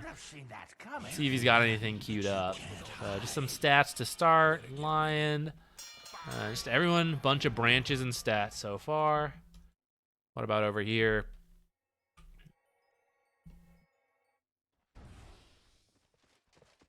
Okay, nothing too crazy. Bounty coming up here. Invis to scout things out. He is gonna pop the smoke. Everyone's gonna know what's going on here. But he's just looking to see who has wards. A stun over on Rubik. Getting pretty low. Has the Fairy Fire. Going to keep him alive a little longer, but he is going to fall. That's first blood. Tusk now getting out. One or two more auto attacks. Bounty Hunter is on the job. Should find that kill. Oh, maybe not. Has the Fairy Fire. Is going to live a little longer. Power shot to finish off a second kill on the Dark Willow. And Tusk gets out just barely. Feels bad. Feels bad. Okay, we've got a 1K advantage. Uh-oh. But they're on it. On pace so far. Okay, so what items do we need? Auras on Enigma, Vlad's into Drum Boots. To just run it down, get the Eidolon strength, maybe see a shard from him. Just like Spirit Vessel, Boots of Travel on Yopaj should be good for him.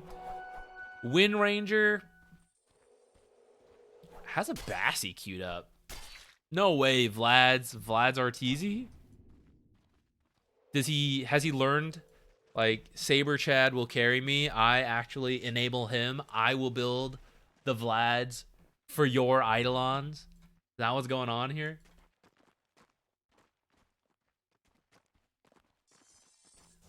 Alright, hopefully mid lane goes better. They picked Storm into the Coddle.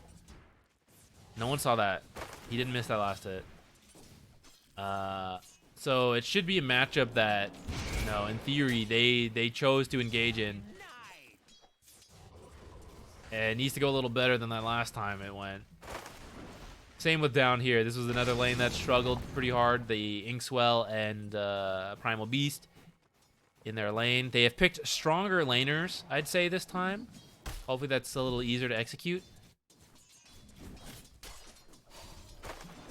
Rubik getting a little bit low.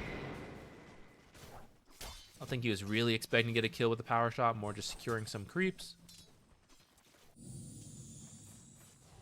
Mid lane. Might be building up the same way as before. Tusk level 2. Yeah, there's ice shards on the Rubik. Gonna trap him in there. Should be a kill for Arteezy. Gonna poke a little bit more, but Bounty is safe under his tower. Lane is pushing in. Camps are blocked. Tusk gonna come over for the small camp pull. See if he does a pull or if he's gonna stack. I never know what to do in these kind of situations. He looks like he is going for a half pull. Okay. That was a third option I did not mention. Tusk walking up. They're pinging it. I think it's another dead Rubik. I meant Rubik walking up. They're just slowly walking up menacingly. There's the ice shards. Tag team. Be a second Rubik kill. Now, Arteezy is getting quite low. A little bit of body blocking here. Gonna miss the power shot. In the meantime, deaths in both the other lanes. Coddle diving the Storm, as well as Lion and Enigma finding 2 kills down here. Should have rotated over more instead of watching them harass his bounty so long. Are we on pace? We're okay. We need 2 more kills pretty quickly. Hurry up, hurry. Oof. This is rough. Oh. Gonna secure the Lotuses now. Both in the way of Shopify Rebellion. Now, there's no infinitely scaling axe this time.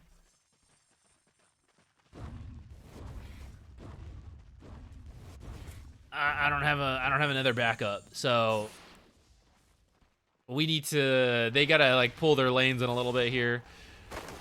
These Eidolons, though, they're just running it down. Let's see what has he bought. There's his Helm of the Iron Will. Tranquil's on the Lion. Farming the small camp pull. Over here, waiting for the lane to come in so they can go for another kill. Shopify Rebellion. Yo, Lyrical, thank you so much for the raid. We're here watching Shopify Rebellion versus Go Burr. Kind of rooting for the underdog, even though kind of know, you know, it's looking pretty rough. 5K advantage up for Shopify. Thanks so much for the raid. Welcome everybody. We're having some trouble here, just keeping up with all the kills going on all over the place. Ends in 10. No way. This makes it to at least the 12-minute mark. 10's ridiculous. Don't. that's nonsense.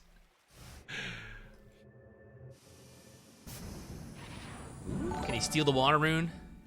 They're like, he's not having a bad enough game. Ooh, Ice Shard's a little bit off the mark. In the meantime, down here, kill on the Chaos Knight. Rubik is surrounded by Eidolons. Might actually get away, though. Tower, trying to defend them a little bit. Lion going in deep. Dark Willow. Ah! Foolish me. Watching one kill attempt, missing another kill attempt.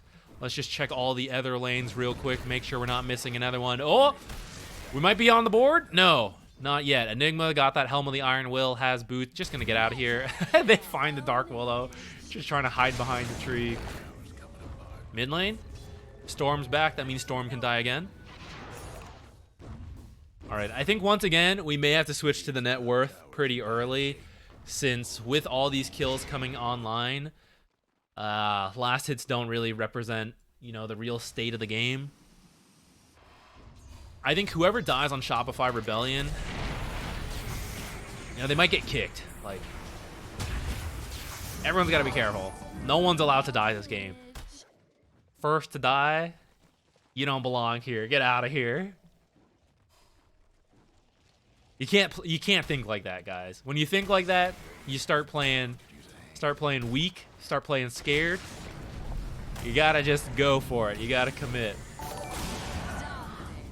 What ranks are Radiant? So we were talking about this earlier. These are all high-level players, as far as I know. They're all high Immortal, but Dota's a game when you're a little bit, you know, I'd say like 500 to 1,000 MMR difference is enough. It's very easy to look horrendous at Dota when the enemy team just knows how to abuse it and push their advantage. You see this when you get like Ancients versus like Crusaders. You're like, oh, they're so bad, right? I mean, they're Crusaders, right? That's like an average player, but when you're playing against a team that's better than you, you look really bad. You look like Heralds. This is similar. These are all players much better than all of us. Except a few of you who are also high-ranked Immortals, I'm sure. You know, maybe several of you, maybe tens to hundreds of you, all high-level Immortal players. But in fact, when you run against someone like Saberlight, Enigma, they make you look foolish. But we're watching this game anyways because I have a friend who has a friend on Go Burr, so we are underdog rooting here. But it's oh wait, Kittrack, are you gonna get kicked? Oh no, Kittrack kicked from the team. First to fall on Shopify. They are on the board. Not going to be... scoreboard 0 is a real feels bad moment. They are all TPing here. We got to get one more, guys. But I don't think you want to come here versus Yopaj. He's pretty strong. Going to grab another kill on Dark Willow.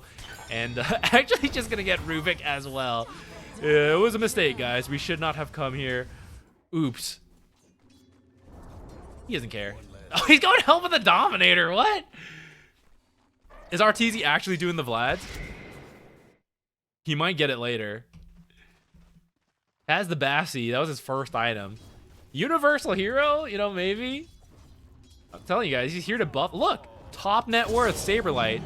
He is going to get Black Hole against the Rubik. He doesn't care. His original game plan, I just won't level up Black Hole. But 8 minutes in, he's reevaluating, and he's like, hey guys, I think we can win before he hits level 6. I'm going to take Black Hole. And then he won't be able to steal it if he's not level 6. And that's why he's playing the game, and we're here. He's got the big brains. Helm on the Dominator dropped off from Enigma for a while. I wasn't keeping up with it. I don't know if it's come back in, or if this guy's just feeling it, and he's like, yeah, just Helm with the Dominator, get a Dark Troll, easy run down. Like, all my Eidolons are getting +9 damage. It's gonna be insane. Who's that? Thank you. Whoa. Hey, thank you. Thanks for gifting subs. And Glossy and 5 gifted subs. Appreciate it, everyone. Thanks for following. If you're having a good time, happy to have you. All right, tier 2 down here gone. Let's move into the mid tier 2. Make sure I can keep our troll alive. Please let me hit level 6. Yes. Zip away. Uh-oh. Yopaj is too fast. Who's that? No. Let him go. Oh, rip. All right, second person to die. What happens to him? All right, Kittrack's kicked. Who's that? Thank you. Whoever dies next, then what? Grabbing Lion here. Ooh, Fiola Core supports. Classic feeding supports. The cores. I'm trying to win a game of Dota. Who's that? I got my support just feeding over here. Just kidding, guys. Fiola Core had finger the whole time. Easy kill on the offlane bounty. Saberlight going on Saberlight. Kind of tanky with a Helm of the Iron Will. Who's that? Thank you. Out of mana now, zipping in. Could not quite find a kill. It's time to push high ground. It is 9 minutes, so 3 kills a minute. It's difficult to maintain that the longer the game goes. So the faster we end, the easier it is to maintain the 3 kills a minute from game 1. So here we go. We're sieging high ground. No black hole on Enigma right now, though. So, you know what? We're still on track, actually. Rubik, still not 6. We might actually be able to end before Rubik hits 6 if this keeps up. Arteezy is real deep. Kid Track doing his best. He's like, Arteezy, you can't get kicked too. You're the brand recognition for us. Oh, Arteezy's gone. Tips out. This is all they cared about. They won. They know they've won now. They've killed Arteezy and another kill as well on the Tusk. Can we find anything else? Let's go, boys. Get him. Oh, shit. Okay, got a little overconfident. Tried to walk up high ground, got clapped. Storm committing onto Saberlight. Ridiculous. Saberlight. He knows. I can't die. I am life-stealing off of Vlad's. I am being healed by Caudle. I am the carry. I'm just going... It can't be stolen. Rubik is dead and still level 5. What's it matter? Throw it out. Guys, bottom tower was half health. Who cares? Just go mid. I mean, the catapult's here anyways. It makes sense. Oh, that is some big brain strats, guys. Send in the Hellbear to die to the tower so that everyone here gets bonus 50 base damage to push that much faster. There we go. These are the pro speedrunning strats, okay? No armlets. That's the 1v0 speedrunning strat. This is all they're here for, guys. How many times can we kill Arteezy? Okay, actually, they're satisfied with that. They're gonna GG out. I told you guys, 10 minutes is absolutely ridiculous. At least a 12-minute game, if you count the negative time. Shopify Rebellion manages to pull through on that win.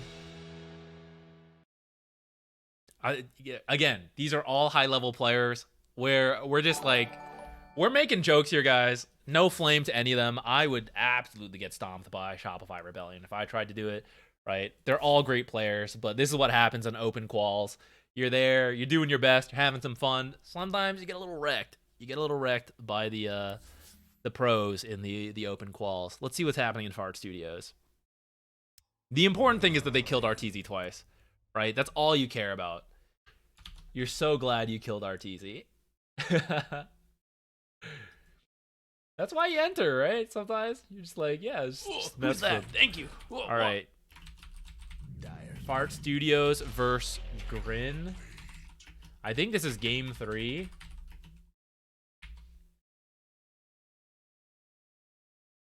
Just keep going. Real Mad Fair, thanks for the sub. Appreciate it.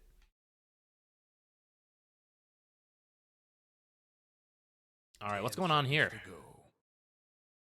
Tree, despite the nerfs, still pretty good. Magnus, he's been rising up in popularity as well.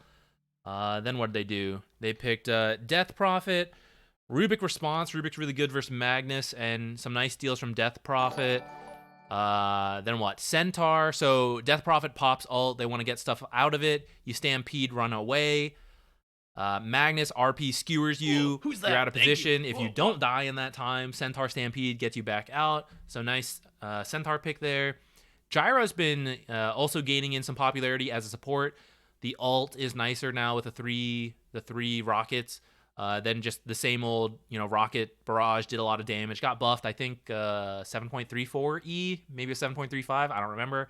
Does a really, really high amount of damage in the early levels.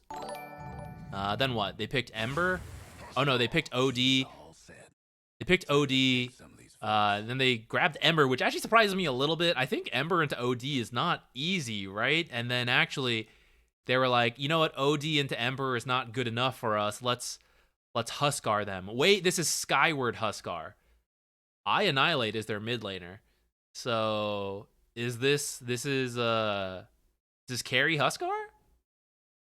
Let's go. That's pretty cool.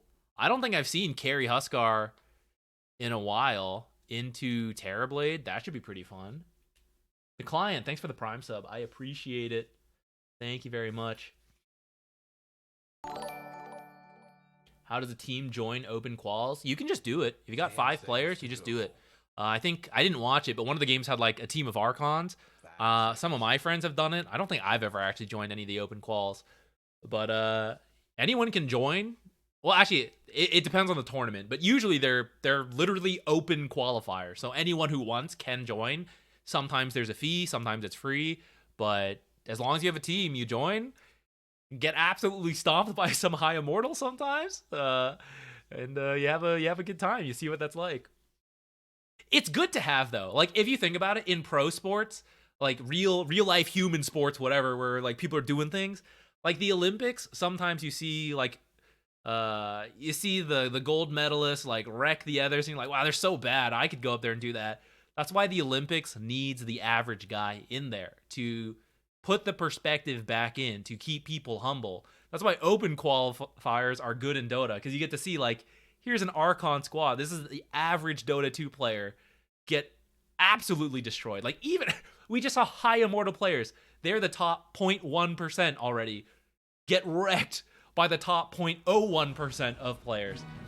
So it's good to have that perspective. Real sports need that. Just show some average American, average European, like just a person from every continent in the Olympics, just complete average man and woman compete with the Olympians, so we can keep that perspective. All right, for this game, I don't even know, guys. I have not seen carry Huskar in a while. Should be pretty cool. Rubik should have a decent game here with some nice spells to steal. Astrals, really nice to have. What else? Magnus spells like RP, Skewer. You just have like longer range versions once you pick up Blink. Your own Aether Lens, your passive. How will the lanes go, though? So we have Centaur, Rubik. Usually, I'd say this is a pretty strong lane, but they're going to be running into, I think this is Huskar and Gyrocopter? No, Gyro, might be Gyro 4. So this is Magnus 5. Or it was Magnus the 4 last time. I don't remember, guys.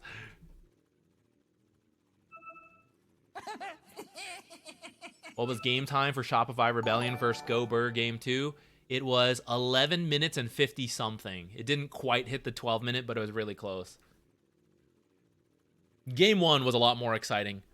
Even though it was arguably also a stomp, there was a lot more fighting. It dragged out more. It was more fun. Game 2 ended up, a little more stompy through the lanes. They got a couple return kills at the end, 2 on Arteezy. That's what they're taking home in the bag. We got them twice, boys. We'll get them next time, 3 times. That's how you always improve in Dota. You just push the benchmark a little further. I think Sonic's 5, but no idea. I'm not fully sure either. Sonic is 5, can confirm. Okay. So then, it is a 5 Magnus with a carry Huskar. I really don't know how that lane's going to go. Magnus sometimes can be a little hit or miss as a support. Because Skewer is just really powerful, right? So if you're able to skewer people under tower, things like it, you contribute. And if you don't, sometimes you don't contribute. It's kind of like Pudge support. You land the hooks. Oh shit, nice. Let's go. Pudge getting kills every lane. Pudge missed the hooks. Okay, got a Pudge support. He's sitting in the trees. He's jungling. Okay, I see how it is, right? So we'll have to see how he does on this Magnus. But if he gets some skewers, I could see Huskar just being able to pick up the kills, land like 6 auto attacks with burning spears. Push him back even, like, let's say, like, you skewer them to here, and then you use Q on Huskar to push him in the tower or something like that. Or I see something nifty like that. I feel that OD should be pretty good versus this Ember. Ember good as a whole in the game, as long as he gets out of the lane. Ricky was telling me yesterday that Ember, Rojo likes Ember. Pretty good. 30 seconds to We'll see. I don't know the players too well, but I believe him. And then if Terrorblade gets to Scotty, he should be good versus the carry Huskar. But we do have a lot of momentum going here. We got like a Death Prophet with the ultimate fast pushing. I can only imagine a Huskar. Okay, actually, they are lane swapping. So it is going to be a Huskar mid played by Skyward, who I think is usually their carry, and then I Annihilate, who is usually a mid laner, is going to lane swap, which actually you can play OD carry. We'll see if they end up playing this way, like OD carry, Huskar mid, versus like a Huskar carry played in the mid lane, OD mid played in the safe lane. That might make it a little easier, actually, to astral people to allow Magnus to get in range for Skewer. They've already picked it, so they already might have this in mind. See if we can bring anyone under the tower. All right, let's see which kill we'll miss first. Bloody Nine getting a little low over here already. Did we get any astral combos in that time? No, not yet.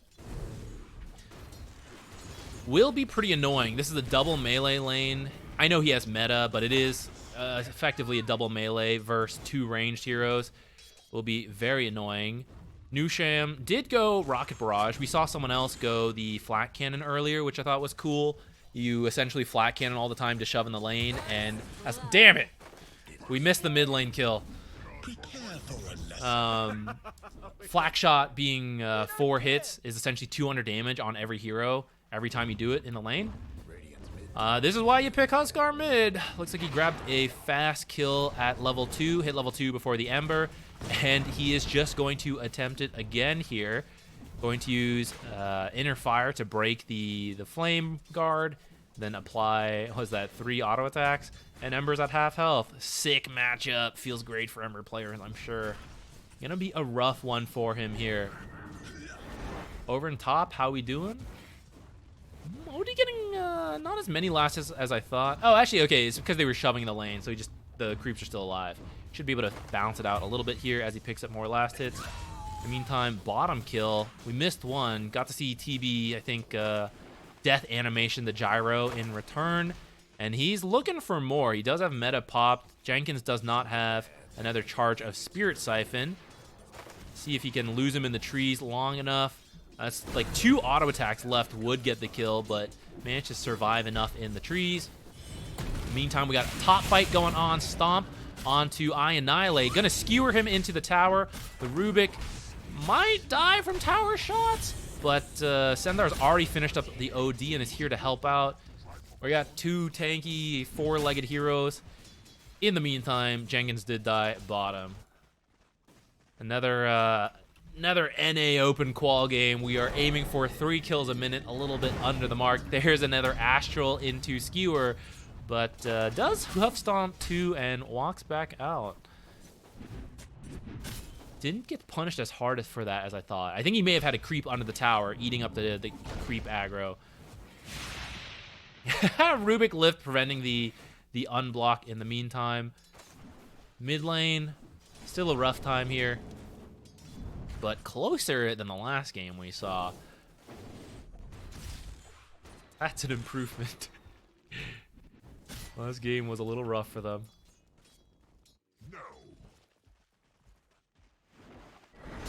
Ooh, Skewer back. Magnus is going to die for that, but that is quite a lot of damage on the Centaur, who does not have a Helm of the Iron Will yet. Has something on the Courier. What is it? Another Bracer. Not going for Helm of the Iron Will this time, which is armor and health regen, and OD does not do physical damage. So maybe just opting for bracers this time to get the strength, improve his health pool while getting some regen this way as well. Oh, yeah, you gotta resort to this kind of stuff, creep dragging and going for, oh no, don't run away from me, creeps. Okay, he's still got him, he's got him.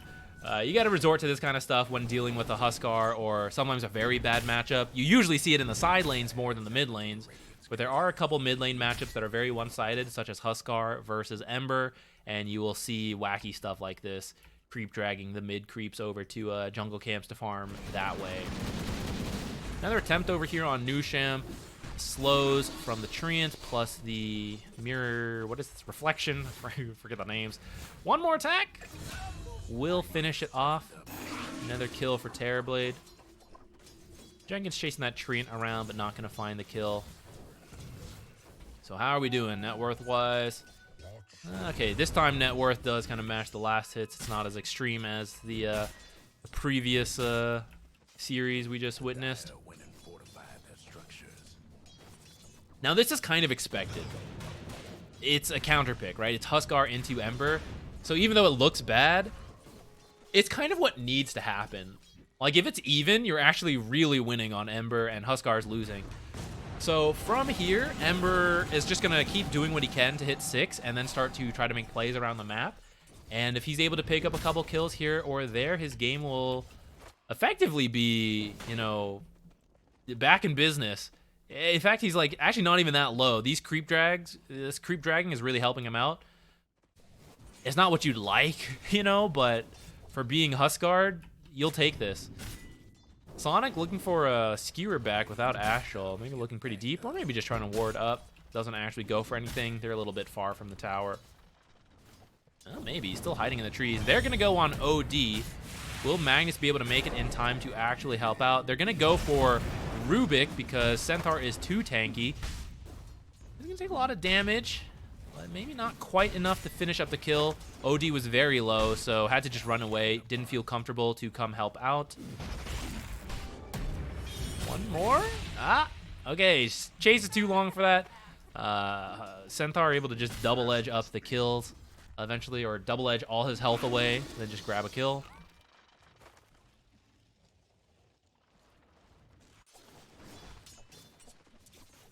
Is going to go back for the Iron Will now. Huskar getting close to his armlet. Just a little bit more gold. Got another play top. Astral, but the lift preventing the skewer. Stuns Magnus, so no skewer going to happen here. Do we have enough damage? Astral coming up in a second. Not quite. Both going to get away. Huskar is not a fan of Ember players. Chase him away. Okay, not going to chase too long. Just going to go back to getting last hits. Chipping down this tower. Over here, Jenkins being run down by the meta. Should be another kill. Alright, I'd say this lane's going pretty well for them. Getting all these kills. Alright, let's start thinking about the bigger picture. So Huskar's going to finish his armlet. I've been seeing Huskars work on one more item before really participating. In the past, you might see like the armlet and then just immediate go, go, go. Skewer back under tower with the gyro rotation up here. Gonna find another, gonna find Centaur kill? Okay, okay. That's a little worrisome there. Ember was starting to rotate up here, but didn't make it in time. He does have his 6. You can see he's struggling in net worth, but did get his levels. Hopefully he can find something. What was I saying again? Oh yeah, so Huskars used to just like pick armlet and immediately start fighting, which we're kind of seeing here a little bit. Looks like he's gonna come get a treant kill. Maybe not sure if this guy has Sunder or not, so doesn't really want to commit to that. Just gonna grab a free support kill. I say, are we looking? No, neutral's gonna help out to disengage. But yeah, he's going to go for probably this BKB before he starts going too crazy. That's become more common now. And even before like doing Roshan. Roshan's become harder to kill, so you used to be able to just get armlet and go for a super fast Roshan, but now many people wait for one more item, or at least like a big fight, and then teammates to come help you out for that fast Rosh. Got a smoke play from Grin coming top. Trying to recover the Ember's game if they can find a kill here. They know people are around. Bringing 4 heroes up here. They're looking for I Annihilates. Gonna get a double stomp. Should be 2 kills for the Ember. He is kind of recovering. Not quite there yet. Still at the bottom of the cores, but I think he was in like the 2K net worth range just before that. So we will take that. And this might be a tower as well. TB, because he's doing so well down here. While this is happening, you know, maybe Jenkins could have taken that tower in other situations, but he actually isn't level 6 yet, just hit it, and TB is strong, so he's not able to solo push like while this is happening, so they can't get a return tower. So, very good for Grin Esports. They're going to start opening up their map. Huskar, kind of doing what we're talking about. Like, he's just going to farm up the second item. He might participate a little bit when it looks good, but this seems pretty par for the course from what I've noticed. Sonic, going to work on his Blink. I guess OD Witchblade next. I'm still not sure if he's like playing like a carry OD or a mid OD or like what's going on. I do think they are a little bit on the clock, so we need to see a big, kind of pushing out of the gyro ult a little bit, but pushing him towards the Huskar to finish up the kill. No Sunder actually leveled yet, so does end up falling there. Nice find by them. I was a little worried at first when he pushed him out of the rocket, the ultimate, but didn't see the Huskar was over there. Gonna dive the tier 2 tower to pick up another kill on Bloody 9. No one's rotating in. Okay, actually, Ember, maybe? Jenkins did lose half his health, but his ult is about to fade. Should get healed by it here. And this Ember rotation might not lead to very much. In fact, he is now down here versus like 5 heroes. I think he may want to just leave. But Fart Studios is on the timer because they have picked this OD, Huskar, Death Prophet, core lineup, and you are into a Terrorblade. I'd say Terrorblade is going to scale, carry the game. OD does get pretty scary as a core, though. He was really good, did just get nerfed in 7.35B, but he was pretty terrifying for a while. Maybe he still has some potential for that. Maybe there's more scaling than I think. But this kind of stuff is what you want to happen now if you're a Fart Studios fan. Start taking some towers, and 4 heroes here. Do we think? Do we want to do Roche? Maybe not. I think they would prefer to get Cheese. They might wait for nighttime to get the first Roche. Prepare for a lesson. Rotating up here. I'm gonna find Eye Annihilate. I'm gonna drop the ult. I thought, okay, he is gonna astral himself to buy some time here. I thought he might open with that. Skewer in. Does not manage to RP in time before he gets astraled by the Rubik, the stolen astral. Stun gonna connect on Centaur. Can they close the gap here? Doesn't look like it. For as many heroes as that rotated over, that ended up being, just 1 kill. So take that. Huskar ulting over to Terrorblade. I don't think he has Sunder yet. Oh, he does have it, but actually didn't get it in time. I think Rubik may kill him with Astral. Okay, no, actually, never mind. I'm totally off the base there. Magic resist from this more than enough to protect him from the Astral. Gonna Astral again. Steal his mana. Make him stupid. No spells for you. Not enough. Gotta Astral more. So Astral is a very nice steal for Rubik. It doesn't have a lot of points in the passive. Doesn't have Aether either. He's going for Spirit Vessel first because of that Huskar. And it's also good versus Death Prophet as well. But later, Astral will be a very long-range spell that he can use to save or initiate on teammates. It's a little weird. It's not as good of an initiation as Stun usually because you can't actually hit heroes. But it is quite nice versus like a hero like Huskar who commits really hard and wants to get things done in that time. But you can Astral save someone for 4 seconds, waste a lot of that BKB time. So it will probably be pretty good here. You can also do things like, Astral this Magnus who's looking for Blink RP Skewer, stuff like that. That should help. Astral the OD, give him the taste of his own medicine. Spirit Vessel for Nusham as well. Good versus the Treant Heal, good versus the tanky heroes like Centaur. I find it interesting because I don't know if I would have thought to build it this game. Because it's kind of like on the mark of, do I think it's worth it or not? So good to know that someone higher level does think it's worth it this game. I'm gonna find an Ember kill here. I think I was the silence into just all the damage from Huskar. He did have a Remnant down, but was not able to use it. We weren't fast enough to see how that silence connected. We'll assume it caught him off guard, and looks like they're gonna go for the first Roshan. So he does have the BKB in his... Wait, what is this? Mistakes may have been made. Where's his courier? Oh, okay. Mithrhammer is in the courier. So he has finished the BKB, and he is working on the axe. I was a little worried there that he accidentally bought, like, 2 Ogre Axes or something. We're going to grab the Roche before it can be stolen. Bloody 9 looks like he might die here. Remnant out. Maybe just everyone disengages? Are they safe?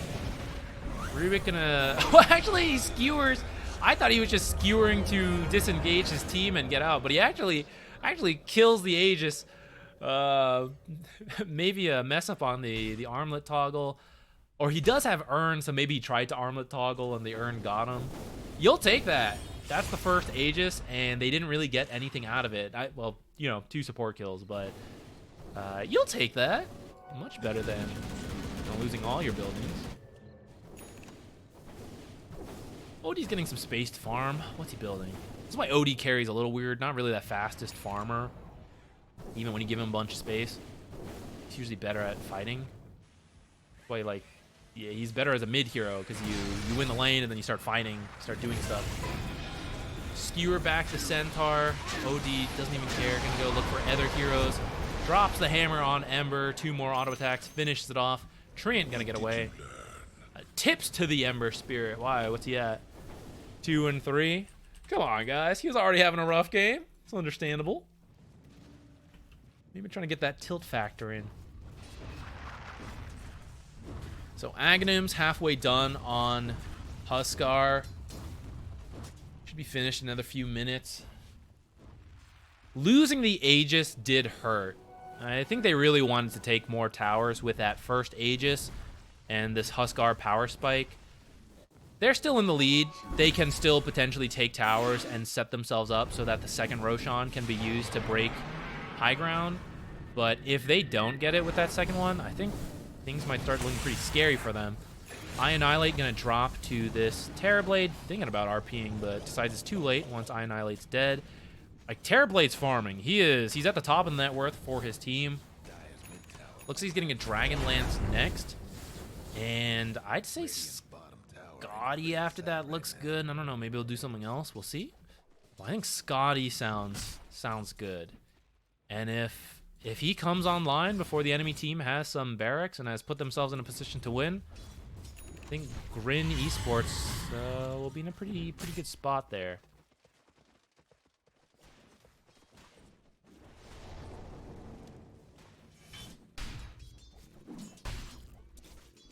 Blink almost ready for Magnus. Ag still 1,000 off. Okay, so I guess we're just gonna chill till the Huskar Ags. It is really strong, being able to taunt enemies with it.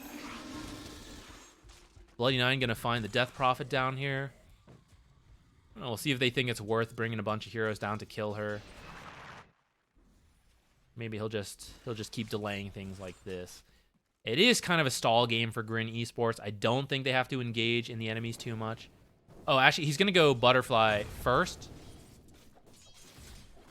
Okay, yeah, Huskar doesn't like to buy MKB. Neither does OD. Bloodthorn also kind of a weird purchase for these heroes. So Butterfly should give him a good amount of survivability in that regard. Oops. Treant found in the bottom lane. It looks something like this. Pick up Treant. Everyone attack him. That's a reenactment right there for you guys. Mage Slayer into Blade Mail. Maybe he feels like he's being targeted too much. Blade Mail will help him survive a little bit. Where can you see the roster? Yeah, BSJ isn't playing on this lineup. It's Sonic, Annihilate, Skyward, Nusham, Jenkins. Treant coming bottom, try to defend this tower. They're dropping the Death Prophet ult, so they do want this building here. Do we have Ags? Not yet. Blink on Sonic. Trying to skewer someone back, but didn't quite connect. I think they're just going to back off here. The supports kind of came down to try to delay it. They're going to fortify, waste a little bit more time, but this building will fall here. In the meantime, they're trying to get Annihilate, but Ember already rotated out. So, yeah, not going to be able to quite grab anything else. They want to try to play other parts of the map while this is happening. 4 heroes down here, try to find something else, but not quite able to. And then, I don't know, Treant just died somewhere, guys. I don't even know. I'm an amateur caster. Jenkins actually TPing up here and actually just dying. That's maybe thought his team was going to be able to make it in time to defend this, but that's the kind of stuff Grin Esports wants. To push out other lanes, take towers, and when the rotations aren't quite clean, you manage to pick up another kill. Now he did wrap around, is going to find the Terrorblade, who gets absolutely deleted really quickly there. Didn't even have a chance to Sunder, was just trying to TP away. That should be okay. Ags going for Boots of Travel, actually, kind of interesting. I thought he would just go for like one more big item, get the second Roche, go for the high ground break. But maybe gonna try to find more solo pickoffs in the meantime. Play by himself, but be able to join in with Boots of Travel.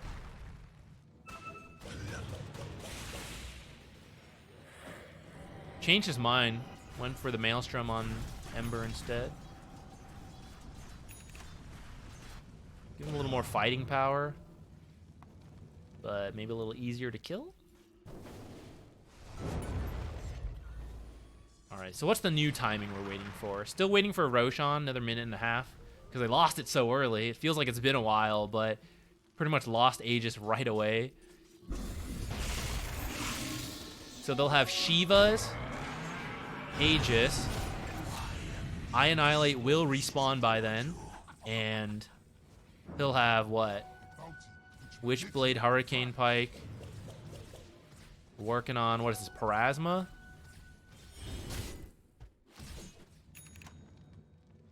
Will they have the tool? So I guess when they get Aegis, they're going to come up here. We assume they'll get Aegis. They're going to come up here, Death Prophet ult. What? I don't even know where he died. Doing Tormentor? Oops. Alright. Grin Esports will take that. That's a minute that Huskar is not farming up more gold and terrorizing them across the map. Whoops. Ooh, stolen Death Prophet ult. RP, but only on the Rubik. Rubik, you want to steal that one too? Cooldown too long on Spell Steal. 1 for 1 right now. Death Prophet very tanky when she gets the all the Spirit Siphons going. Doesn't have the Shivas yet. Does grab the Centaur kill before going down herself to the Terrorblade. Terrorblade changed his mind, went for BKB first, now going for Butterfly. Clock is ticking, guys. You can't see me doing it, but the clock is ticking. This Terrorblade is getting very scary. Now top net worth. I think it'll be like it'll either be a quick win when they manage to kill this Terrorblade / Roshan and break the game open like all off of that, or it'll be a very slow loss from there if they screwed up, is my gut feeling of how this game will go. What's Magnus going for? Refresher? What a build. Brown boots, Windlace, Blink, Refresher. Does he even have the mana pool? It's very expensive. I'm not sure if he will. Huskar going for this Terrorblade. Speaking of the window, Terrorblade, he's feeling it. He's just chasing him, but doesn't quite get the kill. Armlet Toggle keeping Huskar alive. Gonna turn around and grab Gyrocopter instead. Make sure we don't screw this up. Okay. Whew. Gyro does not have his shard. Otherwise, maybe that's a Huskar kill because... Oh, no, he doesn't. Wait, how come the... Oh, sorry, those are stolen rockets. I got very confused there. So, unfortunately, he does not have his shard on the Rubik. Otherwise, I think Homing Missile should have the Rocket Barrage, even though he doesn't have Rocket Barrage himself. I'm actually not 100% sure. But if you have that, the Rocket Barrage Missile is very difficult to Armlet Toggle survive, so can get you killed. Jenkins with the Light Collector gonna break the trees. Gonna reveal the Huskar, get him killed off. Spirit Vessel on Huskar. Gets Astral saved for now by I Annihilate. Jenkins leading the charge, picks up the gem. I don't know who had that before, but it's his now. Getting another Rubik kill. Now looking for this Ember. The taunt duration not long enough. Okay, they are gonna finish up the kill because the Spirit was not far enough away, but Huskar actually gonna drop to the Centaur in the back line. Terrorblade is here. I hear the Death Prophet ult. Where is she? She's on top of the Centaur. Arms coming in. Trying to auto-attack. This is the downside of not having Scotty. People just walk away from you when you're trying to attack him as Terrorblade. He's going to go. He's making a stand here up on the cliff. Gonna kill Nusham. Pop BKB. Sunder Jenkins. Can he kill him in time? Jenkins is trying to steal with Spirit Sight. Very close. Whoa, they both get each other. But who died first? Ooh, Arms died first. So Unfortunately for him, he does not get the experience from the kill. But I'm sure he's glad to at least pick up something before he died. Because that was like him versus 3 there at the end. He actually got 2 kills. Okay, still going to go for the butterfly. I do think Scotty's good this game. I hope he gets it at some point. But I guess he is able to kill and push off the Huskar without it. We've seen Huskar die a couple times here now. Literally a couple times. Grab himself a halberd. I was saying earlier he doesn't like to buy MKB, but actually Terrorblade also does not like to buy MKB, so evasion good for both of these in the matchup.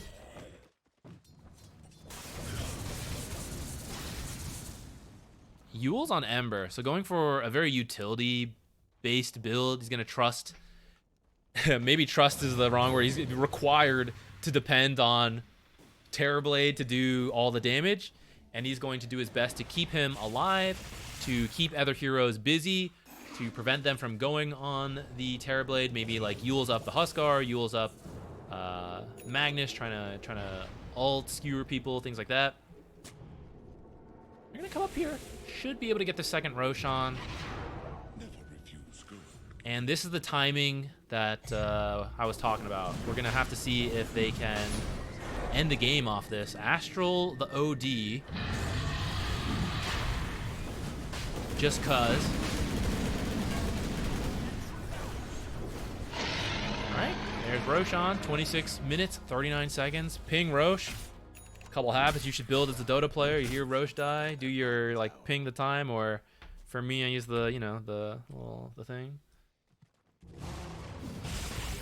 Build good habits, guys. Everyone type it in chat right now, the time. Type in the time, practice it. When's he gonna die? When's he gonna respawn? Alright, do we have any items we're waiting for? Refresher is still a long way off. We could wait for Mystic Staff to finish up the Parasma. Is Jenkins close to anything? He's got his Shivas, got the Yules. I don't think... Does he have something coming out? Doesn't look like it. Halberd, do we wait for that? Who's that? Thank you. Still a decent chunk off. Going for a steal here, maybe. The Wisdom Rune. 28 minutes coming up. Okay, we got our smoke play. Time to move out, see what we can find. What does their vision look like? They don't really see too many heroes. They're doing this a little bit blind. Okay, they're actually seeing some heroes over. Instant. I want to kill people. I'm immediately going for this. He knows they're coming for the Wisdom Rune steal. He's TP'd here, smoked. There's the Centaur, gonna push him away with the Inner Fire. Oh, managed to get the ult off before the blink happens. There's the taunt. I think Huskar should die here. Stampede and BKB gonna fall. Huskar got a little low. Maybe that's okay. Maybe he's buying space. It would have felt a lot better if he got the Wisdom Rune. Was not able to steal it in time. Did they get the other Wisdom Rune? They did. Arms picked it up on the Terrorblade. They are investing heavily in him. Gonna go for a Daedalus first before the Scotty. Just wants the raw physical damage. Meantime, Sonic is just back here causing mayhem. Pretty deep, pretty low. Will he be able to blink away or just TP away, actually? They do have lift. They do see him. I'm going to pick up Magnus kill back here. Does mean they're not going to be able to do anything this time. I don't see them making as many like plays and group efforts as I thought I would. Okay, speak too soon. Ooh, double stun from the Ogre. Not so neutral creep. Or maybe it is neutral. He hit both of them. BKB meta from the Terrorblade, trying to just stand and fight. Currently living, but dropping very low. Just tried to get away, had no Sunder. Is going to fall now. Can they stop this TP? No. That was the Aegis, and the fight did happen here. So it is going to take some time to run down. Terrorblade will be up by the time they get to the high ground, but no meta. So maybe this is the window to start breaking the base. Hit some buildings. No jungle, boys. No one jungling. Great. Might want to mind their top Jenkins? No jungling. mid towers coming apart. Where's he going? He's full health. Defending his base. Okay. He's not needed yet till Terrorblade comes up. I don't even know if they'll do this. They might just go for the top towers. Especially the living armor's making this a little bit slow. If they don't think they can kill the tower, it's not really worth it. And with 20 seconds left, yeah, I guess they're just going to reset. Maybe go for the top lane instead. What's next? Satanic next. First, a Rubik kill. Rubik thought he could push this out, but didn't expect the Boot of Travel Huskar to already be up here.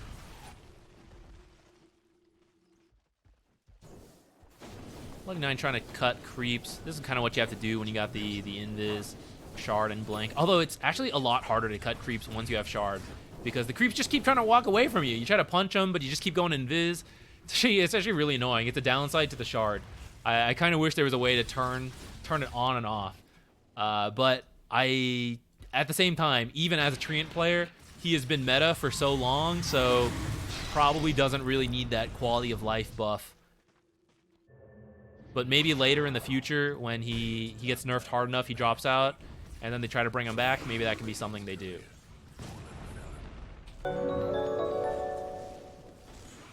All right, a little bit of a spoiler, guys. Jenkins, thanks for rating in. I suspect that means the game's over. It's okay. We don't know that happened yet. Everyone, just delete that part out of your mind. Here they are. What could happen? Anything could happen. Pushing in. Gonna see if the Huskar carry pays off. No idea what's gonna happen. Thanks for the raid, man. I appreciate it. Welcome, everyone. Believe it or not, we're watching Jenkins back in time. Time travel here. 10 minutes about in the past. I actually don't know how long the delay is. 5 or 10 minutes, maybe 15. 15 is the max, but I don't think they made it. I don't think they did 15. I think it's the max. Maybe I'm crazy. Maybe it's just 5 minutes. Ooh. No, please don't come down here. Let me farm. It would be funny if he fortified to go kill that guy. But it wouldn't have been worth it. He had spirit anyways, so don't waste your fortifies like that, unless you're memeing. But we all know Fart Studios is a very serious group of players. No goofing off whatsoever. They take their games with the utmost serious respect for esports and competitive spirit. All right, what are we waiting for? Satanic? Satanic, maybe? The BKB on Jenkins, who is definitely still playing the game. Just decided to stop streaming it, so he did the raid. 4 staff on Nusham. Okay, so we got a couple items. Maybe the refresher's almost here. Nope, still miles off. Okay, he did get the ceremonial robe. He's gonna have the mana for the combo. I was really worried. Without this, he's only got 600 mana. RP, refresh, then what? He doesn't have enough. So literally has just enough for 2 RPs on the refresher. And maybe if he has wand charges and he wants to be super next level, he blink RPs, drops the ceremonial robe on the ground, uses wand, picks up the ceremonial robe, does the second RP. Maybe he'll have enough mana for another skewer or something after that. All right, I appreciate everyone following. Thank you so much. I will mute that actually for the rest of the game so we don't hear the noise the whole time. But please continue to follow. I appreciate it. I need attention and validation. Thank you. Amplify damage rune over here. Maybe anyone interested in that? Hanging out? TB Illusion finds that amplified damage very interesting. Just kidding, guys. What? Oh, Iron Annihilate doesn't give a shit. He doesn't want it. Now, actually, the real thing there is that I'm pretty sure he doesn't see the enemy team. So he decides it is not worth it to do that. And he's probably actually respecting the Terrorblade a lot. He's like, the Terrorblade Illusion ran past that. That means the Terrorblade wants that amplified damage, which means he's on the way. It's too scary for me. I'm just going to deny it to be safe. That actually might be the train of thought. Whoa, who's that? Or Thank you. does not give a shit. He's like, I don't need this amplified damage rune. Just kill it. What do you guys think? Is he baiting? He's like up here on his own. The team's behind him. They're smoked up. Who will they find? Huskar is not the guy they want to find. They're running themselves into a dead end here to avoid the Huskar. They want to find either the Magnus would be good. Death Prophet, you can kill her before she uses her ult. It's kind of nice. I almost called it RP. It is not actually RP. Rubik dead right away. Magnus now free to do whatever. If where the hell is he? I don't know. There he is. RP onto Arms. Disarmed as well. Ironic. He's gone. Did not get to play Dota there. Got killed way too quickly. Could this be the end of the game? What do we think? Could there be more? Who knows? Perhaps Ember cuts waves for 3 minutes. Centaur double edge, very good at clearing creeps. Who knows? Is Roshan up? It is. Okay. I'm looking into the future, guys. I think they get Aegis, and I think they're gonna win. Crazy prediction. Maybe just run it down here. Maybe go back to one of the already opened up mid and bottom towers. They do have a window here. Terrorblade actually did use meta.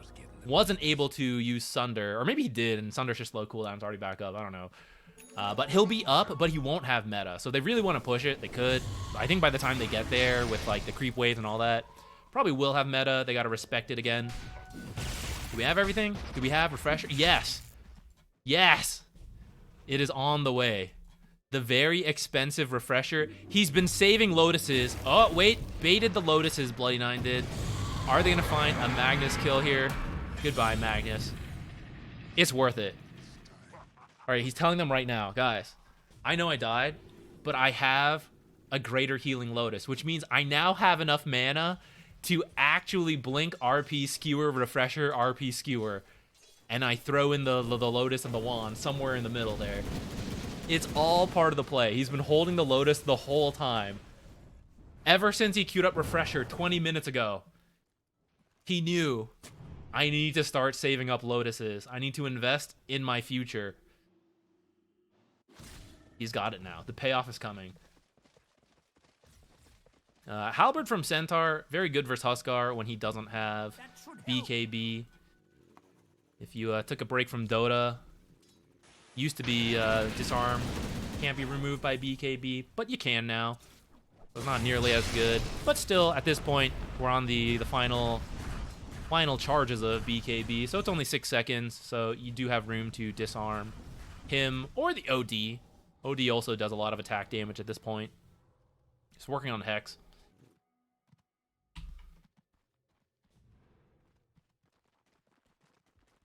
He's just doing his thing. He's just farming. Huskar's got more kills than the total KDA of OD. OD's just like, I'm just farming. I'm good here.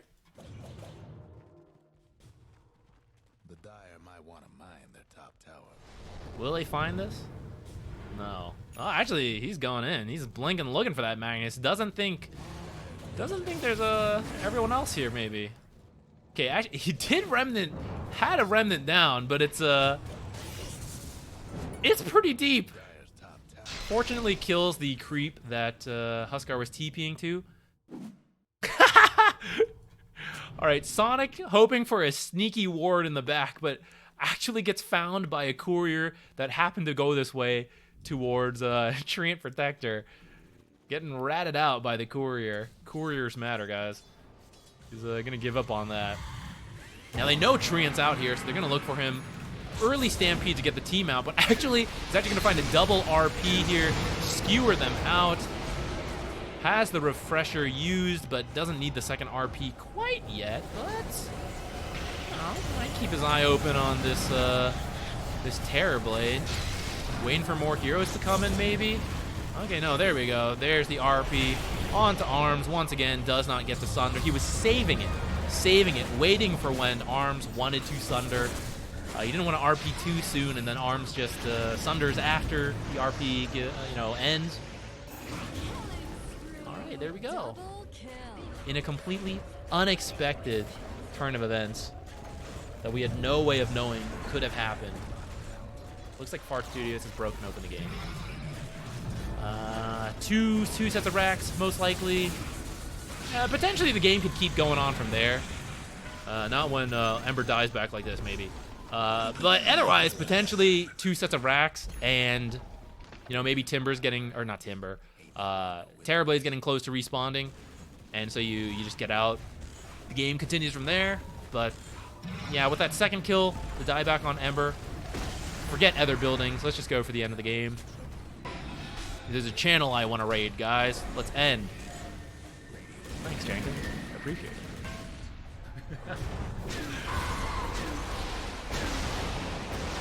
Beanie Terms. Thanks for the Prime sub, by the way. I missed that. I appreciate it. Skewer him out of the base.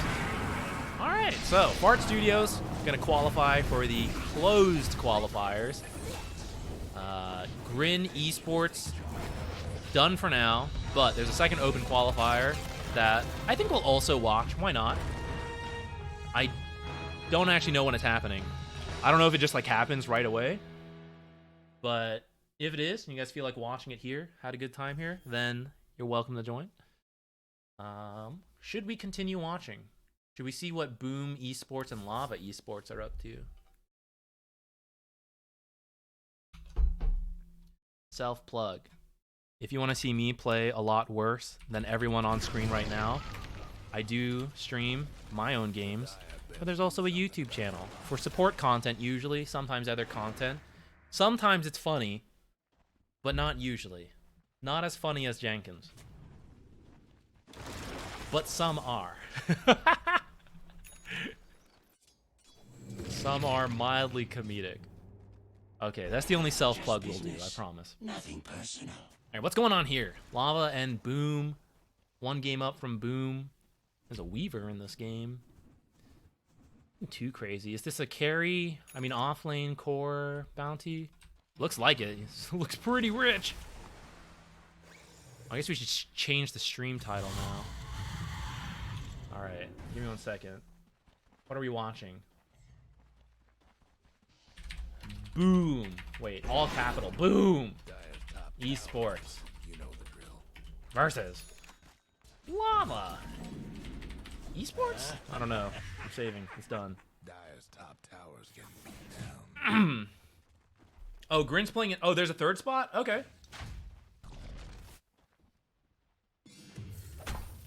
Well, in that case, we will watch that. We are, in fact, invested. I have a friend here who has a friend on Go Burr. So bias casting will kind of be rooting for Go Burr, but also I'm not really invested. So, you know, good Dota. Best of luck to everyone. Second open qualifier later, so. Hey, Meepo player. 8-hour stream. And apparently it's going to be kind of hoping for a 2-0. I don't know. I'm a little hungry. Maybe we'll find a snack after this. But I feel invested now. And we've been rated. We have to entertain the guests, you know? Thank you, everyone. So, we'll watch the final one. We'll watch the third place game.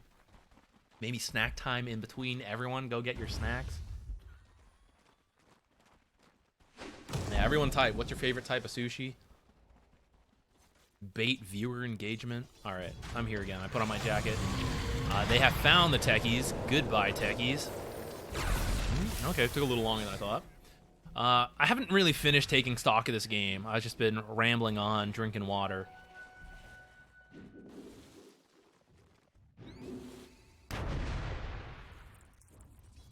All right. So, 1 barracks down. But you have a Luna, you have a Nature's Prophet. You can deal with lanes pretty well. So, still anyone's game.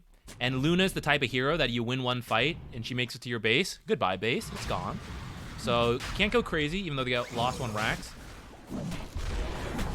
They were looking for a fight, I think, but because of that, I think they had the wrong read on where people were, because they're actually just sneaking Roshan on Lava here. And they should be able to get it. It's taking a little bit longer, because not everyone's contributing. People are kind of like waiting, staying out of sight, thinking people are coming up. But no one's actually coming, so...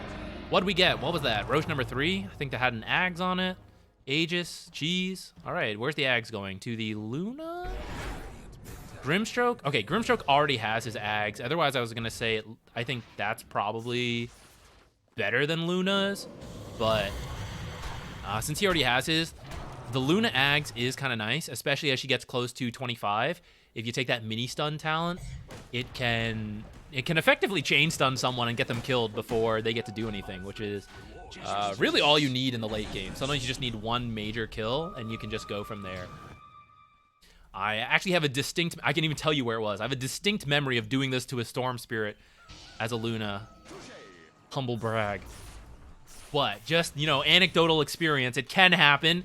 Can chain stun someone with the Eclipse talent if she wants to take that. The other talents, you know, actually not that bad. But I think when you have an Aghanims, I like the mini stun talent. We'll see. I'm garbage. I'm watching the game, not playing in them, you know. So what do I know? See what Luna picks when she hits 25. Actually, what are they going to do with this Aegis? Are they going to try to push up? It's a pretty even game, you know, besides the whole, you know, barracks being gone. But net worth-wise, 2K at 40 minutes is nothing.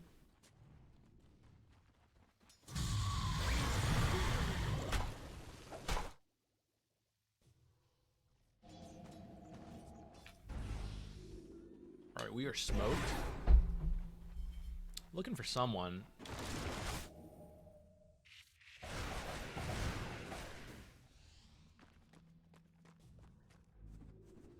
Chen? Is Chen stuck here? Oh,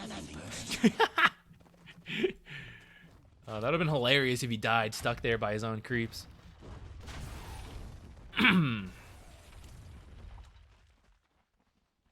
Alright. Radiant didn't quite find anything. Creeps entering the base. They're gonna be required to go back soon, but Nature's could maybe do... Ooh.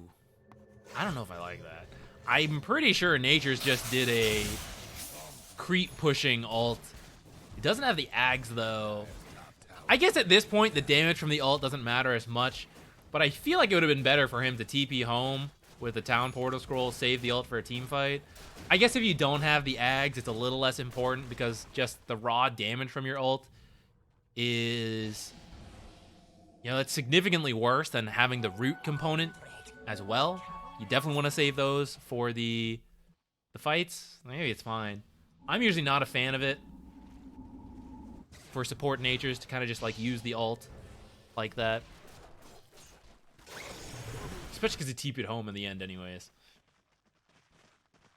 Mindbreak only silences the first target hit by Glaive. Yes, Glaive cannot apply on-hit effects. It'd be really good. We were talking just last game or the game before. We were saying like if it did, Mage Slayer would be really cool on Luna. Disperser would be even more broken on Luna. If you could burn mana on every single hit, that would be absolutely mild. Wild. I said mild. Will I make it to 10 hours? I mean, I think I could if I wanted to. At this point, we're going to. I'll commit to it. Why not? Open qualifiers only happen every now and then. I'll get a snack. In the draft, someone let me know when Go Burr versus whatever happens, if it's actually happening. We'll tune in. We'll have a little bit of time to ramble in the draft and eat a snack. Luna getting caught out and killed Aegis down wasn't quite what they were hoping for. They'd like Luna to just be able to siege and hit stuff. There's the Aghanim's ultimate. Didn't quite get a kill, though, and she's spending most of this fight having to run, which is not really what you want. Luna is a hero who you want to be able to stand still and just attack with all the glaives bouncing, but because of the way that fight started, she was always on the back foot, and she had to spend almost all that time just running away. So couldn't really use her damage to like, actually do anything, and they don't quite have the heroes to counter-initiate and buy her time, like the big RPs, black holes, things like that. So she's just running the whole time while her team tries to do anything, but everyone in BKB chasing her. So that fight went really badly, I gotta say. I was rambling about snacks and not really prepared for that.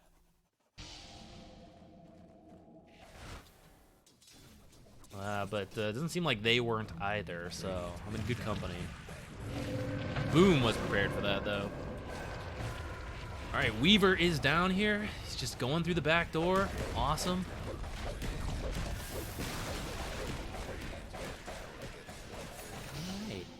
Boom Esports trying to get me my snack time. They are going for the megas. Buybacks are available. All right, so you're gonna buy back on Brewmaster as Nature's response. Bounty Hunter is up. Trying to save the Luna buyback. There is not much time here. It's a really close moment. This is really tough when you play core to watch this happen, and you gotta decide, like, should I buy back? Should I not? Oh, I don't know. He's chosen to save buyback. Is it right or not? I don't know. I think the logic here, though, is that of all the heroes he's playing, Luna can hold the base. Nature's has the global teleports. He can hold the base.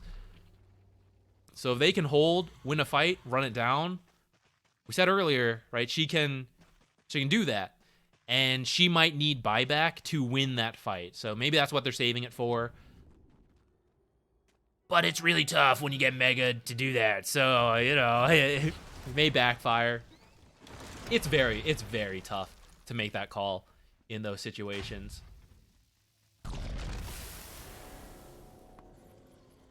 You like the guides? Thank you. I appreciate it. Wow, what guides does Zach make? I've never heard of that. Maybe it's on the YouTube channel. Oh. Okay, I lied. Second self-plug. All right. We're entering a stage which might be a little boring. I'm pretty sure the Radiant just has to play very passively, wait for the Dire to come in, feed. Right, this is where you have to win about 3 fights here. You need Boom Esports to push in, feed, throw. You run it down because the death timers are long enough. You get to do that. You get here, they fortify. They probably respawn around now. You can maybe take the tower, and as you hit the barracks, they fortify again. So now you have to come back. So then you have to win the second fight to run it down. And actually, if they did do two fortifies, the second time you come back here, they may not have fortify, so you get to take the buildings and then go for the win. But if Boom Esports waits for the fortify to back up, that's when you got to come, force the fortify again. It expires, you finish the barracks, they respawn, you get out, then you got to do it a third time. And then you can go into the base.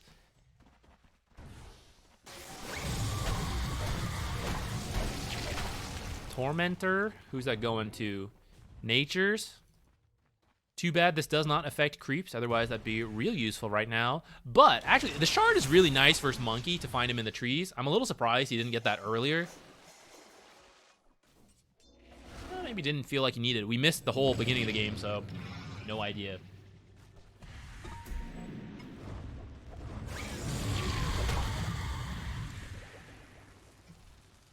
How about Glaives applies modifiers? I think that would be way too powerful. It just sounds like way too good. Plus, I think the Eclipse Stun talent is not that bad. But we're going to see if JP here agrees or not. I think if you've already got Ags for free, or maybe you bought it because you're super rich, I don't know. You hit 25, I think it's decent. Could be wrong, though. I don't play that much core, so I haven't been keeping up with the most up-to-date Luna builds. Bounty Hunter's items, here's what he's got. It's working on a Radiance, which is a little surprising, but I guess it's a wave clear versus Megas, maybe? It feels strange.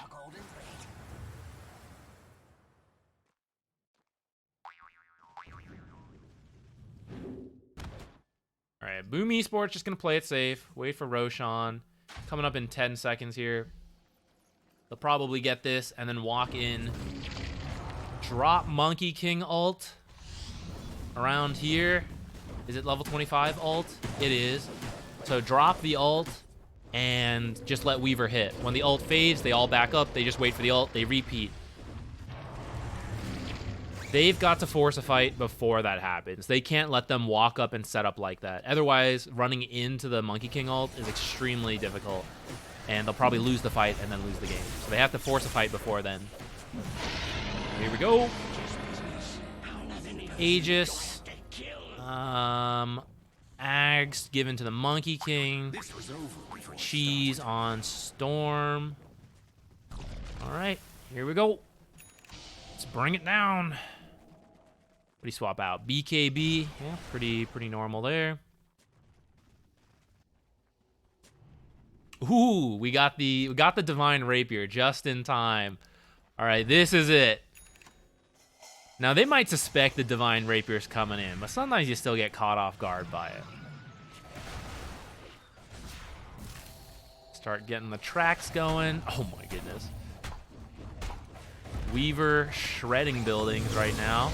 Storm grabbing 3. No one actually gonna do anything about that. Okay, Weaver actually falling really quickly here. First life down. Monkey King ult? You feeling it? Not yet. Not yet.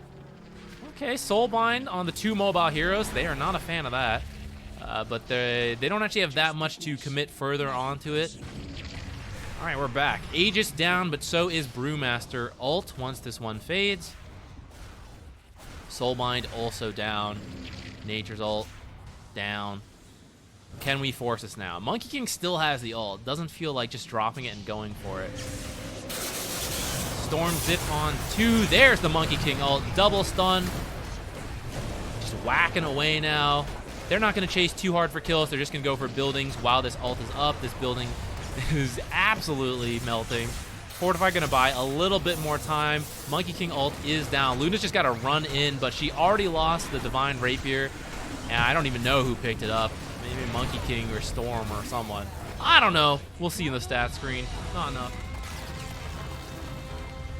All right. Is Go-Burr happening?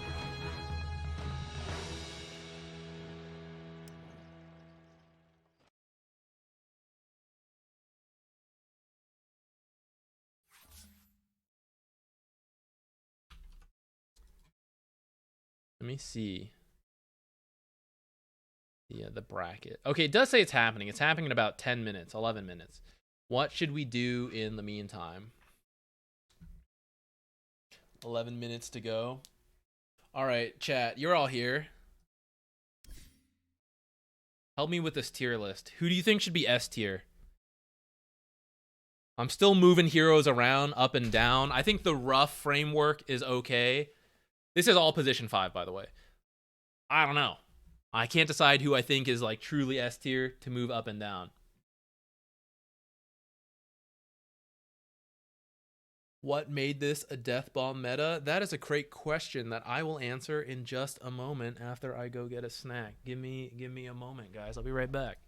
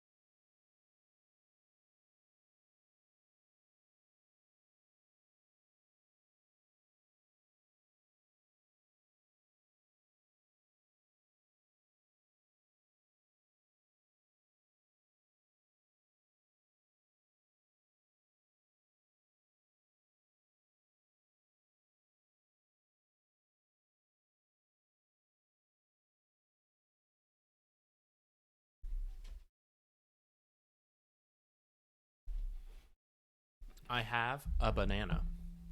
All right, let me change the stream title while we wait. Go-Burr versus what was it? Nightshade? No, Grin. Sorry, Grin Esports.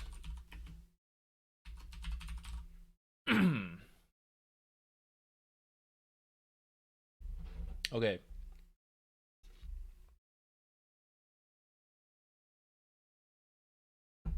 I wouldn't fully describe this as a death ball meta, but there are several heroes. Like, the game is faster than it used to be.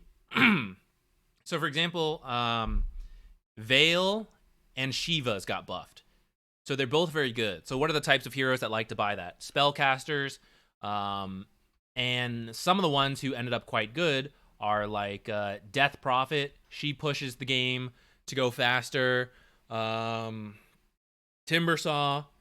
early game dominance, Primal Beast. When you have these kind of spells, you want people to group up and to be able to use it, right?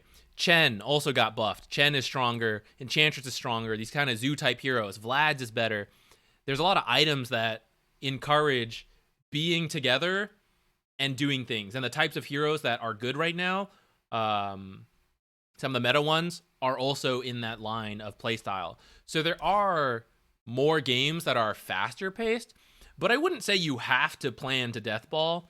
There are still some like later scaling. You still see games go later, all that.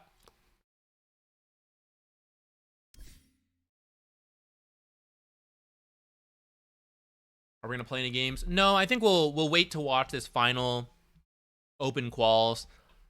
Friend of a friend in Go Burr, and I also feel invested. We've been watching quals the whole day, so we should see how it ends. Pudge in Despair. I think if you're a good Pudge player, it can move up a little higher. But as a position 5, Pudge is very much, if you hit the hooks, you're good to go. If not, you know? And in a pub game, right? I'm trying to balance this between pros and Pudge. In a pub game, this can be like very, very iffy. There's many supports that are far more stable than Pudge. If you're a Pudge specialist, which everyone who plays Pudge thinks they are, and they'll land all the hooks, right? Then it goes up, but it's much easier said than done. No, don't worry. Feel free to ask. This is I typically try to interact with chat a lot, answer questions, things like that. I don't know everything, but I'll try to look stuff up, look into it. So yeah, feel free to ask whatever questions. I sometimes miss it as I play and ramble on. But if you ever want, you just like tag me in the thing so it highlights and I might see it. Happy to answer as much as I can.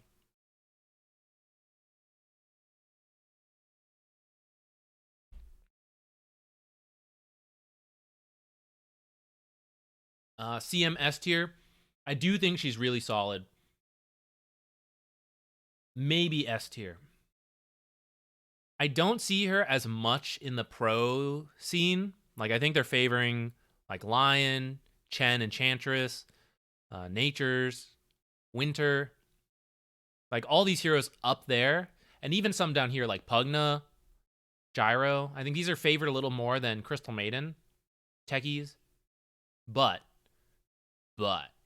pub games, right? It's hard to make Chen and Enchantress play optimally in a pub game.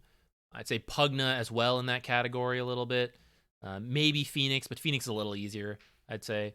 Crystal Maiden, a little better in pub games, I'd say. Maybe she goes up.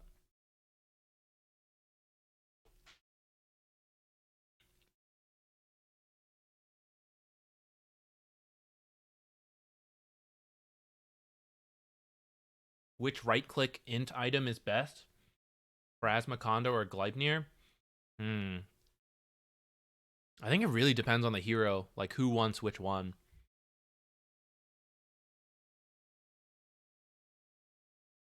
I guess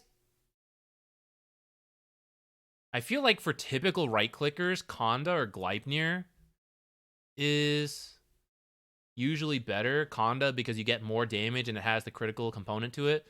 And then like the damage when you use a single target spell. Gleipnir because for universal heroes it's like some stats, and then the root, the maelstrom, all that. But the people who do right click magic damage really like Pharasma, or right click and then magic damage like Pharasma. Someone like Viper, I guess. So it really depends on your hero, I think.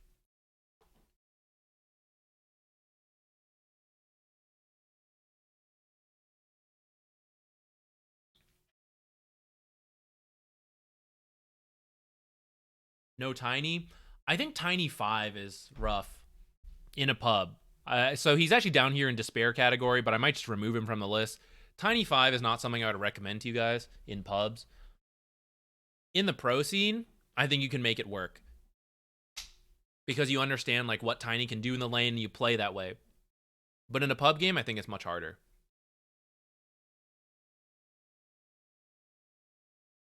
Position 4 tier list, though, he definitely goes to the top. I'm also working on this one. I haven't decided where to move everyone yet. But I do think Tiny is near the top. A or S tier. Position 4.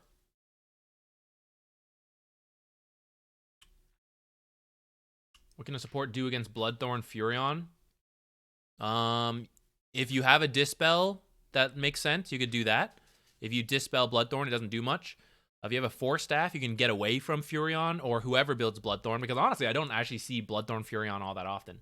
But Bloodthorn, the item, if you're not being right-clicked, you're okay. So the Ghost Scepter, Glimmer, Force Staff, classic support items, survivability items. If you manage to get away and you're not being right-click killed, then that's your tool. And you usually want it to be an item response because Bloodthorn silences you. So even if you have a spell that would dispel you and stuff like that, right, you can't use it because you're silenced. So you need an item that will keep you alive through the silence. And now that it also does shit ton of damage when there's like the summons hitting you, you sometimes have to get a dispel to remove it from yourself or not be right-clicked in that time.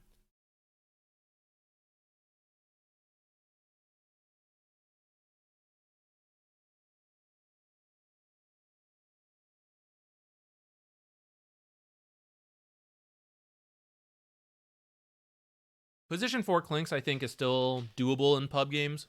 Not the best, but if you just like it, still works, right? The reason it was good before is because he had a good laning stage, and then you have this invis hero running around sniping people and just adding a bunch of damage.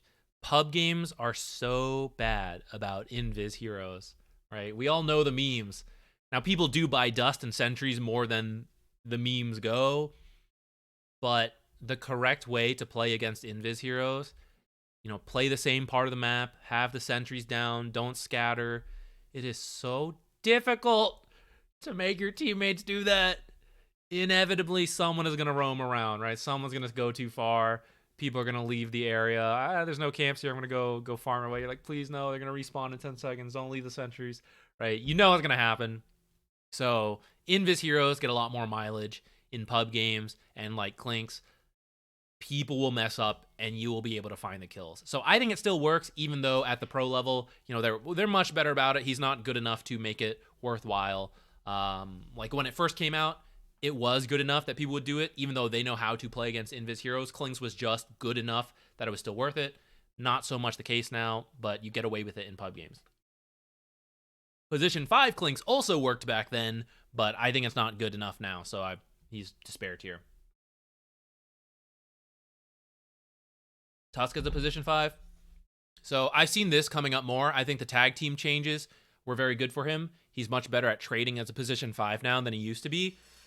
He used to be much better as a position 4, and I wouldn't recommend him at all as a position 5. The pros could do it. Again, kind of the same way. They kind of know what he does as a position 5, but frequently just switch back to position 4 after a bit. Just like laned as a position 5. But now, the attack slow really helps him lane a lot better. And you really just need the blink, right? Boots into blink. You can snowball save, you can initiate, things like that. You eventually work for other items, get normal support items if you want. Yeah, I think he works as a position 5.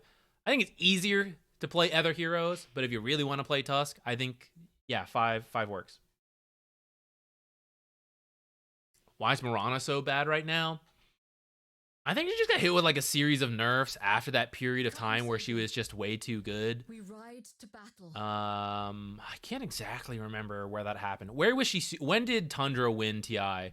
That was, what patch was that? That was peak Mirana 5, and since then it's dropped down. I think it was just a series of nerfs to a lot of different things. Her base damage, like the spells, it just slowly got worse and worse. It still technically offers the same stuff, right? The laning, the stuns, all of that. But I think they're all strictly worse than when it was meta. If I'm remembering correctly.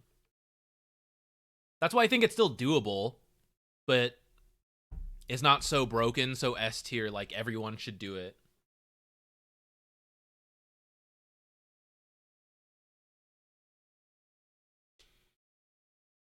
Phoenix S tier 5, but B tier 4. I'm still moving things around. I didn't know where he is. But I do think sometimes some heroes are better at one role or the other. Phoenix is a hero, though, that I don't fully understand right now. Like, when it was the Blade Mail Heart meta, Phoenix S tier totally made sense. That meta has dropped. Phoenix got nerfed. Phoenix still pretty good. So that's the part I don't fully understand. I know Phoenix still offers a lot to the team, has the heal. Maybe he's buffed up. I don't know, buffed up by the teammates buying Veils, things like that. At the same time, lots of Shivas in the game reduce healing. Not nice for Phoenix. Yeah, I don't fully understand. I don't fully understand where Phoenix falls out. So that's why I've not really decided where to go with all the tiers. Were you watching the game live or analysis? Yeah, we're waiting for the game to start. Where is it? We're just discussing the potential tier list in the meantime. I think there's still a little bit of time before it goes. Here, I should put that up so people know. Here, we are waiting. Oh, we were doing a replay analysis earlier. Waiting for game to start.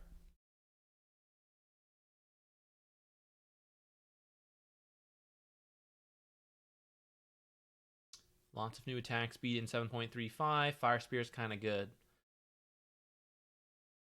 Maybe. I guess some of the meta heroes don't have the best attack.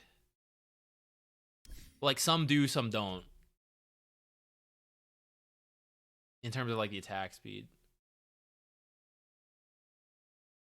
Isn't Disperser kind of good versus Phoenix, though? Like, Phoenix hits you all with the attack slows and then eggs, and then you, like, Disperser your whole team and then kill egg.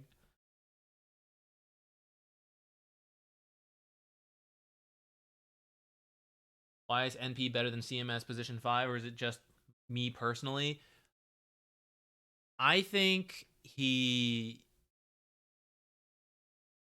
right now this map is really large, and laning stage is really important. So being able to play the map, farm places your team can't, and show up to fights early is really good. It forces everyone to buy a Quelling Blade. You have vision superiority at the start of the games where you TP out, place the wards, no one knows.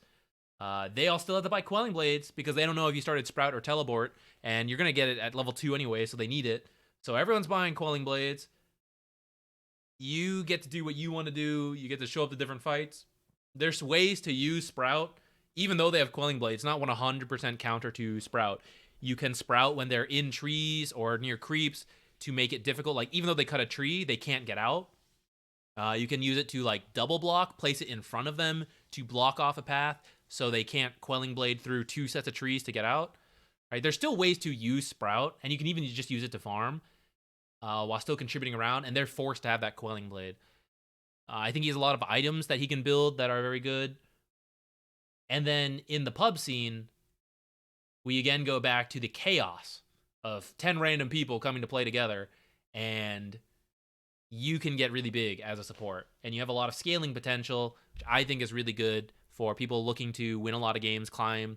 You know, you can't totally cast off that Dota is a team game at its core. You can't ignore that. But as much as possible, you don't want to like lean into that in pub games. You want to be able to do things yourself. It depends on you, what you're willing to put up with. Like IO and Oracle, they're always going to rely on teammates. You can't avoid that. And so even if you're super farmed on these guys, like what do you do, right? Even if you're super farmed on Crystal Maiden, there's only so much you can do. Being super farmed on Nature's Prophet, you're another core. Like, you can do a lot. How do I see IO being played this patch? I think just as a support is fine. A lot of these auras favor him. I haven't seen too many teams do it yet, though. Maybe I just haven't noticed it. Oh, thank you. We're going through all the fruit. Now I have some pears.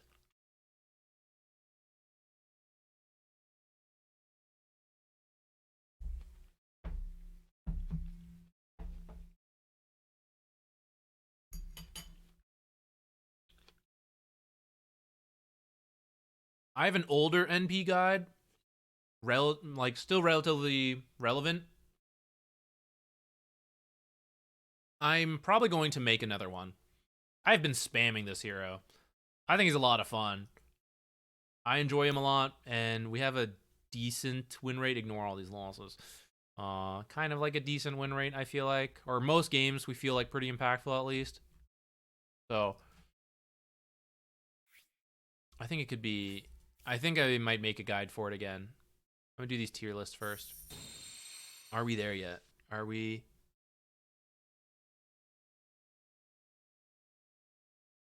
Okay. The game is happening. We just have to wait for the delay. It's here. Oh, Lava Esports versus White Dragons also happening at the same time. We'll start here.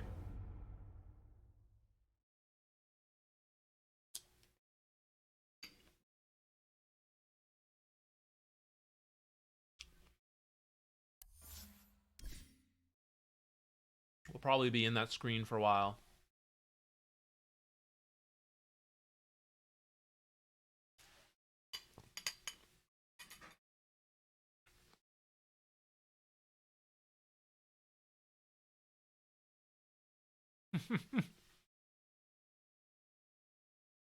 I'm trying to work on it, Little Tin God. Trying to make the shorter videos for the YouTube algorithm, all that jazz, right? Okay, nature support. The meta right now, TP out. TB, place the mid ward, block camps, place wherever wards you feel you need that game. Go for runes. If no first bloods happen, or heroes you kill don't have a way to cancel teleports, consider teleporting into the enemy fountain to snipe couriers. But there's a sweet spot for this to work. You must play at a bracket that is good enough for people to put couriers outside of the fountain for min-max efficiency, but not good enough to not put them outside of the fountain when there's a Nature's Prophet in the game, and they do it out of habit. So at Archon, maybe not worth it. You can wait for people to call out items and just kill it that way. That might also work, but less guaranteed. Teleport to your lane.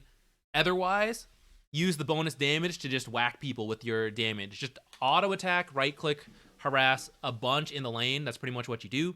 Keep your eye on the minimap to rotate, especially as soon as you hit level 2. But of course, throughout the whole laning stage, look for the rotation to the other side lane. Many times they don't expect, 3 people to go on them. And that's kind of like, you're going to repeat that for a long time. You can go for Wisdom Rune steals. You want to farm places your team can't and show up to fights with teleport. So, for example, you can farm your jungle in the side lane that no one wants to be in and still show up to the fight like in the top lane where your team is grouped up and going. You don't want to farm where your team can farm and where they're at, because that's not...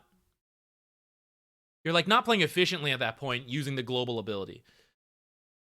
Those two things kind of sum up like how to have Nature's Prophet impact. Win your lane, gank, farm areas your team can't, and don't forget to show up to the, don't just farm. You got to show up. You got to actually contribute with the farm, right? But get more farm from than usual.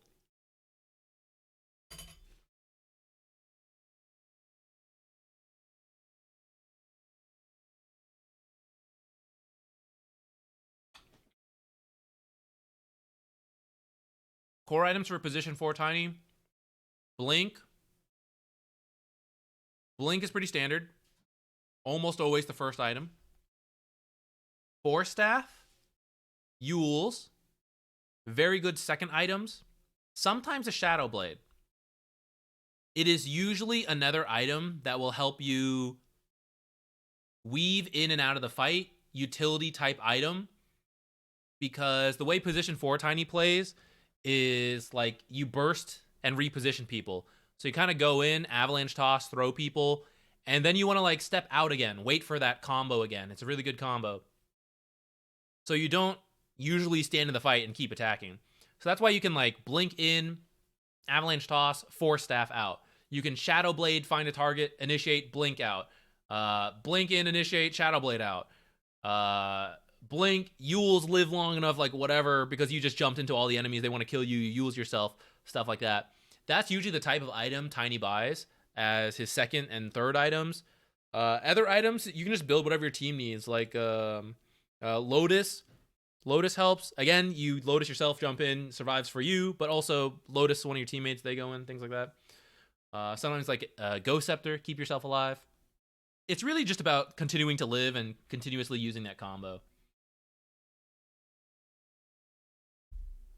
Just thought an E-Blade build of Lance Ghost. Sorry, I don't fully understand that question. New Arcane Boots, I think, is generally good for most supports. If you needed mana pool, it is a nerf, but many people just need the mana regen, and it's better than ever for that. So, or let me change that. I play heroes who need mana regen more than mana pool frequently, so Arcane Boots has been an overall good change for my types of heroes, and so I have not noticed it as much for the heroes who need the mana pool. But I'm sure it does exist. I think it's fine if we just sit there forever, but I will exit and like restart it just in case. Oh, whatever. This happened earlier. It'll show up here again. It'll populate.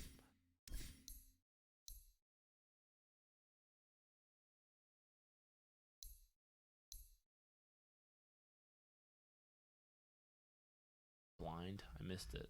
Where is it? Where is it?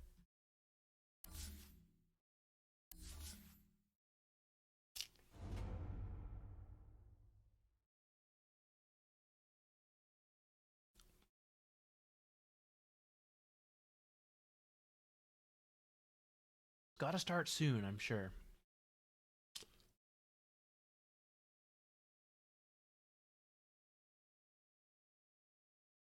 Oh, E-Blade building up from Aether Lens and Ghost Scepter. It's an interesting change. I think it does favor supports a little bit more because Aether Lens and Ghost Scepter were more common support items. And it wasn't that crazy to see a support with both of those items. So being able to now turn it into an E-Blade, pretty cool.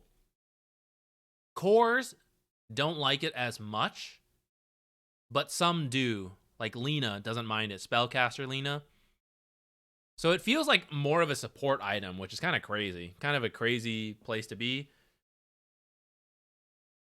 I don't know how I feel about it, like grand scheme of things, but it's maybe more fun for me because I am a support player, so now I'm more likely to buy E-Blade.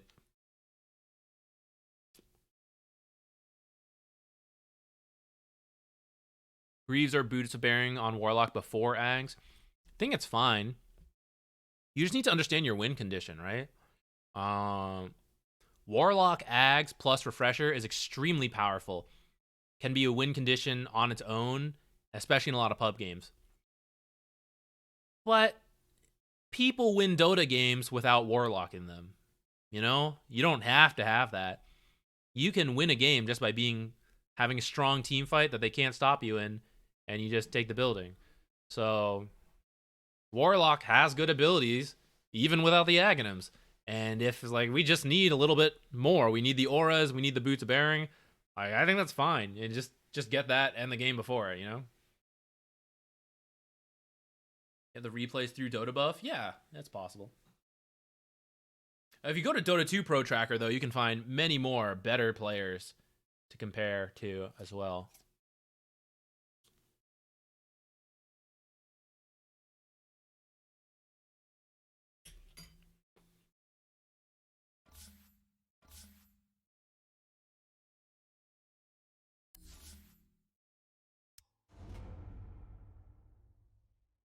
Let me in.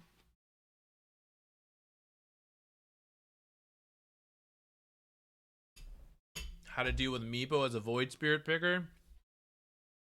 You're gonna need a mid specialist for that. I'm sorry. I don't play much Void Spirit nor Meepo. Meepo in general very strong right now.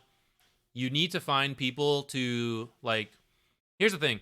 Meepo is very good, but because of the way he accelerates, a kill on him is more impactful than most other heroes.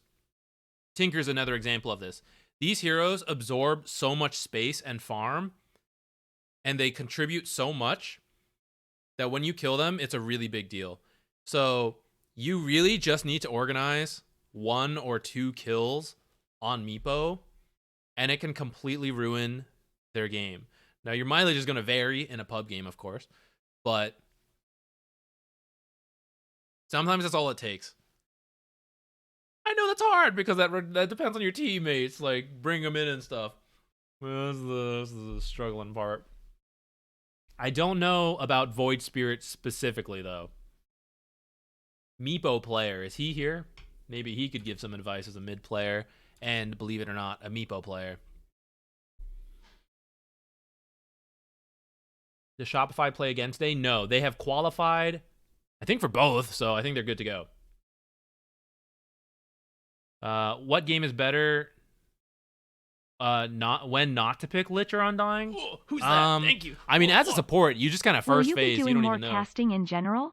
I've been a fan through your YouTube guides. Oh, thank you. Sorry, I don't know how to pronounce this. Surnam? I don't know. I'm sorry. I don't know where to put it. S4R9AM. Thank you. I'm probably not a hype caster. I don't think I'm very good at that. Maybe I could practice it, but as an analyst, maybe. I don't fully know where to begin in the world of how do we get into this, but I think it would be fun. I'm down for it. And I will try to watch more open qualifiers like this so you can see my casting here. If I ever get to work a tournament, that'd be awesome. I don't know how, like, soon or likely that is to happen, but I would love to do it. Thanks for subscribing, by the way. I appreciate it.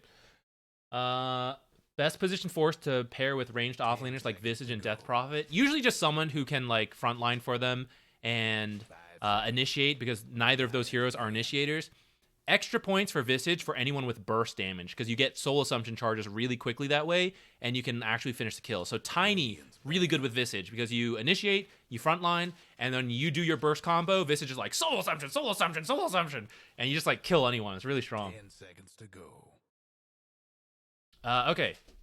Go Burr versus Ruin Esports. Jupiter, what are you doing? What are you chewing? That's my cat, by the way, for any of you guys that don't know. We got 2 cats, Hephaestus and Jupiter. 10 seconds to go. Come be in the cat cam, Jupiter. It's the draft. We can put it on the screen. 5 seconds. Chen, very strong hero right now. Trent. Bounty, I don't know. I think we just saw them play Bounty before. Maybe one of these players is the Bounty specialist. He's not usually a first phase ban from what I know. Maybe I'm wrong. Maybe he is. Maybe he's rising up. He's getting there. Visage ban, not common to see in the first phase. Another targeted ban, perhaps. 5 seconds. Nature's very normal ban at this stage. How do I get flamed less when I'm not taking obviously bad fights with my team, or should I just go die with them? So I have a philosophy on this. If you really know it's bad, don't go. Try to explain it, like, real quick before the fight breaks out. Try to be like, I'm not there. Please don't do this. Like, if you preemptively say things, it's better than, like, in the heat of the moment. But if they flame for it, I mean, you're just going to have to mute them. But if you're ever unsure, I would just commit to the fight, because Radiance ban. oftentimes we default to overly safe plays, and then you never really know how to push your limits, right? So sometimes you think, oh, I'm not supposed to join this stuff. 10 seconds to But if go. you never try, you never know. So I join things that I don't believe in to learn. And off that learning experience in the future, I'm like more confident. This is a terrible idea. Let's not do this. But if your team is tilting, and they're on the verge of breaking their items, if you don't show up to the fight, like whatever, you get that feeling, then you gotta go. Because losing a bad fight, but the team continues to play, is more favorable than you didn't take the bad fight, but they break their items, they give up, right? Sometimes you just gotta do that. You just gotta, all right, we're in just to keep this guy here. I do that sometimes. I go with bad plays. I think they're bad, because I think the guy will tilt out if I don't do it. Is that correct or not? I don't know. I think it just depends on your personal philosophy of how to approach Dota 2 multiplayer games. Lion and Timber, also pretty common first phase bans. They're pretty good heroes. Timber with the Shivas, very good matchups into many melee heroes. Lion, pseudo mana battery.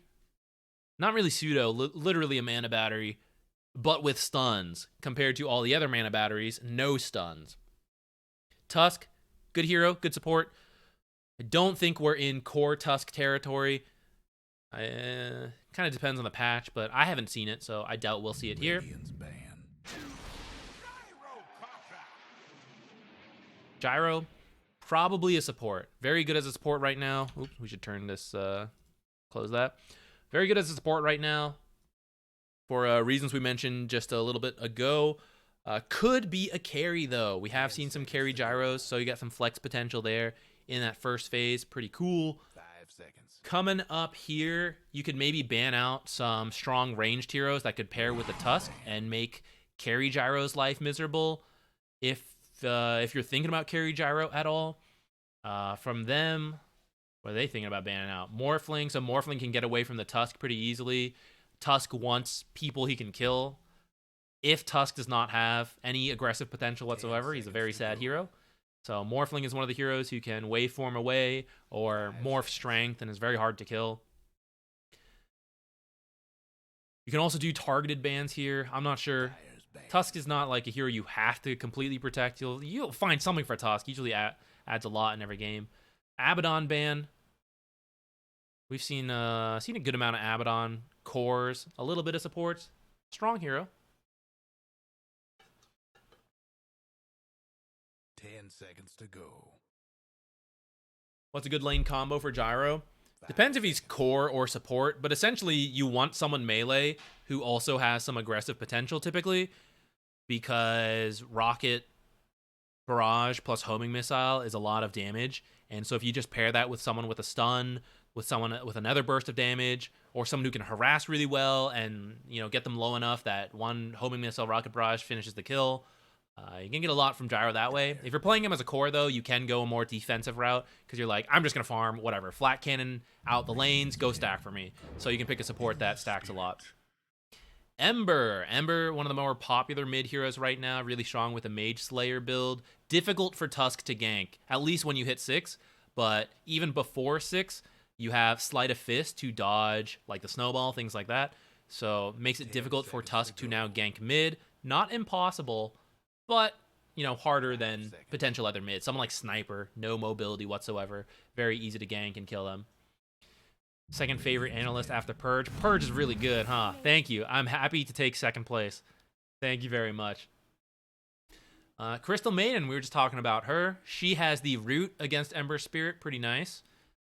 I'm curious if we'll see them build the shard. We were just talking about, I kind of like the shard on Crystal Maiden, but I don't know how good it is to actually build it very early. So let's see if they get it at all. But the root will definitely be good versus the Ember Spirit. And then the mana for the team that we were talking about earlier. Gonna grab the Monkey King. So Monkey King versus Ember, good mid matchup here, but flex value. So if you decide to change it up for whatever reason, you want to run Monkey King carry, you can. This puts Green Esports in kind of a tough spot where if you pick an offlaner, like, I don't even know, like Underlord, let's say, right? He would have a rough time versus Monkey King. So even though you think this is Monkey King mid, you still can't, like, you have to be careful about picking a weak offlaner or an offlaner weak to Monkey King. So it's kind of limiting the pool. I like that Monkey King pick a lot here. But you have to be ready for this kind of thing, especially when you're going to pick Ember Spirit so early. Like, you know they're going to counter it. Ember has a couple bad matchups, such as Monkey King, such as Huskar. But he's he's a good enough hero that he can get through those usually, which is why people leave it open. But you did see they banned out Huskar. They didn't want to deal with that bullshit. They saw how the last game went, Fart Studios. 5 seconds. Or who was it? Fart Studios versus... it was Grin, wasn't it? Grin just lost to Fart Studios, so they learned their lesson. Right? Yeah. They're like, okay, never again. I do not want to be Huskard again. Okay, Grim, Doom, Inkswell combo, really nice here. And then, of course, the classic Soulbind. Very good there. Gyro, probably a support now, but could still be the carry. I'd say support works, though. Like, homing missile doubled up here. I don't really know if Gyro's like Gyro versus Monkey King. You know, that I don't know. That doesn't feel great. I think you want a carry for your final pick on Grin Esports. They have the last pick, so a little strange to last pick of 4. Not unheard of, but probably a core. Here for Go Burr. I mean, you know the offlane in the mid, so this is now where they decide where Monkey King is going to go. Monkey King carry, Monkey King mid, potentially.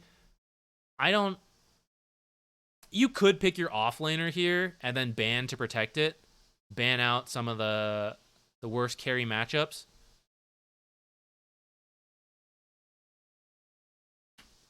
There's something else I was going to say about Grimstroke, but now I can't remember. Radiance ban. I'm forgetting something. Oh well, whatever. Okay, there's the Faceless Void.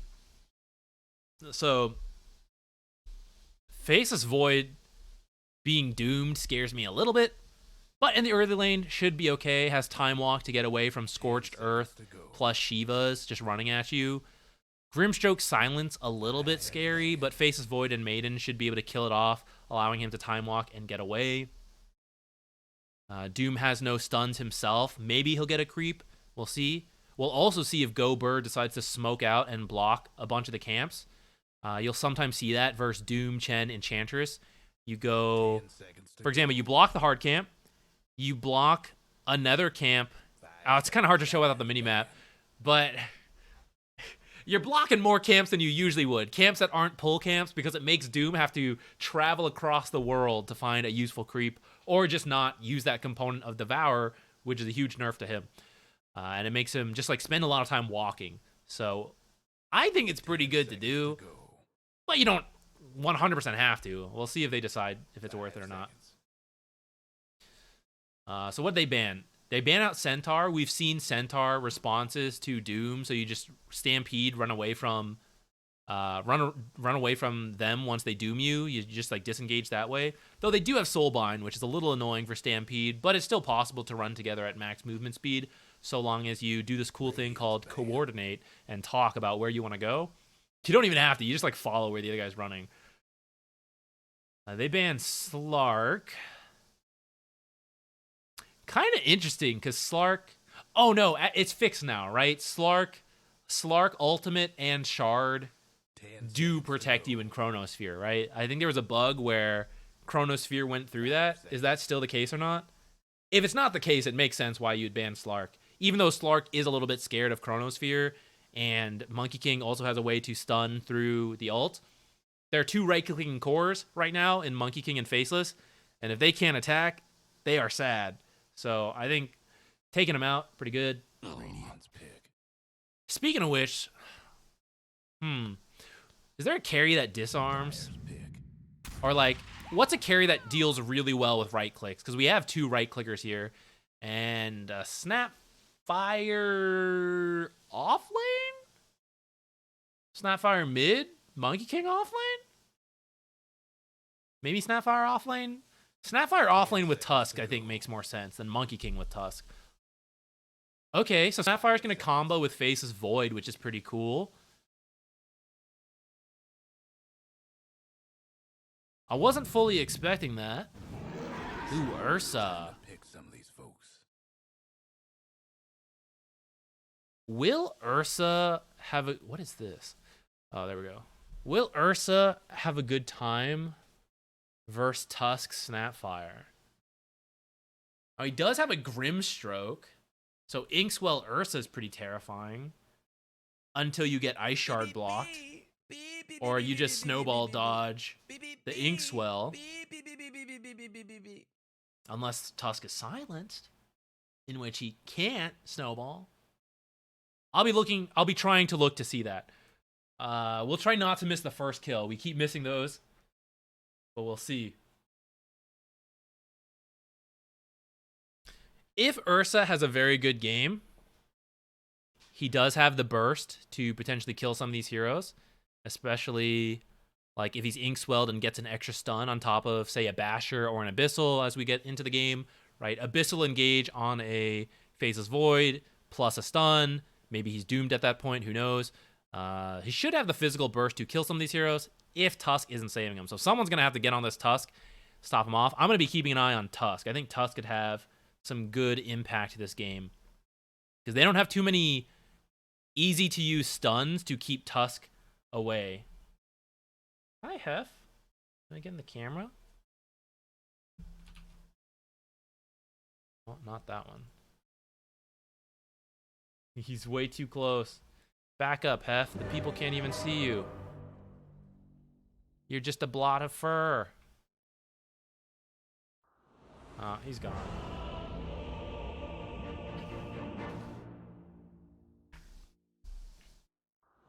Pre-Soulbind could be pretty cool. At least once Grimstroke hits 6, we might... It's possible to see that. But it's also a little tricky sometimes. Like, it could work both ways. You Soulbind a solo target, and then he can't snowball save. But maybe you solo bind 2 people, or Soulbind 2 people, and then he can blink snowball both of them, I'm pretty sure, right? So we'll have to see. Could work out a lot of different ways. Okay, smoke out from both teams. Hello, Hephaestus. What's up? You want to put your butt somewhere else?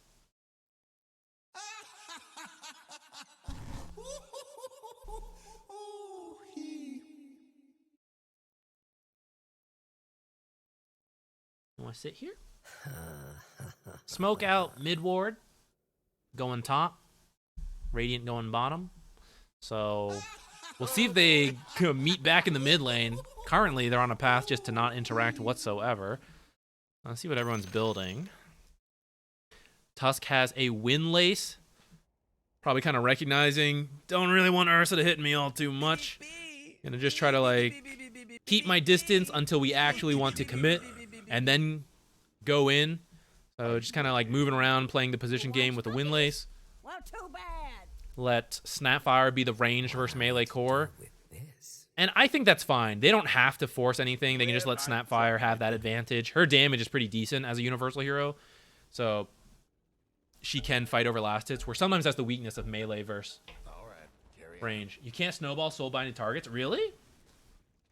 Thought you could. Interesting. All right, then that's extra strength to Grimstroke that I didn't know about, if that's true. Guess we might see that come in here.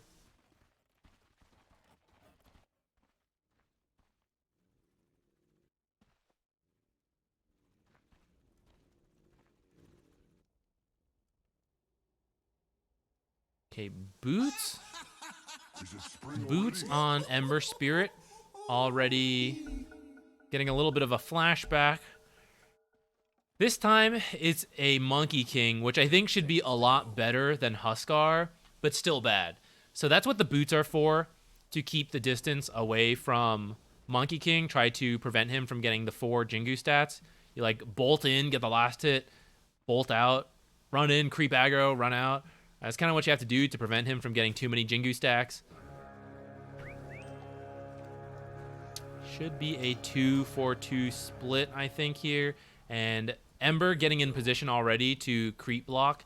Wants as much of an advantage as possible in terms of lane equilibrium, since this matchup is really bad. If he can get the creeps in a good position, that'll help him out a ton.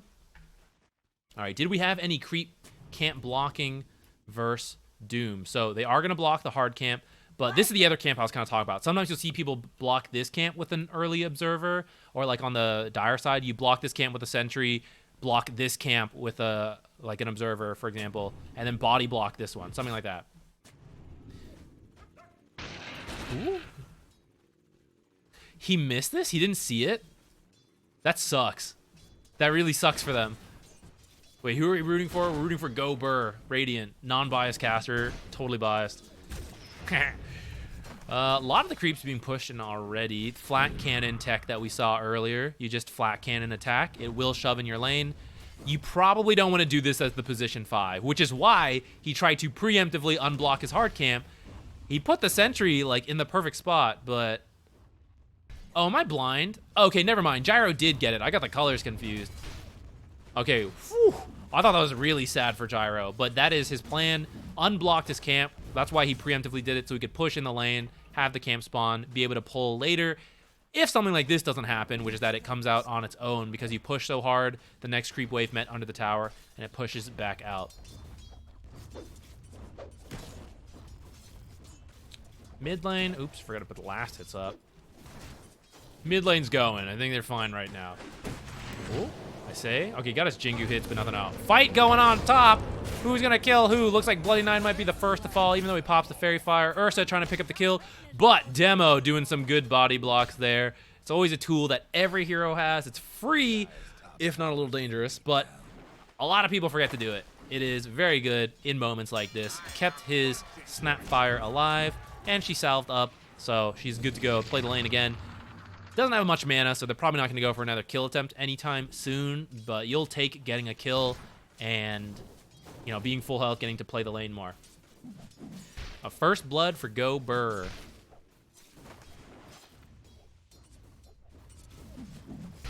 Snowball is a mobility spell and is blocked by leash status. See, I thought... Okay, first, Snowball in, going top. I don't think they have the damage for this, and actually they're going to turn around the Inkswell, and I think they're just going to kill Tusk here. Ooh, nice try on the Ice Shards to get like a weird split, maybe get himself away that way. I think Urshok was still down at that point. Didn't quite make it though. Yeah, so Leash blocking him from snowballing totally makes sense to me.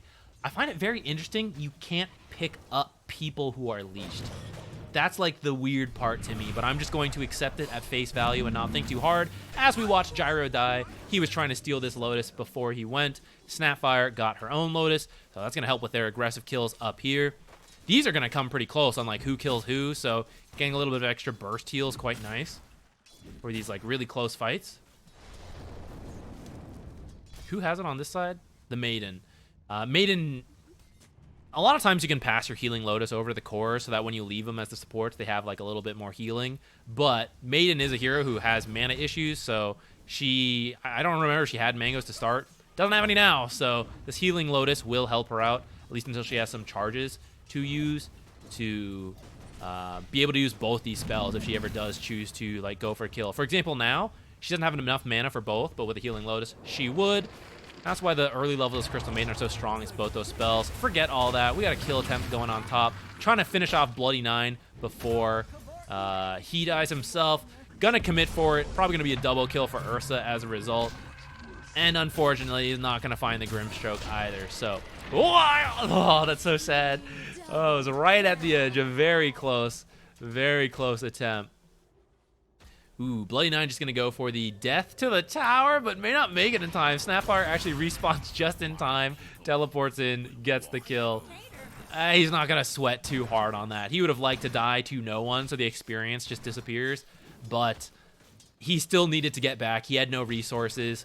And you can see, like, he would have to use his one tango to be at like a third health. Not really enough to play the lane versus Snapfire Tusk. Ursa's got to be careful. They're going to commit here because he already used Leap, can't get over Ice Shards, and he's by himself. See how much health he can get out of him. Grimstroke did TP back, coming in, has the Inkswell, throwing everything out. Nice dodge with the Stroke of Fate, but actually didn't dodge the Inkswell, which means Tusk is going to die. Okay, Ursa is going to fall to the Snapfire. He's getting pretty close. He was building up some Fury Swipes. It's getting scary. Snapfire, though, probably going to fall here to this last auto attack. There we go, Bloody Nine. Ah, yes. Thank you, Ursa. That was totally worth it. Totally worth you dying. I got involved with 2 kills in the bottom lane.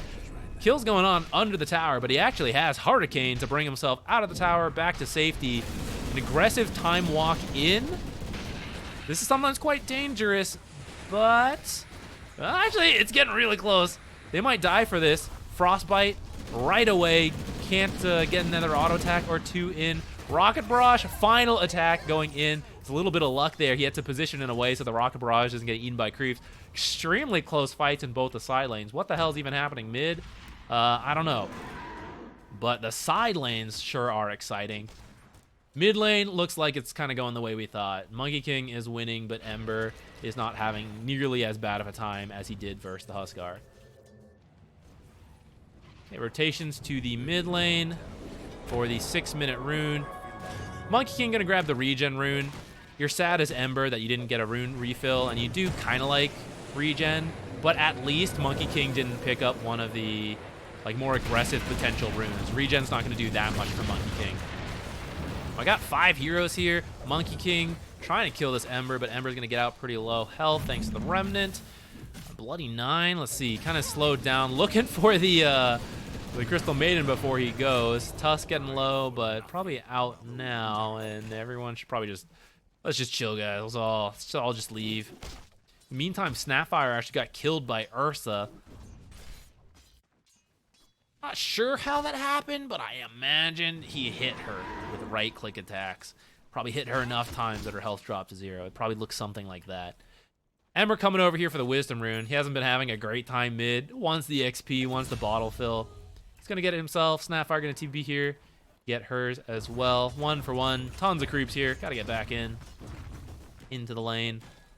Okay, what item timings are we going for? Faceless Void. What are you building? Faceless getting a Mask of Madness. It's pretty normal. Ursa. Ursa's going to go for a Diffusal. So, more aggressive potential, especially in this early game. They're going to try to bring the tempo in because he's not getting a farming item. If he doesn't find kills, he's going to regret that because Faceless Void's going for a normal farming build.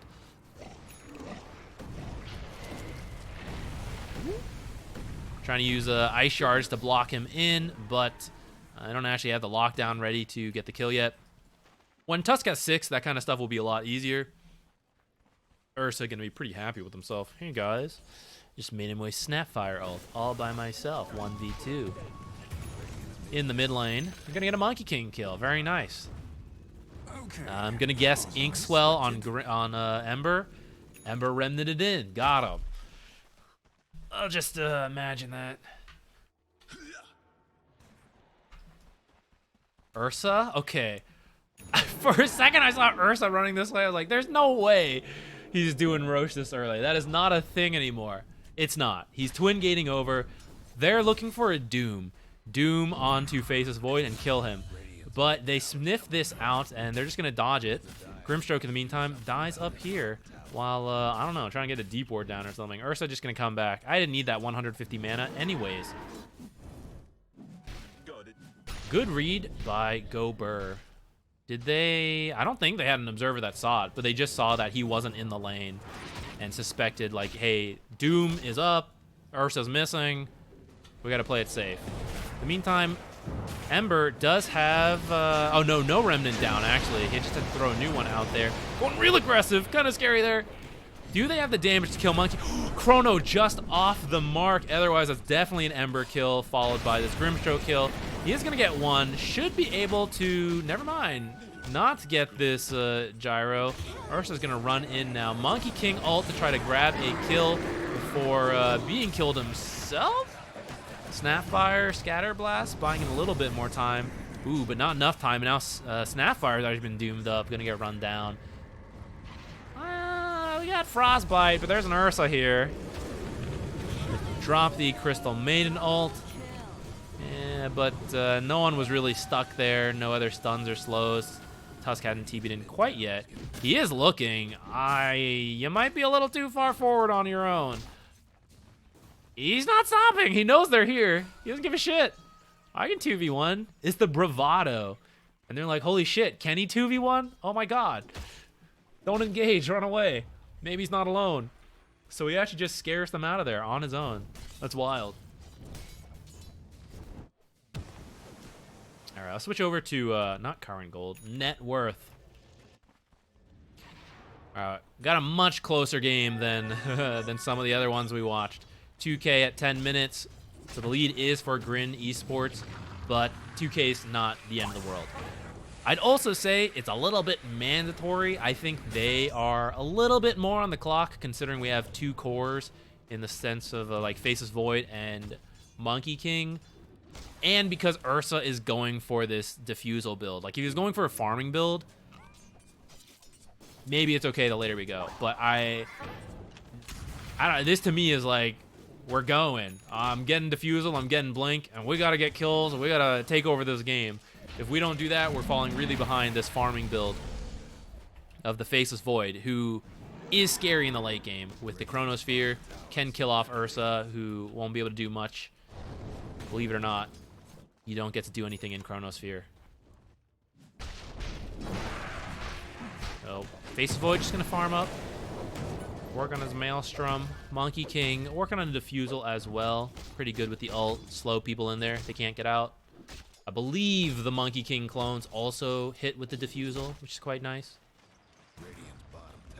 I know Mage Slayer works against Fury Swipes. I did not realize that. That's pretty cool. Is anyone building a Mage Slayer? Monkey King, do you have it queued up? I think this is a Mage Slayer. After the BKB, Diffusal, BKB, Mage Slayer. That's pretty cool. I didn't know about that. I guess it makes sense because Fury Swipes is like a spell. It's an ability. That's sick. It doesn't? What a roller coaster of emotions right here. Doom used on the Tusk into the Soulbind. No double Soulbind, unfortunately. But we are going to run in, get one kill, the original Tusk kill that we were going for. Gyro going to wrap up the Crystal Maiden kill. Doing a ton of damage to the Snapfire, but not feeling it under the tower. Doesn't want to try to stay for more, especially as creeps come in. Just going to disengage off of that. Pretty happy with that. 2 for 1. Only supports dying. So cores, they all get to farm. Well, not Doom, he's going home. But you'll take those.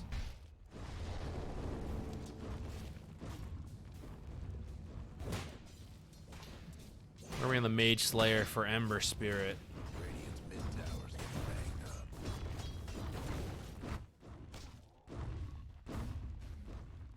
Halfway to the Blink on Ursa. So it is going to be pretty scary. He's had a good lane. This Blink is going to come online at like 15-ish minutes. And we're going to see some go, go, go, I hope. Bloody 9, what's he building? He's getting the Solar Crest to be part of this tempo. I hope to see him build a Blink later on a little bit. I think Blink is quite nice when you have someone like Doom so that you can Blink Soulbind and he can just Blink Initiate as well. He doesn't have to wait for you.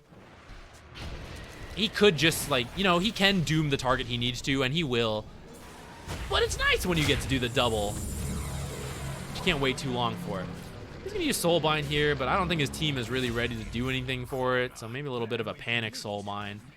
It's going to be on cooldown for quite a while now. Ursa's going to wait for some unsuspecting hero. What if he baited it? That would be kind of funny. What if he, like, waited around this tree for a hero to walk in, then he kills him?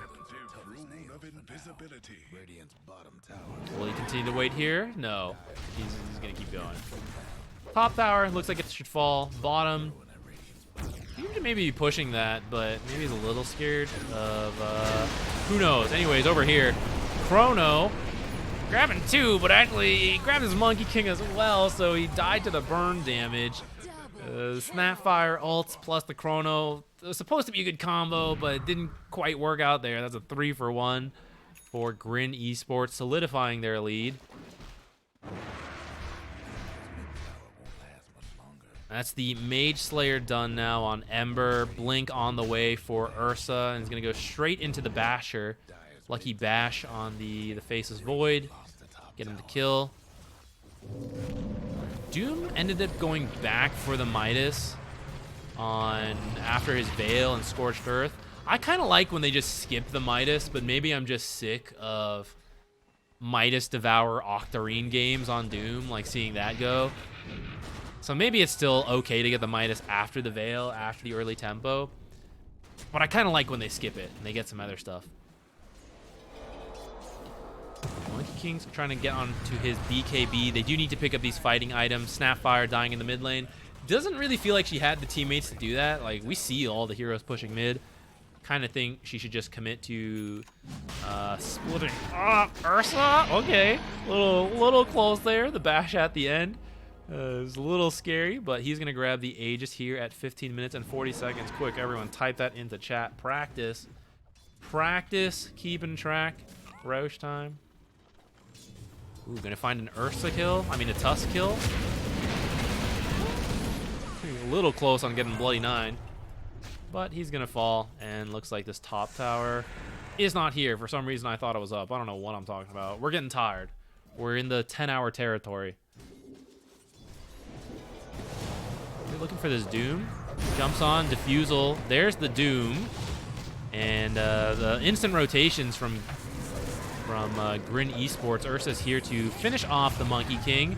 Now look for the Faceless Void, who was just about trying to time walk at the end there, but the last attack killed him before he could finish that. All right, this is on track for Grin Esports. This is what they're hoping for. An early lead. Saw the Crystal Maiden and is actually just chasing her, but doesn't have detection for this Shadow Blade. He's like hanging around the area, hoping she'll move, but she's weighing her anti-Sea Bear attack underwear, and he can't do anything about that. Tusk, though, not so lucky. Dead over here.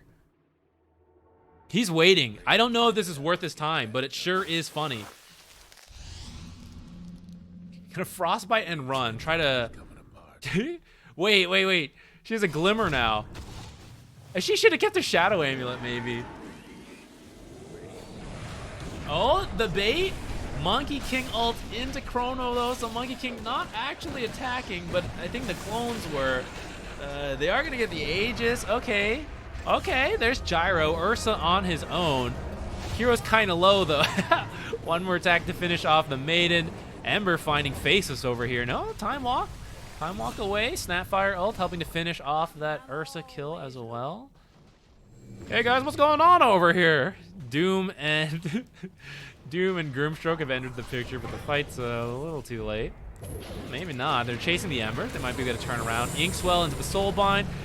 Doom is not up, but a double Soulbind is doing a lot of damage there. Face is a little bit too low to really contribute. Comes in, time dilates, and just hangs around the edge. Monkey King's gonna drop next. A very nice fight for Grin Esports. Maybe they would have liked to get a little bit more out of that Aegis.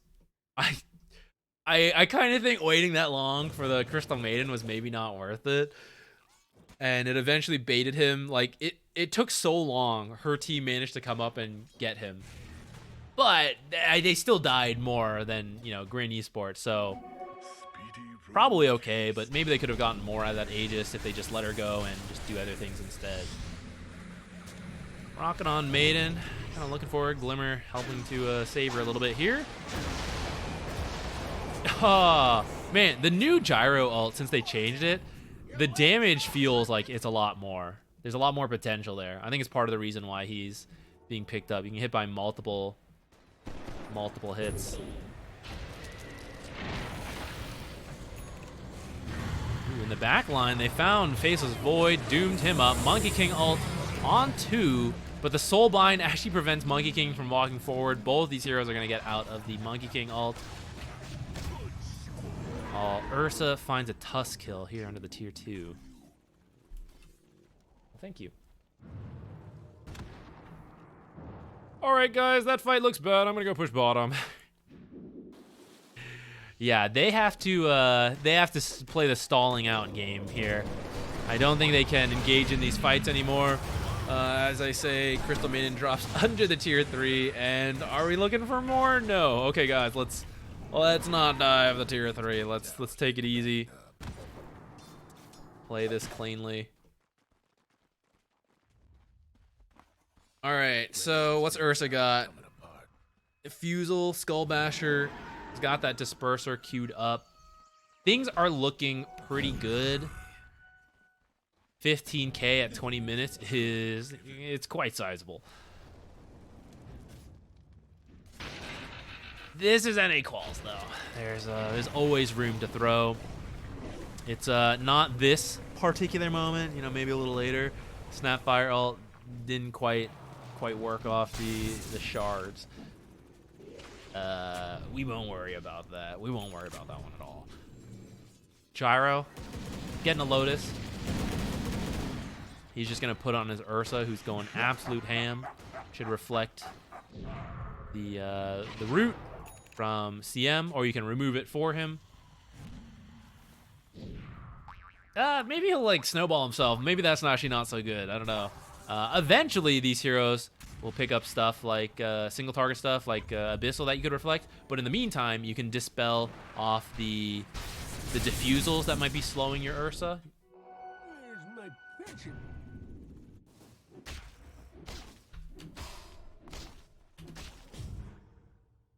Wait, who got that? Ember. Ember got it because Grimstroke bought his own. It's a very good item. And Gyro actually did not get his. So this used to be like the thing to do, right? To buy the shard on Gyro. But I've noticed more and more Gyro 4 supports skipping it for other things. Just playing normal Dota.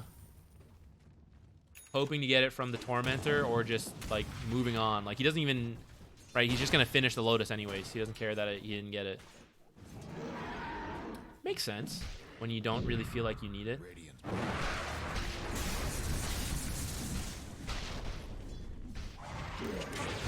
Monkey King doomed up. Probably dead. Ooh, Snapfire dead too. Ursa found her in the back. He ain't done. TP right away. Run in. Got a brief glimpse of him. Just running after Diffusal, but the blink away. Gonna keep running in. Inkswell. Lasts so long now. Okay, not enough. Ooh, Chronosphere onto. Can't kill the Ursa. Just gonna move straight to the Grimstroke. But Grimstroke actually quite tanky himself because he has finished this Solar Crest. So he's not even able to kill the Solar Crest. Or kill the... Well, yeah, it's pretty much the Solar Crest. Not able to kill the Grimstroke. Dies himself. Now at 23k at 23 minutes. 1k per minute.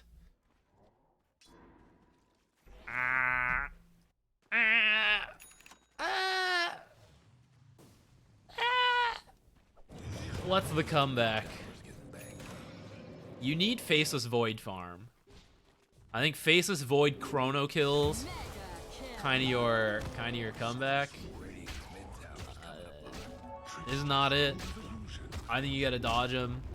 I mean, it's pretty rough at this point, right? They were trying to do that. That's what Tusk was doing up here. He's split pushing. Ursa TP'd back, just chased him instantly. Very fast movements from Ursa.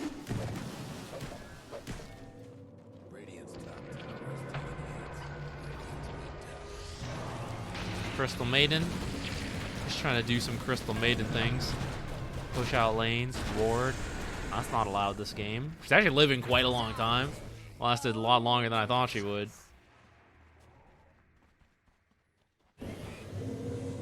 They're gonna chase. They're gonna chase the Monkey King.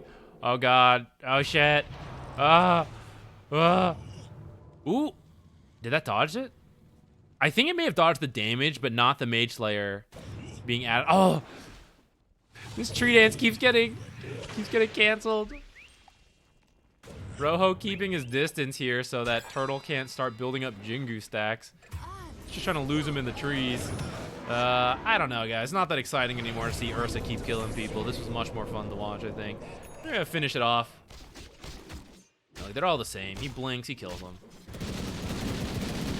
Faceless Void, forced to run away, jump on a cliff, TP out. There's a couple funny spots like this in the game where it looks like, how did he get in here and can't get out because of the blinks? A little unlucky.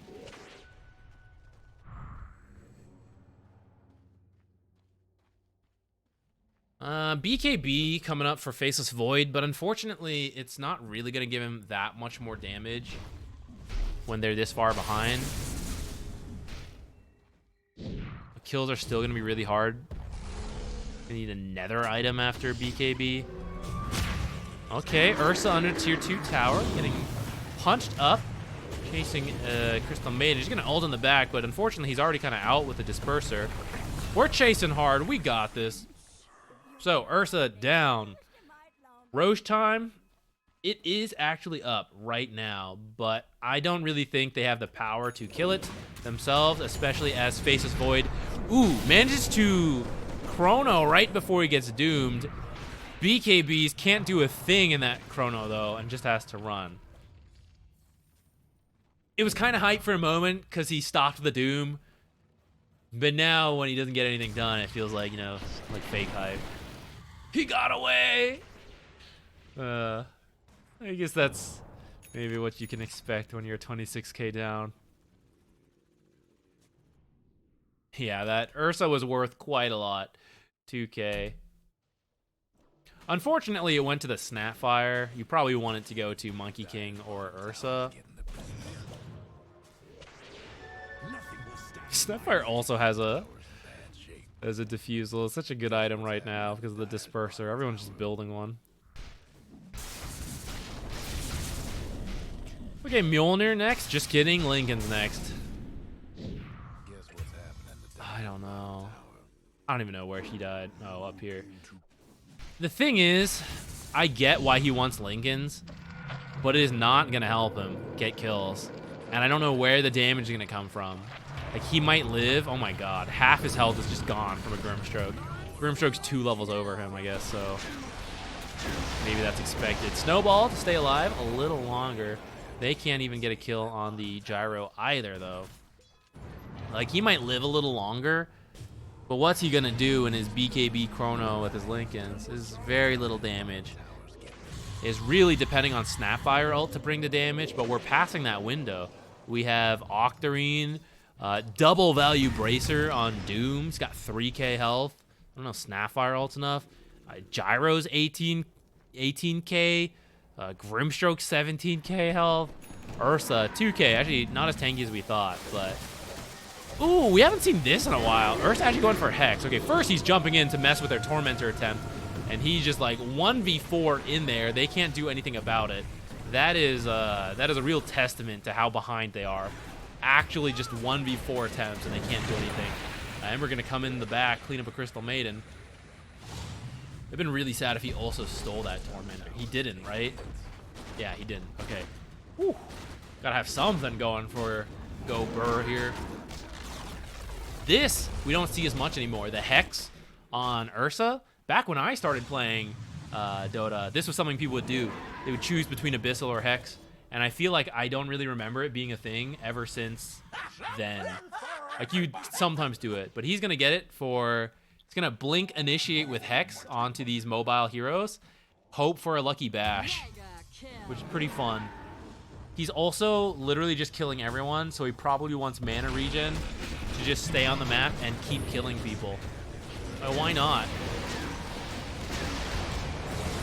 I'm just killing too many people, and I don't have enough mana to keep killing people. Why buy Hex to kill people and have mana to keep killing people? They're diving buildings. I think this one's... I think in our hearts we kind of knew for the last 10 or so minutes. It's not been looking great. At this point, we would need the good old NA throw. Maybe starting with Ursa into the tower. By the tower, I mean the fountain. Followed by his entire team. I think if everyone just A-clicks into the fountain, that could be the comeback mechanic we need. I think from here, you're just starting to mentally prep what went wrong this game. What do we do round 2? Because this is the best of 3. For Go Burr... Okay, first, we got Chrono. Oh, you see this? Do you see him gaining health while chronoed? That's when you know it ain't good for you.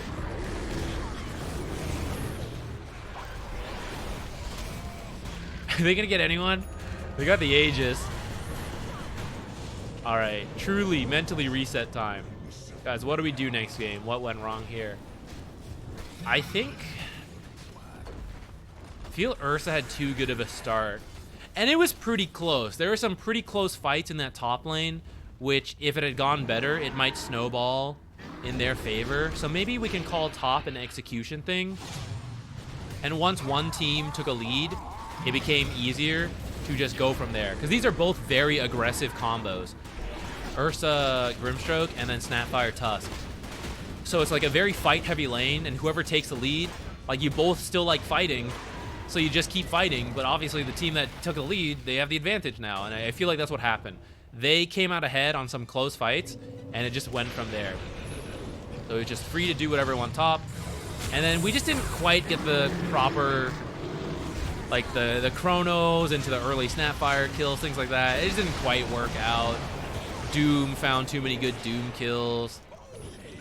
Just went from there. They did shut down mid with the counter pick, but it didn't feel like they were able to convert that into anything else. Oh, didn't even snowball save the phase this time. All right, so should be a game 2, I believe, right?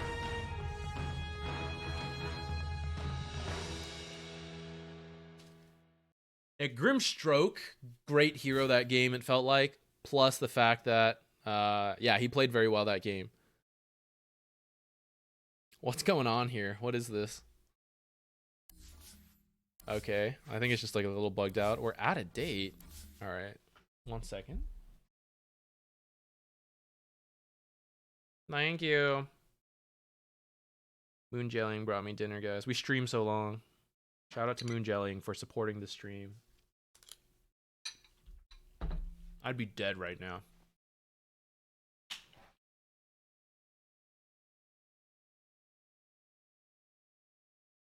Now, the Snapfire ult did not quite happen, but to be fair to Snapfire, right? Draft-wise, I feel like they picked Snapfire because they had Faceless Void. And they were like, hey, we have a classic combo, maybe early kills there. But Snapfire is best when she has multiple combos. Otherwise, like, oh, Faceless Void's here, I'm not worried about Snapfire, because, like, who else is going to set it up? That was kind of the case. Hi Moongelling for keeping ZQ alive. Thanks, Joy K. Moon Jellying is my girlfriend. She made me lunch and dinner today. Thank you. There was Root from Crystal Maiden, I guess, but once Dispels came out, right, that wasn't really a thing. Tusk Initiation, pretty awkward. Once he hit 6, it kind of works. But, you know, fell behind, didn't really get to that point fast enough. Monkey King stun, not really long enough. So it felt like Snapfire had a difficult game in terms of getting a good ultimate. But it would have been nice to at least see the, like, Faceless Void ult and Snapfire come together a little bit more. I think it happened once. And then tried to happen a couple other times, but yeah, just rough. But you know what? It happens.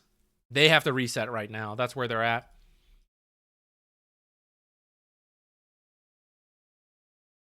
Where is our thingamajig? I zoom past it. Oh, I'm in the wrong thing.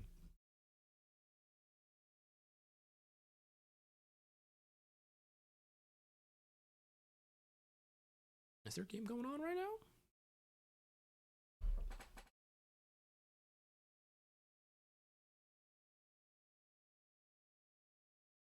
I think we're still waiting for this next game to start.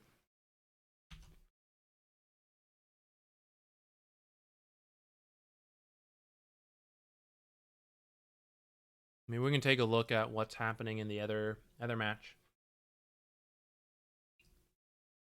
It looks like this one's maybe also not quite ready yet, though. Yeah, okay. We might have to wait a second here. Thank you. What? Yo, FBL, thank you so much, dude. Thanks for gifting some subs in the chat. Appreciate it. 12-month badge yet. We haven't decided which duck should go in the 12-month. We'll figure it out, work it in. Void felt anti-combo with 2 heroes. Yeah, with the Monkey King and Tusk, right? Yeah. It felt kind of nice with the Crystal Maiden ult. Wait, was she on... Yeah, she was on Faceless Void's team, right? Yeah, she was. Like, that and Snapfire ult are kind of cool. But with the Monkey King... I don't know.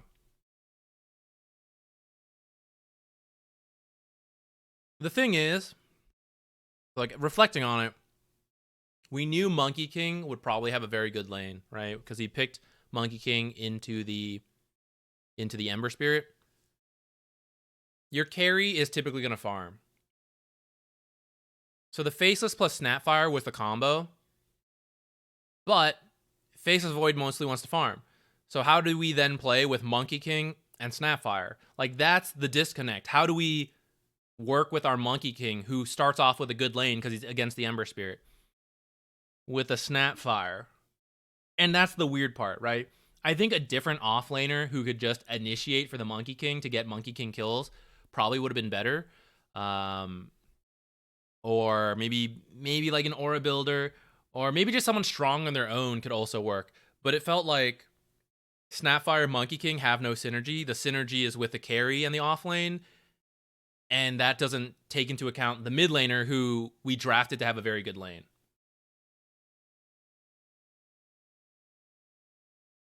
Ooh, perfect. The in-between game entertainments here.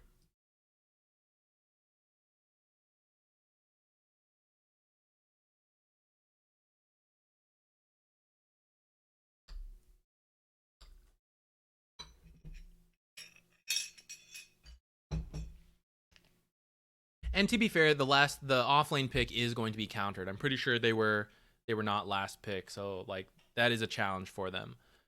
Yeah. Try this one. I'm gonna run to the bathroom real quick while we. Never mind, it's not even loading. So, yeah, sorry guys. We just gotta wait a little bit. Wait a little bit for the next game to come online. Sure, I'm not running over another cat. The other one likes to sit on the floor. Okay, I'll be right back. 1 second. You can enjoy Hephaestus for now.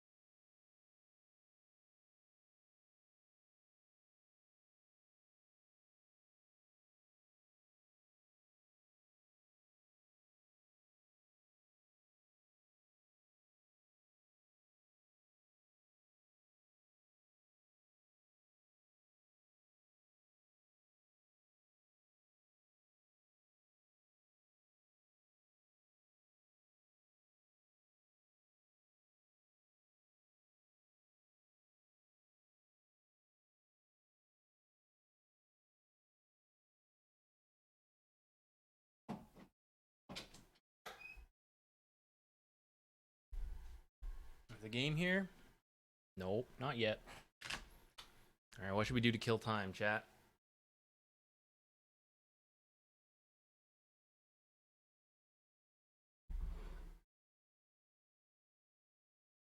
You can snowball save allies who are Grimstroke ulted as long as Tusk is not leashed. Got it. Okay, so that's what I thought. Let's just, you know, we have time. Let's just demo it to prove it.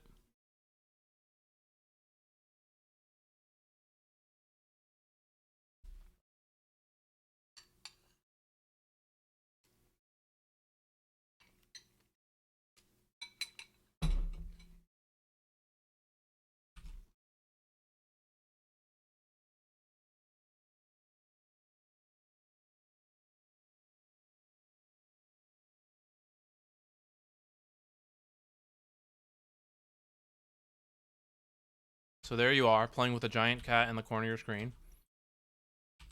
Grimstroke ults. Again, snowballs. Oh, interesting, guys. You snowball pick up both right away. I wonder if that's a feature of the Soulbind. Insta grabbed both of them.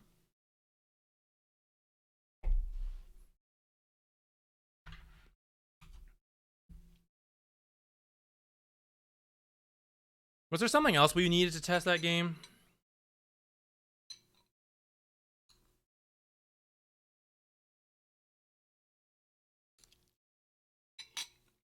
Oh.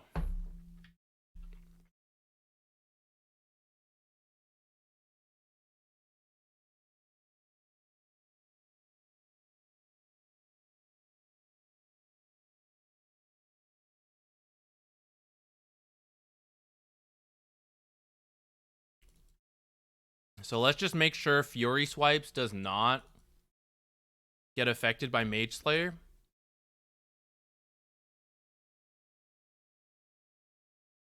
So we'll have Ursa attack this.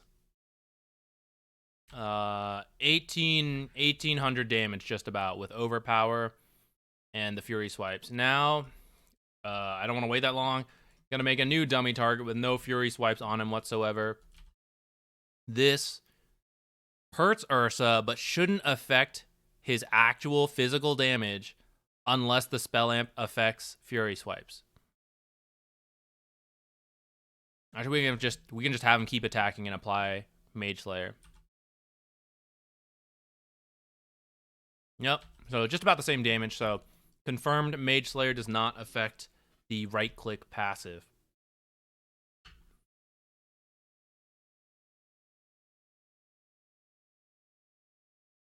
What is the best hero to raise your behavior score? You should be the hero and be positive. I don't fully know how behavior score and communication score work right now, but it doesn't really matter who you play. Just try to be positive. Try to be friendly in the games. You know, the draft start. Hey guys, what's up? You know, small things like that. Doesn't have to be huge, right? I just think you need generally positive interactions, and sometimes just silently winning is not very like positive, you know. But that's just my impression. Like I said, I don't really know how the system works. I don't think there's been a lot of complaints about how it works, but no one really knows how it works or how Valve is working on it. Only they know. So it's really difficult to say. But in theory, it should just be like you need to be positive, and it's gonna take a while. I got a hot take for you guys, okay? I get that the system needs work, and that right now it is not perfect. I'm seeing a lot of complaints on Reddit, right? Coming up about, I have been positive, I haven't been complaining, I've been silent, and my behavior score is not changing. I've played 5 games, I've played 10, 20, 30, whatever, right? It's not being fixed. This sucks. I hate the system. I get it. I get it's frustrating because it's not clear how it works. But for years, there have been toxic people and griefers and people who are not toxic, right? Like myself. We have reported, and the reports don't do anything. For years, it has been like that. So if we are now trying something new, and the toxic people are being punished longer than they should, I'm sorry, it's kind of just, right? Like, for years, you got away with being really toxic, and you didn't get punished for it. Now the behavior system, you're acting better. It should benefit you. I get it. But maybe there's some kind of cosmic justice to that as well. Hot take on that. You know, I'm glad people are trying to, like, act better, but acting better over the course of, like, 10, 20 games after years of being toxic, like, I don't know, your behavior score doesn't change instantly. You're now just on the reverse side of what all the positive people had to deal with before, where all the toxic people never got punished. I would still like Valve to fix it and make it more clear how it works, so. All right, Grin Esports. Bounty, Huskar, Monkey King bans. We're getting weirder as the games go on. They love Ember. All right, guys. Pick me Ember. Don't let me get Huskard again. Oh my god. Monkey King also sucked. They won that game. They don't care. Ban it, guys. So they're going to go for the first phase Ember. What's the response? I mean, you pretty much know that's mid-Ember, so you can go ahead and pick a counter pick here. But Huskar and Monkey are out, so they're not going to do that. They're going to grab a line. Very, very solid support right now. Flex it 4 or 5. Kind of addresses the Ember Spirit, right? Some lockdown to deal with Ember Spirit's mobility. I mean, Ember's going mid, right? Like, I think you could have picked a counter pick there. It makes sense why they banned Huskar and Monkey King now, huh?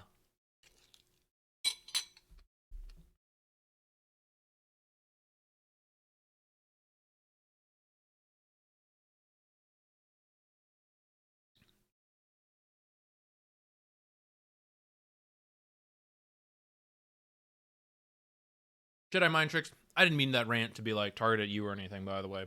I get it. It sounds like you're already improving, and I think that's great. unfortunately, I don't know how to help you with that, like what the fastest way to do it is.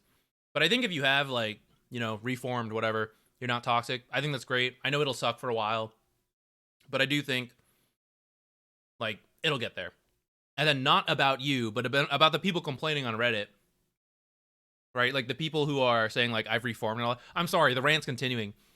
But, like, if you've reformed, you're not toxic. Like, I see what I did was wrong. I'm not going to be toxic anymore. Part of that should just have some, like, self-introspection of guilt, right? Of, like, yeah, I was kind of a piece of shit, so maybe I deserve this for a little bit as, like, I don't know, making up for it. But I feel like I'm acting good for 30 games now. Like, it should be going there. It's like, you know, have some self-awareness. You said you knew you were toxic before. Like, doesn't sound like you're very sorry for being toxic. So, I don't know. Maybe stay muted for a little longer. All right, Viper ban, SF ban. 2 heroes who could punish the mid-Ember, I suppose. What else? Nature's. Oh no, Nature's was banned in the last phase. So they're gonna ban Abaddon. That's kind of interesting. What are they thinking? Oh, maybe this is what they're thinking. We wanna pick Legion, and we don't want Abaddon shields, heals, saving, or dueling an Abaddon and can't kill him because of the ult.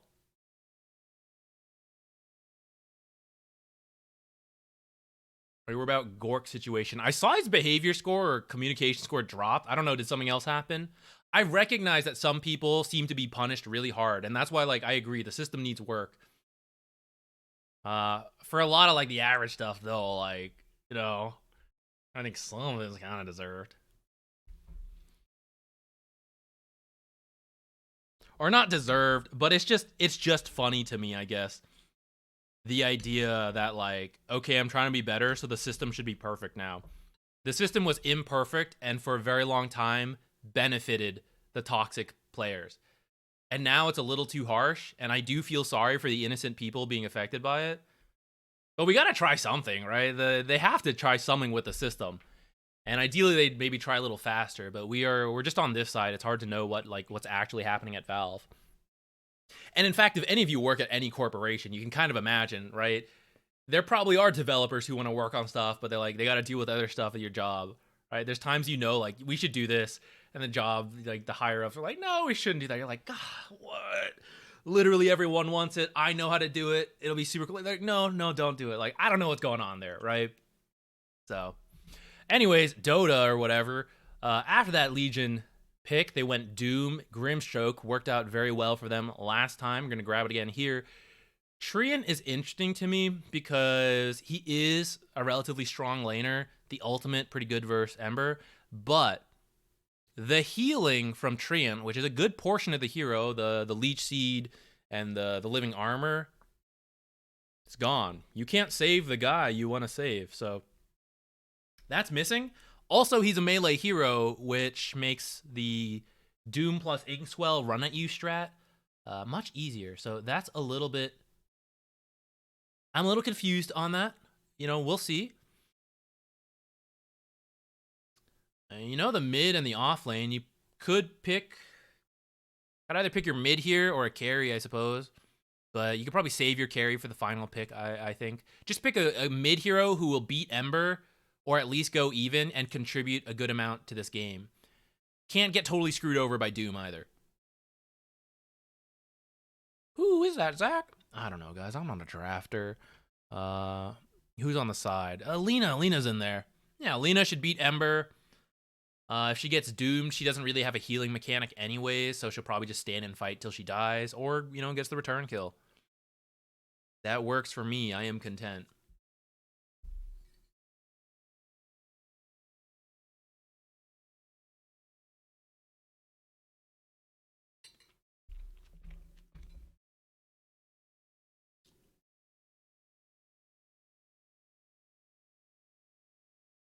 Lone Druid dumps on Ember in lane.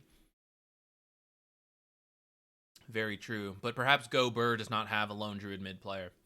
Lone Druid's one of those heroes. You know, Lone Druid, Meepo, Arc Warden. They can be good, but it's a little bit of, you have to play that hero. You can't just whip it out. So if they're not ready for it. I kind of like Lone Druid. I don't feel like he has been popular. He dropped off a little bit. I think the nerfs to the bear hurt him a lot, even though Diffusal arguably got buffed with the new Disperser. Maelstrom's better. Should be good for the Bear. I've seen it still win. But maybe that's why they're not, not interested. Shadow Demon, very good against Legion. I'm really liking Grin Esports draft right now. And I'm not currently seeing Go Burrs draft. Legion duel is cool. Lion can only help once every 3 duels in the early game. Treant, he doesn't bring damage. Doesn't bring quick damage. So you're pretty much required to make plays around the Lina. Which last game I would have been really cool with. Like, Legion would have enabled a Monkey King to work together. I'm a little worried about this now, especially with the Shadow Demon pickup. I'm worried about Go Burrs draft.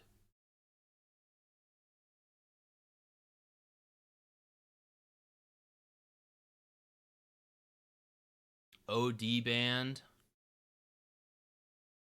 So they disrupt someone to initiate on him, doom him, and then OD comes in and Astral saves them. We just remove these players from the game. Ursa and Luna bans taken out. Might have been tough for the Legion Lion lane. Luna, solid hero. Combos with this Shadow Demon disruption, create all these illusions. Ursa, alright, that guy just popped off on Ursa, right? Don't give him that again. Okay, Troll. The Troll will be a good laner to lane against Legion. He was also very strong in lane. He brings a lot of damage, and he can be quite tough to kill sometimes. So what's your final pick? Who beats Troll? Who handles Doom? Anyone got any ideas? I feel like it has to be a ranged hero. Not just because there's like a Treant and like you're against Doom. But Shadow Demon can't have an easy time ruining your life. If you pick a melee hero who gets kited and then you get Shadow Demon ulted, you're going to be so sad. A Spectre might actually work. She's kind of different from a usual melee hero because she can jump around. But does she kill Troll in the one-on-one? Now, Legion with a good game will kill Troll. I guess the nice thing about Spectre is that I was just complaining Legion doesn't have very much help with the duel, but actually, Spectre's newish ult is a pretty low cooldown, so she can now show up to every single duel to help push it over the edge to get the duel win. Maybe that'll be the play.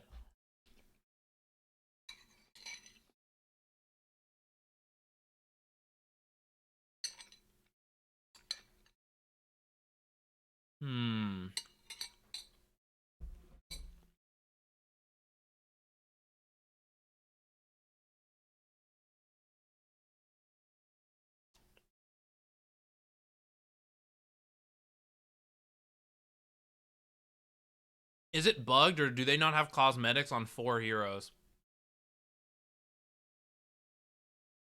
I sure hope so. It's GG if we've lost the cosmetic game this hard. There's no coming back from that.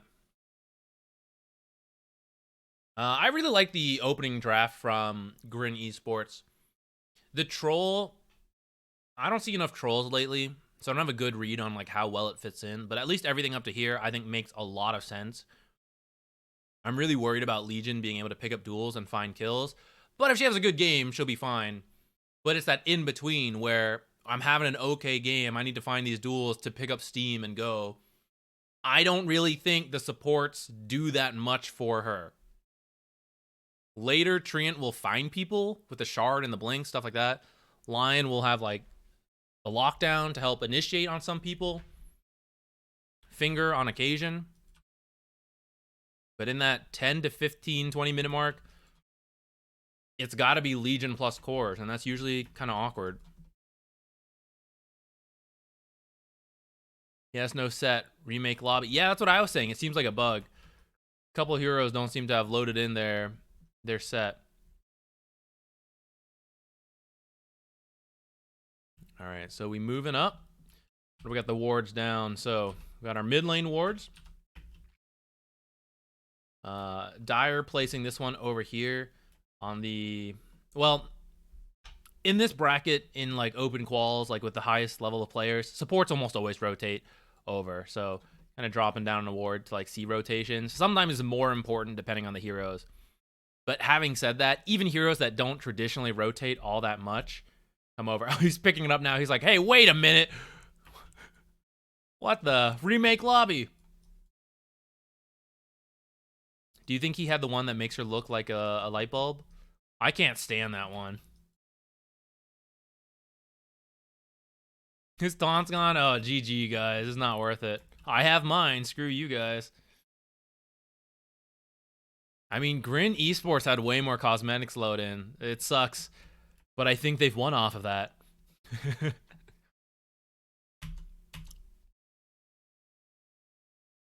Okay, Lion first blood off of this disruption and then the slows. Nice start for Grin.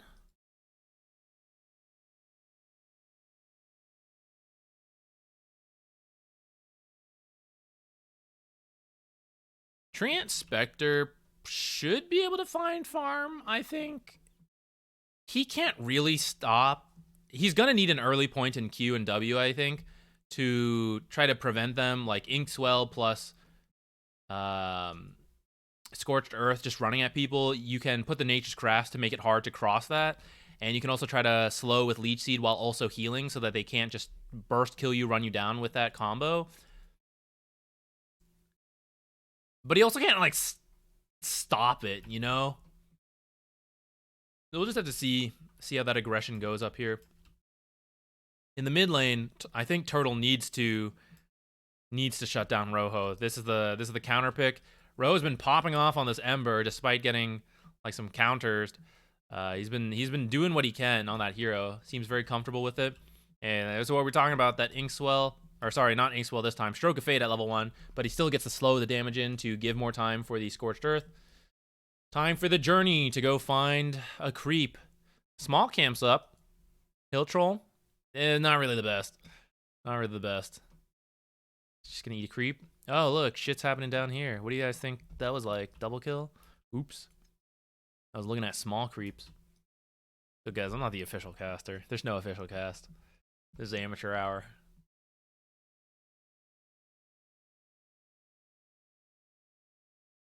Ooh.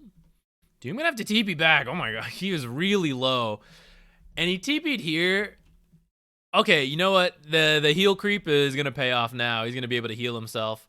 This is really mana intensive though. He's gonna lose all his mana doing this. If he tries to heal himself. Yo, Alex, what's up, dude? How you doing? Thank you so much, guys. And you guys play Marvel Snap in your free time? Greatest Marvel Snap content creator. Alexander Kocha. Also used to make some Dota beginner videos, if any of you remember him. Go check out his stuff. Ooh, what's going on up here? Troll kind of low. Not doing too much though. New Doom skill? No, yeah, it's from a creep he ate. Ooh, here's a really good creep, but he doesn't have any mana. He needs a Grimstroke. Buy me Arcane Boots already. He would like that. Actually, what he would really like is the Satyr Mindstealer Tormentor or whatever it's called. The blue one, the blue melee one with the claws and the all that. That one gives a ton of mana. That one's very good. Where the heck is one? There's actually not one on the map. Where the heck? Oh, here's one. There's a single one over here. The Satyr Mindstealer. Just journey across the world to pick up that Satyr. Oh, who's that? Thank you. Whoa. Hey, Prototype, thank you. Gifting the sub back to Alex. Thank you very much. Oh, back-to-back mid kills. Getting distracted. Missing the 1-for-1. Who got that, though? Turtle killed first. So that is really good. That determines who gets XP, and the other guy does not. So Turtle going to come out ahead from that. Though, arguably, Turtle also supposed to win this lane, so Ember being able to get a return kill, kind of nice for him. In a lane that maybe he's not supposed to be doing that well in. He's actually at 14-7. Actually a little ahead on denies than the Lina. I guess you take that. Although it does feel bad to die without getting the kill first. Or to get the kill and live. That's even better usually. But you see there, Lina has the level advantage by about half a level thanks to that the way those kills worked out. And Lion stole the water rune, so Ember gonna be really feeling the pressure now.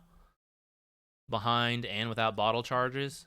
Well, he still has 2 for now because he just TP'd back in, but once he uses those up, needs some help. He's not gonna have them. Ooh. Disruption to save the courier, which is actually still just running straight back. Going to die. What? Did you guys see that? I didn't know that could happen. Couriers can be stunned? What? Is that what the change to courier's health? They can be affected by spells like that? I had no idea. I'm not actually able to read. It's a facade. Is that what that change did?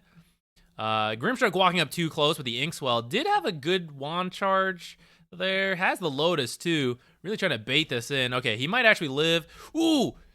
A little bit off the mark. That would have been a guaranteed kill. Might still be a kill. Level 2 Scorched Earth. He is going to run him down, pick up that kill. And Grimstroke didn't die. That's why the Lotuses are so good. It turns these kind of fights. He would have died first.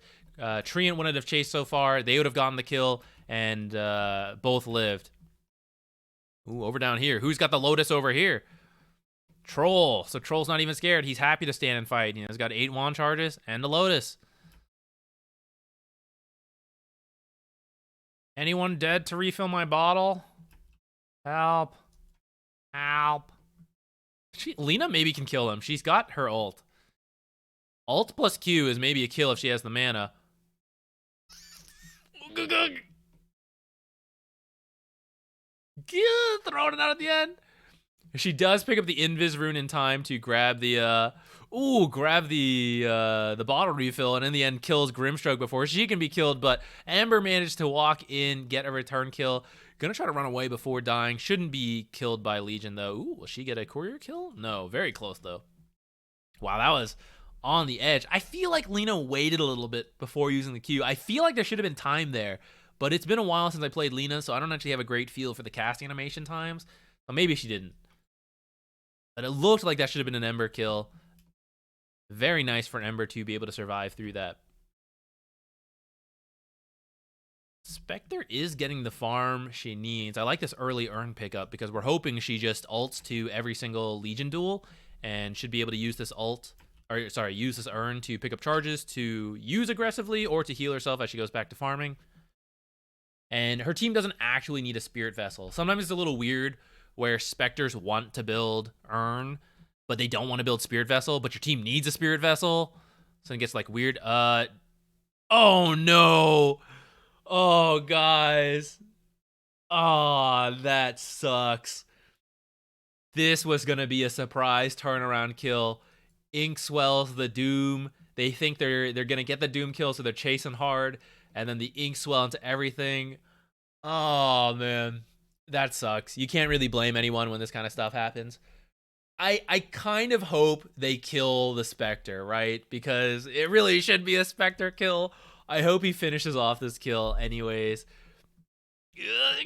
Blood grenade. Okay, they got it. We're good. We're good.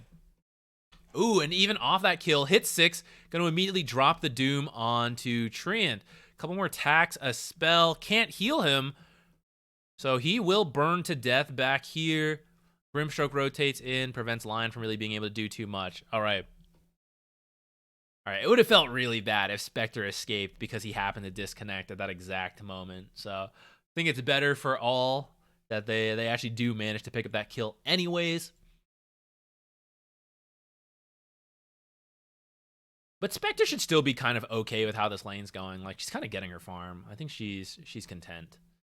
But how is Legion doing? Because I think Legion needs to be our playmaker, and she's kind of down here, which we expected a little bit versus Troll being a very strong laner. Ooh, got a lot going on in the mid lane. Inkswell popping on the Lena, throwing everything down on her. Are they going to commit for the dive, though? Treant is here to heal her up, slow people down. She's actually turning on to Bloody 9. Turtle picking up a kill there. Has that... Actually, I thought it was an amplified damage rune from the color on her, but it's gone now, so I'm not sure. Maybe it was a shield rune that burned out. Told you guys, I'm washed. My ADHD does not. It's not the hyper focus kind. It's the forget everything and not process kind. There's the Spectre ult. Last second coming in. Earn charges.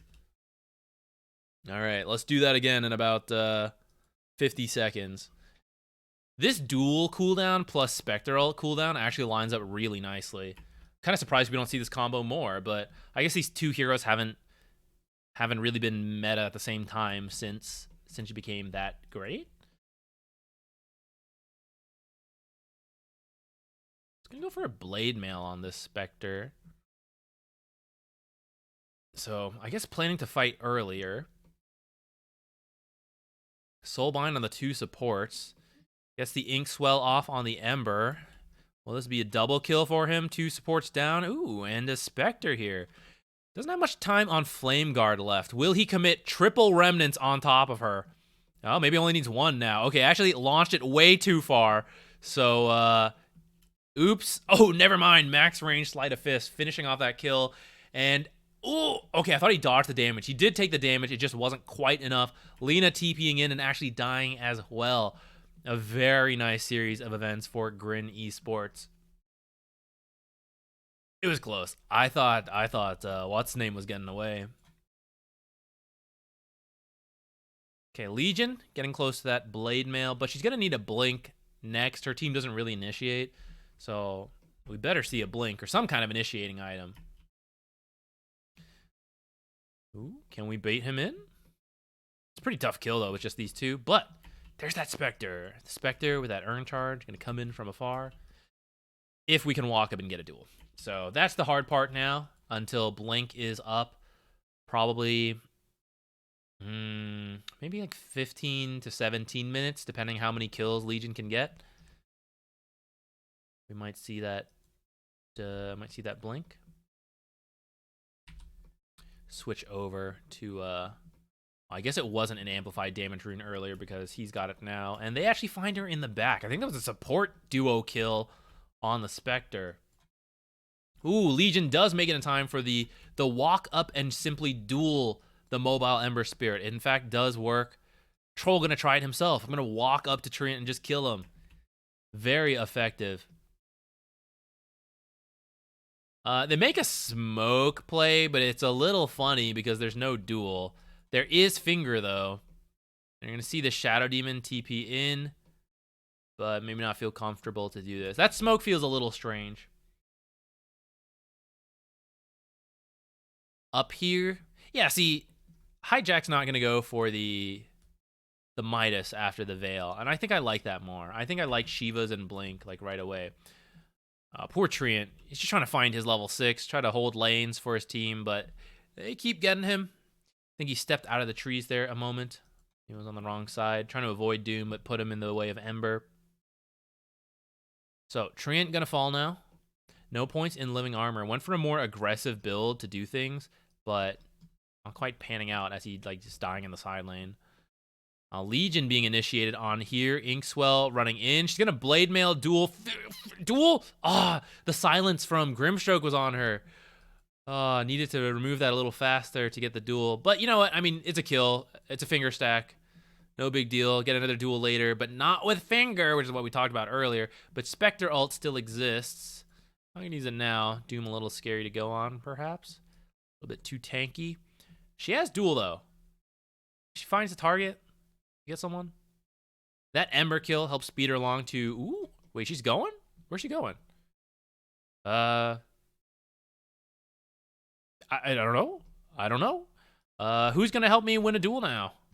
I don't have anything. Oh, what about Treant ult? Treant ult means you don't get any blade mail damage. Turtle getting dove by the Inkswell Ember combo. Very effective is why we see these two heroes together quite a lot. Tried to LSA, but wasn't able to connect it. She does fall here. I might be able to grab a Treant kill as well. Maybe even a Lion falling low with all these Sleight of Fest. Inkswell up again. Duel on Ember, though. Ooh, very close, but they will find the Ember kill. That's going to bring her real close to the Blink now because she actually got a double kill there. Doom onto her. I hope she buys her Blink before she dies. Buy it, buy it, buy it, buy it, buy it, buy it, buy it, buy it, buy it. Okay, we're good. I can die now in peace. Doom should fall here. You're pretty happy with this exchange. Spectre gonna grab a Doom kill here. There we go. All right, pretty good series of events for for Go Burr there. And actually, maybe even finding more. Troll in the mid lane. Used his ult earlier, still on cooldown. Just walked up too far, and they just ult him twice. Spectre finishes her blade mail and then instantly has 13k. Or, sorry, 1300. 13k would be game ending. 1300 gold. What's she going to go for next? Going to go for the Radiance. Yeah, these truly have been NA qual games. The kill count is so high. NA games are either ultra farming games or endless clowny fights. And tonight has been in the clowny fight zone. And not that these fights have been like terribly executed or anything. It's just constant fighting. Some are a little like, maybe that shouldn't have happened. Maybe Troll should not like die solo here in the lane, but it happens. It happens. No flame.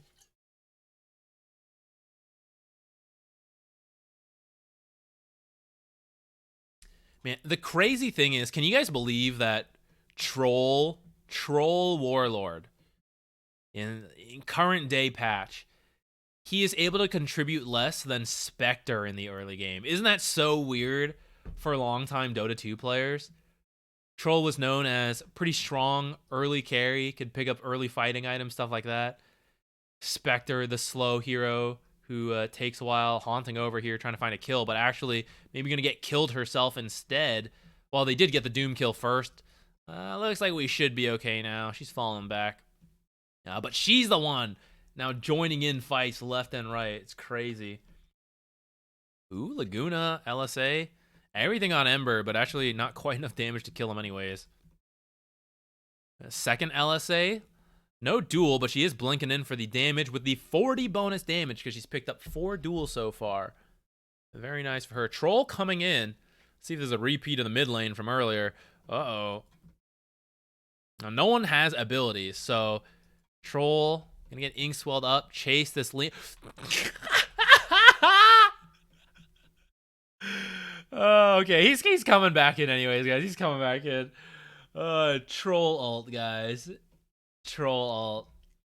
Why it's a little bit of a meme. He ults there to try to attack faster, but he actually just chases the centaur camp behind him instead. It's okay. Lina couldn't get out. He was just showing off a little bit. I don't even need my ultimate. All right, she's got blink dual blade mail. Could potentially threaten a Troll on his own, especially because we got that Spectre haunt up. She is very nicely on her way to this Radiance. Like, I know Troll is farmed. He's higher net worth than her, but she's able to participate quite a lot. Ooh. She's going to find a duel onto the Troll. This should be a kill here. Actually, okay, kind of a grief there.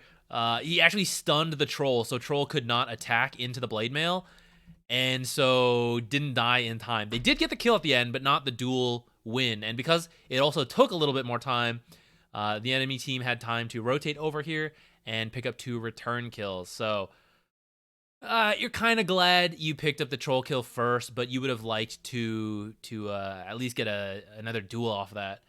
So you got to be careful of that, guys. When your Legion's blink duel in, got to be careful of disarming or stunning or attack slowing the enemy hero. Now, if they're about to kill your Legion, then yes, please do it and try to kill them like without that. But yeah, that blade mail damage is a big part of picking up early kills.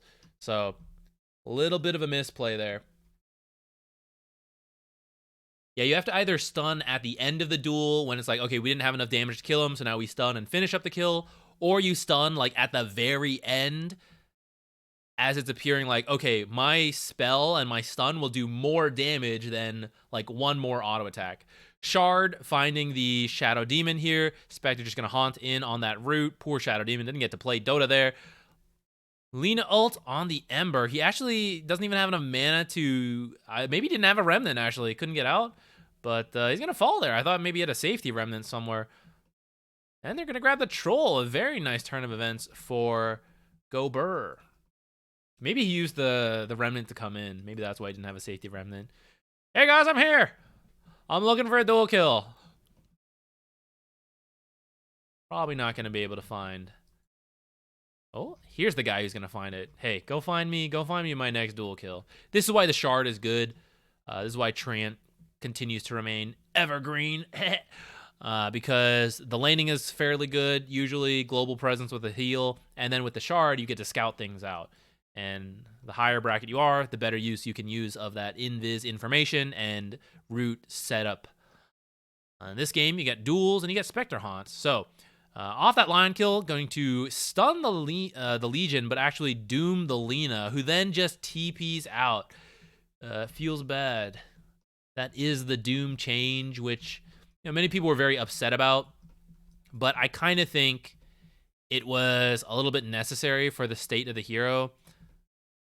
I think changing it this way has given him a little bit of a newer identity, the anti-heal, instead of just like, I remove one hero from the game, and it's just like simply too good. I just farm and like everything. It's difficult to change that, like nerf this hero without changing that identity so much. So, anyways, none of that matters now. They're killing everyone. Holy shit, what the hell? They actually just like all come in and get a quad kill. That was so fast. Who even... What?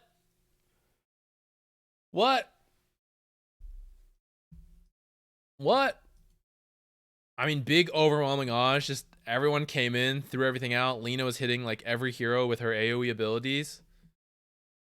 Now there's going to be a Radiance. Show fight recap. I finally remember to use this. Just like a real quick 5,000 damage dealt. Instant 4,000 gold shift. That's crazy. Troll gonna pick up the solo tormentor here and then hide in these trees. Oh my god, I hope they don't see me. I'm scared. What's he doing? Oh, he's waiting for the wisdom rune. I was like, why don't you just go back, dude? Are you scared they're gonna kill you? Just leave. Shadow Demon's like, hey, go back. I can secure it. He's like, no, it's mine. It's mine. Vampire Fang pickup, so he's gonna have some lifesteal. Heal up. This might help him too against the duel. Maybe he'll lifesteal enough health to keep him alive a little bit longer.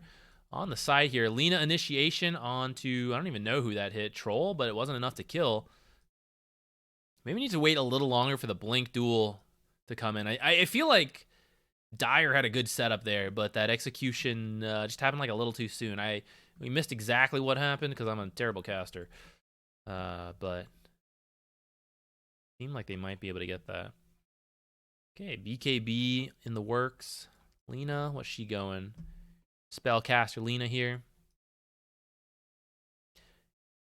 Mage Slayer going into the Lincolns. Lincoln's kind of necessary versus the duel. Legion after BKB will probably pick up like a Halberd or something. Halberd very good versus Troll, and you can use it to pop Lincolns. Smoke from both teams. Both going to run into the smoke pop. Ooh, instant disruption actually going to waste the Blink Blade Mail amplified damage duel, and they're going to instead get a very quick double kill in return. Nice disruption from Bloody Nine. Yeah, get the tips in. Mental warfare. Line stat, yes. So Legion, 50 duel damage.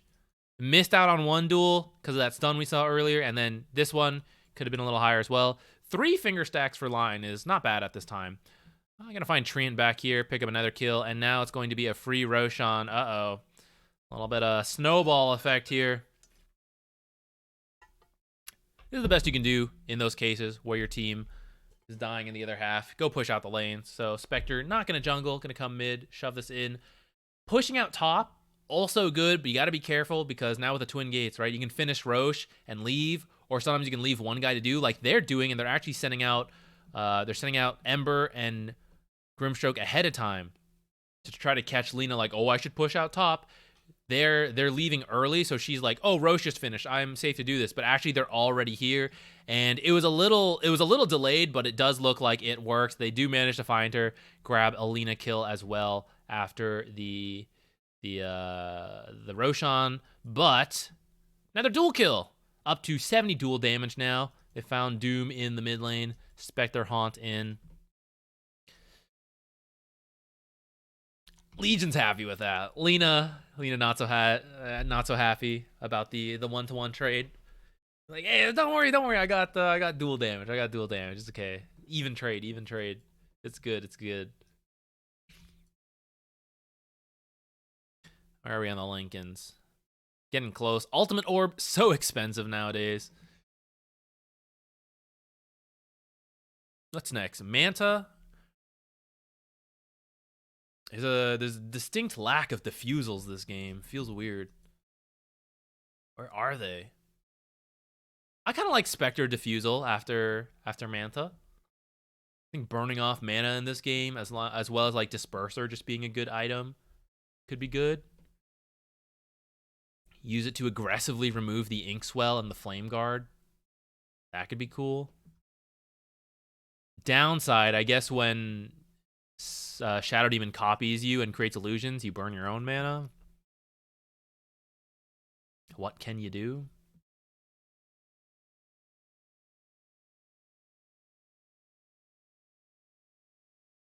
We got all the ults.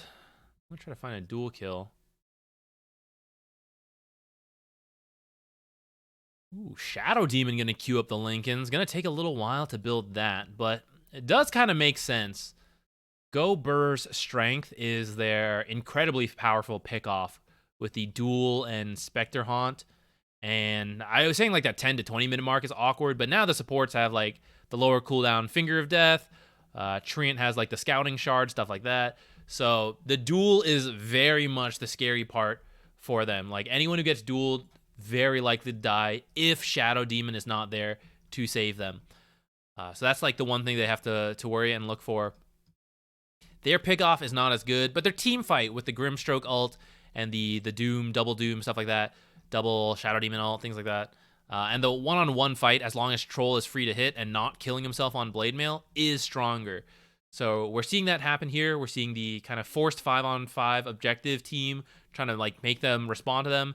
And they're like, nope, we're going to go play multiple lanes at once. Jungle over here. A little scared to push mid, but I think Lion's coming into cut now. I'm going to have to do this quickly because top is being hit right now. So here comes the Lina. You can leave Spectre over here to farm, but Legion is going to have to come back. And here's where things get tricky because Shadow Demon is going to be way in the back. Difficult to initiate. Ooh, okay, so we're instead all retreating and trying to find the Spectre and the Legion stuck around. She's going to go for the Blink BKB Blade Mail duel. Trying to TP out, but is rooted by the Troll. 20 dual damage. Maybe. Worth? Not so much, probably. But at least I got dual damage, guys. I'm getting there. I'm infinitely scaling. All right, maybe didn't expect the whole team to be coming. And at least it was Legion that died instead of Spectre. So Spectre actually going to go for a Scotty instead. Also a strong item. The attack slow, very nice. Prevented healing. Some like Troll with a fast lifesteal when he has Vampire Fangs, though. When he gets his tier 3 neutral, he might change it.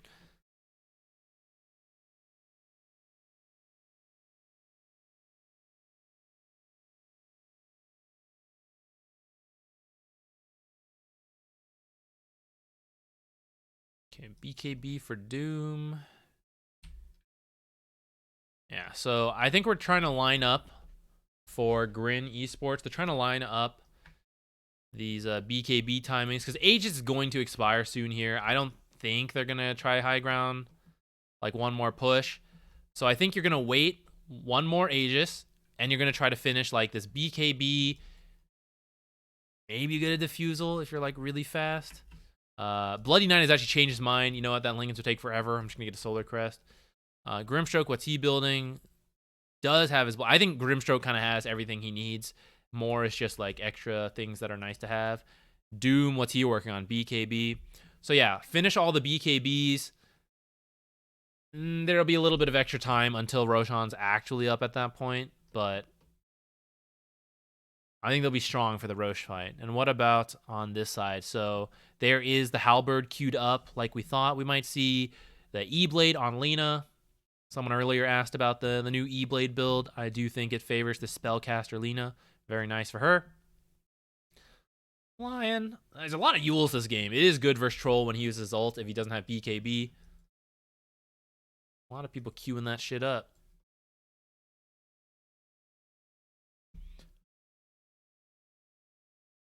Spectre might be able to finish one more item.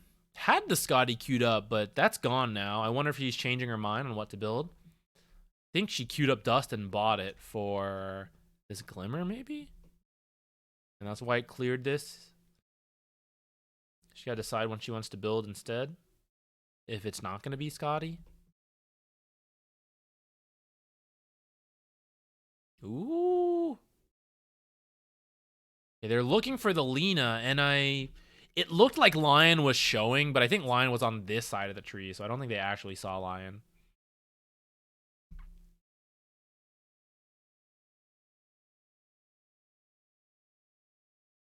Okay, she's decided for the Basher. We're going to have an RNG battle with Troll. Bash obviously being stronger, but the old Bash now in Snare. Still pretty nifty to keep people still so you can continue to attack. Ooh, Spectre Haunt coming in, trying to pick up this Shadow Demon kill off of this Scout from Treant, but not quite enough damage. And Lion actually coming in here, hoping to finish it off, but I think that's actually pretty risky. Although he has the haste rune, so maybe this is why he felt comfortable doing. You see, he just like sprint away from that. Okay, you know what? With the haste rune, maybe it's fair. Just not quite enough damage with just Spectre. That's the downside of going Blade Mail and Radiance.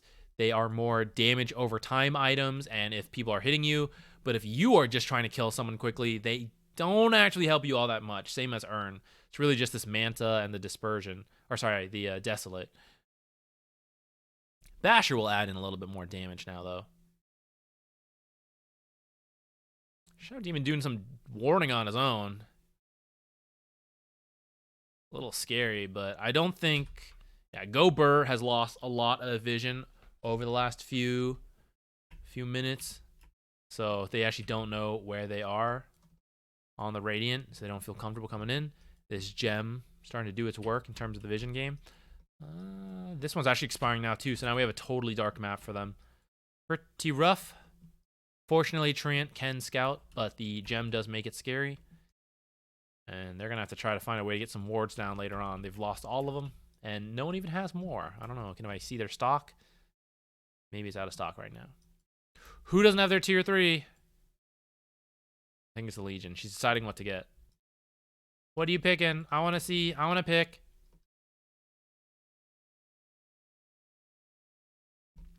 Nemesis Curse on Troll. Should really let him delete whoever he goes on. Since he's got his ult anyways, he doesn't really care about the extra damage he takes. Troll. I heard Treant steps in like, oh shit. Instantly blink away. All right, Smoke from Grin Esports coming up. See who they can find. They don't really want a Treant kill with a full team Smoke. If it's what you get, I mean, you'll take it. They'll see it. Okay, they're just going to go for it. They ping, they run.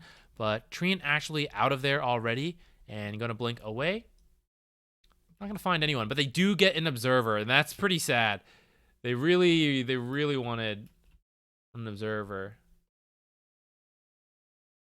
I got confused here a little bit, but by this, I thought like Doom killed Grimstroke's Observer, but I think it's just the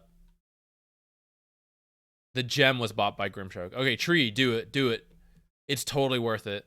This is taking longer than I would guess, though, so... Oh, guys. That took longer than expected, so he came in a little early, and then he almost died to Battle Fury. In fact, the Shadow Demon Disruption saved him. I think if he just... Literally, they don't react at all, he would die to Cleave. Oh, no. That is one of the sadder ways to die, I gotta say. Especially as a support. To just be killed by Cleave. You weren't even the focus.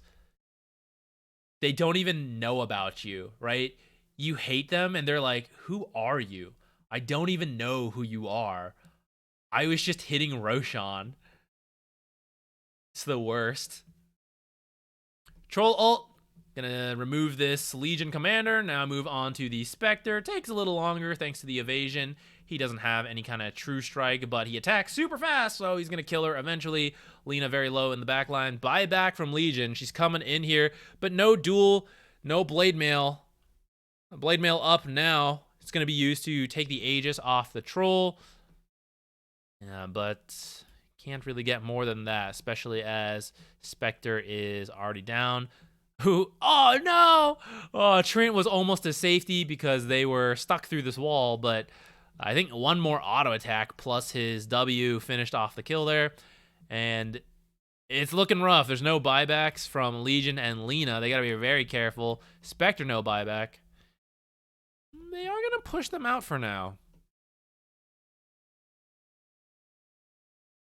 Maybe worried about Spectre. Ooh. Vision giving them the TP cancel here. Okay. One of the duel, unfortunately, didn't have Halberd quite yet. Maybe screamed pop Lincolns, so Turtle ulted. Or maybe they just both like tried to finish off that kill as fast as possible. So the Lincolns got popped by duel, and then the Lina ult connected. I'm sure they would have loved a duel kill. Beggars can't be choosers, though. All right, so didn't actually lose Barracks, and that was the Aegis. We take that, I think. Legion, this is the nice thing about Legion and Duel and Blade Mail, right? The more farmed he gets, the more damage he deals to himself. So long as she can survive it, which if he gets too farmed with too much damage, it's going to be quite tough. Another solo. So, wow. Solo Tormentor, and then with the last seconds of his battle trance, instant heal thanks to the lifesteal here on the Ancient Camp.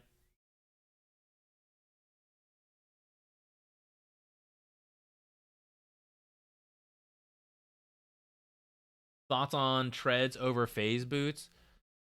It's a good point. I don't know if I really understand it. Power treads are nice. Power treads help with the mana when you swap treads around. When you pick up a lot of damage, 110 damage, a little bit of extra attack speed goes a long way. Phase boots is quite nice. Extra armor. When you don't have blink, you get to move around faster to maybe just run at people and get duels. Not sure. I don't play enough Legion to truly understand this. They're gonna find Lina in the back. It's going to be a blink duel on Shadow Demon because she has to, but sure feels bad. Does manage to pick up the kill at least. She doesn't have a choice. When everyone's like this, she has to kill Shadow Demon. But he doesn't attack very fast at all. So it takes forever. She'd really rather just duel Troll or something. But now she's got the Lincolns to deal with. And, even if she gets the duel, but Shadow Demon's there, she's going to save her. And we're going to come back here. No one is allowed to have fun. You will die. Get out of here. Passive was not broken. Ooh, steps out of the tower and manages to TP out. So he does live to come here and defend. 1 versus 2 cores. He's probably just going to have to go in. There's no buybacks. This is actually it, I think. There is going to be a fortify. The creeps not being killed off, though, because there's no tier 3 tower. So the creeps are going to survive through that fortification, and soon enough, they're just going to come in here, I'd say. Maybe they're playing it cautious, but they should know Lina and Legion still don't have buyback. They're maybe scared of the Spectre. Taking that Barracks took a little bit more time. I think it's still okay here, though. This Troll armor, or this Treant armor, making Troll take up some extra... Wow. Take up a little bit more time. There's the supports buying back.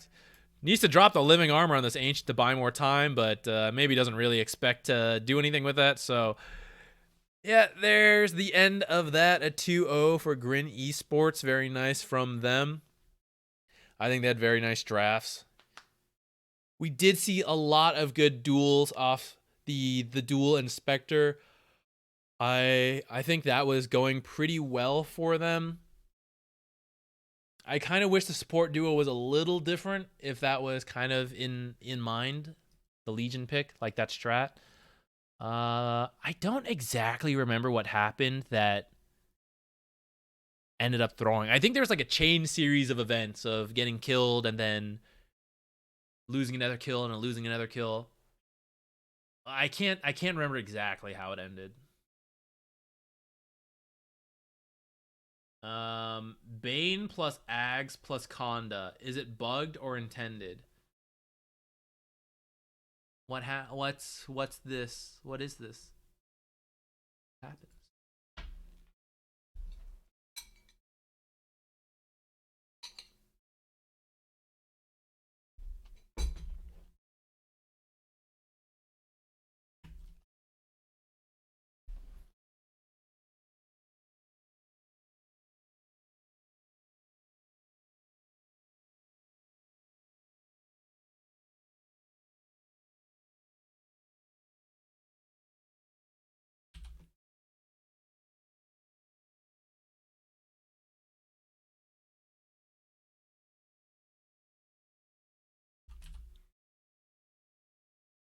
What's happening?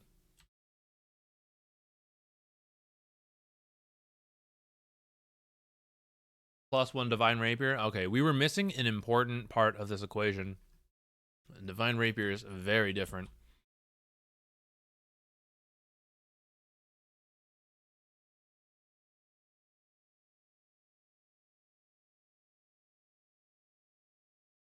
You know, I thought the Conda was base damage, but I guess it's total damage.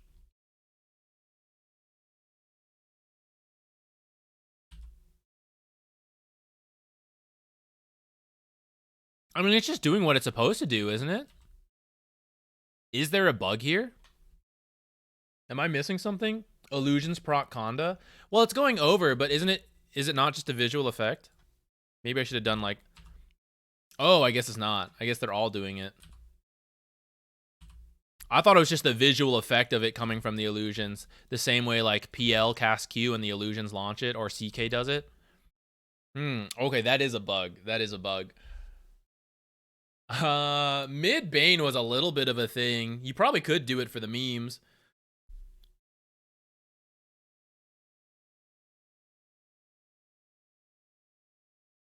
What's the play?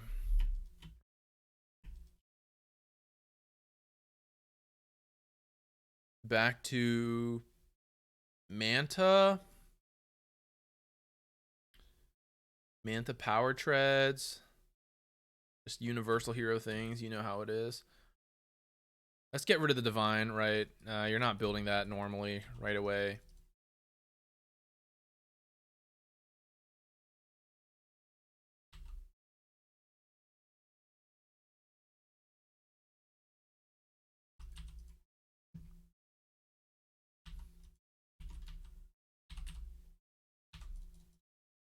Pew, pew, pew, pew, pew, pew, pew, pew. I mean, that's some pretty solid damage versus some 4K maxed out Ursa. Could be funny. Especially when you pick up like more damage. It doesn't have to be a rapier, right? Maybe Silver Edge so you can find people invis. Oh, it doesn't give stats anymore, right? Might still be kind of nice though to find people. Go and find someone just like... I kind of messed... I kind of wasted a few seconds there, but I mean, that's a lot of damage. Oh, I guess it's overkill on crit though, because Conda has crit. Maybe just a blink to find people? Or maybe you do double up. I don't know.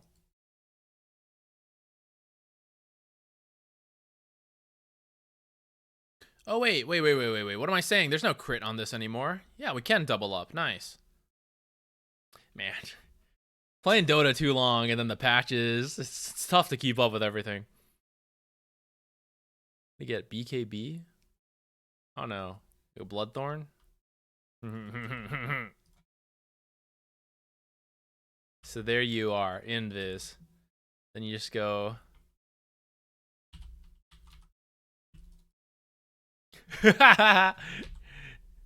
Even if you don't stop like the Bloodthorn proc after that.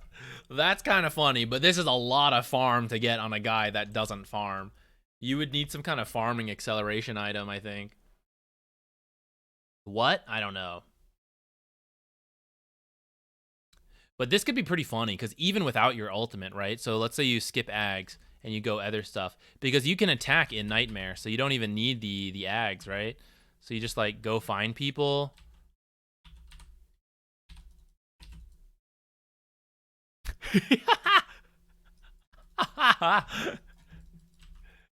Yeah, that could be pretty funny.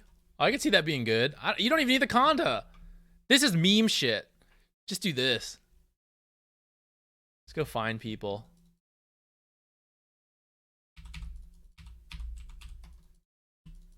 I don't know what, I mean, my hotkeys are a little messed up.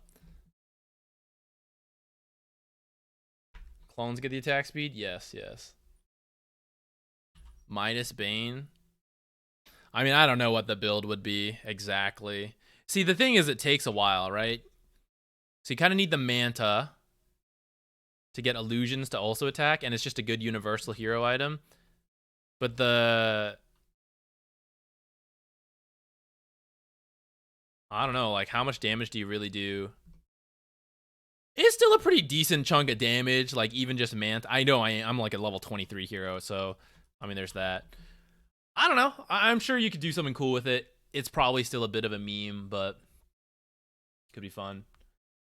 All right, guys, where should we go? Because I'm done streaming. We streamed for 11 and a half hours watching open quals. Tomorrow, I don't expect to stream, but I actually don't know if there's more open qualifiers. If there are, I will watch them and I'll stream it. But otherwise, Friday we'll probably be playing games unless, again, there's open qualifiers. I appreciate you all dropping by. Many of you came in with a raid, sticking around. Thank you. Maybe some of you just lurking, AFK. Thanks anyways. You won't hear me say that, but I appreciate it. It helps the viewer numbers up. Twitch doesn't know the difference. So, thank you all very much.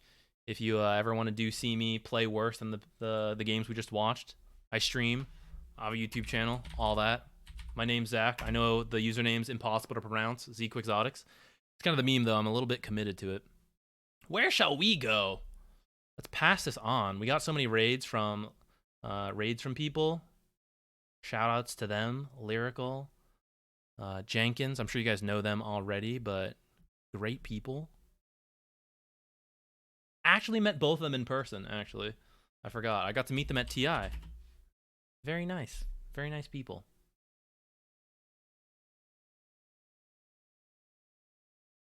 I did have a good day. Thank you. I appreciate everyone. There was a lot of like gifted subs, prime subs. Everyone, thank you. Thank you so much. I appreciate the supports a bunch. Where shall we go? Where shall we go?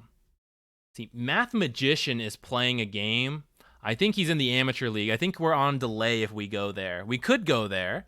He was casting some of the games, the Dacha games, solo casting. Well, that's tough. He did the official one, right? Mine's goofy. I left in the games. I went and ate dinner, ate snacks. He's doing the official one. He's doing production. He can't goof off like I got to. He's doing the hard work over there. Steven Johnson's here, just having fun with us.